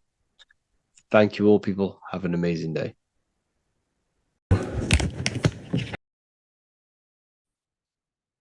Hello and welcome to another lecture from Harry B. Joseph, also known as Revival of Wisdom, the author of the Book of Wisdom series from revivalofwisdom.com. In this lecture, you will learn how to decode Freemasonic symbolism, gain a deeper understanding of yourself, expand your awareness of consciousness and reality, and receive guidance to navigate life with greater clarity. So today we're going to be breaking down this particular piece of artwork, this Freemasonic artwork, and how this relates to you and reaching a higher consciousness. Because ultimately, this is what it's about, okay? Freemasonry is considered a craft, and this craft is crafting a better brain and heart, crafting a higher consciousness, crafting a better self. Why? So we can operate in the world at a higher degree, operate in the world more efficiently, live a better experience in the world, and getting to know thyself. Okay? So we're going to start from bottom to top, because this is important. Every placement of this symbolism is on purpose, has meaning, especially the placements of the symbols. Okay? So we're going to start from the very bottom of the artwork, which represents lower down, When we're looking at symbolism, especially occult symbolism, that's what the word occult means. The word occult means hidden, hidden from the eyes. It has its roots in the word oculus. I'm pretty sure that's Latin, which means eye. So the word occult comes from oculus, which means eye. And the word occult means hidden from the eye, the unseen, studying the unseen aspects of self. We're studying the brain. We're studying consciousness. We're studying the body, the heart. We're studying the self, the hidden aspects of the human psyche and the hidden aspects of self. Okay? Because ultimately, this is what gives you power in the world, depending on how you use that power, whether for good or bad, depending on the consciousness wielding that power. This is why we say knowledge is power. But I would actually say knowledge of self is power. Because when you know how you function, you gain power. You gain personal power. You gain mastery. Ultimately, this is what Masonry is about. Self-mastery. Crafting a higher consciousness. So at the very bottom of this artwork, we have a checkered board with a coffin. The coffin is the beginning of the artwork, the very base. This is the foundation of consciousness. The coffin symbolizes unconsciousness, the state that myself was in, maybe yourself, before we woke up and before we came conscious of our spirit, before we came conscious of ourselves. That ignorant state of acting without purpose, acting unconsciously, experiencing the world and not actively living in the world, simply reacting to external circumstances. This is an unconscious state where one is ignorant. 80% of the world is in this unconscious state. And this is symbolized as the darkness, the tomb. Look at how the tomb is fully blacked out, representing dull, no emotion, it's dark. This represents the darkness of self. The spirit is buried. The spirit is in the tomb. They're not even aware that they possess consciousness. They think they're the material body flying on a ball millions of miles per hour through space, and the sun is, they think they're a monkey evoluted. They've never questioned themselves. They stay in ignorance. They're in the spiritual darkness, okay? And they're furthest away from the light. Look at the top. This is the light sources. They're in the darkness, okay? They're in spiritual darkness. They're in ignorance. And they're in division. Their mind has no power. Their thoughts contradict themselves. They say they're going to do something, but then their mind tells them, oh, I'm going to fail. Or I want to do this, but my mind says this, and I believe this about myself. They want to, they want to write a book, but their actions are scrolling on TikTok, and their emotions about, feeling about their past person in their life. That's division between the self. That's divided consciousness. They also have a divided brain hemisphere. They do not see reality through a true lens, because the brain acts as like a lens on how we perceive things. And if the brain hemispheres are not aligned, then we cannot see reality the way it actually is and truly presents itself, neutral. If we're left hemisphere dominated, we see everything as divided. Nothing's interconnected, nothing's a whole. But if they're, right hemisphere dominated, they see everything as a whole. We need to look in the middle of that, okay? So we'll go into that a bit later. But ultimately, they're in a divided state of consciousness. They're in ignorance. But the tomb, the tomb is symbolic of that. The tomb is, you're not even aware they are divided. They think everything's right in that state. I was like that. My family is like that. They're not even aware of themselves, and you try and say something to them, and they don't even know they're in division. They don't even recognize that they're in a bad, low, earth base consciousness. Okay? So when we get out of the tomb, which is representing by a spiritual awakening, we get out of the tomb, we realize, wow, I possess consciousness. I've woken up. You're waking up to the things in the world, and you wake up and start to see the world for what it truly is. When you become aware and you rise out the tomb, you're born again, you start to actually start looking within. You start to become conscious of your thoughts. You start to become conscious of your actions. You start to become conscious of the evil in the world. You start to become conscious of the things. You rise out the tomb. You start to become conscious of your intuition.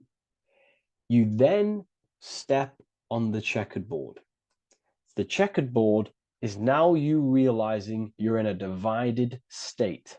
Okay, so you're now putting down the ego, because remember, when you're in the tomb, the ego is fully in domination over consciousness, over your consciousness. It doesn't allow you to say that you are wrong. It doesn't allow you to think that there's evil in the world. It doesn't allow you to believe you have a spirit. It doesn't allow you to see that there is maniacs running the world and trying to control you. The ego is so stuck. But when we start to realize this is part of our awakening, we start to realize that the ego is trying to keep us safe at all times and keep us locked in that state of thinking and believing that we were in before. It's always seeking safety. Okay? So when we come out the tomb, we start to put down the ego and start to, how do I say this? We start to acknowledge that we were wrong about the world. And that is a lot about awakening. You have to acknowledge that you do not know everything. There are people with such higher knowledge. Okay? So when we come out the tomb, we put down the ego. We start to actually say, I was wrong about the world. I was a victim of mind control. I was in ignorance. I was in darkness. Spiritual dark. I'm divided. My thoughts, emotions, and actions are not aligned. My intuition and my action are not aligned. I'm not taking action on what I know is good.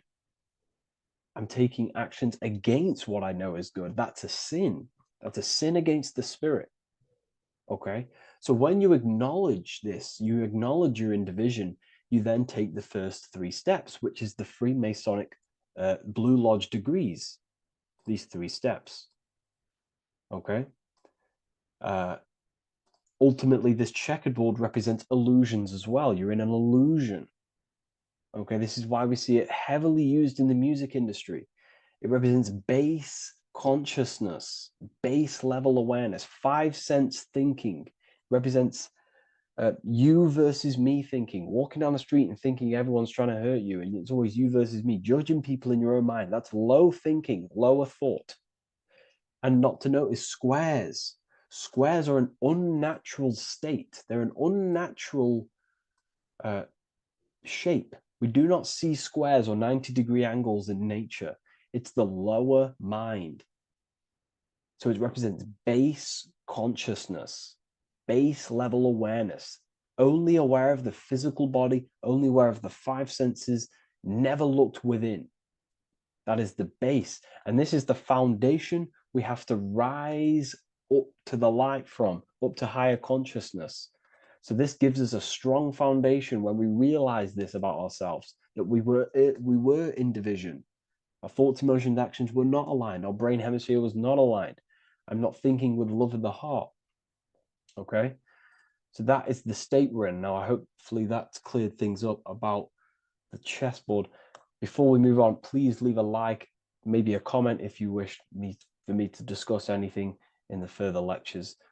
Please smash the like button, and it would really help me out. And share this with a friend who is interested in the occult. Okay, so the steps are the first steps of the Freemasonic degree, the 3 Blue Lodge degrees. Now, this can be represented as the number 3, a very powerful number, a very symbolic number.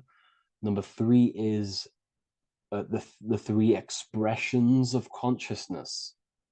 How do we express consciousness? How does consciousness express itself? Well, there are 3 ways. We think, consciousness thinks, consciousness feels, and consciousness acts. They are the 3 expressions that we express our awareness and consciousness. So we're looking at thought, emotion, action. We're also looking at the 3 brains: the reptilian brainstem, the mammal limbic brain, and the neocortex. The reptilian brain governs basic functions of the human body: breathing, surviving, scanning the environment for threats, automatic responses, eating, scanning for food. Base consciousness, that's the reptilian brain. That's what most people operate their lives in, including myself before I woke up. I'm not trying to sound big-headed, but this is the truth. Ignore my tone of voice, ignore my voice, focus on the words I'm saying. You know, if you're judging, that means you have divided thinking. It's always you versus me. So we need to get out of that thinking of you versus me all the time. That's lower consciousness. That's animal thinking. That's earth thinking. We're unified. We need to reach a higher consciousness and do not waste our mind's potential on low-level earth divided thinking. Okay? So we're looking at the reptilian brain, the mammal brain, and the neocortex. Now, the neocortex is ultimately what makes us human. It allows consciousness to operate on a higher degree, okay? This is what makes you human, the neocortex. The neocortex. The reptilian brain, like I just said, governs natural survival instincts and the respiratory system, things along them lines of basic awareness, basic functions to operate and survive in the world, in the physical plane. And the neocortex is what allows us to critically think. Okay, it's what allows us to be human, be aware of ourselves. Okay, not. I don't think animals have neocortexes. Don't quote on me on that, but this is the part of the brain that makes us human, and it allows us to think deeply, to create masterpieces like we can. Humans have massive potential in creation. Look at the world we live in. This is because of the neocortex. It allows us to critically think and self-reflect. Now, when we start to operate from higher thought, we start to think with higher thoughts, the higher parts of the mental dimension, we ultimately start using this brain more. We start functioning from the higher brain. Now, this is why Neo from the Matrix is called Neo, because he uses he was in the reptilian brain. If you watch the film The Matrix, if you notice, he gets plugged out of the Matrix and he's plugged in on the back of his neck into the brainstem. And when he's plugged out, his name's Neo, which is neocortex, using the higher brain. It's what awakens the self. It allows consciousness to function on a higher degree compared to animals. Okay? So we're looking at thought, emotion, action. We're becoming conscious of thought, emotion, action. Becoming conscious, what am I thinking, what am I feeling, and what am I acting in the world? And what can I do to master these, to operate more efficiently in the world? How can I use these towards higher consciousness and use these actions, these thoughts, emotions, actions to reach a higher state of awareness of self? So when you go through the first 3 degrees, you enter the doorway. Now, this is symbolic of a doorway. Now, looking at this with a right hemisphere dominated view, you would see a doorway, right? The right hemisphere sees this as a holistic doorway, right? You see a door, you enter the stairs, you go through the door, right? But at the left hemisphere, is now going to dissect and analyze each individual little part of this, right? So the right hemisphere sees the trees, the left hemisphere sees the woods. So to dissect this down on a right hemisphere, going back to the right hemisphere, we're entering the door. The door is symbolic of entering the unknown. You're entering a higher consciousness. You're entering the door. You're going beyond. See, this is the earth here in the background. This is the darkness. The darkness represents the abyss, the unknown. You're entering in the self. Okay? This door represents entering in the self, questioning internally. Most of us think externally. We have to, obviously, to operate in the world, but we never give time to think and question and reflect internally. What do I mean? Closing the eyes and questioning the self. Who am I? Where am I from? What's the voice in my head? If the voice in my head stopped using the language that I speak, what is it then? It's about going within, into the darkness, what you cannot see, and finding the light. Okay? It's about entering within the self. This is a doorway to higher knowledge, higher consciousness, higher self, and really digging deep for what you truly are beyond your human form. Okay?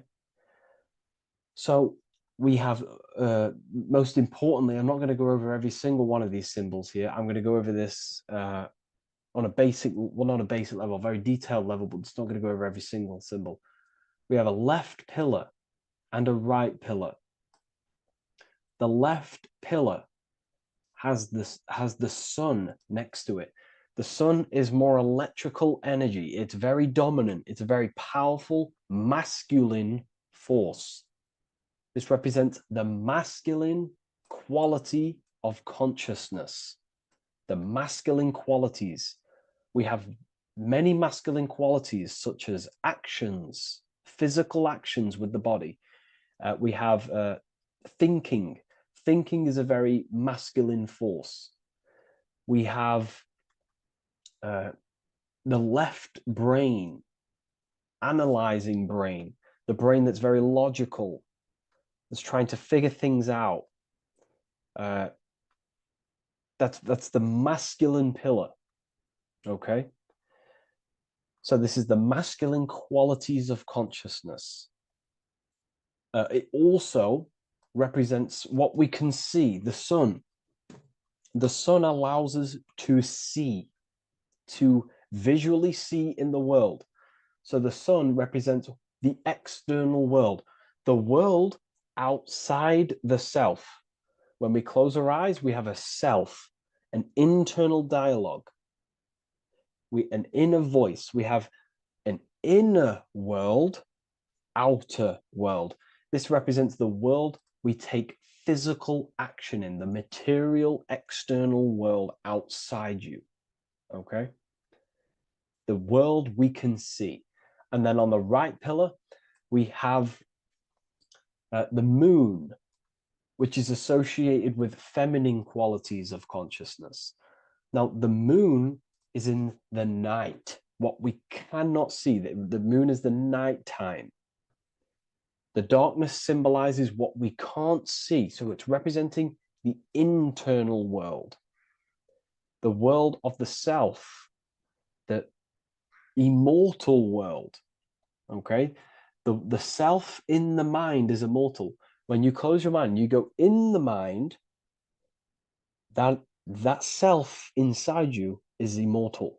In the mind, you are immortal. Outside the mind, you are mortal. You will die. This body will die. Okay? So this is representing the internal world on a holistic understanding. It's also representing the right brain, the feminine brain. It's also representing intuition, emotion. They're linked. Intuition and emotion. They're a feminine force. Also, we're looking at the heart, the right pillar. So everything that is feminine falls under this right pillar. Now, don't get confused. I know a lot of people can get confused about what I've just said. So this represents the inner world, the outer world. It also represents everything masculine and feminine. So thought is, although it's an internal quality, it would fall under the left pillar, because thought is a masculine force. It's a penetrating force. So try not to get misunderstood with that. On a holistic scale, it's also represented inner world, outer world, and how they are reflections of each other. Now, these pillars, they're the same height, they're the same structure, but just different in sun and moon, which represents their reflections of each other. Their reflections, the inner world reflects in my outer world. My external world, what I see outside of me, is a reflection of my thoughts and my internal world. So the inner reflects the outer. The inner reflects the outer. As within, so without. So we're also looking at the right and left brain. I've already gone over that. So what we need to do is build the bridge between the two to reach higher awareness of self. Because ultimately, remember, we're still divided. We came from the checkerboard, we entered up here, we've just entered within the self, started questioning the self. We're still divided. We need to build the bridge. And this is what they're crafting in Freemasonry. The bridge, the arc, the agreement, the great work. This is the crafting of aligning the left and right brain. We're also aligning intuition, feminine, with the actions. Because ultimately, the higher self is always guiding us. That's our true spirit guide. Our true spirit guide is our higher self. And the higher self ultimately exists in a higher dimension. This is going to sound crazy to some people, okay? But who you are is not your human body. And your higher self does not communicate through the language of the human material world. It doesn't communicate through English, doesn't communicate through thoughts. It communicates through intuition and communicates through dreams and symbolism. So it's all associated with the right pillar. This is the things we can't see. The higher self is always guiding us to awakening and to our purpose on the earth. Okay, so this left pillar also can symbolize what we're born into the world with, our circumstances, our external world. What are we born into? You know, our family, our current financial situation, where you're located in the world. So it's also symbolizing this. It's also symbolizing the qualities you bring here, the natural abilities you have when you're born, and what we need to do with our environment to ultimately reach a higher consciousness and reach our and transmute our environment we're born into to realize who we were and why we came here. Okay, so we need to build the bridge between intuition and action, and always take action on what we know and feeling is right at all times. That's unity consciousness. And when we do this, we gain the light. We gain more light, symbolic of more information of the self. Because the higher self is always guiding. It's always watching over. And it's always trying to give us knowledge of awakening, of why we came here. And when we take action on what we know and feel is right at all times, it's like a domino effect and a stepping stone that pushes you closer and closer towards your life purpose. Okay? We're also aligning the right and left brain to perceive the world in truth, to see the world in its true form, to see the world in what it actually is, instead of any distorted left or right hemisphere dominated beliefs or thoughts. We ultimately do that by acknowledging that, yes, you have a self, you have, you know, the left brain is more ego, this like divided thinking, everything's separate, and the right hemisphere is more holistic. So we need to see the world in the middle of this, in the middle, acknowledging the self and acknowledging the collective consciousness, and how my thoughts, emotions, actions contributing towards myself and the collective. We always need to keep the collective in mind. Why? Because we are experiencing this world together. It's not just you. And your actions also have a ripple effect on the collective. We're experiencing the world as a whole as well. Yes, there's yourself and there's the collective. We need to think, feel, and act towards the collective and the self. So aligning our brain hemispheres allows us to do this. It allows us to think holistically and individually and see reality in this. And when we do align the left and right brain, what do? We gain higher insight, the eye.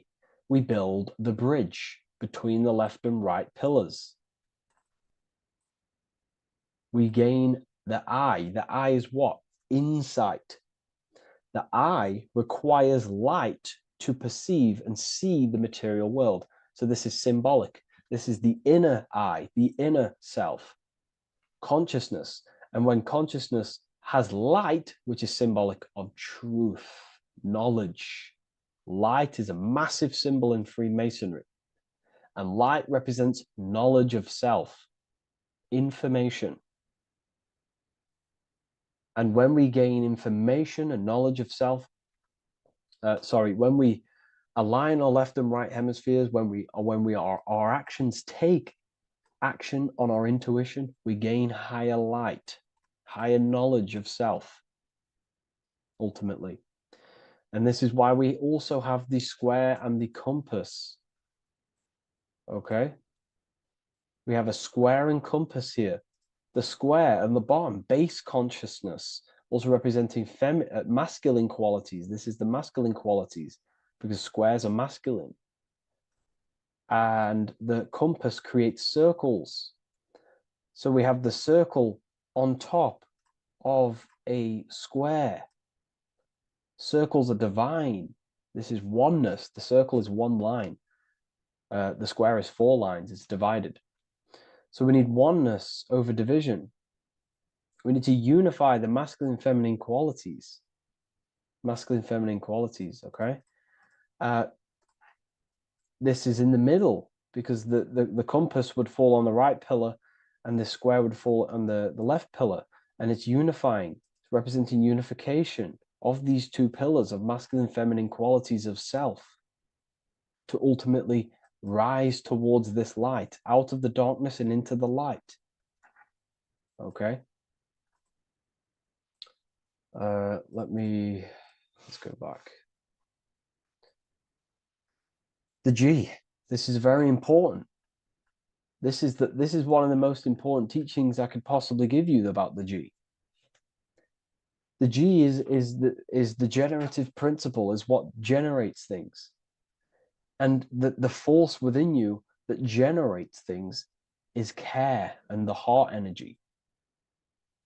The heart ultimately expresses our actions. We think, if we care, we act. Everything in your external world is in front of you because your heart cares.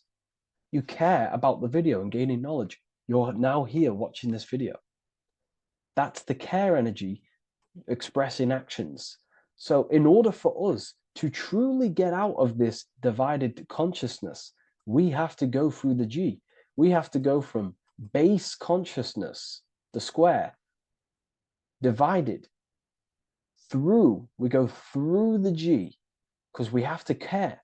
And if we care, will reach the higher mind and gain higher self-knowledge and master the self. You cannot do this if you do not care. And if you do care, you will take action towards it. If you're watching this and you don't actually truly deeply care, you won't take the action, you'll just gain the knowledge, which is ultimately useless.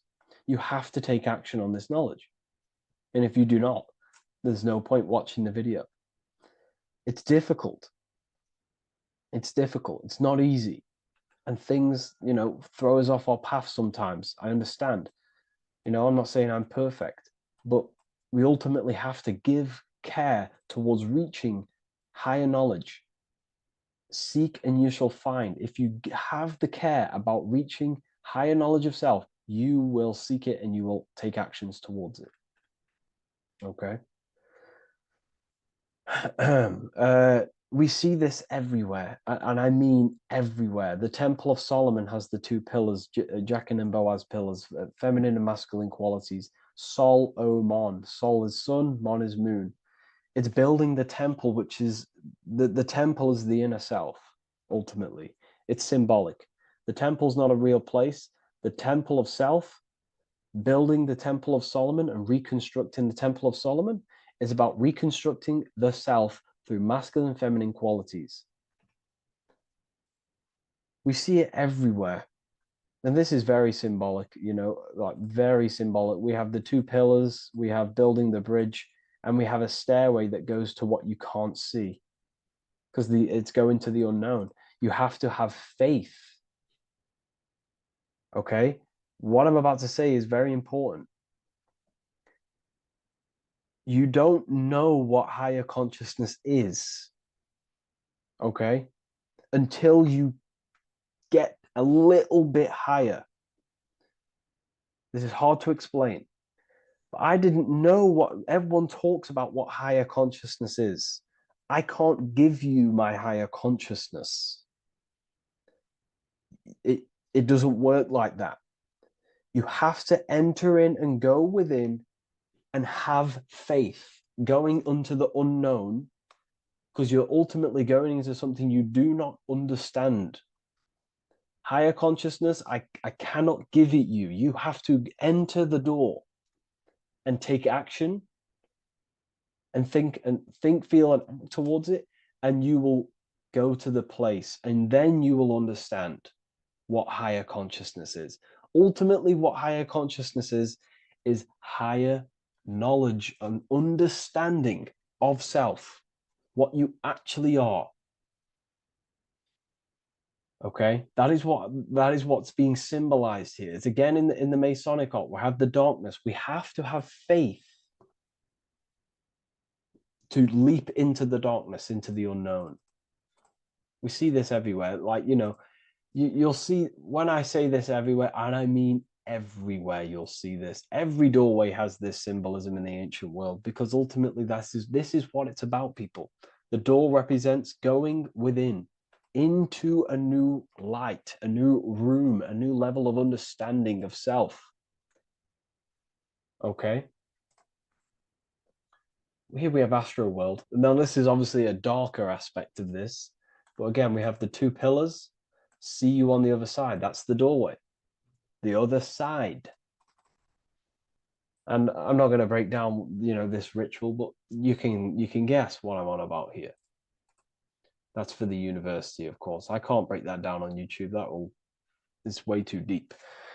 But there's knowledge out there that is so deep you couldn't even comprehend it with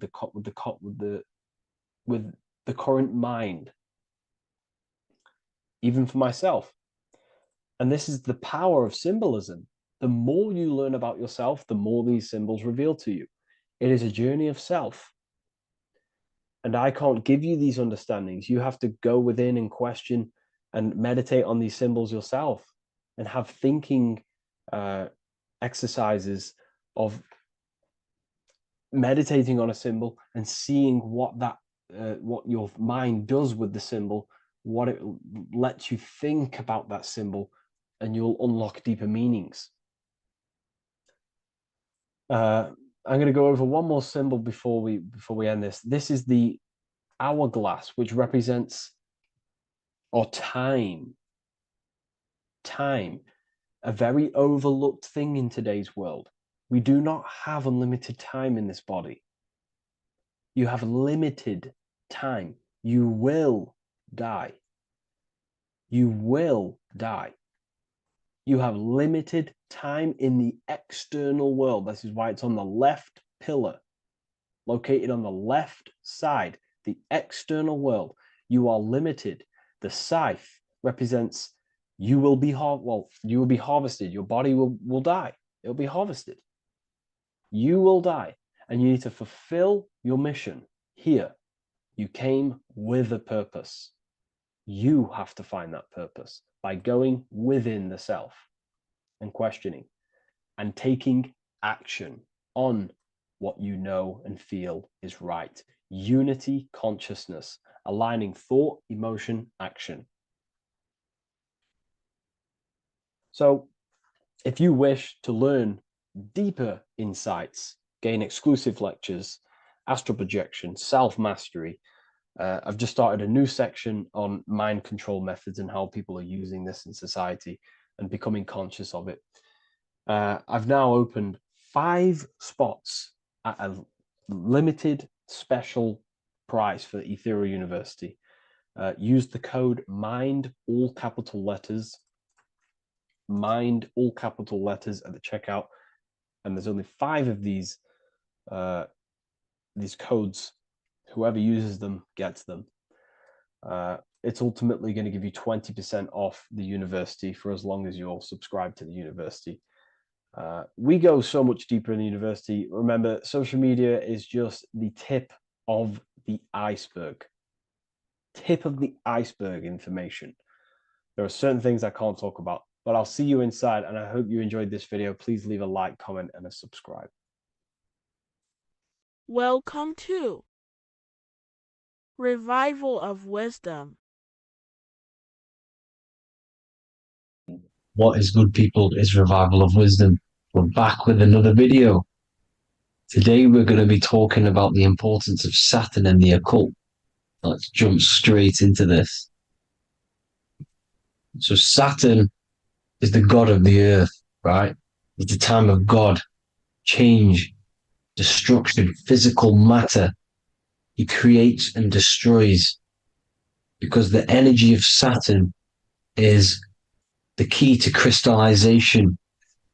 It wraps things in physical matter, right? He creates everything, all life forms, and he takes things back, because the day that you're born, that's the day that your expiry date is coming. The time is ticking until Saturn takes your life. This is why he's known as the Reaper.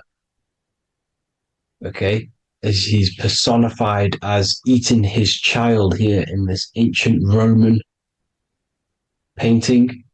As you can see, he's eating the child. We are all children of Saturn, right? He creates physical matter, our physical bodies, right? He's the god of time because he's the slowest moving celestial body. He's the Lord of the Rings, as you can see here. He's the last one on the ring. He's the slowest one moving, okay? So he is the Lord of time, destruction and creation, okay? This is why his name is Saturn, Satan. He's the devil, okay? But I'm not saying Saturn's evil, guys. It's a part of life. Everything lives and dies, right? He's the key to crystallization. Now, as we have the clock here, our god Saturn, or Chronos in Greek, just means time. He's also the god of time, as I've already said. 60 seconds in a minute, 60 minutes in an hour, 24 hours in a day. Add 2 plus 4 equals 6. 60 seconds, 60 minutes, 2 plus 4 equals 6. That's 666. Okay? And as you see on the clock, 6 take away 12 equals 6. 7 take away 1 equals 6. 9 take away 3 equals 6. 6 is the number of Saturn. It's associated with Saturn, right? He's the god of time, of justice, everything. goes back to the Reaper in the end. Everything lives and dies. Now, the artwork of him, he's always got the Reaper staff. You see, it's personifying death. Now, when you see this, the Romans were not saying Saturn was a real person, a real god in human form. No, this is personification. This is what the ancients always did. They personified, just like the Bible. It's all personification. So the personifying Saturn eating its children because it eats, it's the Reaper. No one can escape the Reaper. No one can escape death. Now, Saturn is 666, which is in the Bible, the number of the beast, right? The number of the beast, Satan, 666, right? So on the North Pole of Saturn, you have a hexagon which makes a cube, right? Now this hexagon, when you join up all the corners, creates the six-pointed star known as the Star of David, right? In the Jewish religion. Now, as you can see, the six-pointed star has 6 points, 6 mini triangles, and a six-sided hexagon. That makes 666. And also, you have Saturday is named after Saturn, the 6th planet, the 6th day of the week, and has a six-sided polygon on its north pole. That's also 666. Now, this Star of David, this symbol goes back thousands of years, and it originates from Saturn. It's not the Star of David, right? It originates from Saturn. It symbolizes the physical and spiritual aspect combined into one, which makes us humans, right? Also symbolizes the male and female combined into one. These two sacred energies create the human. We consist of both male and female energy, also known as the Seal of Solomon. And we all know if Solomon was a real person, he talks about communicating with 72 demons. He could apparently in the text, he could communicate with 72 demons, and this is sorcery. This is black magic. Now, this symbol is associated with hexing people. When you place a hex on someone, that is a form of witchcraft, which a hex is just a curse. When you're cursing someone, this is black magic. Now, the black magician would stand in the middle of the symbol and cast his spells onto other people. Now, this symbol is obviously on the $1 bill, twice on the $1 bill. And it's very, very ancient symbol. And it originates from Saturn. And let's keep going. So the cube. So I've just said how you see the cube on the North Pole of Saturn, right? The cube is limited. It's a 3D shape. It symbolizes limitations to the physical 3D dimension, the third dimension, the physical realm which we are in. Now, as you can see, the color associated with Saturn is black, right? Black is infinite potential. Black is the creation of all things before there was light. Light is born out of blackness, darkness, okay? Now, black is physical matter. And as you can see, the black cube, black symbolizing physical matter, the cube being limited, as the physical realm that we are in is limited. It's not like the fourth dimension where everything can exist in a thought. The third dimension is limited, right? And this is what Saturn is. It limits you to the 3D 666. Your body limits you to your physical body. Now, these black cubes are placed everywhere. As you can see, Australia, Denmark, Manhattan. There's one in New York. as you can see, the Apple have a cube. The Nintendo GameCube, Trump Tower is a black cube. This is worshipping the energy of Saturn, the god Saturn. Okay, it's not a god, it's a celestial energy. However, it rules over Earth because it pretty much created the physical realm. Now, as you see, when you go to a funeral, you wear black, a black suit symbolizing Saturn, which is the color associated, black. And as you see in Mecca, they walk around the black cube in rings. As you can see here, they're stood around in rings, like the Saturn, the rings of Saturn. The Mercedes symbol. You probably wouldn't notice that, but yes, it's Saturn. And when you graduate from university, you wear a black cube on your head. This is all symbolizing Saturn. Okay. Now, as you can see, the Jews here have a black cube on their third eye whilst they pray. Notice how he's shutting his eyes into blackness, darkness, and he's wrapped around a black strap around his arm. This is symbolizing the wrapping of physical matter, of how physical matter wraps things into existence. And as we all know, the Star of David is a Jewish symbol. So he has the black cube and the Star of David, right? So all of these religions are secretly worshipping Saturn. Okay, this is all Saturn worship, Kronos, the god of time and destruction, the physical reality. Now, as you can see, it's symbolized everywhere in all major corporations. Pepsi, internet, that's obvious. NASA, of course, NASA. NASA means to deceive in Hebrew. Universal, Walkers, that one's so obvious. Nike, Toyota. So many different ways they symbolize it. You either see the rings of Saturn or the black cube, as I just showed you here, the Nintendo and the Mercedes, right? It's absolutely everywhere. Now, they also use 666 to symbolize it, as I've just broken it down to you. 666, the World Economic Forum. We all know how they're trying to enslave us into this new world agenda. Google Chrome, CERN, Disney, Coca-Cola, Cadbury's, all of these have 666. Now, every UPS barcode has 666. And even www.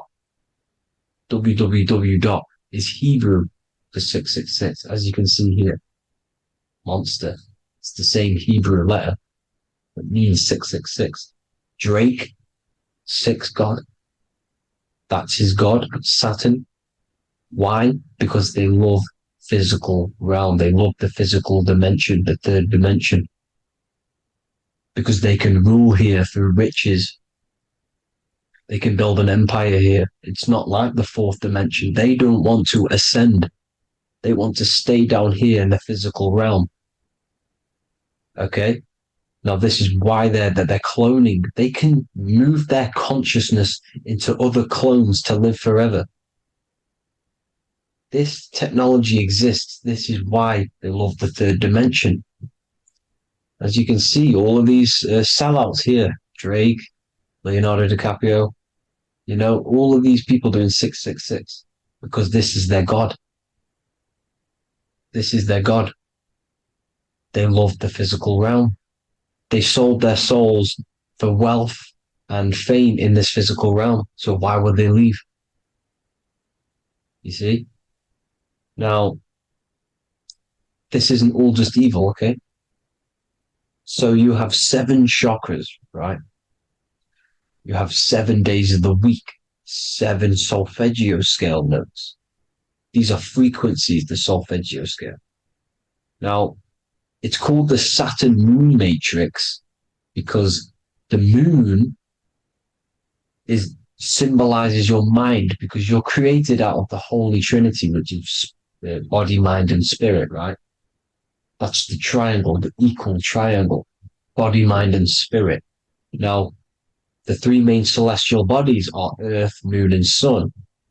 The Earth being your physical body, the Moon being your mind, and the Sun is your soul, hence why it's called solar. It's a solar soul. Now, these symbols are alchemical symbols. So when you're doing alchemy, you use these symbols to obviously symbolize what we're talking about. Now, as you can see, these are all the symbols of the planets. Of Saturn is created out of the moon on top, the moon on the bottom and the earth on top, as you can see here. You see? And this creates the number 5. Now, with the moon being your mind and the earth being your physical body, this is mind over matter, because the earth is your body's matter. This is a matter over mind. You don't want to be matter over mind. This is low states of consciousness. You won't be mind over matter. You see, to manipulate matter, to create your own reality. Now, obviously, we all know Saturn is associated with the lowest chakra, which is the root chakra. This is to deal with your animal instincts. When you're down here, you identify as the physical body. You don't know anything spiritual. You're you have a pure physical mind. You don't believe in anything spiritual. This is survival mode, consumption. They want you trapped down here, which is matter over mind. They don't want you to create your own reality, which is mind over matter. You see? Now, that's what Jupiter is. Saturn is the moon on the bottom and the earth on top. But Jupiter is the moon on top with the earth on the bottom. That's mind over matter, you see? So, these chakras are an ascension process from matter, physical matter to spiritual. This is the ascension. This is the stairway to heaven. This is Jacob's ladder. You see? Now, the number 5, which is obviously associated with Saturn as well, which create the symbol for Saturn, created the number 5. You have 5 senses, 5 elements, 5 physical elements. As we all know, Saturn crystallizes everything into physical matter out of the 4 elements. 5 fingers and toes, 5 points of man. Okay, the number 5 is the number of justice. Saturn holds things back. He restrains things from you, makes you learn the lesson. Now, 666 is not all evil. 666 is the atomic structure of the carbon atom. 6 protons, 6 electrons, 6 neutrons, right? We are carbon-based life forms. All life forms are based on the bonding properties of the element carbon. Because Saturn crystallizes everything into physical matter. Now, the Masons symbolize this with the checkered boards. They have the black square, which is obviously matter. As I just said, the black cube. And spirit is the white square. Because white is eternal light. White and light. You see? Black is physical matter. Now, this is what we are. The point of our soul is to transmute from matter to spirit. But these are interchangeable. This is the constant cycle between spirit and matter, spirit and matter. High vibrational matter turns into spirit. Low vibrational spirit turns into physical matter. You see? Now, we are carbon-based life forms. This is what 666 is, the number of the beast. When I say we, the physical body is the beast. It's the animal. It's the carbon suit to operate in this physical dimension, in this physical realm. See? It's the vehicle used to operate in this physical realm. But your mind isn't from this physical realm, you see. The brain is the physical manifestation of the soul. Okay, so as you can see here, the spine is an extension of the brain. Everything goes back to the brain. This is literally what your physical body is. You see, this is the nervous system, and everything reports back to the brain, and everything's controlled from this control center. And this spinal column, at the top of the spinal column, is your third eye, which is known as the pineal gland. And this is the seat of consciousness. It's the center of consciousness. That is your true self, pure consciousness. This body is just a physical body. This body is mortal. This body runs out, but your consciousness lives forever. They don't want you knowing this. This is why they keep you down here in your lower chakra. They want you to believe everything is just physical. They don't want you to believe in the spiritual side of reality. Because this way they can manipulate you, right? They want you matter over mind because they know your mind creates reality. They know your mind is the root cause of reality. You manifest your own reality from the inside out. So this is why they control your perception of reality. They control your information in order to manifest their new world order. You, who are ignorant to knowledge and wisdom, you who are ignorant are manifesting their agenda because you accept their information and their perception of this reality. Now, this is why they tell you the globe model, the heliocentric model, to trap you into physical matter. Now, if you understood about this true form of this realm, you'd understand that there's a spiritual side behind everything. The spiritual side, something has to exist. The root cause of reality is higher planes of existence.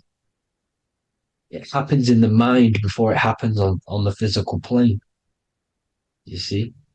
They don't want you knowing this. They want you matter over mind, which is the symbol for Saturn. Moon over Earth. The Holy Trinity.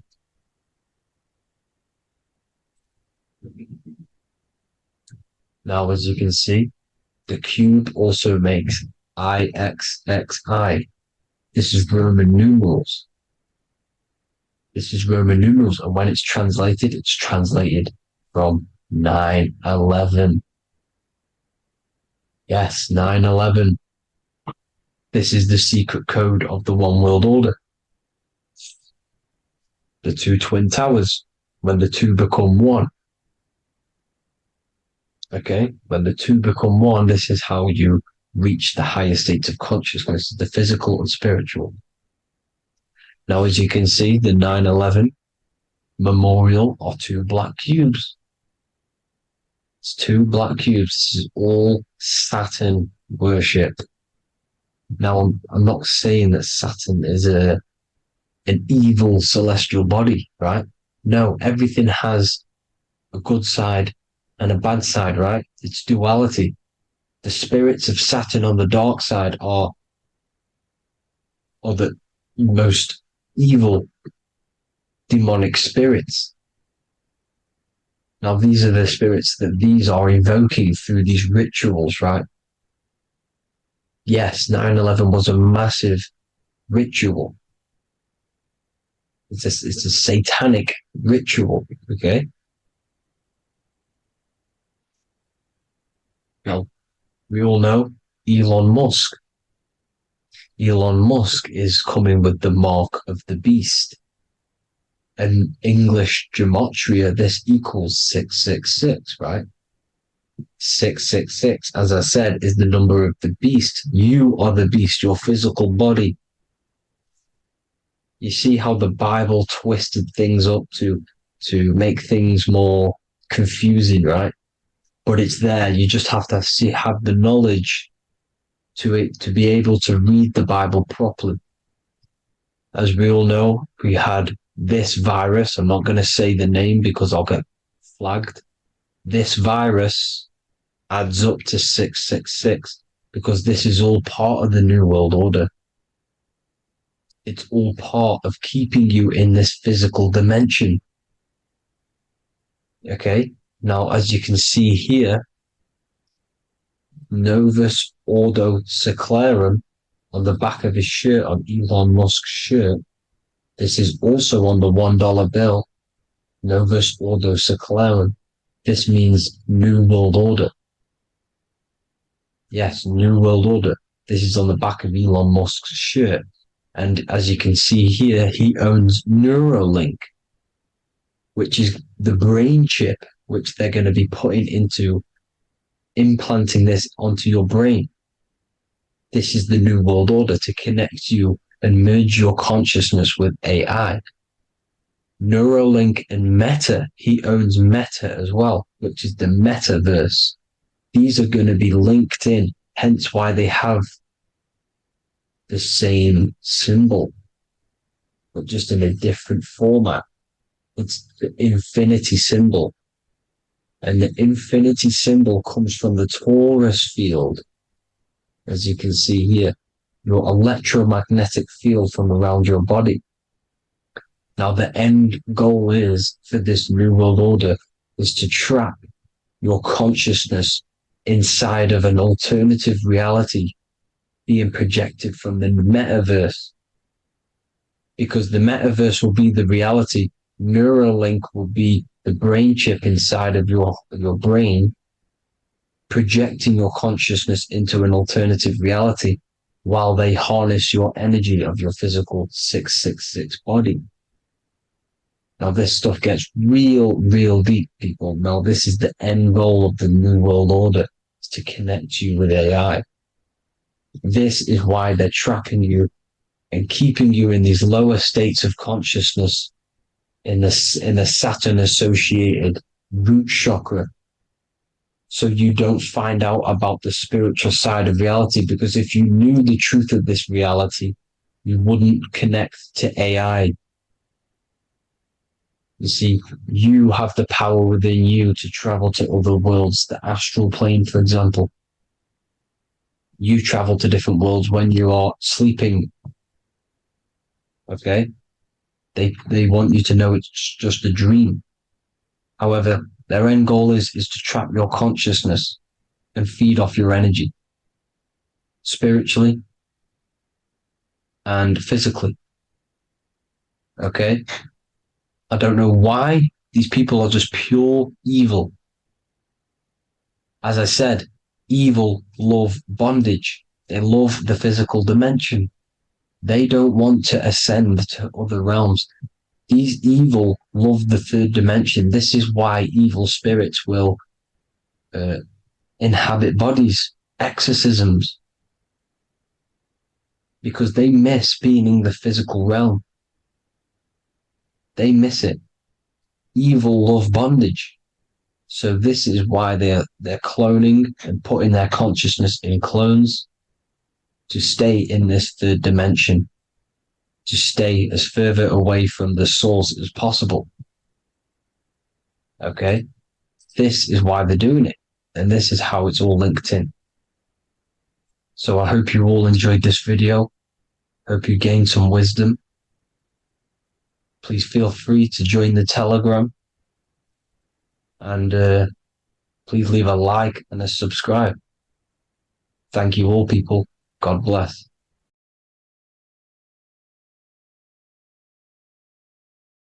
This isn't just spiritual fluff. Your words are vibrational commands that teach your subconscious what to believe and what to create in your reality. Now, I'm not going to sit here and tell you how words are these vibrational things that create reality. In fact, they are. However, the power of words does not hold in the vibration of the word. Yes, it has a little effect on plants. Yes, every word is a vibration that speaks to every cell in your body. However, this is not the main power of words.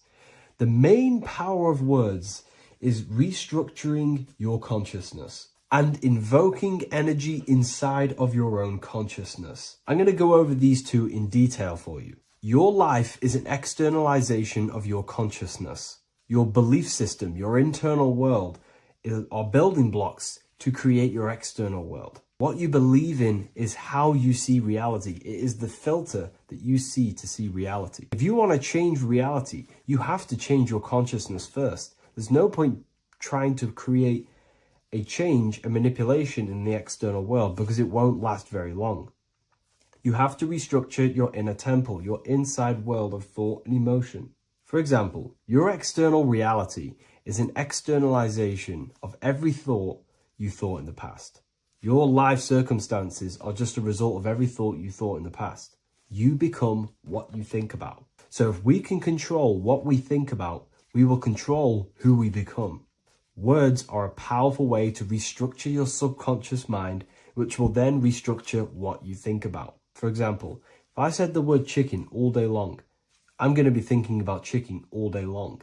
The words we repeat enter our subconscious mind, and our subconscious mind molds our conscious mind of what we are consciously giving attention to and thinking about.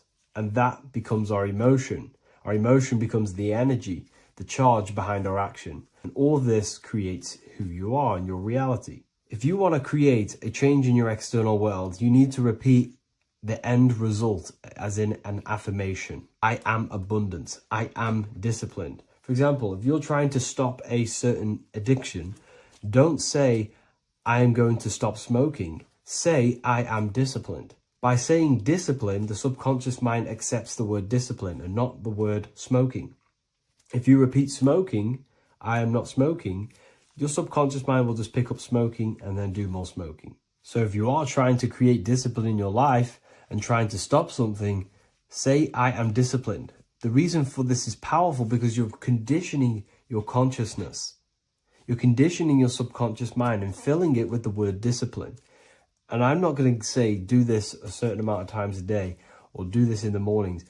I want you to do this as much as possible. I did this as much as possible. Whenever I had free time, whenever I had a free minute, I would say these words either physically or mentally, just to condition your consciousness. Words are the most powerful way to restructure your belief system and restructure your inner world, which will then mirror in your outer world. Words are also a powerful way to invoke energy. This is why when you see these magic occult rituals, you see people chanting and doing these things. It's because if you slowly chant a word, you can actually invoke the emotion. There are three aspects of creation: thought, emotion, action. Emotion is energy in motion. By repeating a word over and over again, you can actually begin to invoke that energy, that emotion inside your heart. And you can start to feel the reality as if you are already living it. And this is just another powerful way to condition your consciousness to become a certain thing before you have it. This is what magic is. Magic is all to do with reprogramming the subconscious mind, aligning the subconscious with a certain belief or reality, which will then produce an effect in our thoughts, our emotions, and our actions, which will then create that reality. So if you want to create something in your life, literally just repeat, I am something. I am is referring to your consciousness. I am is the highest aspect of you. It is the true self. Whatever you condition your consciousness will be mirrored in your external reality. I am abundant will condition your consciousness to feel and believe you are abundant, which will then seep into your thinking. And then you will start to act more on this because you are thinking about it, which will then change your external reality. Words are vibration, and vibration is powerful. However, if you truly want to change your reality, you have to change your inner world of consciousness. And words are the best way to invoke feelings to become the reality you want. And words are the best way to condition your consciousness to a certain belief or a thought. And by doing this, you're actually creating a root cause. The cause is your consciousness, your mind. And you have to restructure the mind to create that reality. Words are a great way to restructure your consciousness and create reality.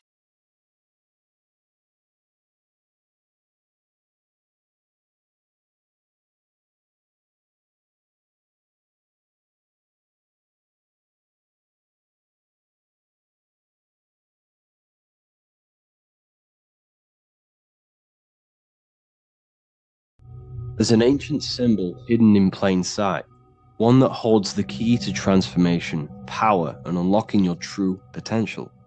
It's been used for centuries by mystics, rulers, and even modern science, but almost no one understands its true meaning. Once you do, it will change the way you see yourself and the world forever. Stay with me, because this could be the key to your own awakening. The symbol of the snake, or the serpent, is a very powerful symbol that refers to something within you, that we all are on this journey. So first of all, we see this symbol in ancient Egypt on the top of the pharaoh's head. We also see this with Buddha, with the snake on top of the Buddha's head and below. We also see this in Rome, with the Roman god Mercury holding the staff with the snake. We see this in Adam and Eve's story with the snake tempting Eve. We even see this today on the medical facility. But what does this mean? Why is this symbol being used for thousands and thousands and thousands of years? It has a very deep esoteric meaning. We see this in the caduceus staff, and we even see the snake representing the kundalini. What does the snake actually mean?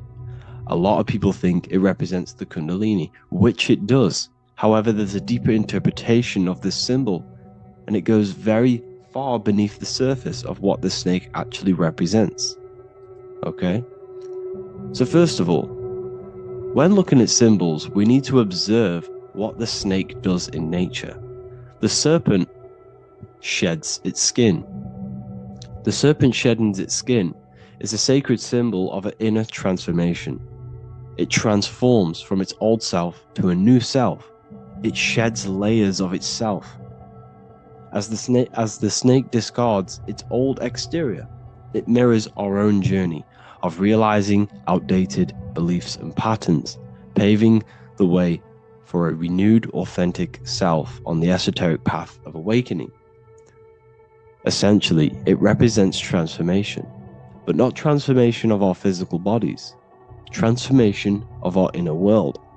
Now, this is where things get a little bit tricky and you may become a little bit confused, but I'm going to make this very clear for you. The snake symbol, or any symbol, can be used for different contexts. For example, the kundalini. We see the snake representing the kundalini. We all know that energy can't be destroyed, only transferred. Like I said, this is a transferring of energy. It's a changing, a transforming, shedding its skin. It represents transformation. Sexual energy is energy, and we can transform the sexual energy into a kundalini awakening to activate dormant brain cells in our brain, and to activate the human light body, which is the spirit. We can cultivate, save, and retain our sexual energy, transmute it up the spine to activate the brain.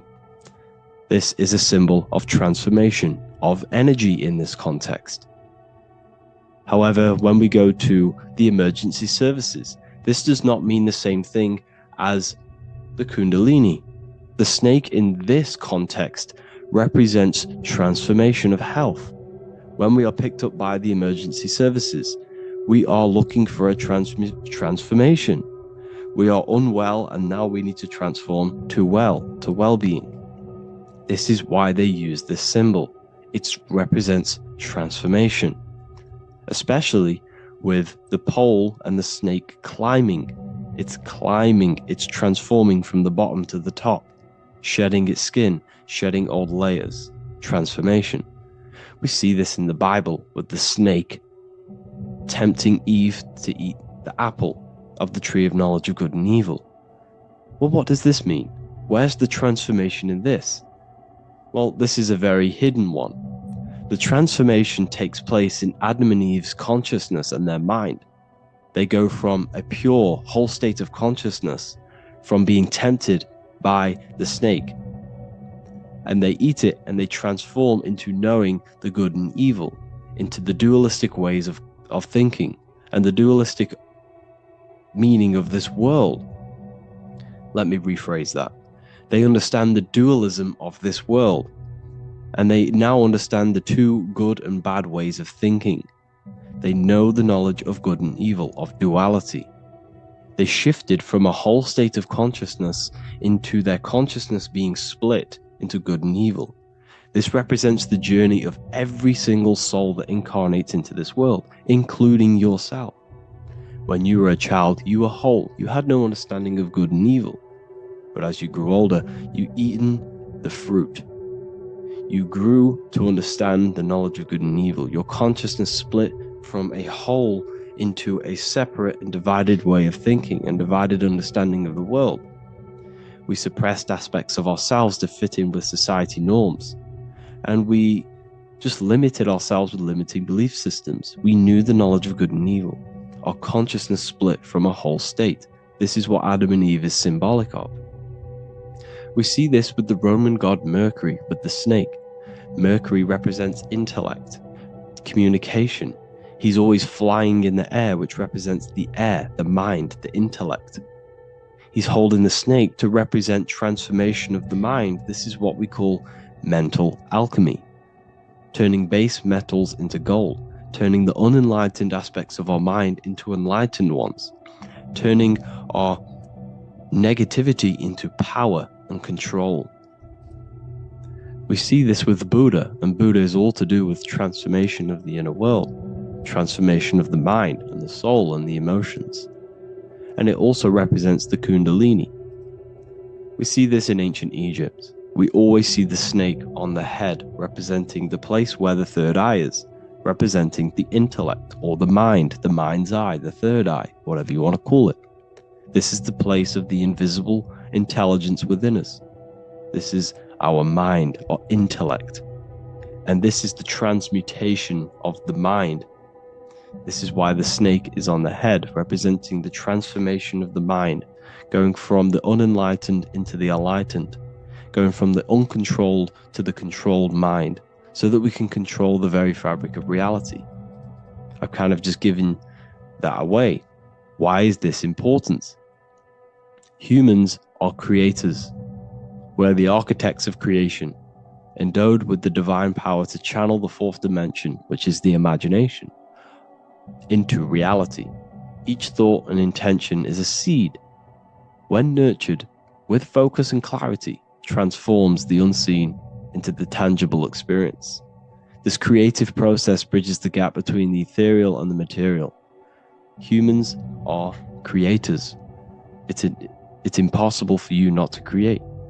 Whether you're doing this consciously or subconsciously, you've been creating your whole life, turning non-physical thought into physical reality. We are creators. However, the mind cannot create in a state of chaos. The mind cannot create with limiting beliefs. The mind cannot create with thoughts that come and destruct our minds. The mind cannot create consciously and effectively if there are impulses within our mind and we have no control over the mind. So this is where self-transformation comes from within. This is where the snake comes in. The snake represents the transmutation of our mind from the uncontrolled to the controlled. In this context of the Egyptians with the snake on their head. It's all to do with mental alchemy. In the occult tradition, the mind is seen as a delicate instrument that demands constant vigilance. Left unchecked, it reverts to archaic and destructive thinking patterns. Like a finely honed blade, it must be continually sharpened through discipline and self-refinement. In this unending process of unveiling and mastery, we learn to shape reality, harnessing the power of our thoughts to manifest the highest potential.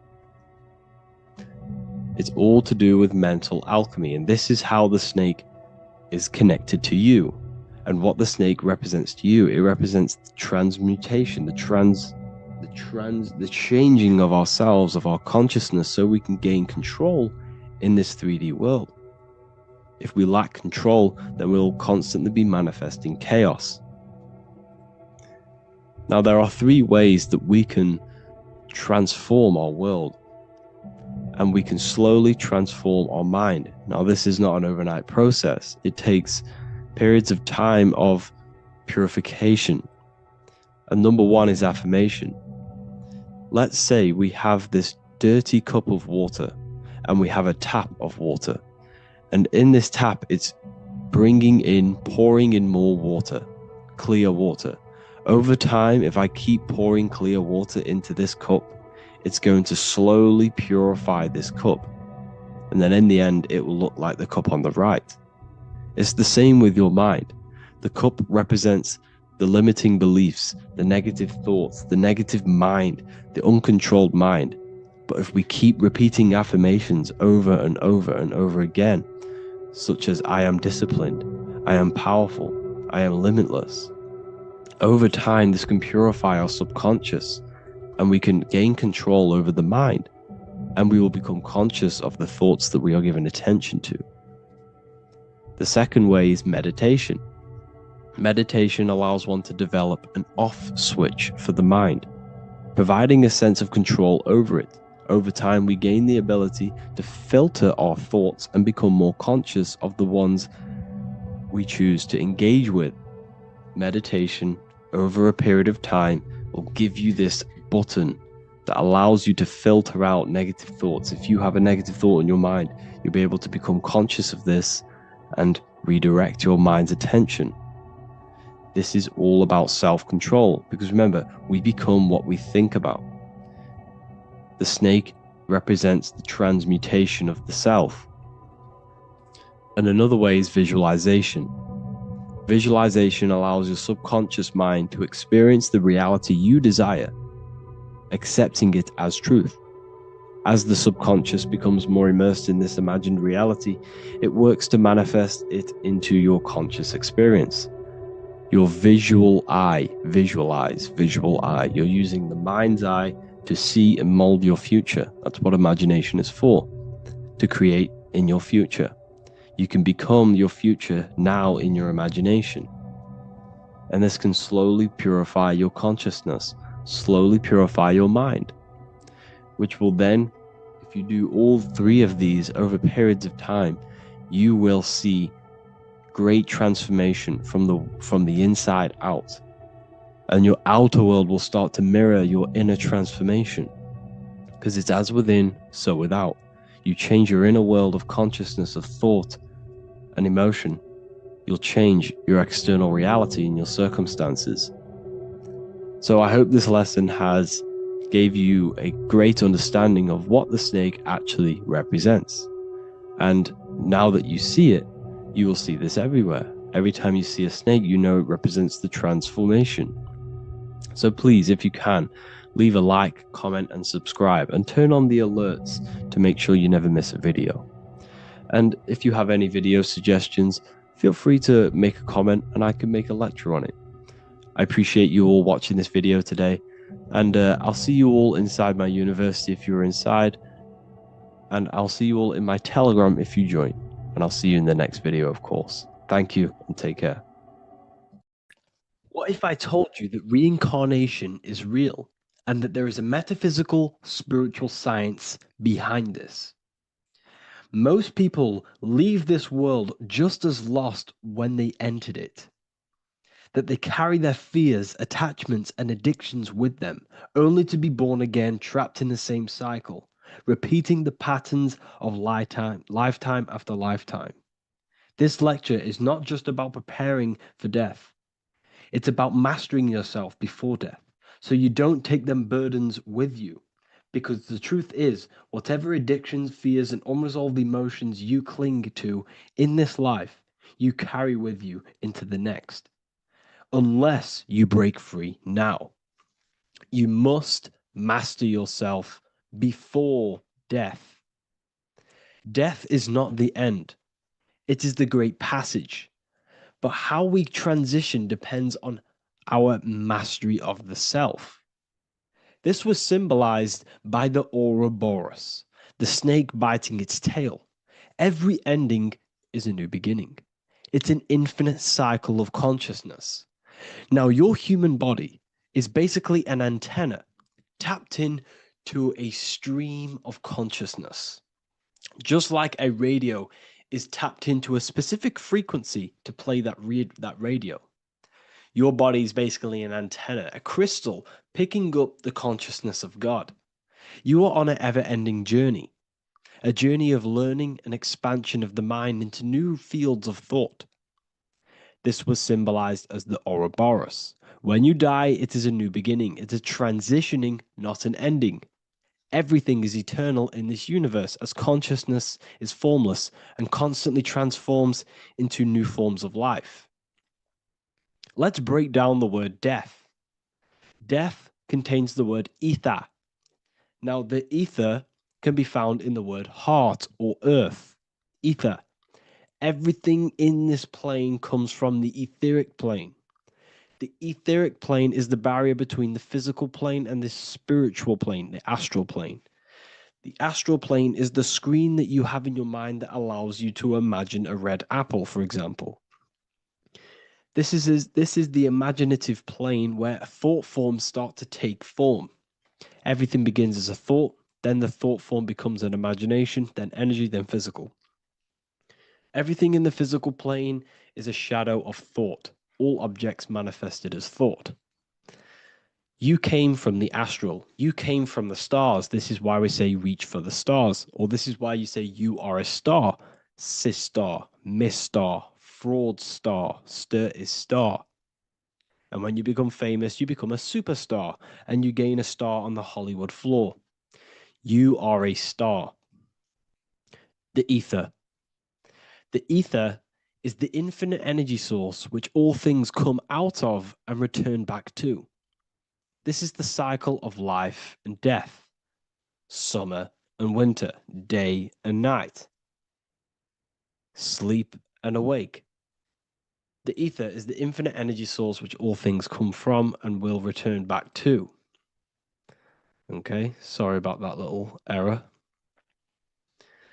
The ether is the boundless source of energy from which all things emerge, to which all things return to.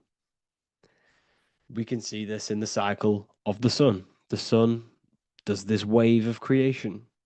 It rises and it falls. We have the day and the night. The daytime represents our conscious mind when we are alert. The nighttime represents our subconscious mind when we are inside the spiritual realms. The nighttime is spirit, the daytime is matter, spirit and matter. Awake and asleep, conscious and subconscious. We see this in the yearly cycle. Summer is life, winter is death. Spring is the morning, summer is midday, autumn is evening, winter is the night. Everything is a macro and a micro cycle of being born out of the ether and returning back from life and death. Life and death is manifested within the cycles of the sun and everything outside of you, as within, so without. This is why we say sleep is the cousin of death. The macrocosm is death, the microcosm is sleep. Every time you go to sleep, you are essentially it's a miniature death. You're entering into spirit and then returning back into matter in the morning when the sun rises. Everything is a reflection of the macrocosm cycles. Preparation for death. The first thing we must do in order to prepare for death, for life after death, in order to stop being reincarnated in this cycle of materialism, in order to progress as a soul, because remember, you are a soul in a body. Just like the sun gives power and life to the earth, your soul gives power and life to your body. When you say I, you're referring to the soul. And your soul can be stuck underneath layers of false identifications. Who you believe yourself to be is merely a collection of subconscious programs running within your mind. Now that's very deep. That is very, very deep. Who you think you are is a part of your thinking mind. Your name, your job, your reputation, your family, your friends. These things are not you. They're all aspects of the thinking mind. What happens if you meditate and you turn off the mind? Then all these things do not exist. You're left with the pure soul, the pure awareness, the pure observation. If you turn off the thinking mind, you're no longer your body. You're no longer your reputation. You're no longer your friends. You're no longer your job and your labels. You are the soul. That's the true you, the observation of the mind, not the thinking mind. The ego is the echo.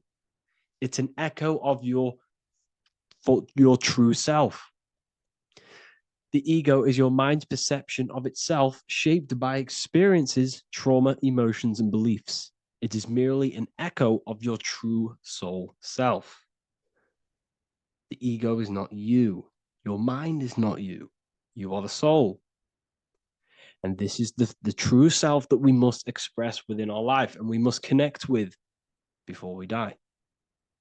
Because when we die under the echo, under these false layers of the emotions, the traumas, the experiences, the addictions, the emotional attachments, when we die underneath all of this, when we don't know our true self, the soul is still hidden. The true you is hidden underneath these layers of false identification. We must remove these layers of false identifications. We must remove them. We must destroy the echo. Remember, the ego, you never had an ego when you were a child. When you were a child, you were pure. You didn't, you didn't show off things. When you were a child, you were pure. You expressed yourself freely with you didn't hide anything. You didn't hide any aspect of yourself. You didn't suppress any aspect of yourself to fit in as a child, as a baby. Because the ego was not here when you came here. The ego grows with experience. The ego is a false perception of yourself while being incarnated in this material world. It's your mind's perception of itself and it's created through your experience. Remember, you are unconditioned consciousness, and your experiences, thoughts, traumas, emotions, and beliefs have conditioned your consciousness into believing you're only a physical body, but you are the soul. We have to remove these layers. How do we remove these layers? Like I said, the best thing, meditation. Meditation. There is a great meditation that you can do every single morning and every single nighttime. You can sit there and repeat over and over before you meditate. You can repeat that you are not this, you are not that, you are not this. You can label them one by one. Start with, I am not my body, I am not my job, I am not my name, and then detach from absolutely everything until you are left with nothingness. And when you start to meditate, detach from everything. Nothing matters. I am here right now. And what will be left? The only thing that will be left is the language that your mind is using. Now, this is very deep. Not many people will tell you this, but I've lingered in meditation many times. And I can tell you from experience that the only thing left once you detach from everything is the language that your mind is attached to. So whether that's English, Italian, French. Once you detach the language of the mind that that little voice in your head's using, you're left with the soul. Once the mind is switched off, you're left with the soul, and you have detached from all of these external things. You're left with the soul. That's you. That's the power. That's the source of all creation, where everything you've ever done has come from. Every thought, every idea has come from your soul.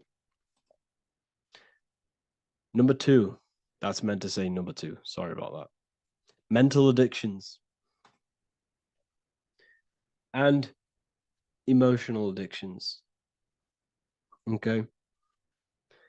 These two are very important. Mental addictions, this could be thought patterns. This could be the labels that we've just been talking about. Then you have emotional attachments, which is maybe you're too attached to an external thing. Maybe you're too attached to your phone. Maybe you're too attached to family. Maybe you're too attached to loved ones. Yes, I'm not saying don't love them, but what I'm saying is do not rely on anything in this world to make you happy, to fulfill your emotional needs. Everything is found within you. You must look within, and if you're looking without, if you're trying to find yourself in the outer world, You'll never find yourself. You'll constantly be looking around in loops. Because you cannot find yourself in the outer world. Nothing will give you long-term validation. Seeking validation in the outer world will leave you soulless, leave you feeling empty inside and sad and depressed. You have to find yourself within. You have to detach from everything you are relying on to give you emotional stableness. You have to detach from all. Yes, love your children. Yes, love these people, but do not rely on them. Because everything in this world is temporary. Do not conform to this world. The Bible tells you this.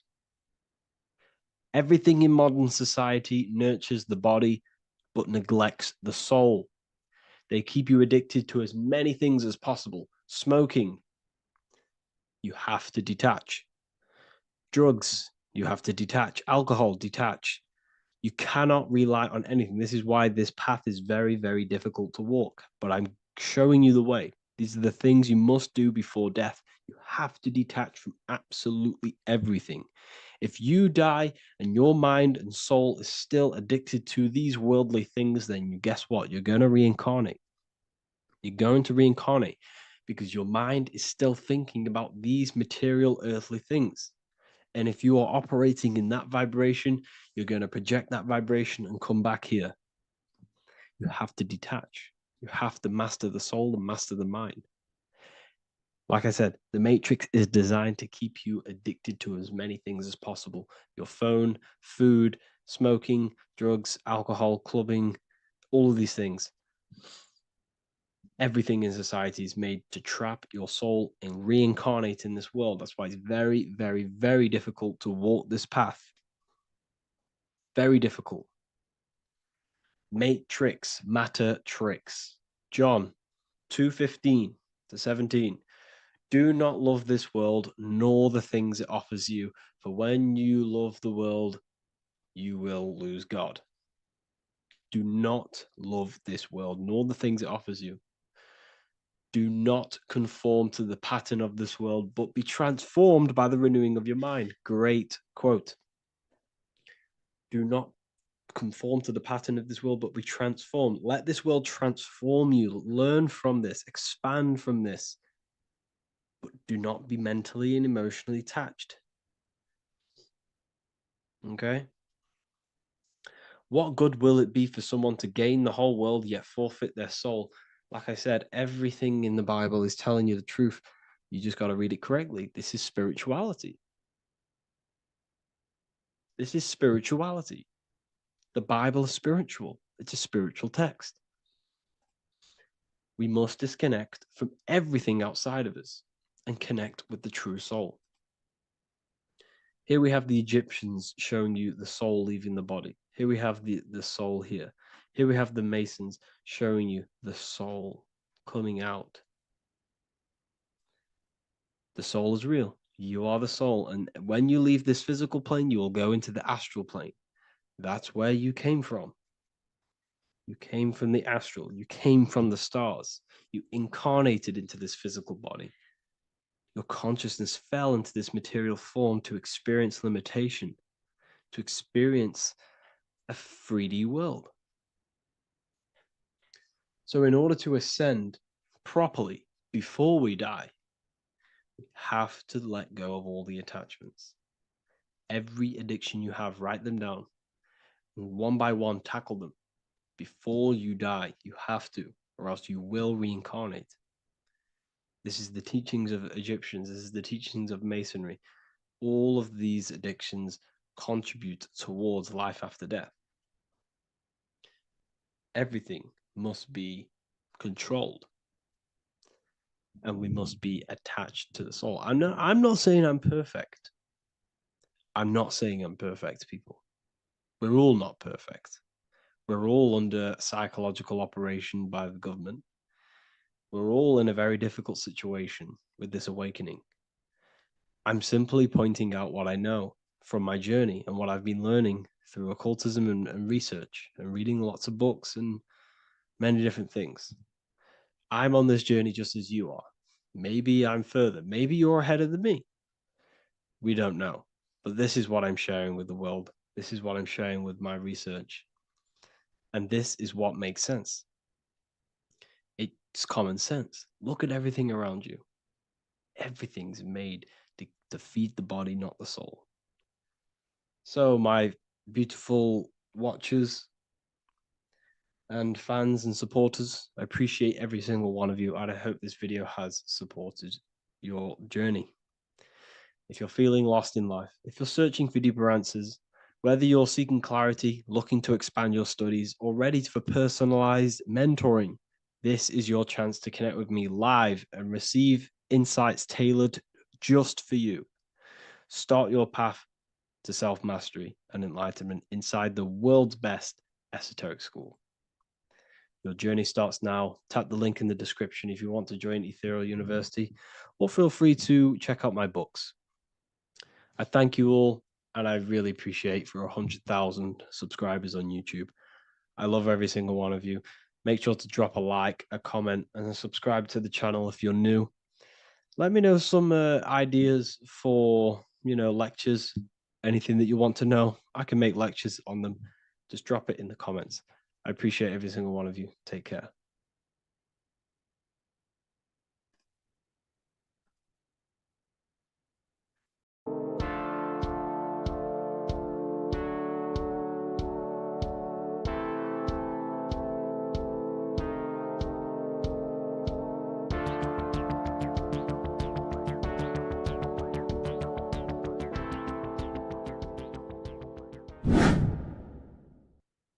Left and right hemisphere, and what are they doing? How does it contribute towards your perception in this world? And this is what we're going to be talking about in today's video. We're going to be breaking down the two hemispheres of the brain and how they function in your life. So first, we have the left hemisphere. This is the logical hemisphere. This is the analytical, divided, scientific, or verbal hemisphere. The right hemisphere is creative, wholeness, artistic, symbolic, and metaphorical. The right hemisphere does with non-verbal things. It produces a holistic perception. It is more to do with creativity. Because what you must understand is that we are not in the external world. The world is produced by our brain. We see with our brain. Our eyes are a part of the brain. What we touch is the brain's interpretation of electrical signals on the nervous system. What we smell is the brain's interpretation of smell through the nose. What you taste is your brain's interpretation of chemical reactions on your taste buds. So what you are experiencing is the brain. The brain is a computer creating a simulation. And you have two hemispheres which breaks down this reality. So essentially, the brain is the perception creator. It creates perception. So if the brain is creating this, who is the one experiencing the brain? Well, that is you, the consciousness, the mind, the all-seeing eye. You are the all-seeing eye experiencing the brain, the observer behind the brain, behind reality, behind the emotions. So if you're walking through a woods, this left brain sees individual trees. The right brain sees the whole woods. It sees the biome. It sees the bigger picture. So when you are walking through this woods, the right brain picks up a holistic perception of reality. It creates the woods as one unified woods. The left brain's job is to break this down and analyze it so that we can see individual things. And this is also necessary for humans to have the ability to break things down and manipulate things in this world. So without this left hemisphere, we could not manipulate things and break things down. So this right hemisphere is important because it sees the whole woods. It sees humanity as one unified consciousness. However, the left hemisphere sees individual egos. So the left hemisphere is the place of the ego because it only understands it sees the world very divided. Okay, so for example, here's another example of the left and right hemisphere. If someone pulls out in front of you in traffic, your left brain's going to start going crazy and analyzing them, calling them names. The right hemisphere, however, sees the bigger picture. Maybe he didn't see you. Maybe it's just a mistake. Maybe he's in a rush. You see how the two brains are very different. They do the same thing, but they function in different ways. The right hemisphere is feminine, the left hemisphere is masculine. So, like I said, this person pulls out in front of you, you start to think with the left. If you start to perceive that in the left brain, you're going to start analyzing them, you're going to start going crazy and calling them names because you're analyzing it. You're not seeing the bigger picture behind it. You're not seeing it from his perspective. So there is a crossover. So the left hemisphere of the brain controls the right side of the body, the right ear, the right eye. Everything to do with the right side of the body is connected to the left hemisphere. And the right hemisphere controls everything on the left side of the body, including your eyes, your arms, your legs. So everything is crossed over, and even your visual field is crossed over. So this is your visual field, as you can see here, and even the left side of your visual field goes to the right brain. There's a crossover. No one really knows. There's not really a reason for this. However, this is how the human body is designed. As we all know, the human body is the most advanced piece of technology on the face of the earth. They cannot replicate the human body. And they tell you it has no creator. This is crazy. People are that brainwashed, they can't even understand that their body is the most advanced piece of technology. Your body is so advanced, the computers that you use are mimicked of the body. Everything they create is mimicking nature, but they don't show you how intelligent nature is because they don't want you to understand you're in an intelligent design. So anyways, let's get back on track. There is a crossover in the brain, and this is why they teach you to write with your right hand. And I was speaking to someone who's in a nunnery, or whatever you want to call it. They were a nun, or they knew someone who was a nun, and they forced these people, these nuns, to write with their right hand. You had to write with your right hand. This is why, I'd say at least 70% of the world, or 80%, is right-handed and right-legged, because they taught us this to activate the left hemisphere more because of this crossover that happens in the body. So when we are using this right side more, we are using that left hemisphere more. Why? Why are they doing this? Well, they also called it writing. Writing is a spell, to cast a spell on you, to use that right side of the body so that you use this left hemisphere, because they want you to see the world as a divided perception. They don't want you using the right hemisphere, using that left side of the body to activate the right hemisphere to see the bigger picture and see how everything is all one and everything is created. This left hemisphere domination keeps you from seeing the connections between everything, because that left hemisphere analyzes, it breaks things down. So when we are left hemisphere dominated by using the right side of the body, we are essentially seeing everything as divided. And this is why so many people will not understand my work, because my work connects dots and connects fields of knowledge, and makes you see the bigger picture. So people who are left hemisphere dominated will see my work and think this guy's crazy. But it's all about activating that right hemisphere. So they called it writing because every word you say is molding your mind in some sort of way. The things you see is molding your mind. Everything you take in through the five senses is molding your mind. And language is a massive spell, especially the English language. They called it writing so that you use that right side. It's a spell because your subconscious mind picks up everything you say. And 90% of your daily basis behavior and thought patterns is produced by these subconscious programs within the subconscious mind. Essentially, your conscious mind is only the 10% of you.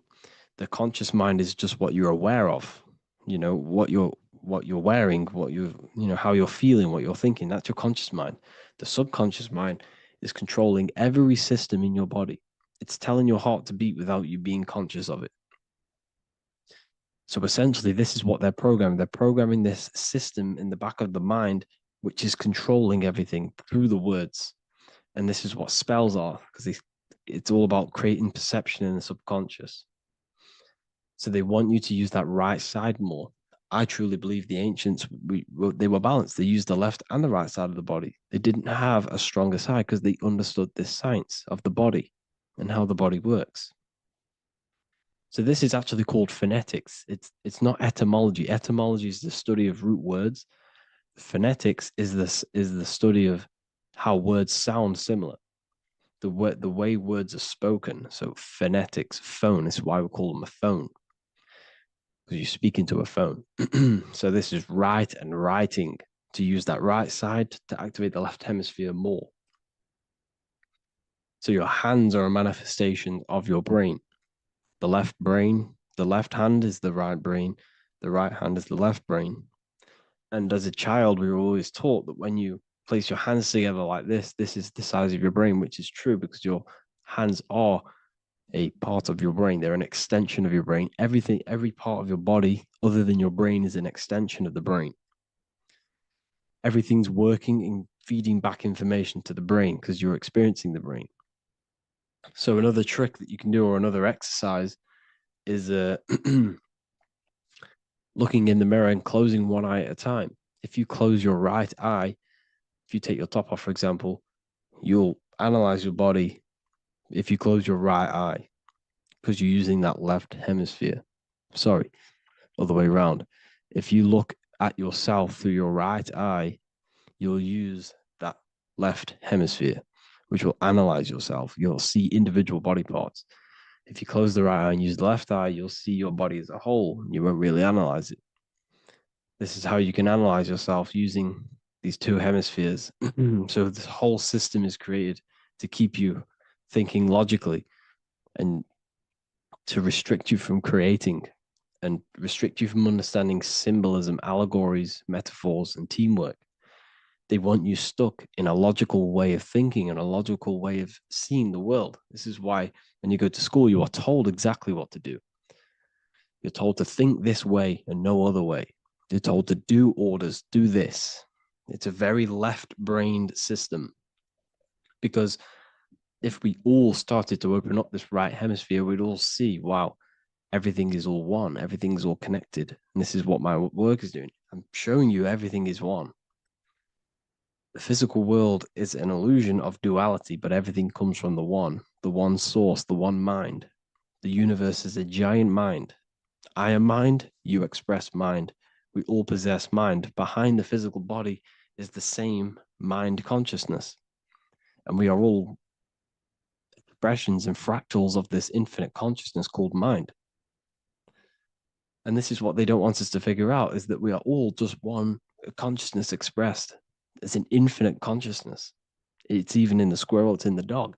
All of these different animals, they're just different bodies, but behind the bodies is the same consciousness, which is mind. That's what the pineal gland is. The pineal gland is not the mind, and it's not the third eye. The third eye is your mind.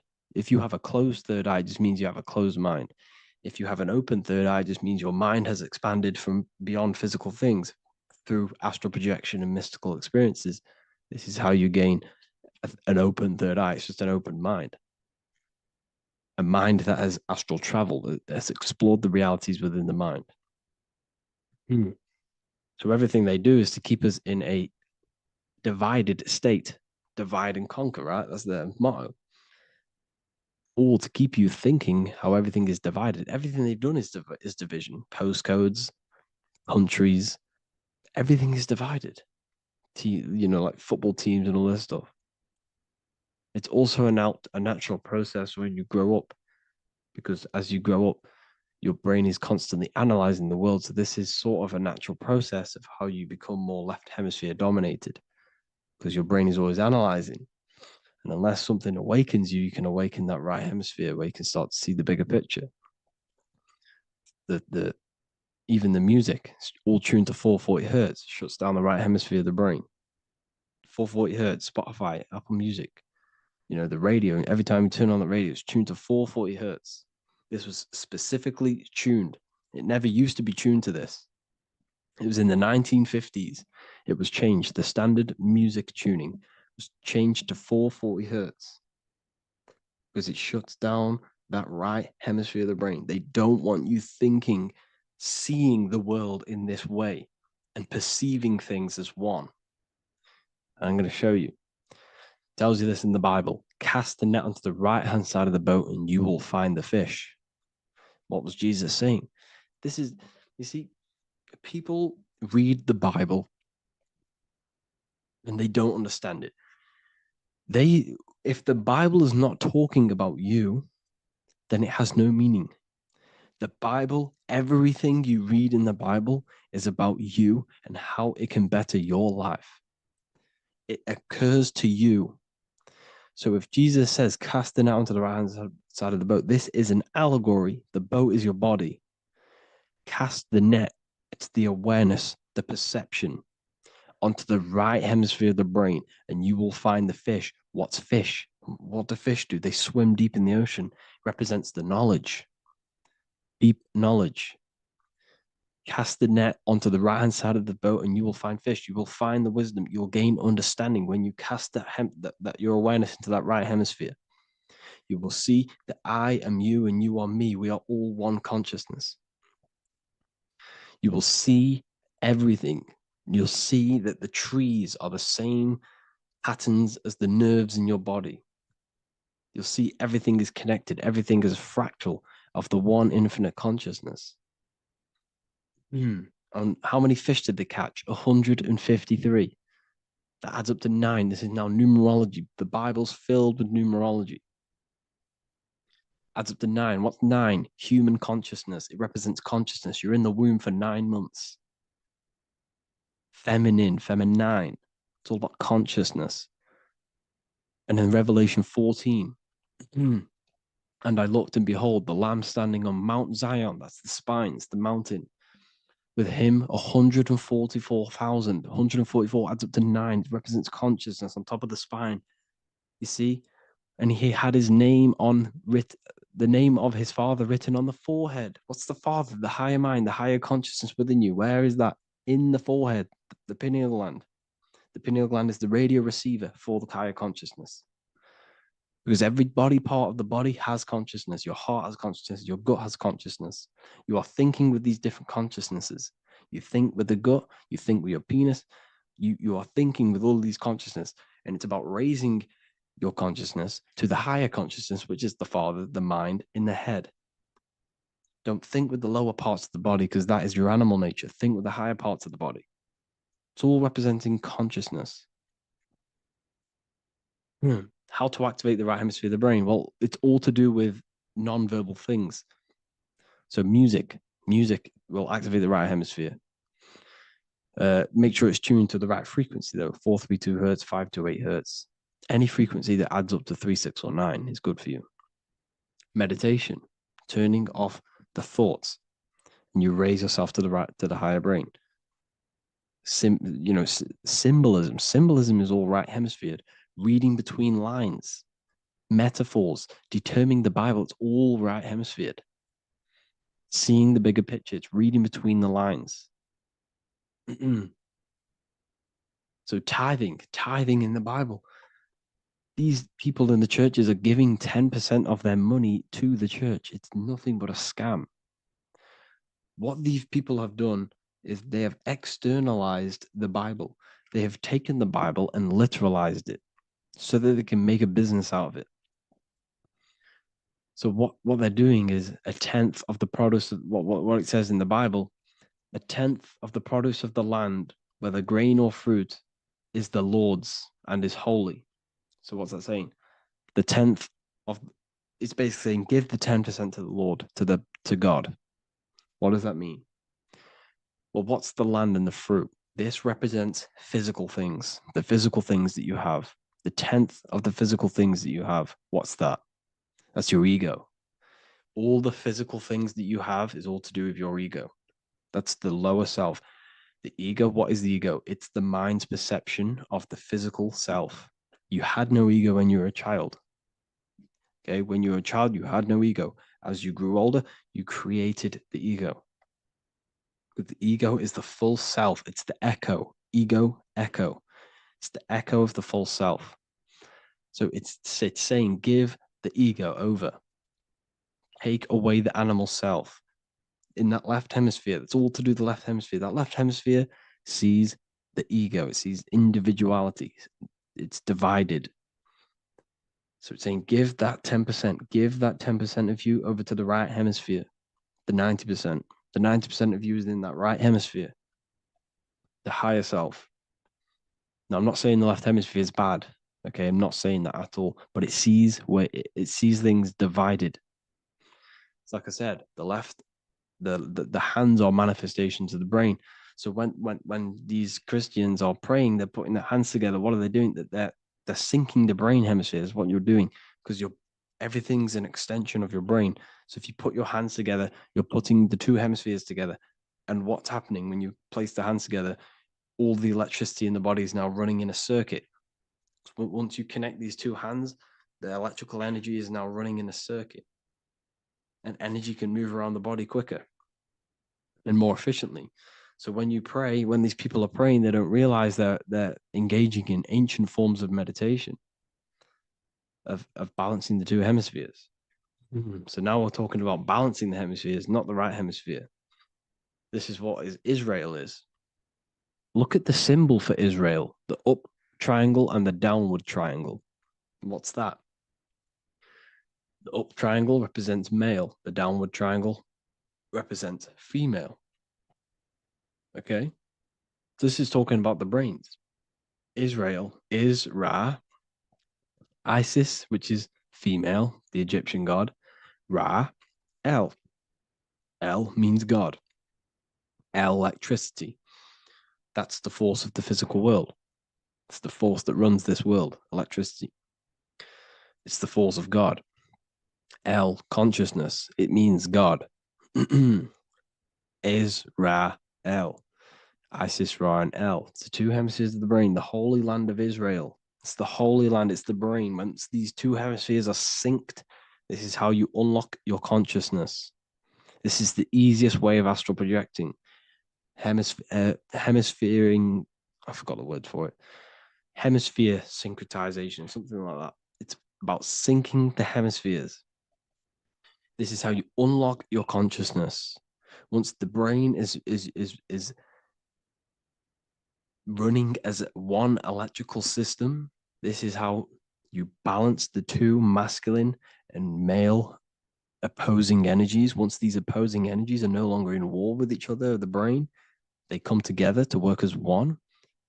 You unlock your consciousness. You are born again. What happens when a male and female have sex? It creates a new child. It becomes one. You are born again. Once the two hemispheres of the brain, you are born again. You can then have an out-of-body experiences.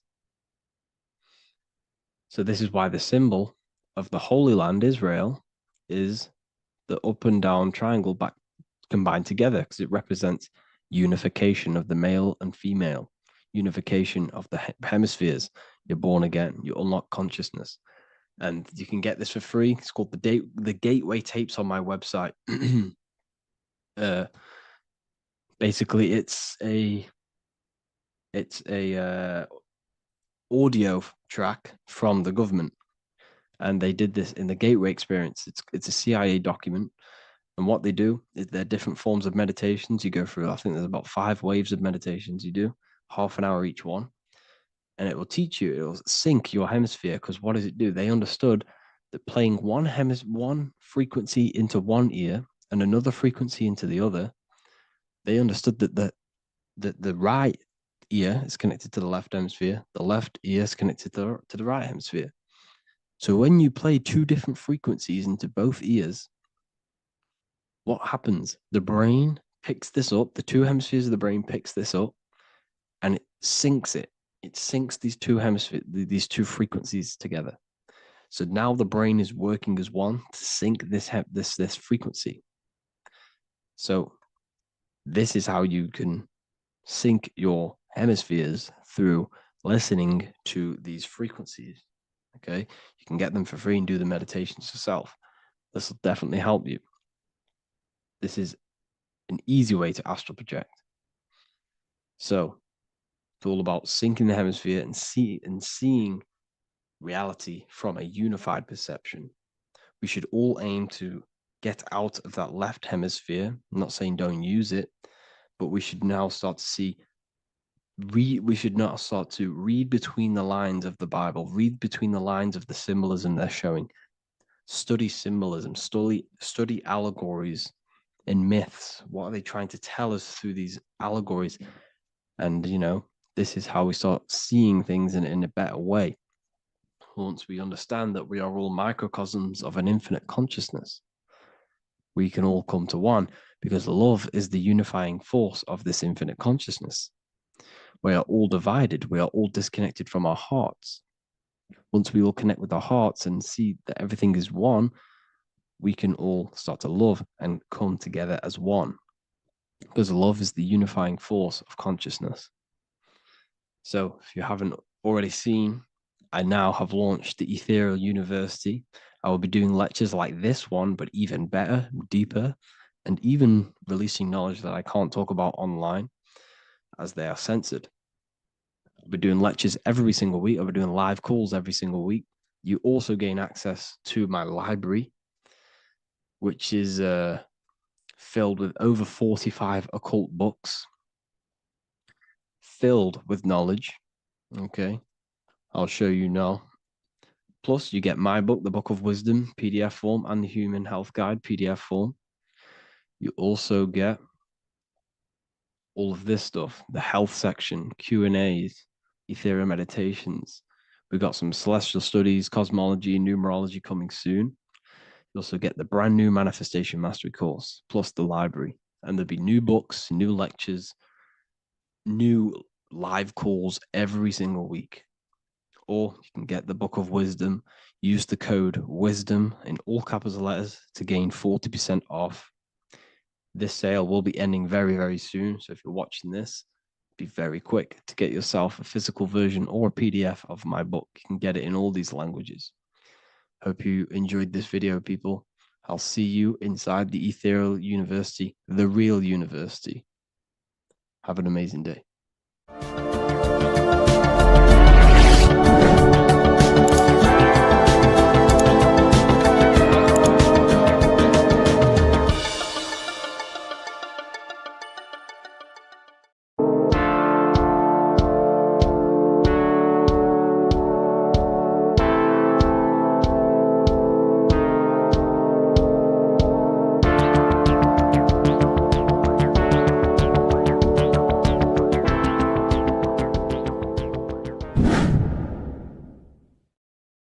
Welcome back, people. We're back with another video.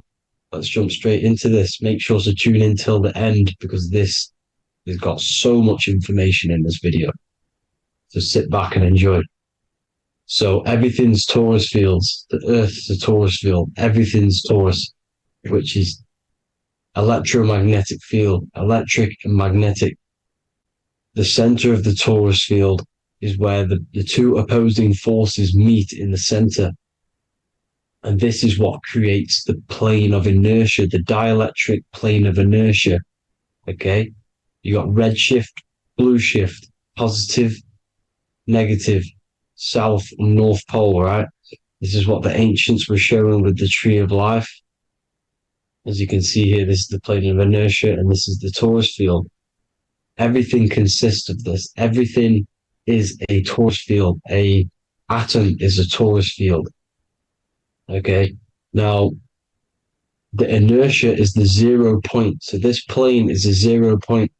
It's the balance between two poles. Okay, now this creates matter, because matter is two opposing forces in motion equalized. So these two forces coming together is what creates matter on this physical plane. And this is why we can't see the electromagnetic field, because it consists of one of the elements, which is either electric or magnetic. But when they combine together, it's what creates this physical plane, which is physical matter, which is light in motion. Now, everything is one. Don't get confused by duality. Duality is two opposing forces, but them two opposing forces are created by the same substance. It's two aspects of the same substance. So, for example, water and ice are the same thing, you know what I'm trying to say, but it's two aspects of the same substance because all is one. The whole universe is one. All goes back to the one, which is God, the creator, or magnetism, whatever you want to call it, because magnetism pulsates. Electricity has two poles, red shift, blue shift. Okay. So red shift, blue shift is electricity, and electricity vibrates, and all vibration always comes back to a standstill point. But magnetism is what pulsates. This is why your heart pulses. You breathe, which is a pulse. This is the breath of the universe, magnetism. Now, this is why the earth is green, okay? Earth can be spelt heart. If you just move the H to the beginning, it spells heart, okay? Because the heart is the center of the torus field, which is the heart chakra for us humans, okay? We consist of the same field, as you already know. Heart being the center, which is green, which is the center of the seven colors. The center of the seven colors. This is the most powerful chakra in your body. People think it's the crown chakra, but it's the heart chakra because it's the center of the torus field. You must align them all and combine them all into one, which is the heart chakra. Now, earth is green. Nature's green. Okay, this is because we live on heart chakra, the plane of inertia. It's the center of the torus field. Okay, and this is what the Egyptians called Isis, which is nature. Nature is balanced, and nature is female, Mother Nature, because it looks after us with the fruit it grows with abundance, and the water. It's a female energy, Mother Nature, and this is the symbolism of an equal, balanced arms. This is the scales, it's balanced. Mother Nature is balanced. This is why the sky is blue, because what comes after the heart chakra? Blue. Sky is blue. We live in Midgard. This is what the ancients called Midgard. You don't have to take this tree literally. It's a metaphor. We live in Midgard, where both positive and negative duality here. Now, Mount Meru. Mount Meru was known as the center of the earth, okay, or known as Hyperborea. And this is the North Pole, the electromagnetic North Pole. But when I say Mount Meru, it's not an actual mountain. They weren't saying there was a real mountain in the center of the earth, a magnetic rock. No. The plane of inertia, okay, there's something called a hyperboloid. That's what it's called, a hyperboloid. And this is the center of the torus field. And this hyperboloid is what is in the shape of a mountain, you see? So if I go to this next one, they say Hyperborea on this map. Why did they call it Hyperborea? Because this is the hyperboloid in the center of the torus field. And this is the electromagnetic mountain, a metaphor. Mountain, what they're metaphorically saying, this is the electromagnetic mountain at the center, the double vortex, the center of the torus field, which is the North Pole. Pole of electromagnetic energy. So this is why they call it Hyperborea. It comes from the word hyperboloid. And the center of the earth is so sacred. And they symbolize this with, obviously, the North Star, which is Polaris. And this is where the swastika comes from, because it's the four seasons moving around the North Star. This is the Big Dipper constellation moving around the North Star, which is Polaris. There's that pole again. Pole. Magnetic pole of the torus field. And this is where the green, emerald green, aurora borealis comes from. It comes from this center hyperboloid at the center of the earth, where the most electromagnetic energy is stored. The center of the plane of inertia. The center of a plane of inertia. This is the all-seeing eye as well. As you can see, they've got the sun, the moon. This is the Masonic cosmos, the sun, the moon, and the all-seeing eye, because the eye is Polaris, the eye of the stars. It's all a big eye. Now, the eye means a lot more as well. It's not just that. There's different ways you can interpret symbols. Now, this is the emerald tablets. Deep in Earth's heart lies the flower, the source of the spirit that binds all in its form. Okay? The flower of life is thine own place of thine spirit, and stream through the earth as thine flows through thy form, giving off life to the earth and its children, renewing the spirit from form unto form. This is the North Pole. This is what he's talking about. He's talking about the aura borealis. Aura borealis. It's the earth's aura. Emerald green. Heart chakra. Plane of inertia. Green. Earth. Heart. You see?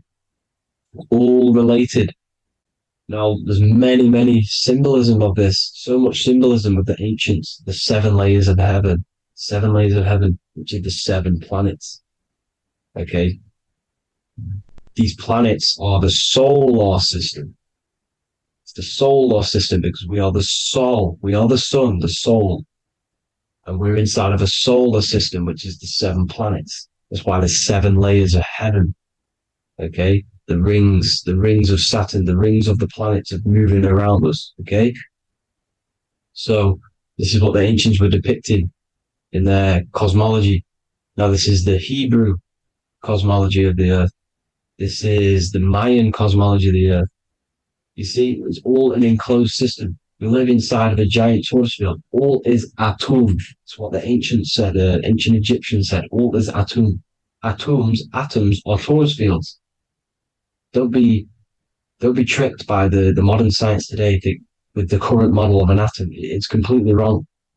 They're hiding the torus field. They're hiding the electromagnetic field, which is in everything. Absolutely everything is in motion, and motion comes from this field. And you see, this is upside down, but this is I think it's pretty sure it's candles, but the 7 candles, the 7 planets, the 7 Elohim. You see? It all goes back to the stars and the heavens. Now, this is how the earth really works, with the stars on the outside of the cosmic egg, and then the torus field spinning around the sun and the moon, the positive and the negative charge. The sun gives you energy, the moon takes your energy. The moon controls monthly cycles. Moon is mon. This is etymology. Mon, month, money, demon, monster. Stir is star, moon star. We are all stars. Youngster, minister, superstar, Hollywood star. We're all stars. We come from the stars, which is heaven. Our soul comes from the stars. You see? We are the universe. The image of man is made in the universe. We are a microcosm of the universe. The universe is a macro. We are micro. We consist of everything. The body, mind, and spirit. The sun, the soul. Moon, the mind. Earth, the body. Body, mind, and spirit.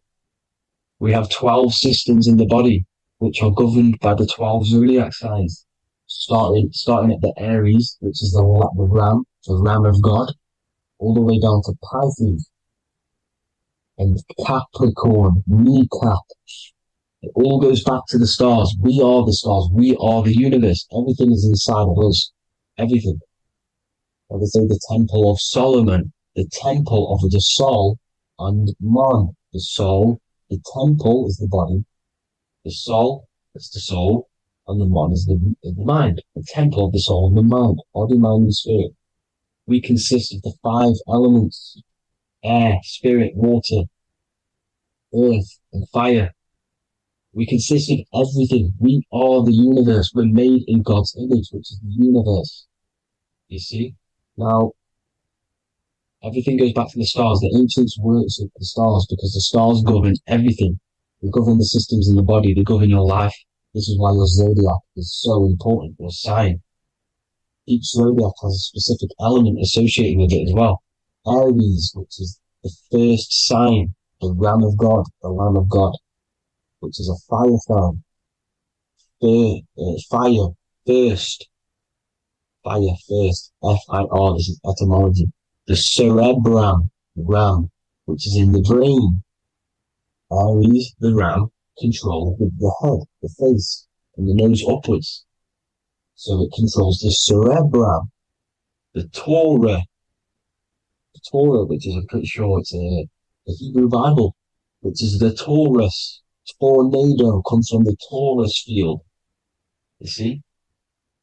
Everything's inside of you. It all goes back to the Taurus field, and the Taurus field is everything. Now, like I said, 12 zodiac signs, 12 systems, 12 cranial nerves in the brain, the 12 disciples of the Bible. All symbolic. Have to read the Bible properly. Now, this center at the center of the earth, right? This is what's stirring the ether. And the ether consists of the four elements. Because there's 5 elements. Spirit can be called ether. People call it spirit or ether. Ether is pure potential, pure energy. It's what connects the astral to the physical. It's the dimension between the physical realm, which we're on, and the astral. So it has pure potential. It's pure energy. This is why we say either. I either want to go there or there. It's connecting 2 scenarios. That's what the ether is. It's connecting the 2 worlds, the astral and the physical. The center is like the cosmic womb. There's a black hole in the center. This is the center of the Taurus field. This is the womb of creation. This is the womb of creation. And inside of this black womb, there's the 5 elements, and everything's being stirred around. Everything's in motion. Light is motion. Everything's motion. Now, like I said earlier, light crystallizes into physical matter. They are the same substance. Spirit and matter are the same substance, but different variations, different aspects of the same substance. Low vibrational spirit turns into matter. High vibrational matter turns into spirit. Or light, whatever you want to call it.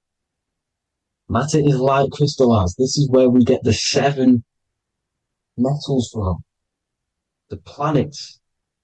The planets are light. Specific frequencies and vibrations of light. When these lights, or the planets, materialize, material metals, materialize, they turn into the 7 metals. Saturn turns into lead. That's why lead is red. Saturn is red. The sun turns into gold. That's why the gold is yellow and the sun is yellow. You see, Saturn is the time god. What happens in autumn? The leaves turn red and they die. This is why Satan, time god, the reaper, everything is crystallized till it's death and then reborn again. You see, rust. When things rust, it turns to red. Because it's Saturn. Saturn crystallizes everything. He's the reaper who comes around in winter. You see? He's Satan. Jesus and Satan, the sun and Saturn. They say we live in a solar system. The solar system. I think I've already just broke this down. The 7 planets are the 7 chakras. Everyone already knows this. But I'm going through it anyway. But this is where we get the 7 planets from. And the 7 metals. You see, all the ancients knew it was an enclosed electromagnetic system. It's not a spinning ball in the middle of space, people. They want you to believe this so you get stuck in this material world. Because if you believe everything's material, you can never affect this plane effectively. You can never create your life effectively. You don't understand the planes of existence. Because the mental plane is a higher plane. And it breaks down and it controls the planes below it. The mental plane, hold on, I've got it here for you.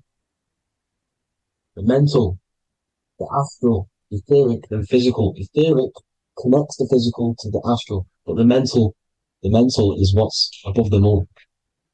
You see? Now, it's important to understand this. It's important. However, the ancients always talked about the enclosed system. Only NASA, which is introduced around the Roman times, not NASA, but the globe Earth was introduced around the Roman times. Okay? by these Masons. These Masons introduced this because they wanted to take over the minds of the masses and control them. These people worship the physical realm. They know how it works. They know the ins and outs of it. They know how to do the magic. They know how to do it all. They understand it all. That's why Masonry have to take the oath of not speaking. You're not allowed to speak about anything you learn about in Masonry because they're discovering the truth about your mind and how it creates reality and stuff like that.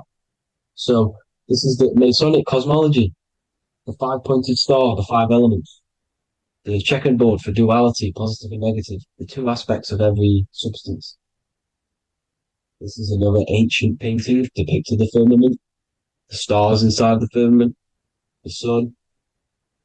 You see, the ancients worshipped the sun because it's so important for sustaining our life. It's the only reason we're alive is because of the sun.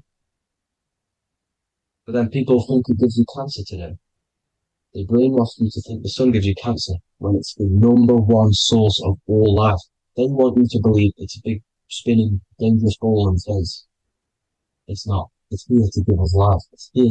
It's God's son. That's why Jesus is known as God's son. It is the son of God. God created that to sustain us. You see? So it's important you understand the true cosmology of where you are, because if you don't know where you are depleted of all of your morals. You're depleted. You're demoralized. You're lost. You don't know where you are. You don't know where you exist. Okay? Once you accept the globe model, the heliocentric model, you will subconsciously think that you come from nothing. This is why they implemented the evolution theory just after the globe model was introduced by Charles Darwin. Charles Darwin came in after the globe model. He's a Mason. He was another Freemason, and implemented evolution where we came from monkeys because they want you thinking less of yourself so they can manipulate your mind. You see? They want to manipulate your mind, and they have done since you got here. Since you came through that portal, you were manipulated from that day to believe this, believe that. The true cosmology, the truth will set you free. You'll understand things better. You will feel better in yourself when you know the sun is here for you. You'll feel better in yourself that you know that you didn't come from a monkey. You were created as a human, a manifester, a creator. You're so intelligent. Your mind is amazing. You can manipulate matter, mind over matter. See? Thank you all people for tuning in. Tap in with yourself. Love yourself. Find the truth. Spread the truth. Nothing dies. Nothing in this creation dies. Everything's energy. Everything's light. Light can never die. You're a light being. That's why it says Hu. Hu man. Hu is light in Hebrew. Or Latin. Either one of the two. You are light. You're a light being. You never die. Ever, ever, ever die. Ever. Stop thinking you're going to die. This body will die because it contains electricity. And electricity always goes back to a standstill point because of vibration. Electricity vibrates. You are pure light. You will never ever die. Thank you all people. God bless. Make sure to like, subscribe and share.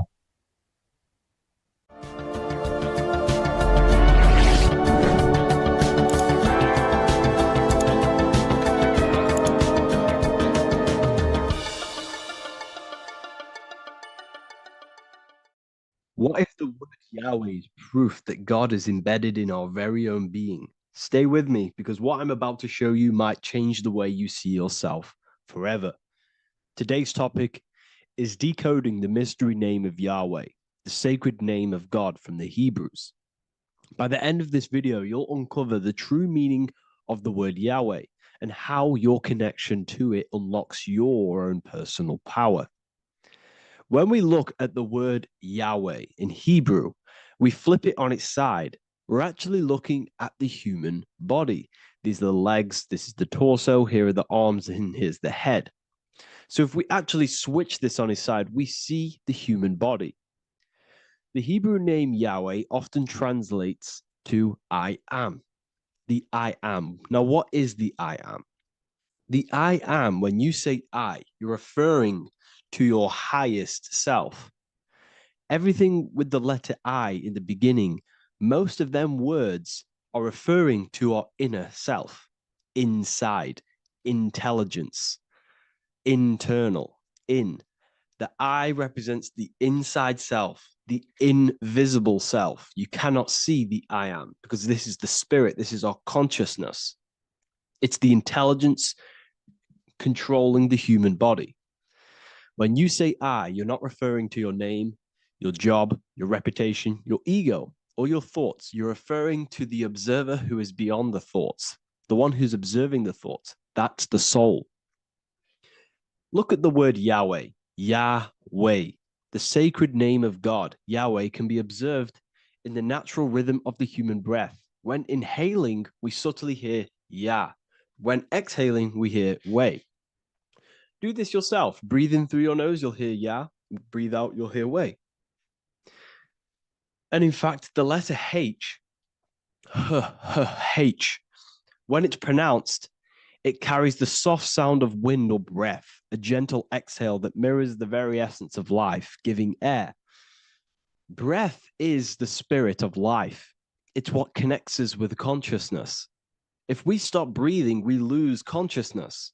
The body shuts down.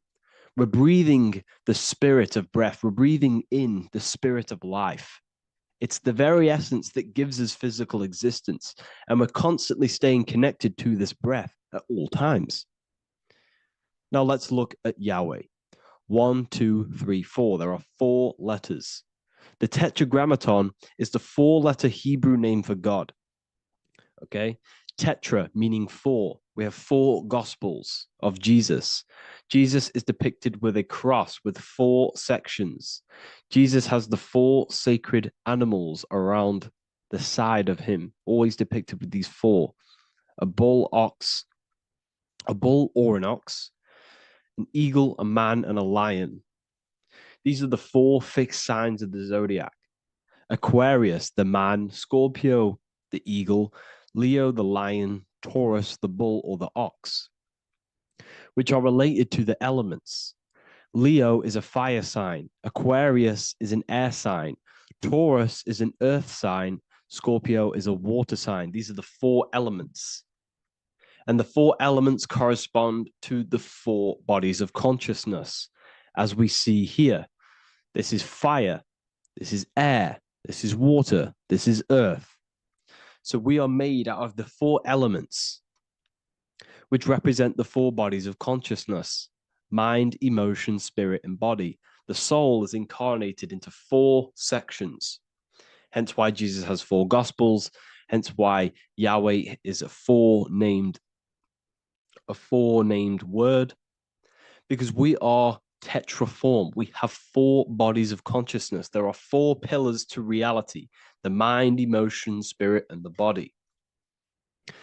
So what we're actually looking at here is the name of the very essence of the self. Yahweh represents the universal consciousness that we're all tapped into, because the body is like a radio. The body is basically a radio antenna, which is picking up the stream of consciousness, and we're all the same consciousness, just experiencing it in a different body. And Yahweh is the name for this intelligence that we're all acting out, that we're all manifestations of. So now let's look at the word Yahweh, where we read it this way in Hebrew, which is 10565. 10565 in the Hebrew letters and the numerical values. And the DNA is made up of 4 bases. These 4 things which create the DNA. This basis is the genetic code for all living things. Each DNA strand is held together by sulfur bridges that appear in a repeating pattern of 10, 5, 6, 5. This pattern matches the numerical value of the Hebrew letters of Yahweh, Yod, He, Va, He, which are 10, 5, 6, 5. This means the structure of DNA, the code of life, follows the same number sequence as the sacred name of God, Yahweh. This is a factual observation. So we're looking at 10.5.6.5. So let's look over this one more time. Yahweh represents the breath. Yahweh, inhale, exhale. It translates to I am. It's written in our DNA. The word Yahweh on its side looks like the human body. Now, this is where things get a little bit deeper. 10.5.6.5 adds up to 26. The number God, well, the word God adds up to 26. Allah adds up to 26. There are 206 bones in the human body. 26. 26 adds up to 8. 8 is the number of infinity. We are all the infinite consciousness. Consciousness will never die. It's immortal. It's infinite. We are all infinite. We are not these skeletal structures. We are Yahweh, the universal consciousness. The creator of all things is our essence. We're all God with individual identities, but the highest versions of ourselves is God. The ego is our own personal experience of God. Does this make sense? So in conclusion, Yahweh is not the name of a separate God from us, but rather the reflection of the divine consciousness manifesting through the human form. The human body is like a receiver acting as an antenna that tunes into the infinite intelligence and life force we call consciousness or God. This means that rather than being external, the divine presence is within us, expressed through our very existence. It's very interesting when we look into this, and what religion has done has flipped all of this knowledge. All of this sacred knowledge has been externalized. They've externalized God so that we worship God and we view God as something separate from the human experience. They do this so that we don't find the God within us, so that we don't find that we have the power of creation. The mind is the creative force of God. The body is the will to act out that thought. They don't want us to figure out that we are creators and we're all creating our own earthly experience. We're all projecting this reality. And they don't want us connecting with the divine intelligence within us because they want to be the creators. They want to keep this knowledge. They don't want the masses to wake up to this powerful knowledge. So what they've done is that they've taken the scriptures, they've externalized it so that we start worshiping and giving away our power to these external things. And when God is external, we start to fear God because we start to think that God has power over us. He can send us to hell or heaven. So this is what's going on. They've been externalizing this for thousands of years to keep us in a suppressed state. Okay? Humans are very advanced because we possess self-awareness. We possess the ability to move our awareness and our thoughts outside of the instinctual nature. For example, a cat or a dog. These things can only live in their instinct. They live based on instinct. They smell, they eat. That's pretty much what they do. But humans, we have the ability to rise above that nature and turn to our infinite selves, our higher selves. We can move beyond our instinctual nature and create very advanced things. That's why humans are made in the image of Yahweh. We are literally God in human form. So this is what we all need to realize. And I hope this video has helped. Please leave a like, a comment on inside of the description. I'll have some links to my books and my university. The people who have read them have just absolutely changed their lives. You could probably see that in the comment sections if someone leaves a review of the book. We also have Trustpilot. But yeah, I thank you all. And I'll see you in the next one.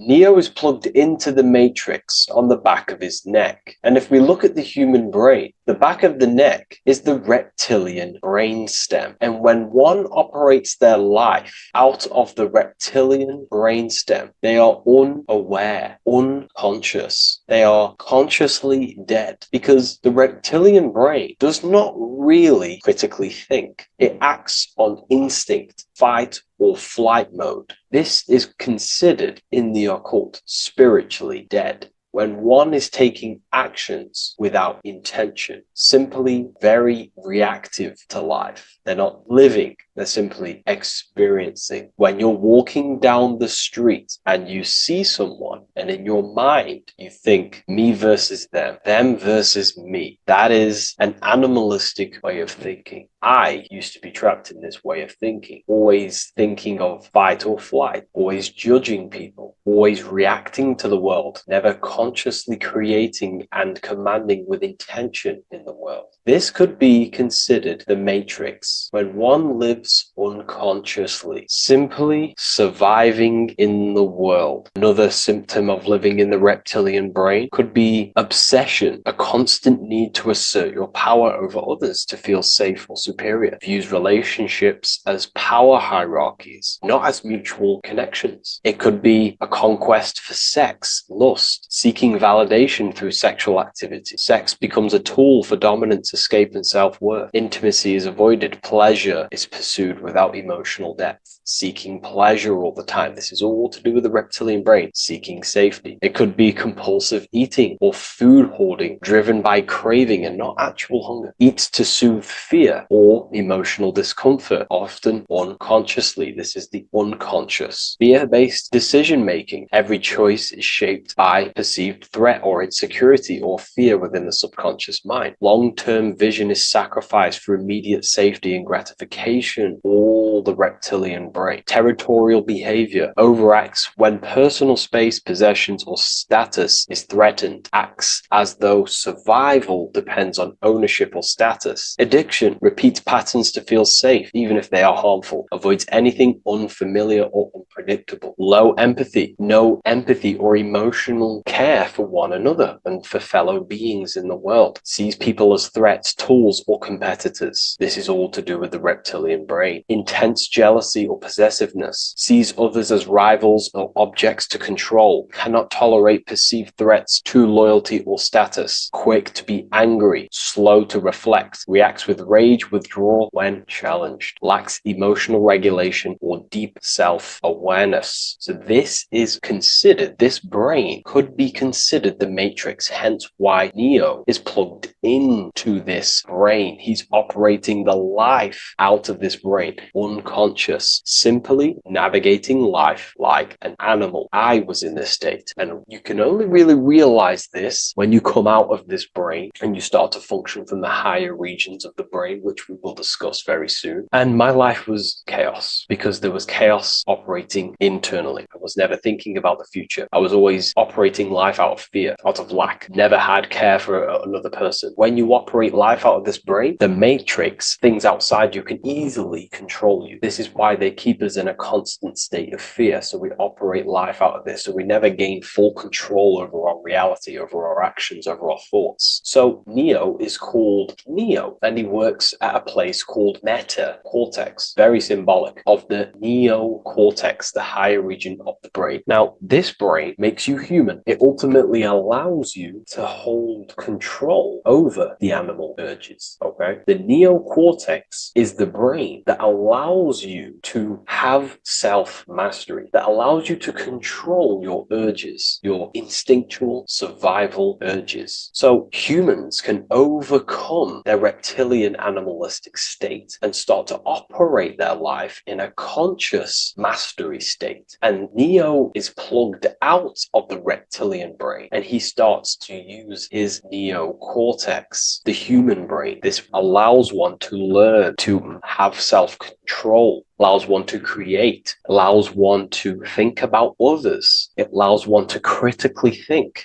deeply. It allows one to be self-aware. Who am I? Where did I come from? And where am I going? This is ultimately the brain that has shaped the world. We look at humans. We built technology. We built all of these amazing things. They all come from the neocortex. This is the higher region of the brain that allows consciousness to function on a higher degree. It allows you to truly become a creator and have self-control instead of living in a reactive animal state. You see, animals are only aware of their five senses. They're only aware of surviving. If you notice, look at animals, they're always looking around. Even in their home, they're always looking around, sniffing around. That's because they operate in an animalistic brain. Humans have the neocortex. This is a higher region of the brain, which well, if you wish to master yourself, this is the brain that you will be using. This allows you to operate life on a higher degree. We see this reptilian brain symbolized everywhere. See it as reptiles. Reptiles are symbols of this brain. We see the Egyptian god Osiris with the green skin representing a reptile, a crocodile. Sometimes we see Osiris depicted in Egyptian artwork with crocodiles or reptiles, if you do a little bit of research on that. And also, if we look at the overall symbolism of Osiris and his story, we notice that he is the god of the dead or the underworld. This is not literal, but the dead or the god of the death,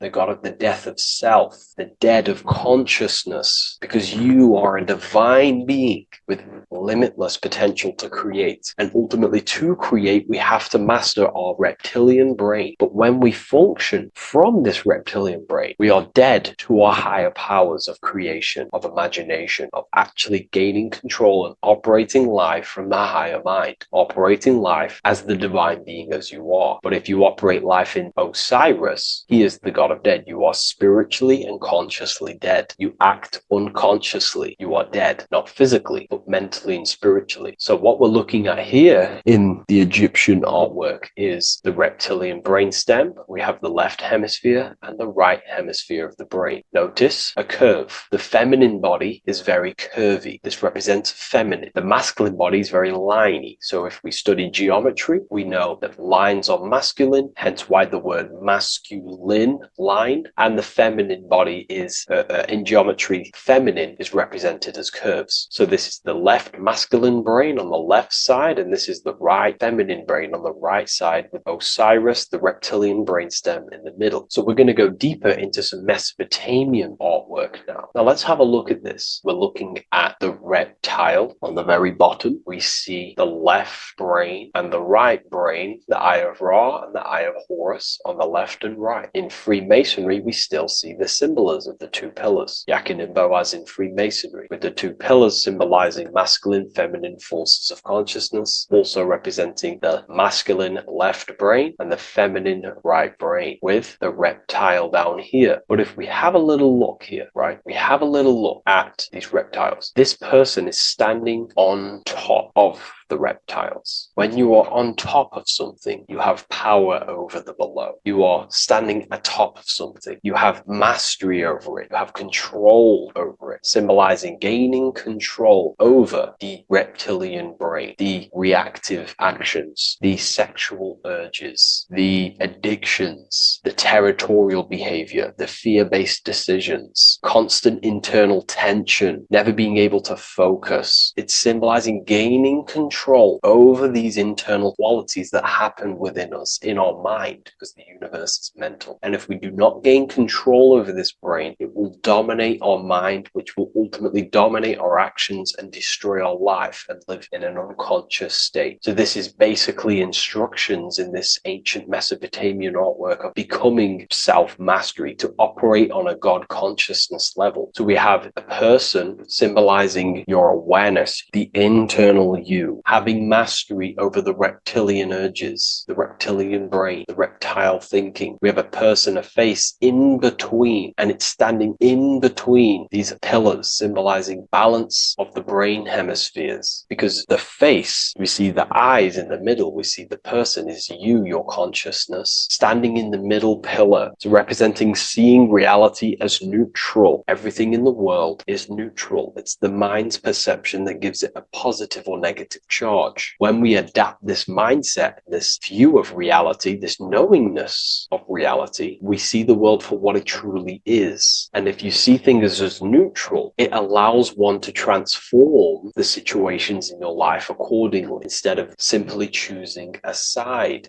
This is a major problem in society, and this was a problem within myself also. We like to choose sides, and choosing sides can keep your consciousness locked in a certain mindset, in a certain belief. And belief is what is ultimately destroying humanity. It's about knowingness. And knowingness is in the middle. We want to seek to know things. Knowing things allows you to go out there, directly experience it, and know it for yourself. For example, I know I'm not on a spinning global ball flying through space. Why? Because my senses tell me I'm not doing that. My senses tell me I'm not going 1,000 miles per hour and 360,000 miles per hour through space while spinning around the sun. I know that because I know myself. I know I'm not my body because I've had direct mystical experiences beyond the physical body. So we should seek to know things, and that's what we call gnosis, direct knowledge obtained through direct experience, knowingness. And that is a middle pillar quality. So in Freemasonry, we see the middle pillar. The matrix is designed to give you two wings all the time. Democrats, Republicans, feminism, and then there's another side. There's always two sides that they're giving you because they want you locked in either way, which is seek the middle pillar, seeing things as neutral, seeing things as the middle pillar, seeking direct experience, gnosis. And this aligns with the brain because the brain gives us these two perceptions also. The right brain sees the woods, the whole woods, but the left brain sees the individual trees and branches and leaves. If we're too left hemisphered, we're going to see everything as divided. If you're too left hemisphered, you're only going to see yourself. You're only going to think about me, myself, my ego, my consciousness, my life. And I'm only going to operate in the world, take actions only towards me without considering the collective, which is the right hemisphere quality. The right hemisphere allows you to see the bigger picture, how we're all connected. We're all one family of consciousness. We're all one being separated in different bodies, one consciousness operating in different bodies. So it's about aligning these perceptions of the brain and standing in the middle and also conquering the reptilian brain. This allows us to operate in the world and see the world for what it truly is and operate from a place of balance. We also see some more symbolism in Egypt of the ram sphinx in Egypt. Ram sphinx. Please leave a comment and please leave a like and a subscribe onto the YouTube if you like my content. Smash that like button and we'll get straight to this. So this is the ram sphinx in Egypt, also symbolizing the brain. This is my research. These are my conclusions. You can take this with a pinch of salt and go out and do your own research. This is what makes sense to me based off my information I've gained, my symbolism that I can read. So take what you can from it. I'm not here to obstruct anything. I'm not here to place anything in your mind. I'm simply here expressing my research. Never take anything off anyone as solid truth. I've never have said everything I say is solid truth. This is my research. If the research aligns with you, that's great. Maybe it doesn't with some people, that's fine. Simply take things with a pinch of salt, go out and collect as much research and information from many different sources and place together your own understanding of symbolism and your own perspective on reality. But like I say, seek to know and not believe.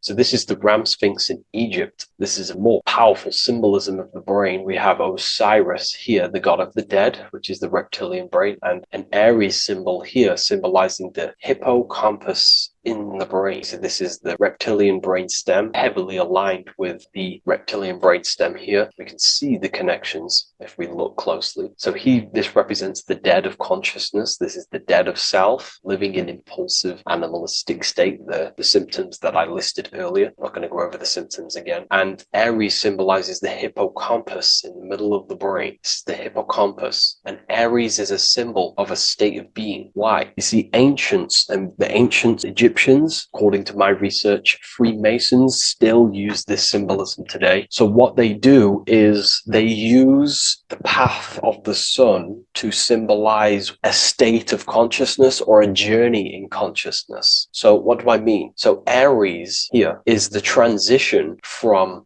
the winter arc. So this is the winter arc from Libra, Scorpio, Sagittarius, Capricorn, Aquarius, Pisces. This is when the sun is dead. This is when the electromagnetic waves of the sun are not very present. This is the winter. This is when there's more darkness in the world. However, from Aries, Taurus, Gemini, Cancer, Leo, Virgo, and to Libra, this is when the sun is giving more electromagnetic rays. Everything grows. Everything is reborn again. Everything's growing. There's more light. There's more warmth. You can grow crops. So this is very symbolic as a state of consciousness. Aries is used heavily to represent the rebirth of the sun, but in internally, as an esoteric interpretation of Aries, it symbolizes the resurrection of awakening of the self. It is the rebirth of the sun, of the soul, the rebirth of becoming aware out of the darkness into the light, living in the reptilian unconscious state, the unconscious, not being aware that I possess consciousness, not being aware of my thought, emotion, actions. And Aries is that symbol, is of the rebirth of the spirit, the rebirth of the self, becoming self-aware. So that's what we're looking at here with the Ram Sphinx. We're looking at Osiris, dead, the reptilian brain, operating life in an unconscious state, not really thinking, not self-aware of thought, emotion, actions, not aware of the soul, not aware of good and evil, not aware of the laws that are in the heart of love, not aware that there's always an intelligence in the heart telling us what's the right thing to do at all times, not aware of anything, just simply reacting to the world. But then we have a symbol of Aries above, which is the resurrection of self. So again, this is symbolizing by the Egyptians, to me and my research, going from darkness to light. This is the resurrection of consciousness when we start to deepen our self-awareness, which is ultimately what I'm doing to you in these videos. Hopefully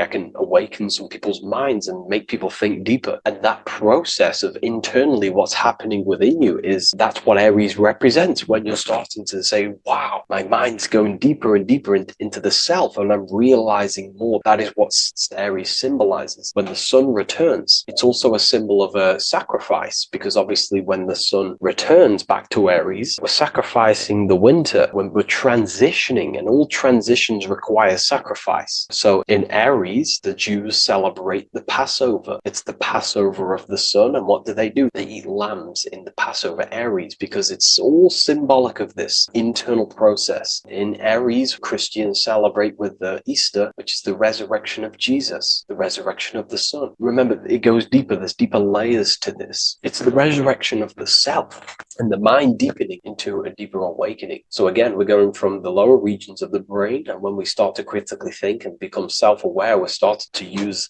the mid part of the brain, and the mid part of the brain then expands into the neocortex, which is the resurrection of the self. The mind is no longer functioning in just the reptilian brain, but then it's going into the light of the higher brain, the neocortex, and this is the reptilian brain. This is the midbrain, what we're looking at here with the Ram Sphinx. Yeah. So this is the resurrection. It's the transition point of going from the reptilian brain into the midbrain, into the neocortex. We're now resurrecting ourselves. Now, this is not putting anything negative on the reptilian brain. Without the reptilian brain, we wouldn't be able to live. We need the reptilian brain, but it's an abuse of the reptilian brain that can keep us in a very low state. It keeps us stuck in an unconscious state. But the reptilian brain is what's allowing you to breathe, to eat, to scan the environment for any threats. If there are threats, we do need the reptilian brain. That's not to say it's evil, but what I'm saying is an abuse of this brain, which is what most people are stuck in. They're operating their life out of this brain. And this is what the Egyptians, I think, are symbolizing, trying to tell us, to resurrect ourselves, to become self-mastered, to become the highest version of yourself, to actively create in the world. Because when we are only operating from this brain, we're unconscious, well, then other people can use you as a vessel to create their reality. This is how the world is at the moment. The ones who know how to use the mind are controlling the other ones who do not know how to control the mind. So I hope this makes sense to you. Let me know if you have any video recommendations, and I'll see you inside Ethereum University. If you wish to take your research to the next level, I have things inside of there that are very powerful. We happily invite you. I'll see you inside of Join. If not, I'll see you in the next YouTube video.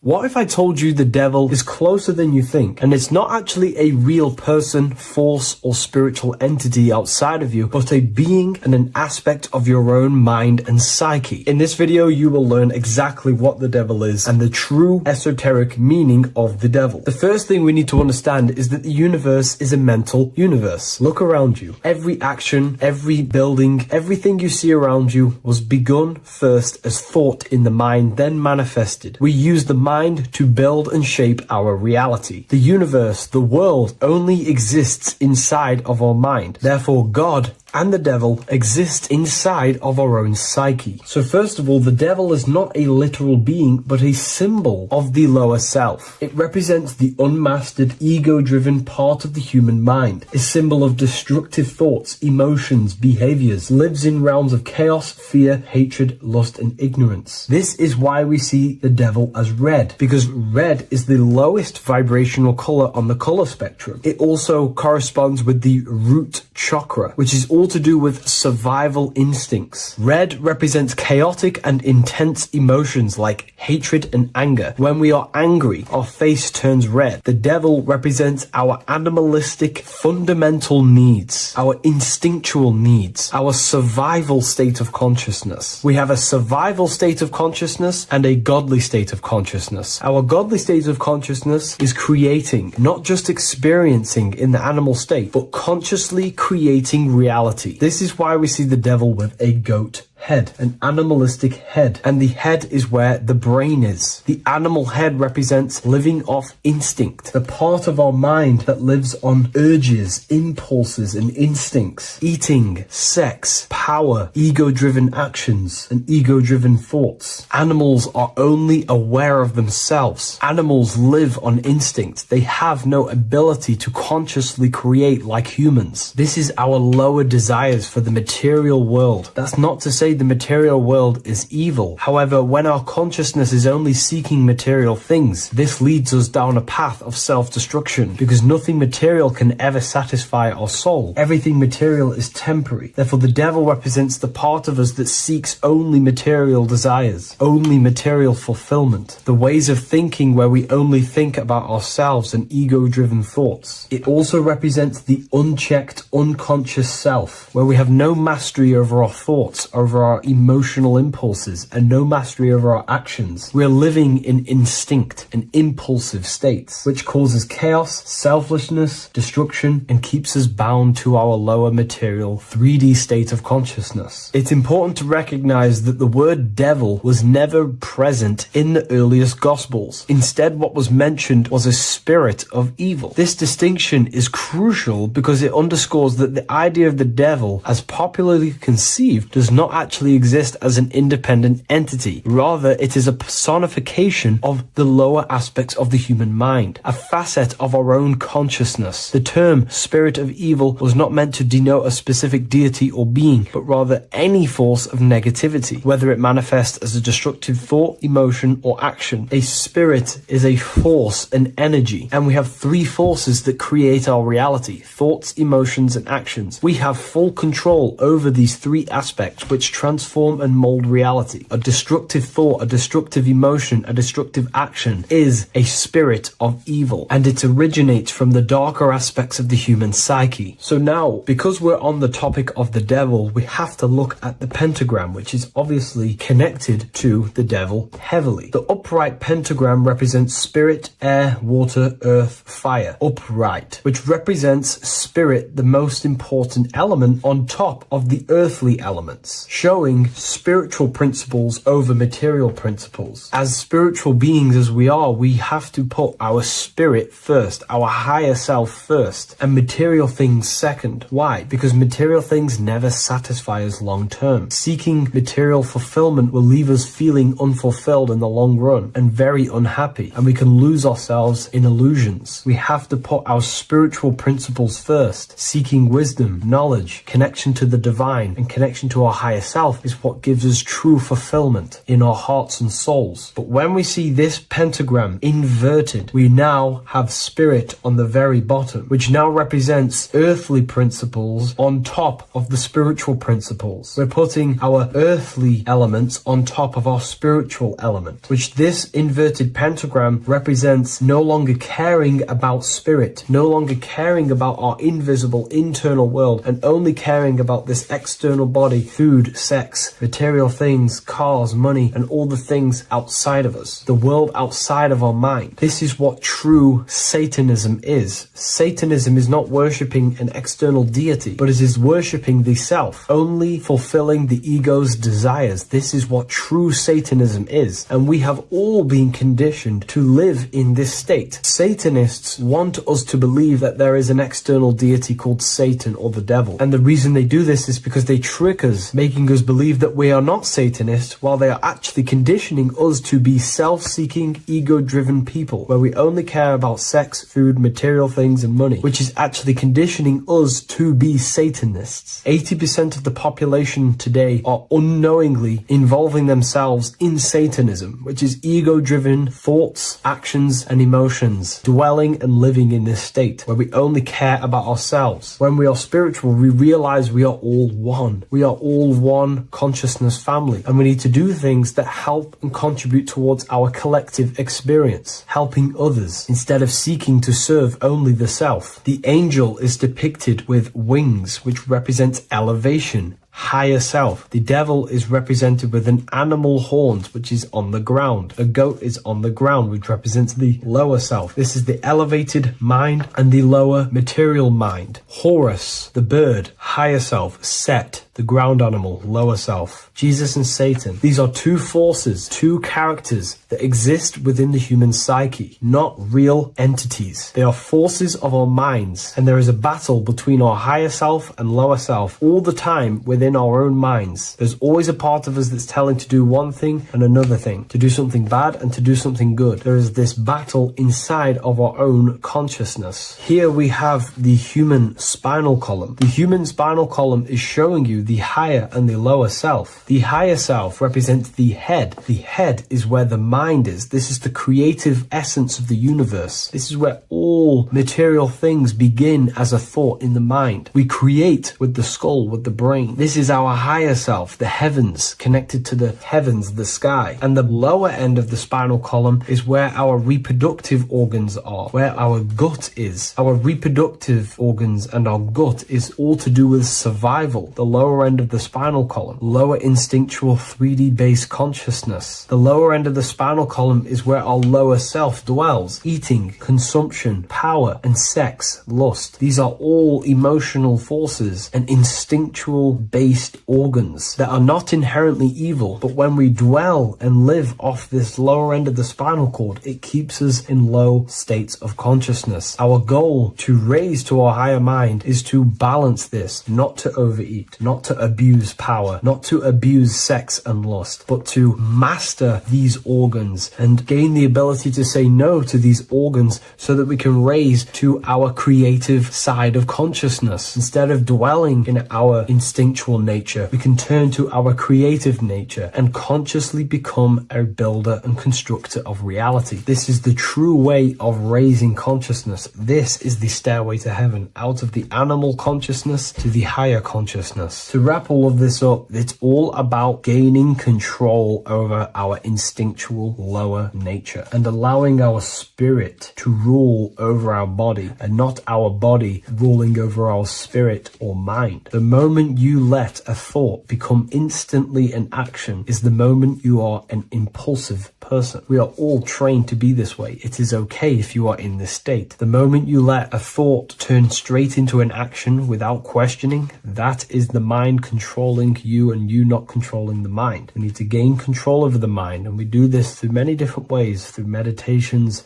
affirmations, and discipline. We slowly gain control over our minds. And once we gain control over our minds, we gain control over our thoughts, and we gain control over the attention that we give certain thoughts. We can then start to uplift our mind, our thoughts, out of our instinctual state to the higher mind. If you wish to learn more about consciousness, I'll leave a link in the description for the Book of Wisdom, Volume 2. You don't just have a physical body. You have a physical, mental, spiritual, and emotional body. Each one of these aspects are a body of its own. Body does not just refer to a physical substance. You have a mental body for thinking, an emotional body for your emotions, a spiritual body for your energy in your astral form, and a physical body to encapsulate all of these. Each 4 of these aspects are essential for the human experience and essential to balance. Now, today we're going to be syncing the 4 aspects of your consciousness with the 4 seasons and the 4 elements and how this ties into the Bible. So we have 4 physical elements. We have 5 elements in total, spirit being the most important, but spirit is pure invisible. We have 4 physical elements. We have air, fire, earth, water. Earth and water are feminine. Air and fire are masculine.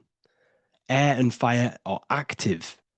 Water and earth are passive. The air corresponds with the mental body of consciousness. This is where your intellect, this is where your communication, this is where your thoughts, intuition all comes from. This is the mental body of consciousness that allows you to think, allows you to process, figure things out, and have intellect and gain knowledge. This is your intellectual aspect of your consciousness, located in the head region. We have a fire nature, a spiritual nature. This is our astral body. Our astral body is all to do with the subconscious realms, the higher realms of consciousness. This is the body that allows us to be free from the physical body. Our spirit is more of our energy. Water is our emotional body. This is what allows us to feel things, that allows us to gain intuitive feelings of conscience. So emotion allows us to understand what is right and what is wrong. When we feel something bad, we know that this is wrong. When we feel something good, we know that we are doing good. Emotions are a creational force that allows us to feel certain things to bring them into existence. Our emotional body is a creational force and should not be reactive, and it should be controlled. Most actions are stemmed from emotions. Actions bring thought into physical existence. Emotions are the driving power. They are what drives your actions. The thought, then the emotion, then the action. Earth is your physical body. This is your physical state that allows you to take mind and emotion into action, into fruition, into physical matter. This is what your physical body allows your consciousness, your soul, to interact with the physical world and bring things into physical existence. The physical body, the physical world, is an outcome and an effect of the thinking mind. All physical substance comes from the thinking mind. The pen, the phone you're holding, the microphone I'm speaking into, all began as a thought in the thinking mind, then it was brought into physical reality. Earth is the most dense. So it goes in this order: body, emotions, spirit, mind. The higher you go up, the more lucid and fluidic it becomes. The lower you go down, the more dense and dull it becomes. Air is the mind, fire is the spirit, water is the emotion, earth is the physical body. So this is why you are a microcosm. You have these 4 things within you. You contain of these 4 elements, which correspond to the 4 bodies of your consciousness, the 4 bodies of the soul. You are the soul. You are the spirit. So this is why in Theologians 4:17, it says, "Caught up together with them in the clouds to meet the Lord in the air." You don't meet God or the Lord in the physical air, in the clouds. This is clearly a parable. A human being cannot go up to the clouds and meet a mystical man in the clouds. This is obviously a parable, a metaphor. The air is your mind. You must raise your consciousness beyond the body, beyond the emotions, beyond the spirit, and enter in the mind during meditation, turning the mind inward to connect with the Lord. The Lord is the highest aspect of your consciousness, the one that exists beyond the physical body, beyond your emotions, beyond the thought. So you meet the Lord in the air, in the mind. The mind represents the air. This is why in America there's a saying called an airhead. You're an airhead. This means that you are stupid, or you don't think, or you have nothing in your mind. You have nothing in your head. When someone's very stupid, you call them an airhead, because air represents the mind. The air is elevated. The air is invisible. The mind is totally invisible to the human eyes. It is a metaphysical substance. In fact, it's not a substance at all. It's so fluidic. It's everywhere. The mind can be everywhere at all times. It can be anything. Nothing is impossible within the mind. Now, this is synced with the 4 seasons. The 4 seasons represent the 4 aspects of human consciousness, the 4 bodies of your consciousness, the 4 bodies of your soul. The sun is your soul. Okay, and the sun travels around 4 seasons. Summer, when the sun is the most hottest point. Autumn, when the sun starts to move away from the hottest point. Things start to die. Then it goes to winter. This is when everything dies. This is when things enter in within itself. This is when darkness occurs. Then spring. This is the reignition of the sun. This is when the sun starts to bring back the warmth back to the summer. You have 4 seasons which correspond to the 4 bodies of consciousness. Fire is the spirit. This is when you are passionate. This is when you are taking action. This is when you are fiery. The sun is blazing. You're taking action. You're very passionate. You're very spirit. You're in the spirit. Autumn is water, emotion. This is when you start to become very reflecting. This is when you start to feel emotional, because in autumn there's lots of water. This represents the emotional body of consciousness. Winter is the mind. This is air. Winter, what happens in winter? Everything enters within itself. The leaves die, the trees die, everything dies and goes within. This is the mind. The mind is the darkness, remember. You close your eyes to enter within the mind. The winter represents meditation. In the winter, what do people do? They stay inside of their house. They research more. They read more books. They become more intellectual. They think more in the winter because we are so we're stuck inside. So we're more reflective. We're thinking more. We're more communicative. We're more intellectual.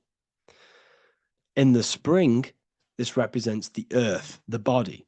This is when we start to come out of the mind and we awaken to the body, and things start to grow again. The plants start to grow. The earth is growing again and reborn again. This is the body. This is when you become more active in the spring. And then the summer, back to the summer, we then take action on these thoughts and these thoughts that we gained over the winter.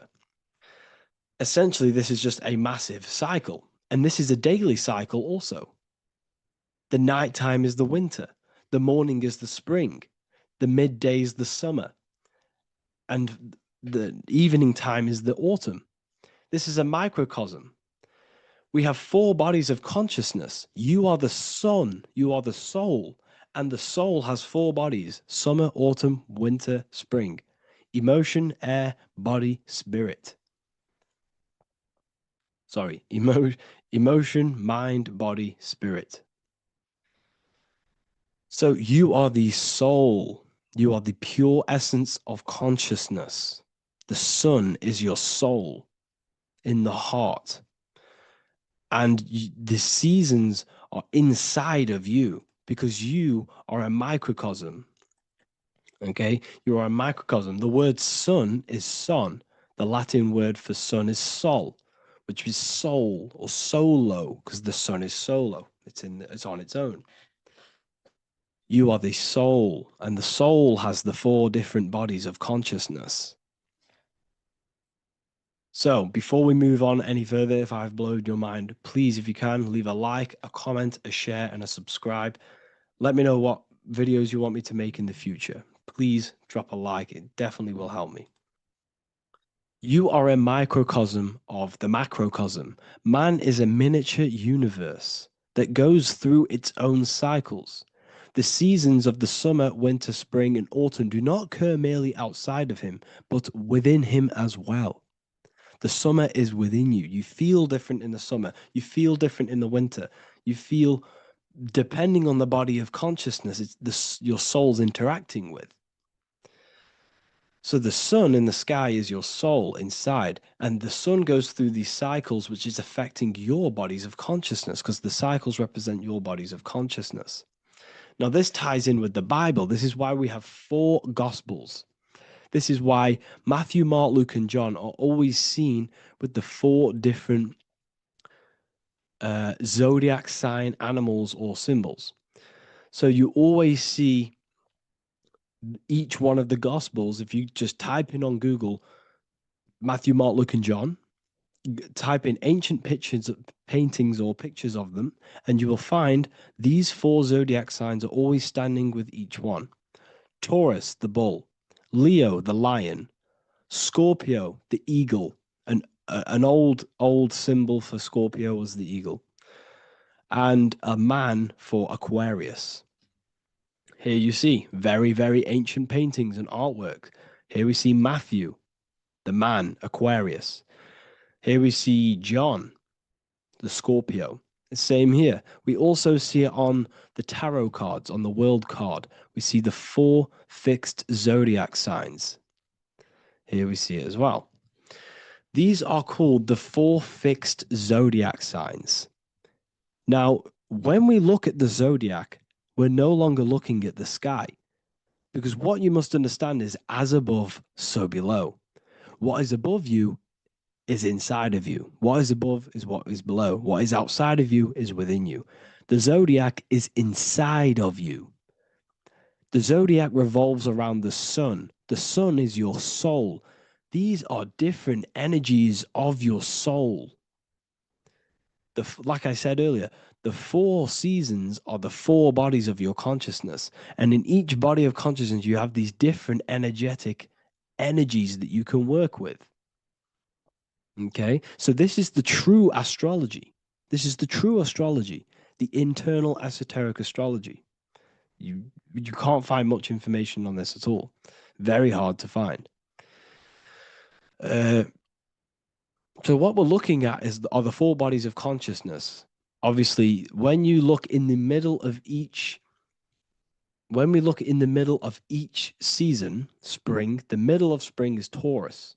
The middle of winter is Aquarius. The middle of autumn is Scorpio. The middle of summer is Leo.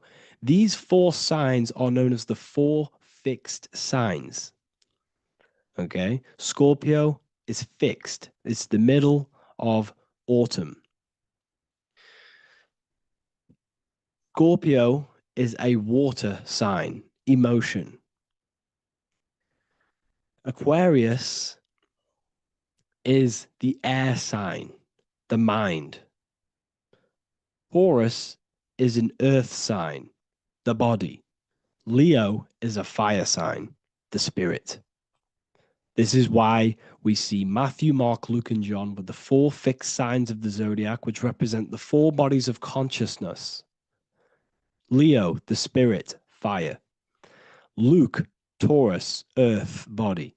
Matthew, Aquarius, air, mind. John, Scorpio, water, emotion. Each gospel is depicting Jesus and showing Jesus in each gospel.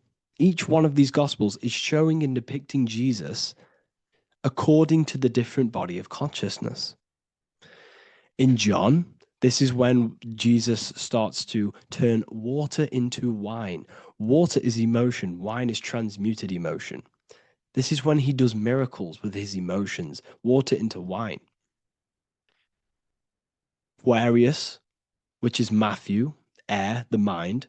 Inside of the Gospel of Matthew, this depicts Jesus as an intellectual person, a person who's communicating and using his mind, his mental body a lot inside of the Gospel of Matthew. Go and read it, and you will see this. Luke, Taurus, earth, the body. Luke shows and depicts Jesus according to the body of consciousness, the physical body. He shows Jesus as a human, being a human being, helping people physically and helping people's physical needs, like giving away food and doing all sorts of good things for other people. Leo, Mark, inside of the Gospel of Mark, this shows Jesus as a spiritual teacher, a passionate person who is taking action. Each gospel is showing Jesus according to the different body of consciousness. And Jesus represents you, the Son. That's why it's called the Son of God, the light of the world. Jesus represents your soul, and your soul has these four gospels, the four bodies of consciousness, the four fixed signs, the four elements and the four seasons. These things all correspond to your consciousness. So this is Leonardo da Vinci showing you the exact same thing. Jesus is the I am, the Son, the soul, in the middle, on his own. Luke, spring, earth, body. There are 3 people in each group. There are 4 groups and there are 3 people in each group. 1, 2, 3. 1, 2, 3, 1, 2, 3, 1, 2, 3. Fall, winter, summer, spring. These are according to the 4 bodies of consciousness. Here we see Aries, which rules the head region. He's on the head of the table. Gemini, he's holding up the 2 hands because Gemini rules the 2 hands, the 2 arms. Gemini is the 2 twins, which is the 2 arms and 2 hands, and the 2 lungs. Here we see the beginning of summer, which is Cancer. You see the big knife here. Cancer, him here, this gray-haired guy, holding a knife for the crab. Cancer, they pinch. You have a knife, symbolizing the crab. Leo, the middle of summer, showing dominance. The sun is very dominant. He's got his elbow on the table, showing dominance. Virgo has no Adam's apple. Cancer here is pointing at this woman's neck, saying there's no Adam's apple. This is Virgo, the virgin, the only woman. Jesus, the sun. This is Libra, the balancing. He's holding his arms out, balanced, showing the balancing of the sun, because when the sun enters Libra, the sun is balanced between winter and summer. So it's balanced. This is all astrology, but this is internal. Okay? This is Ezekiel's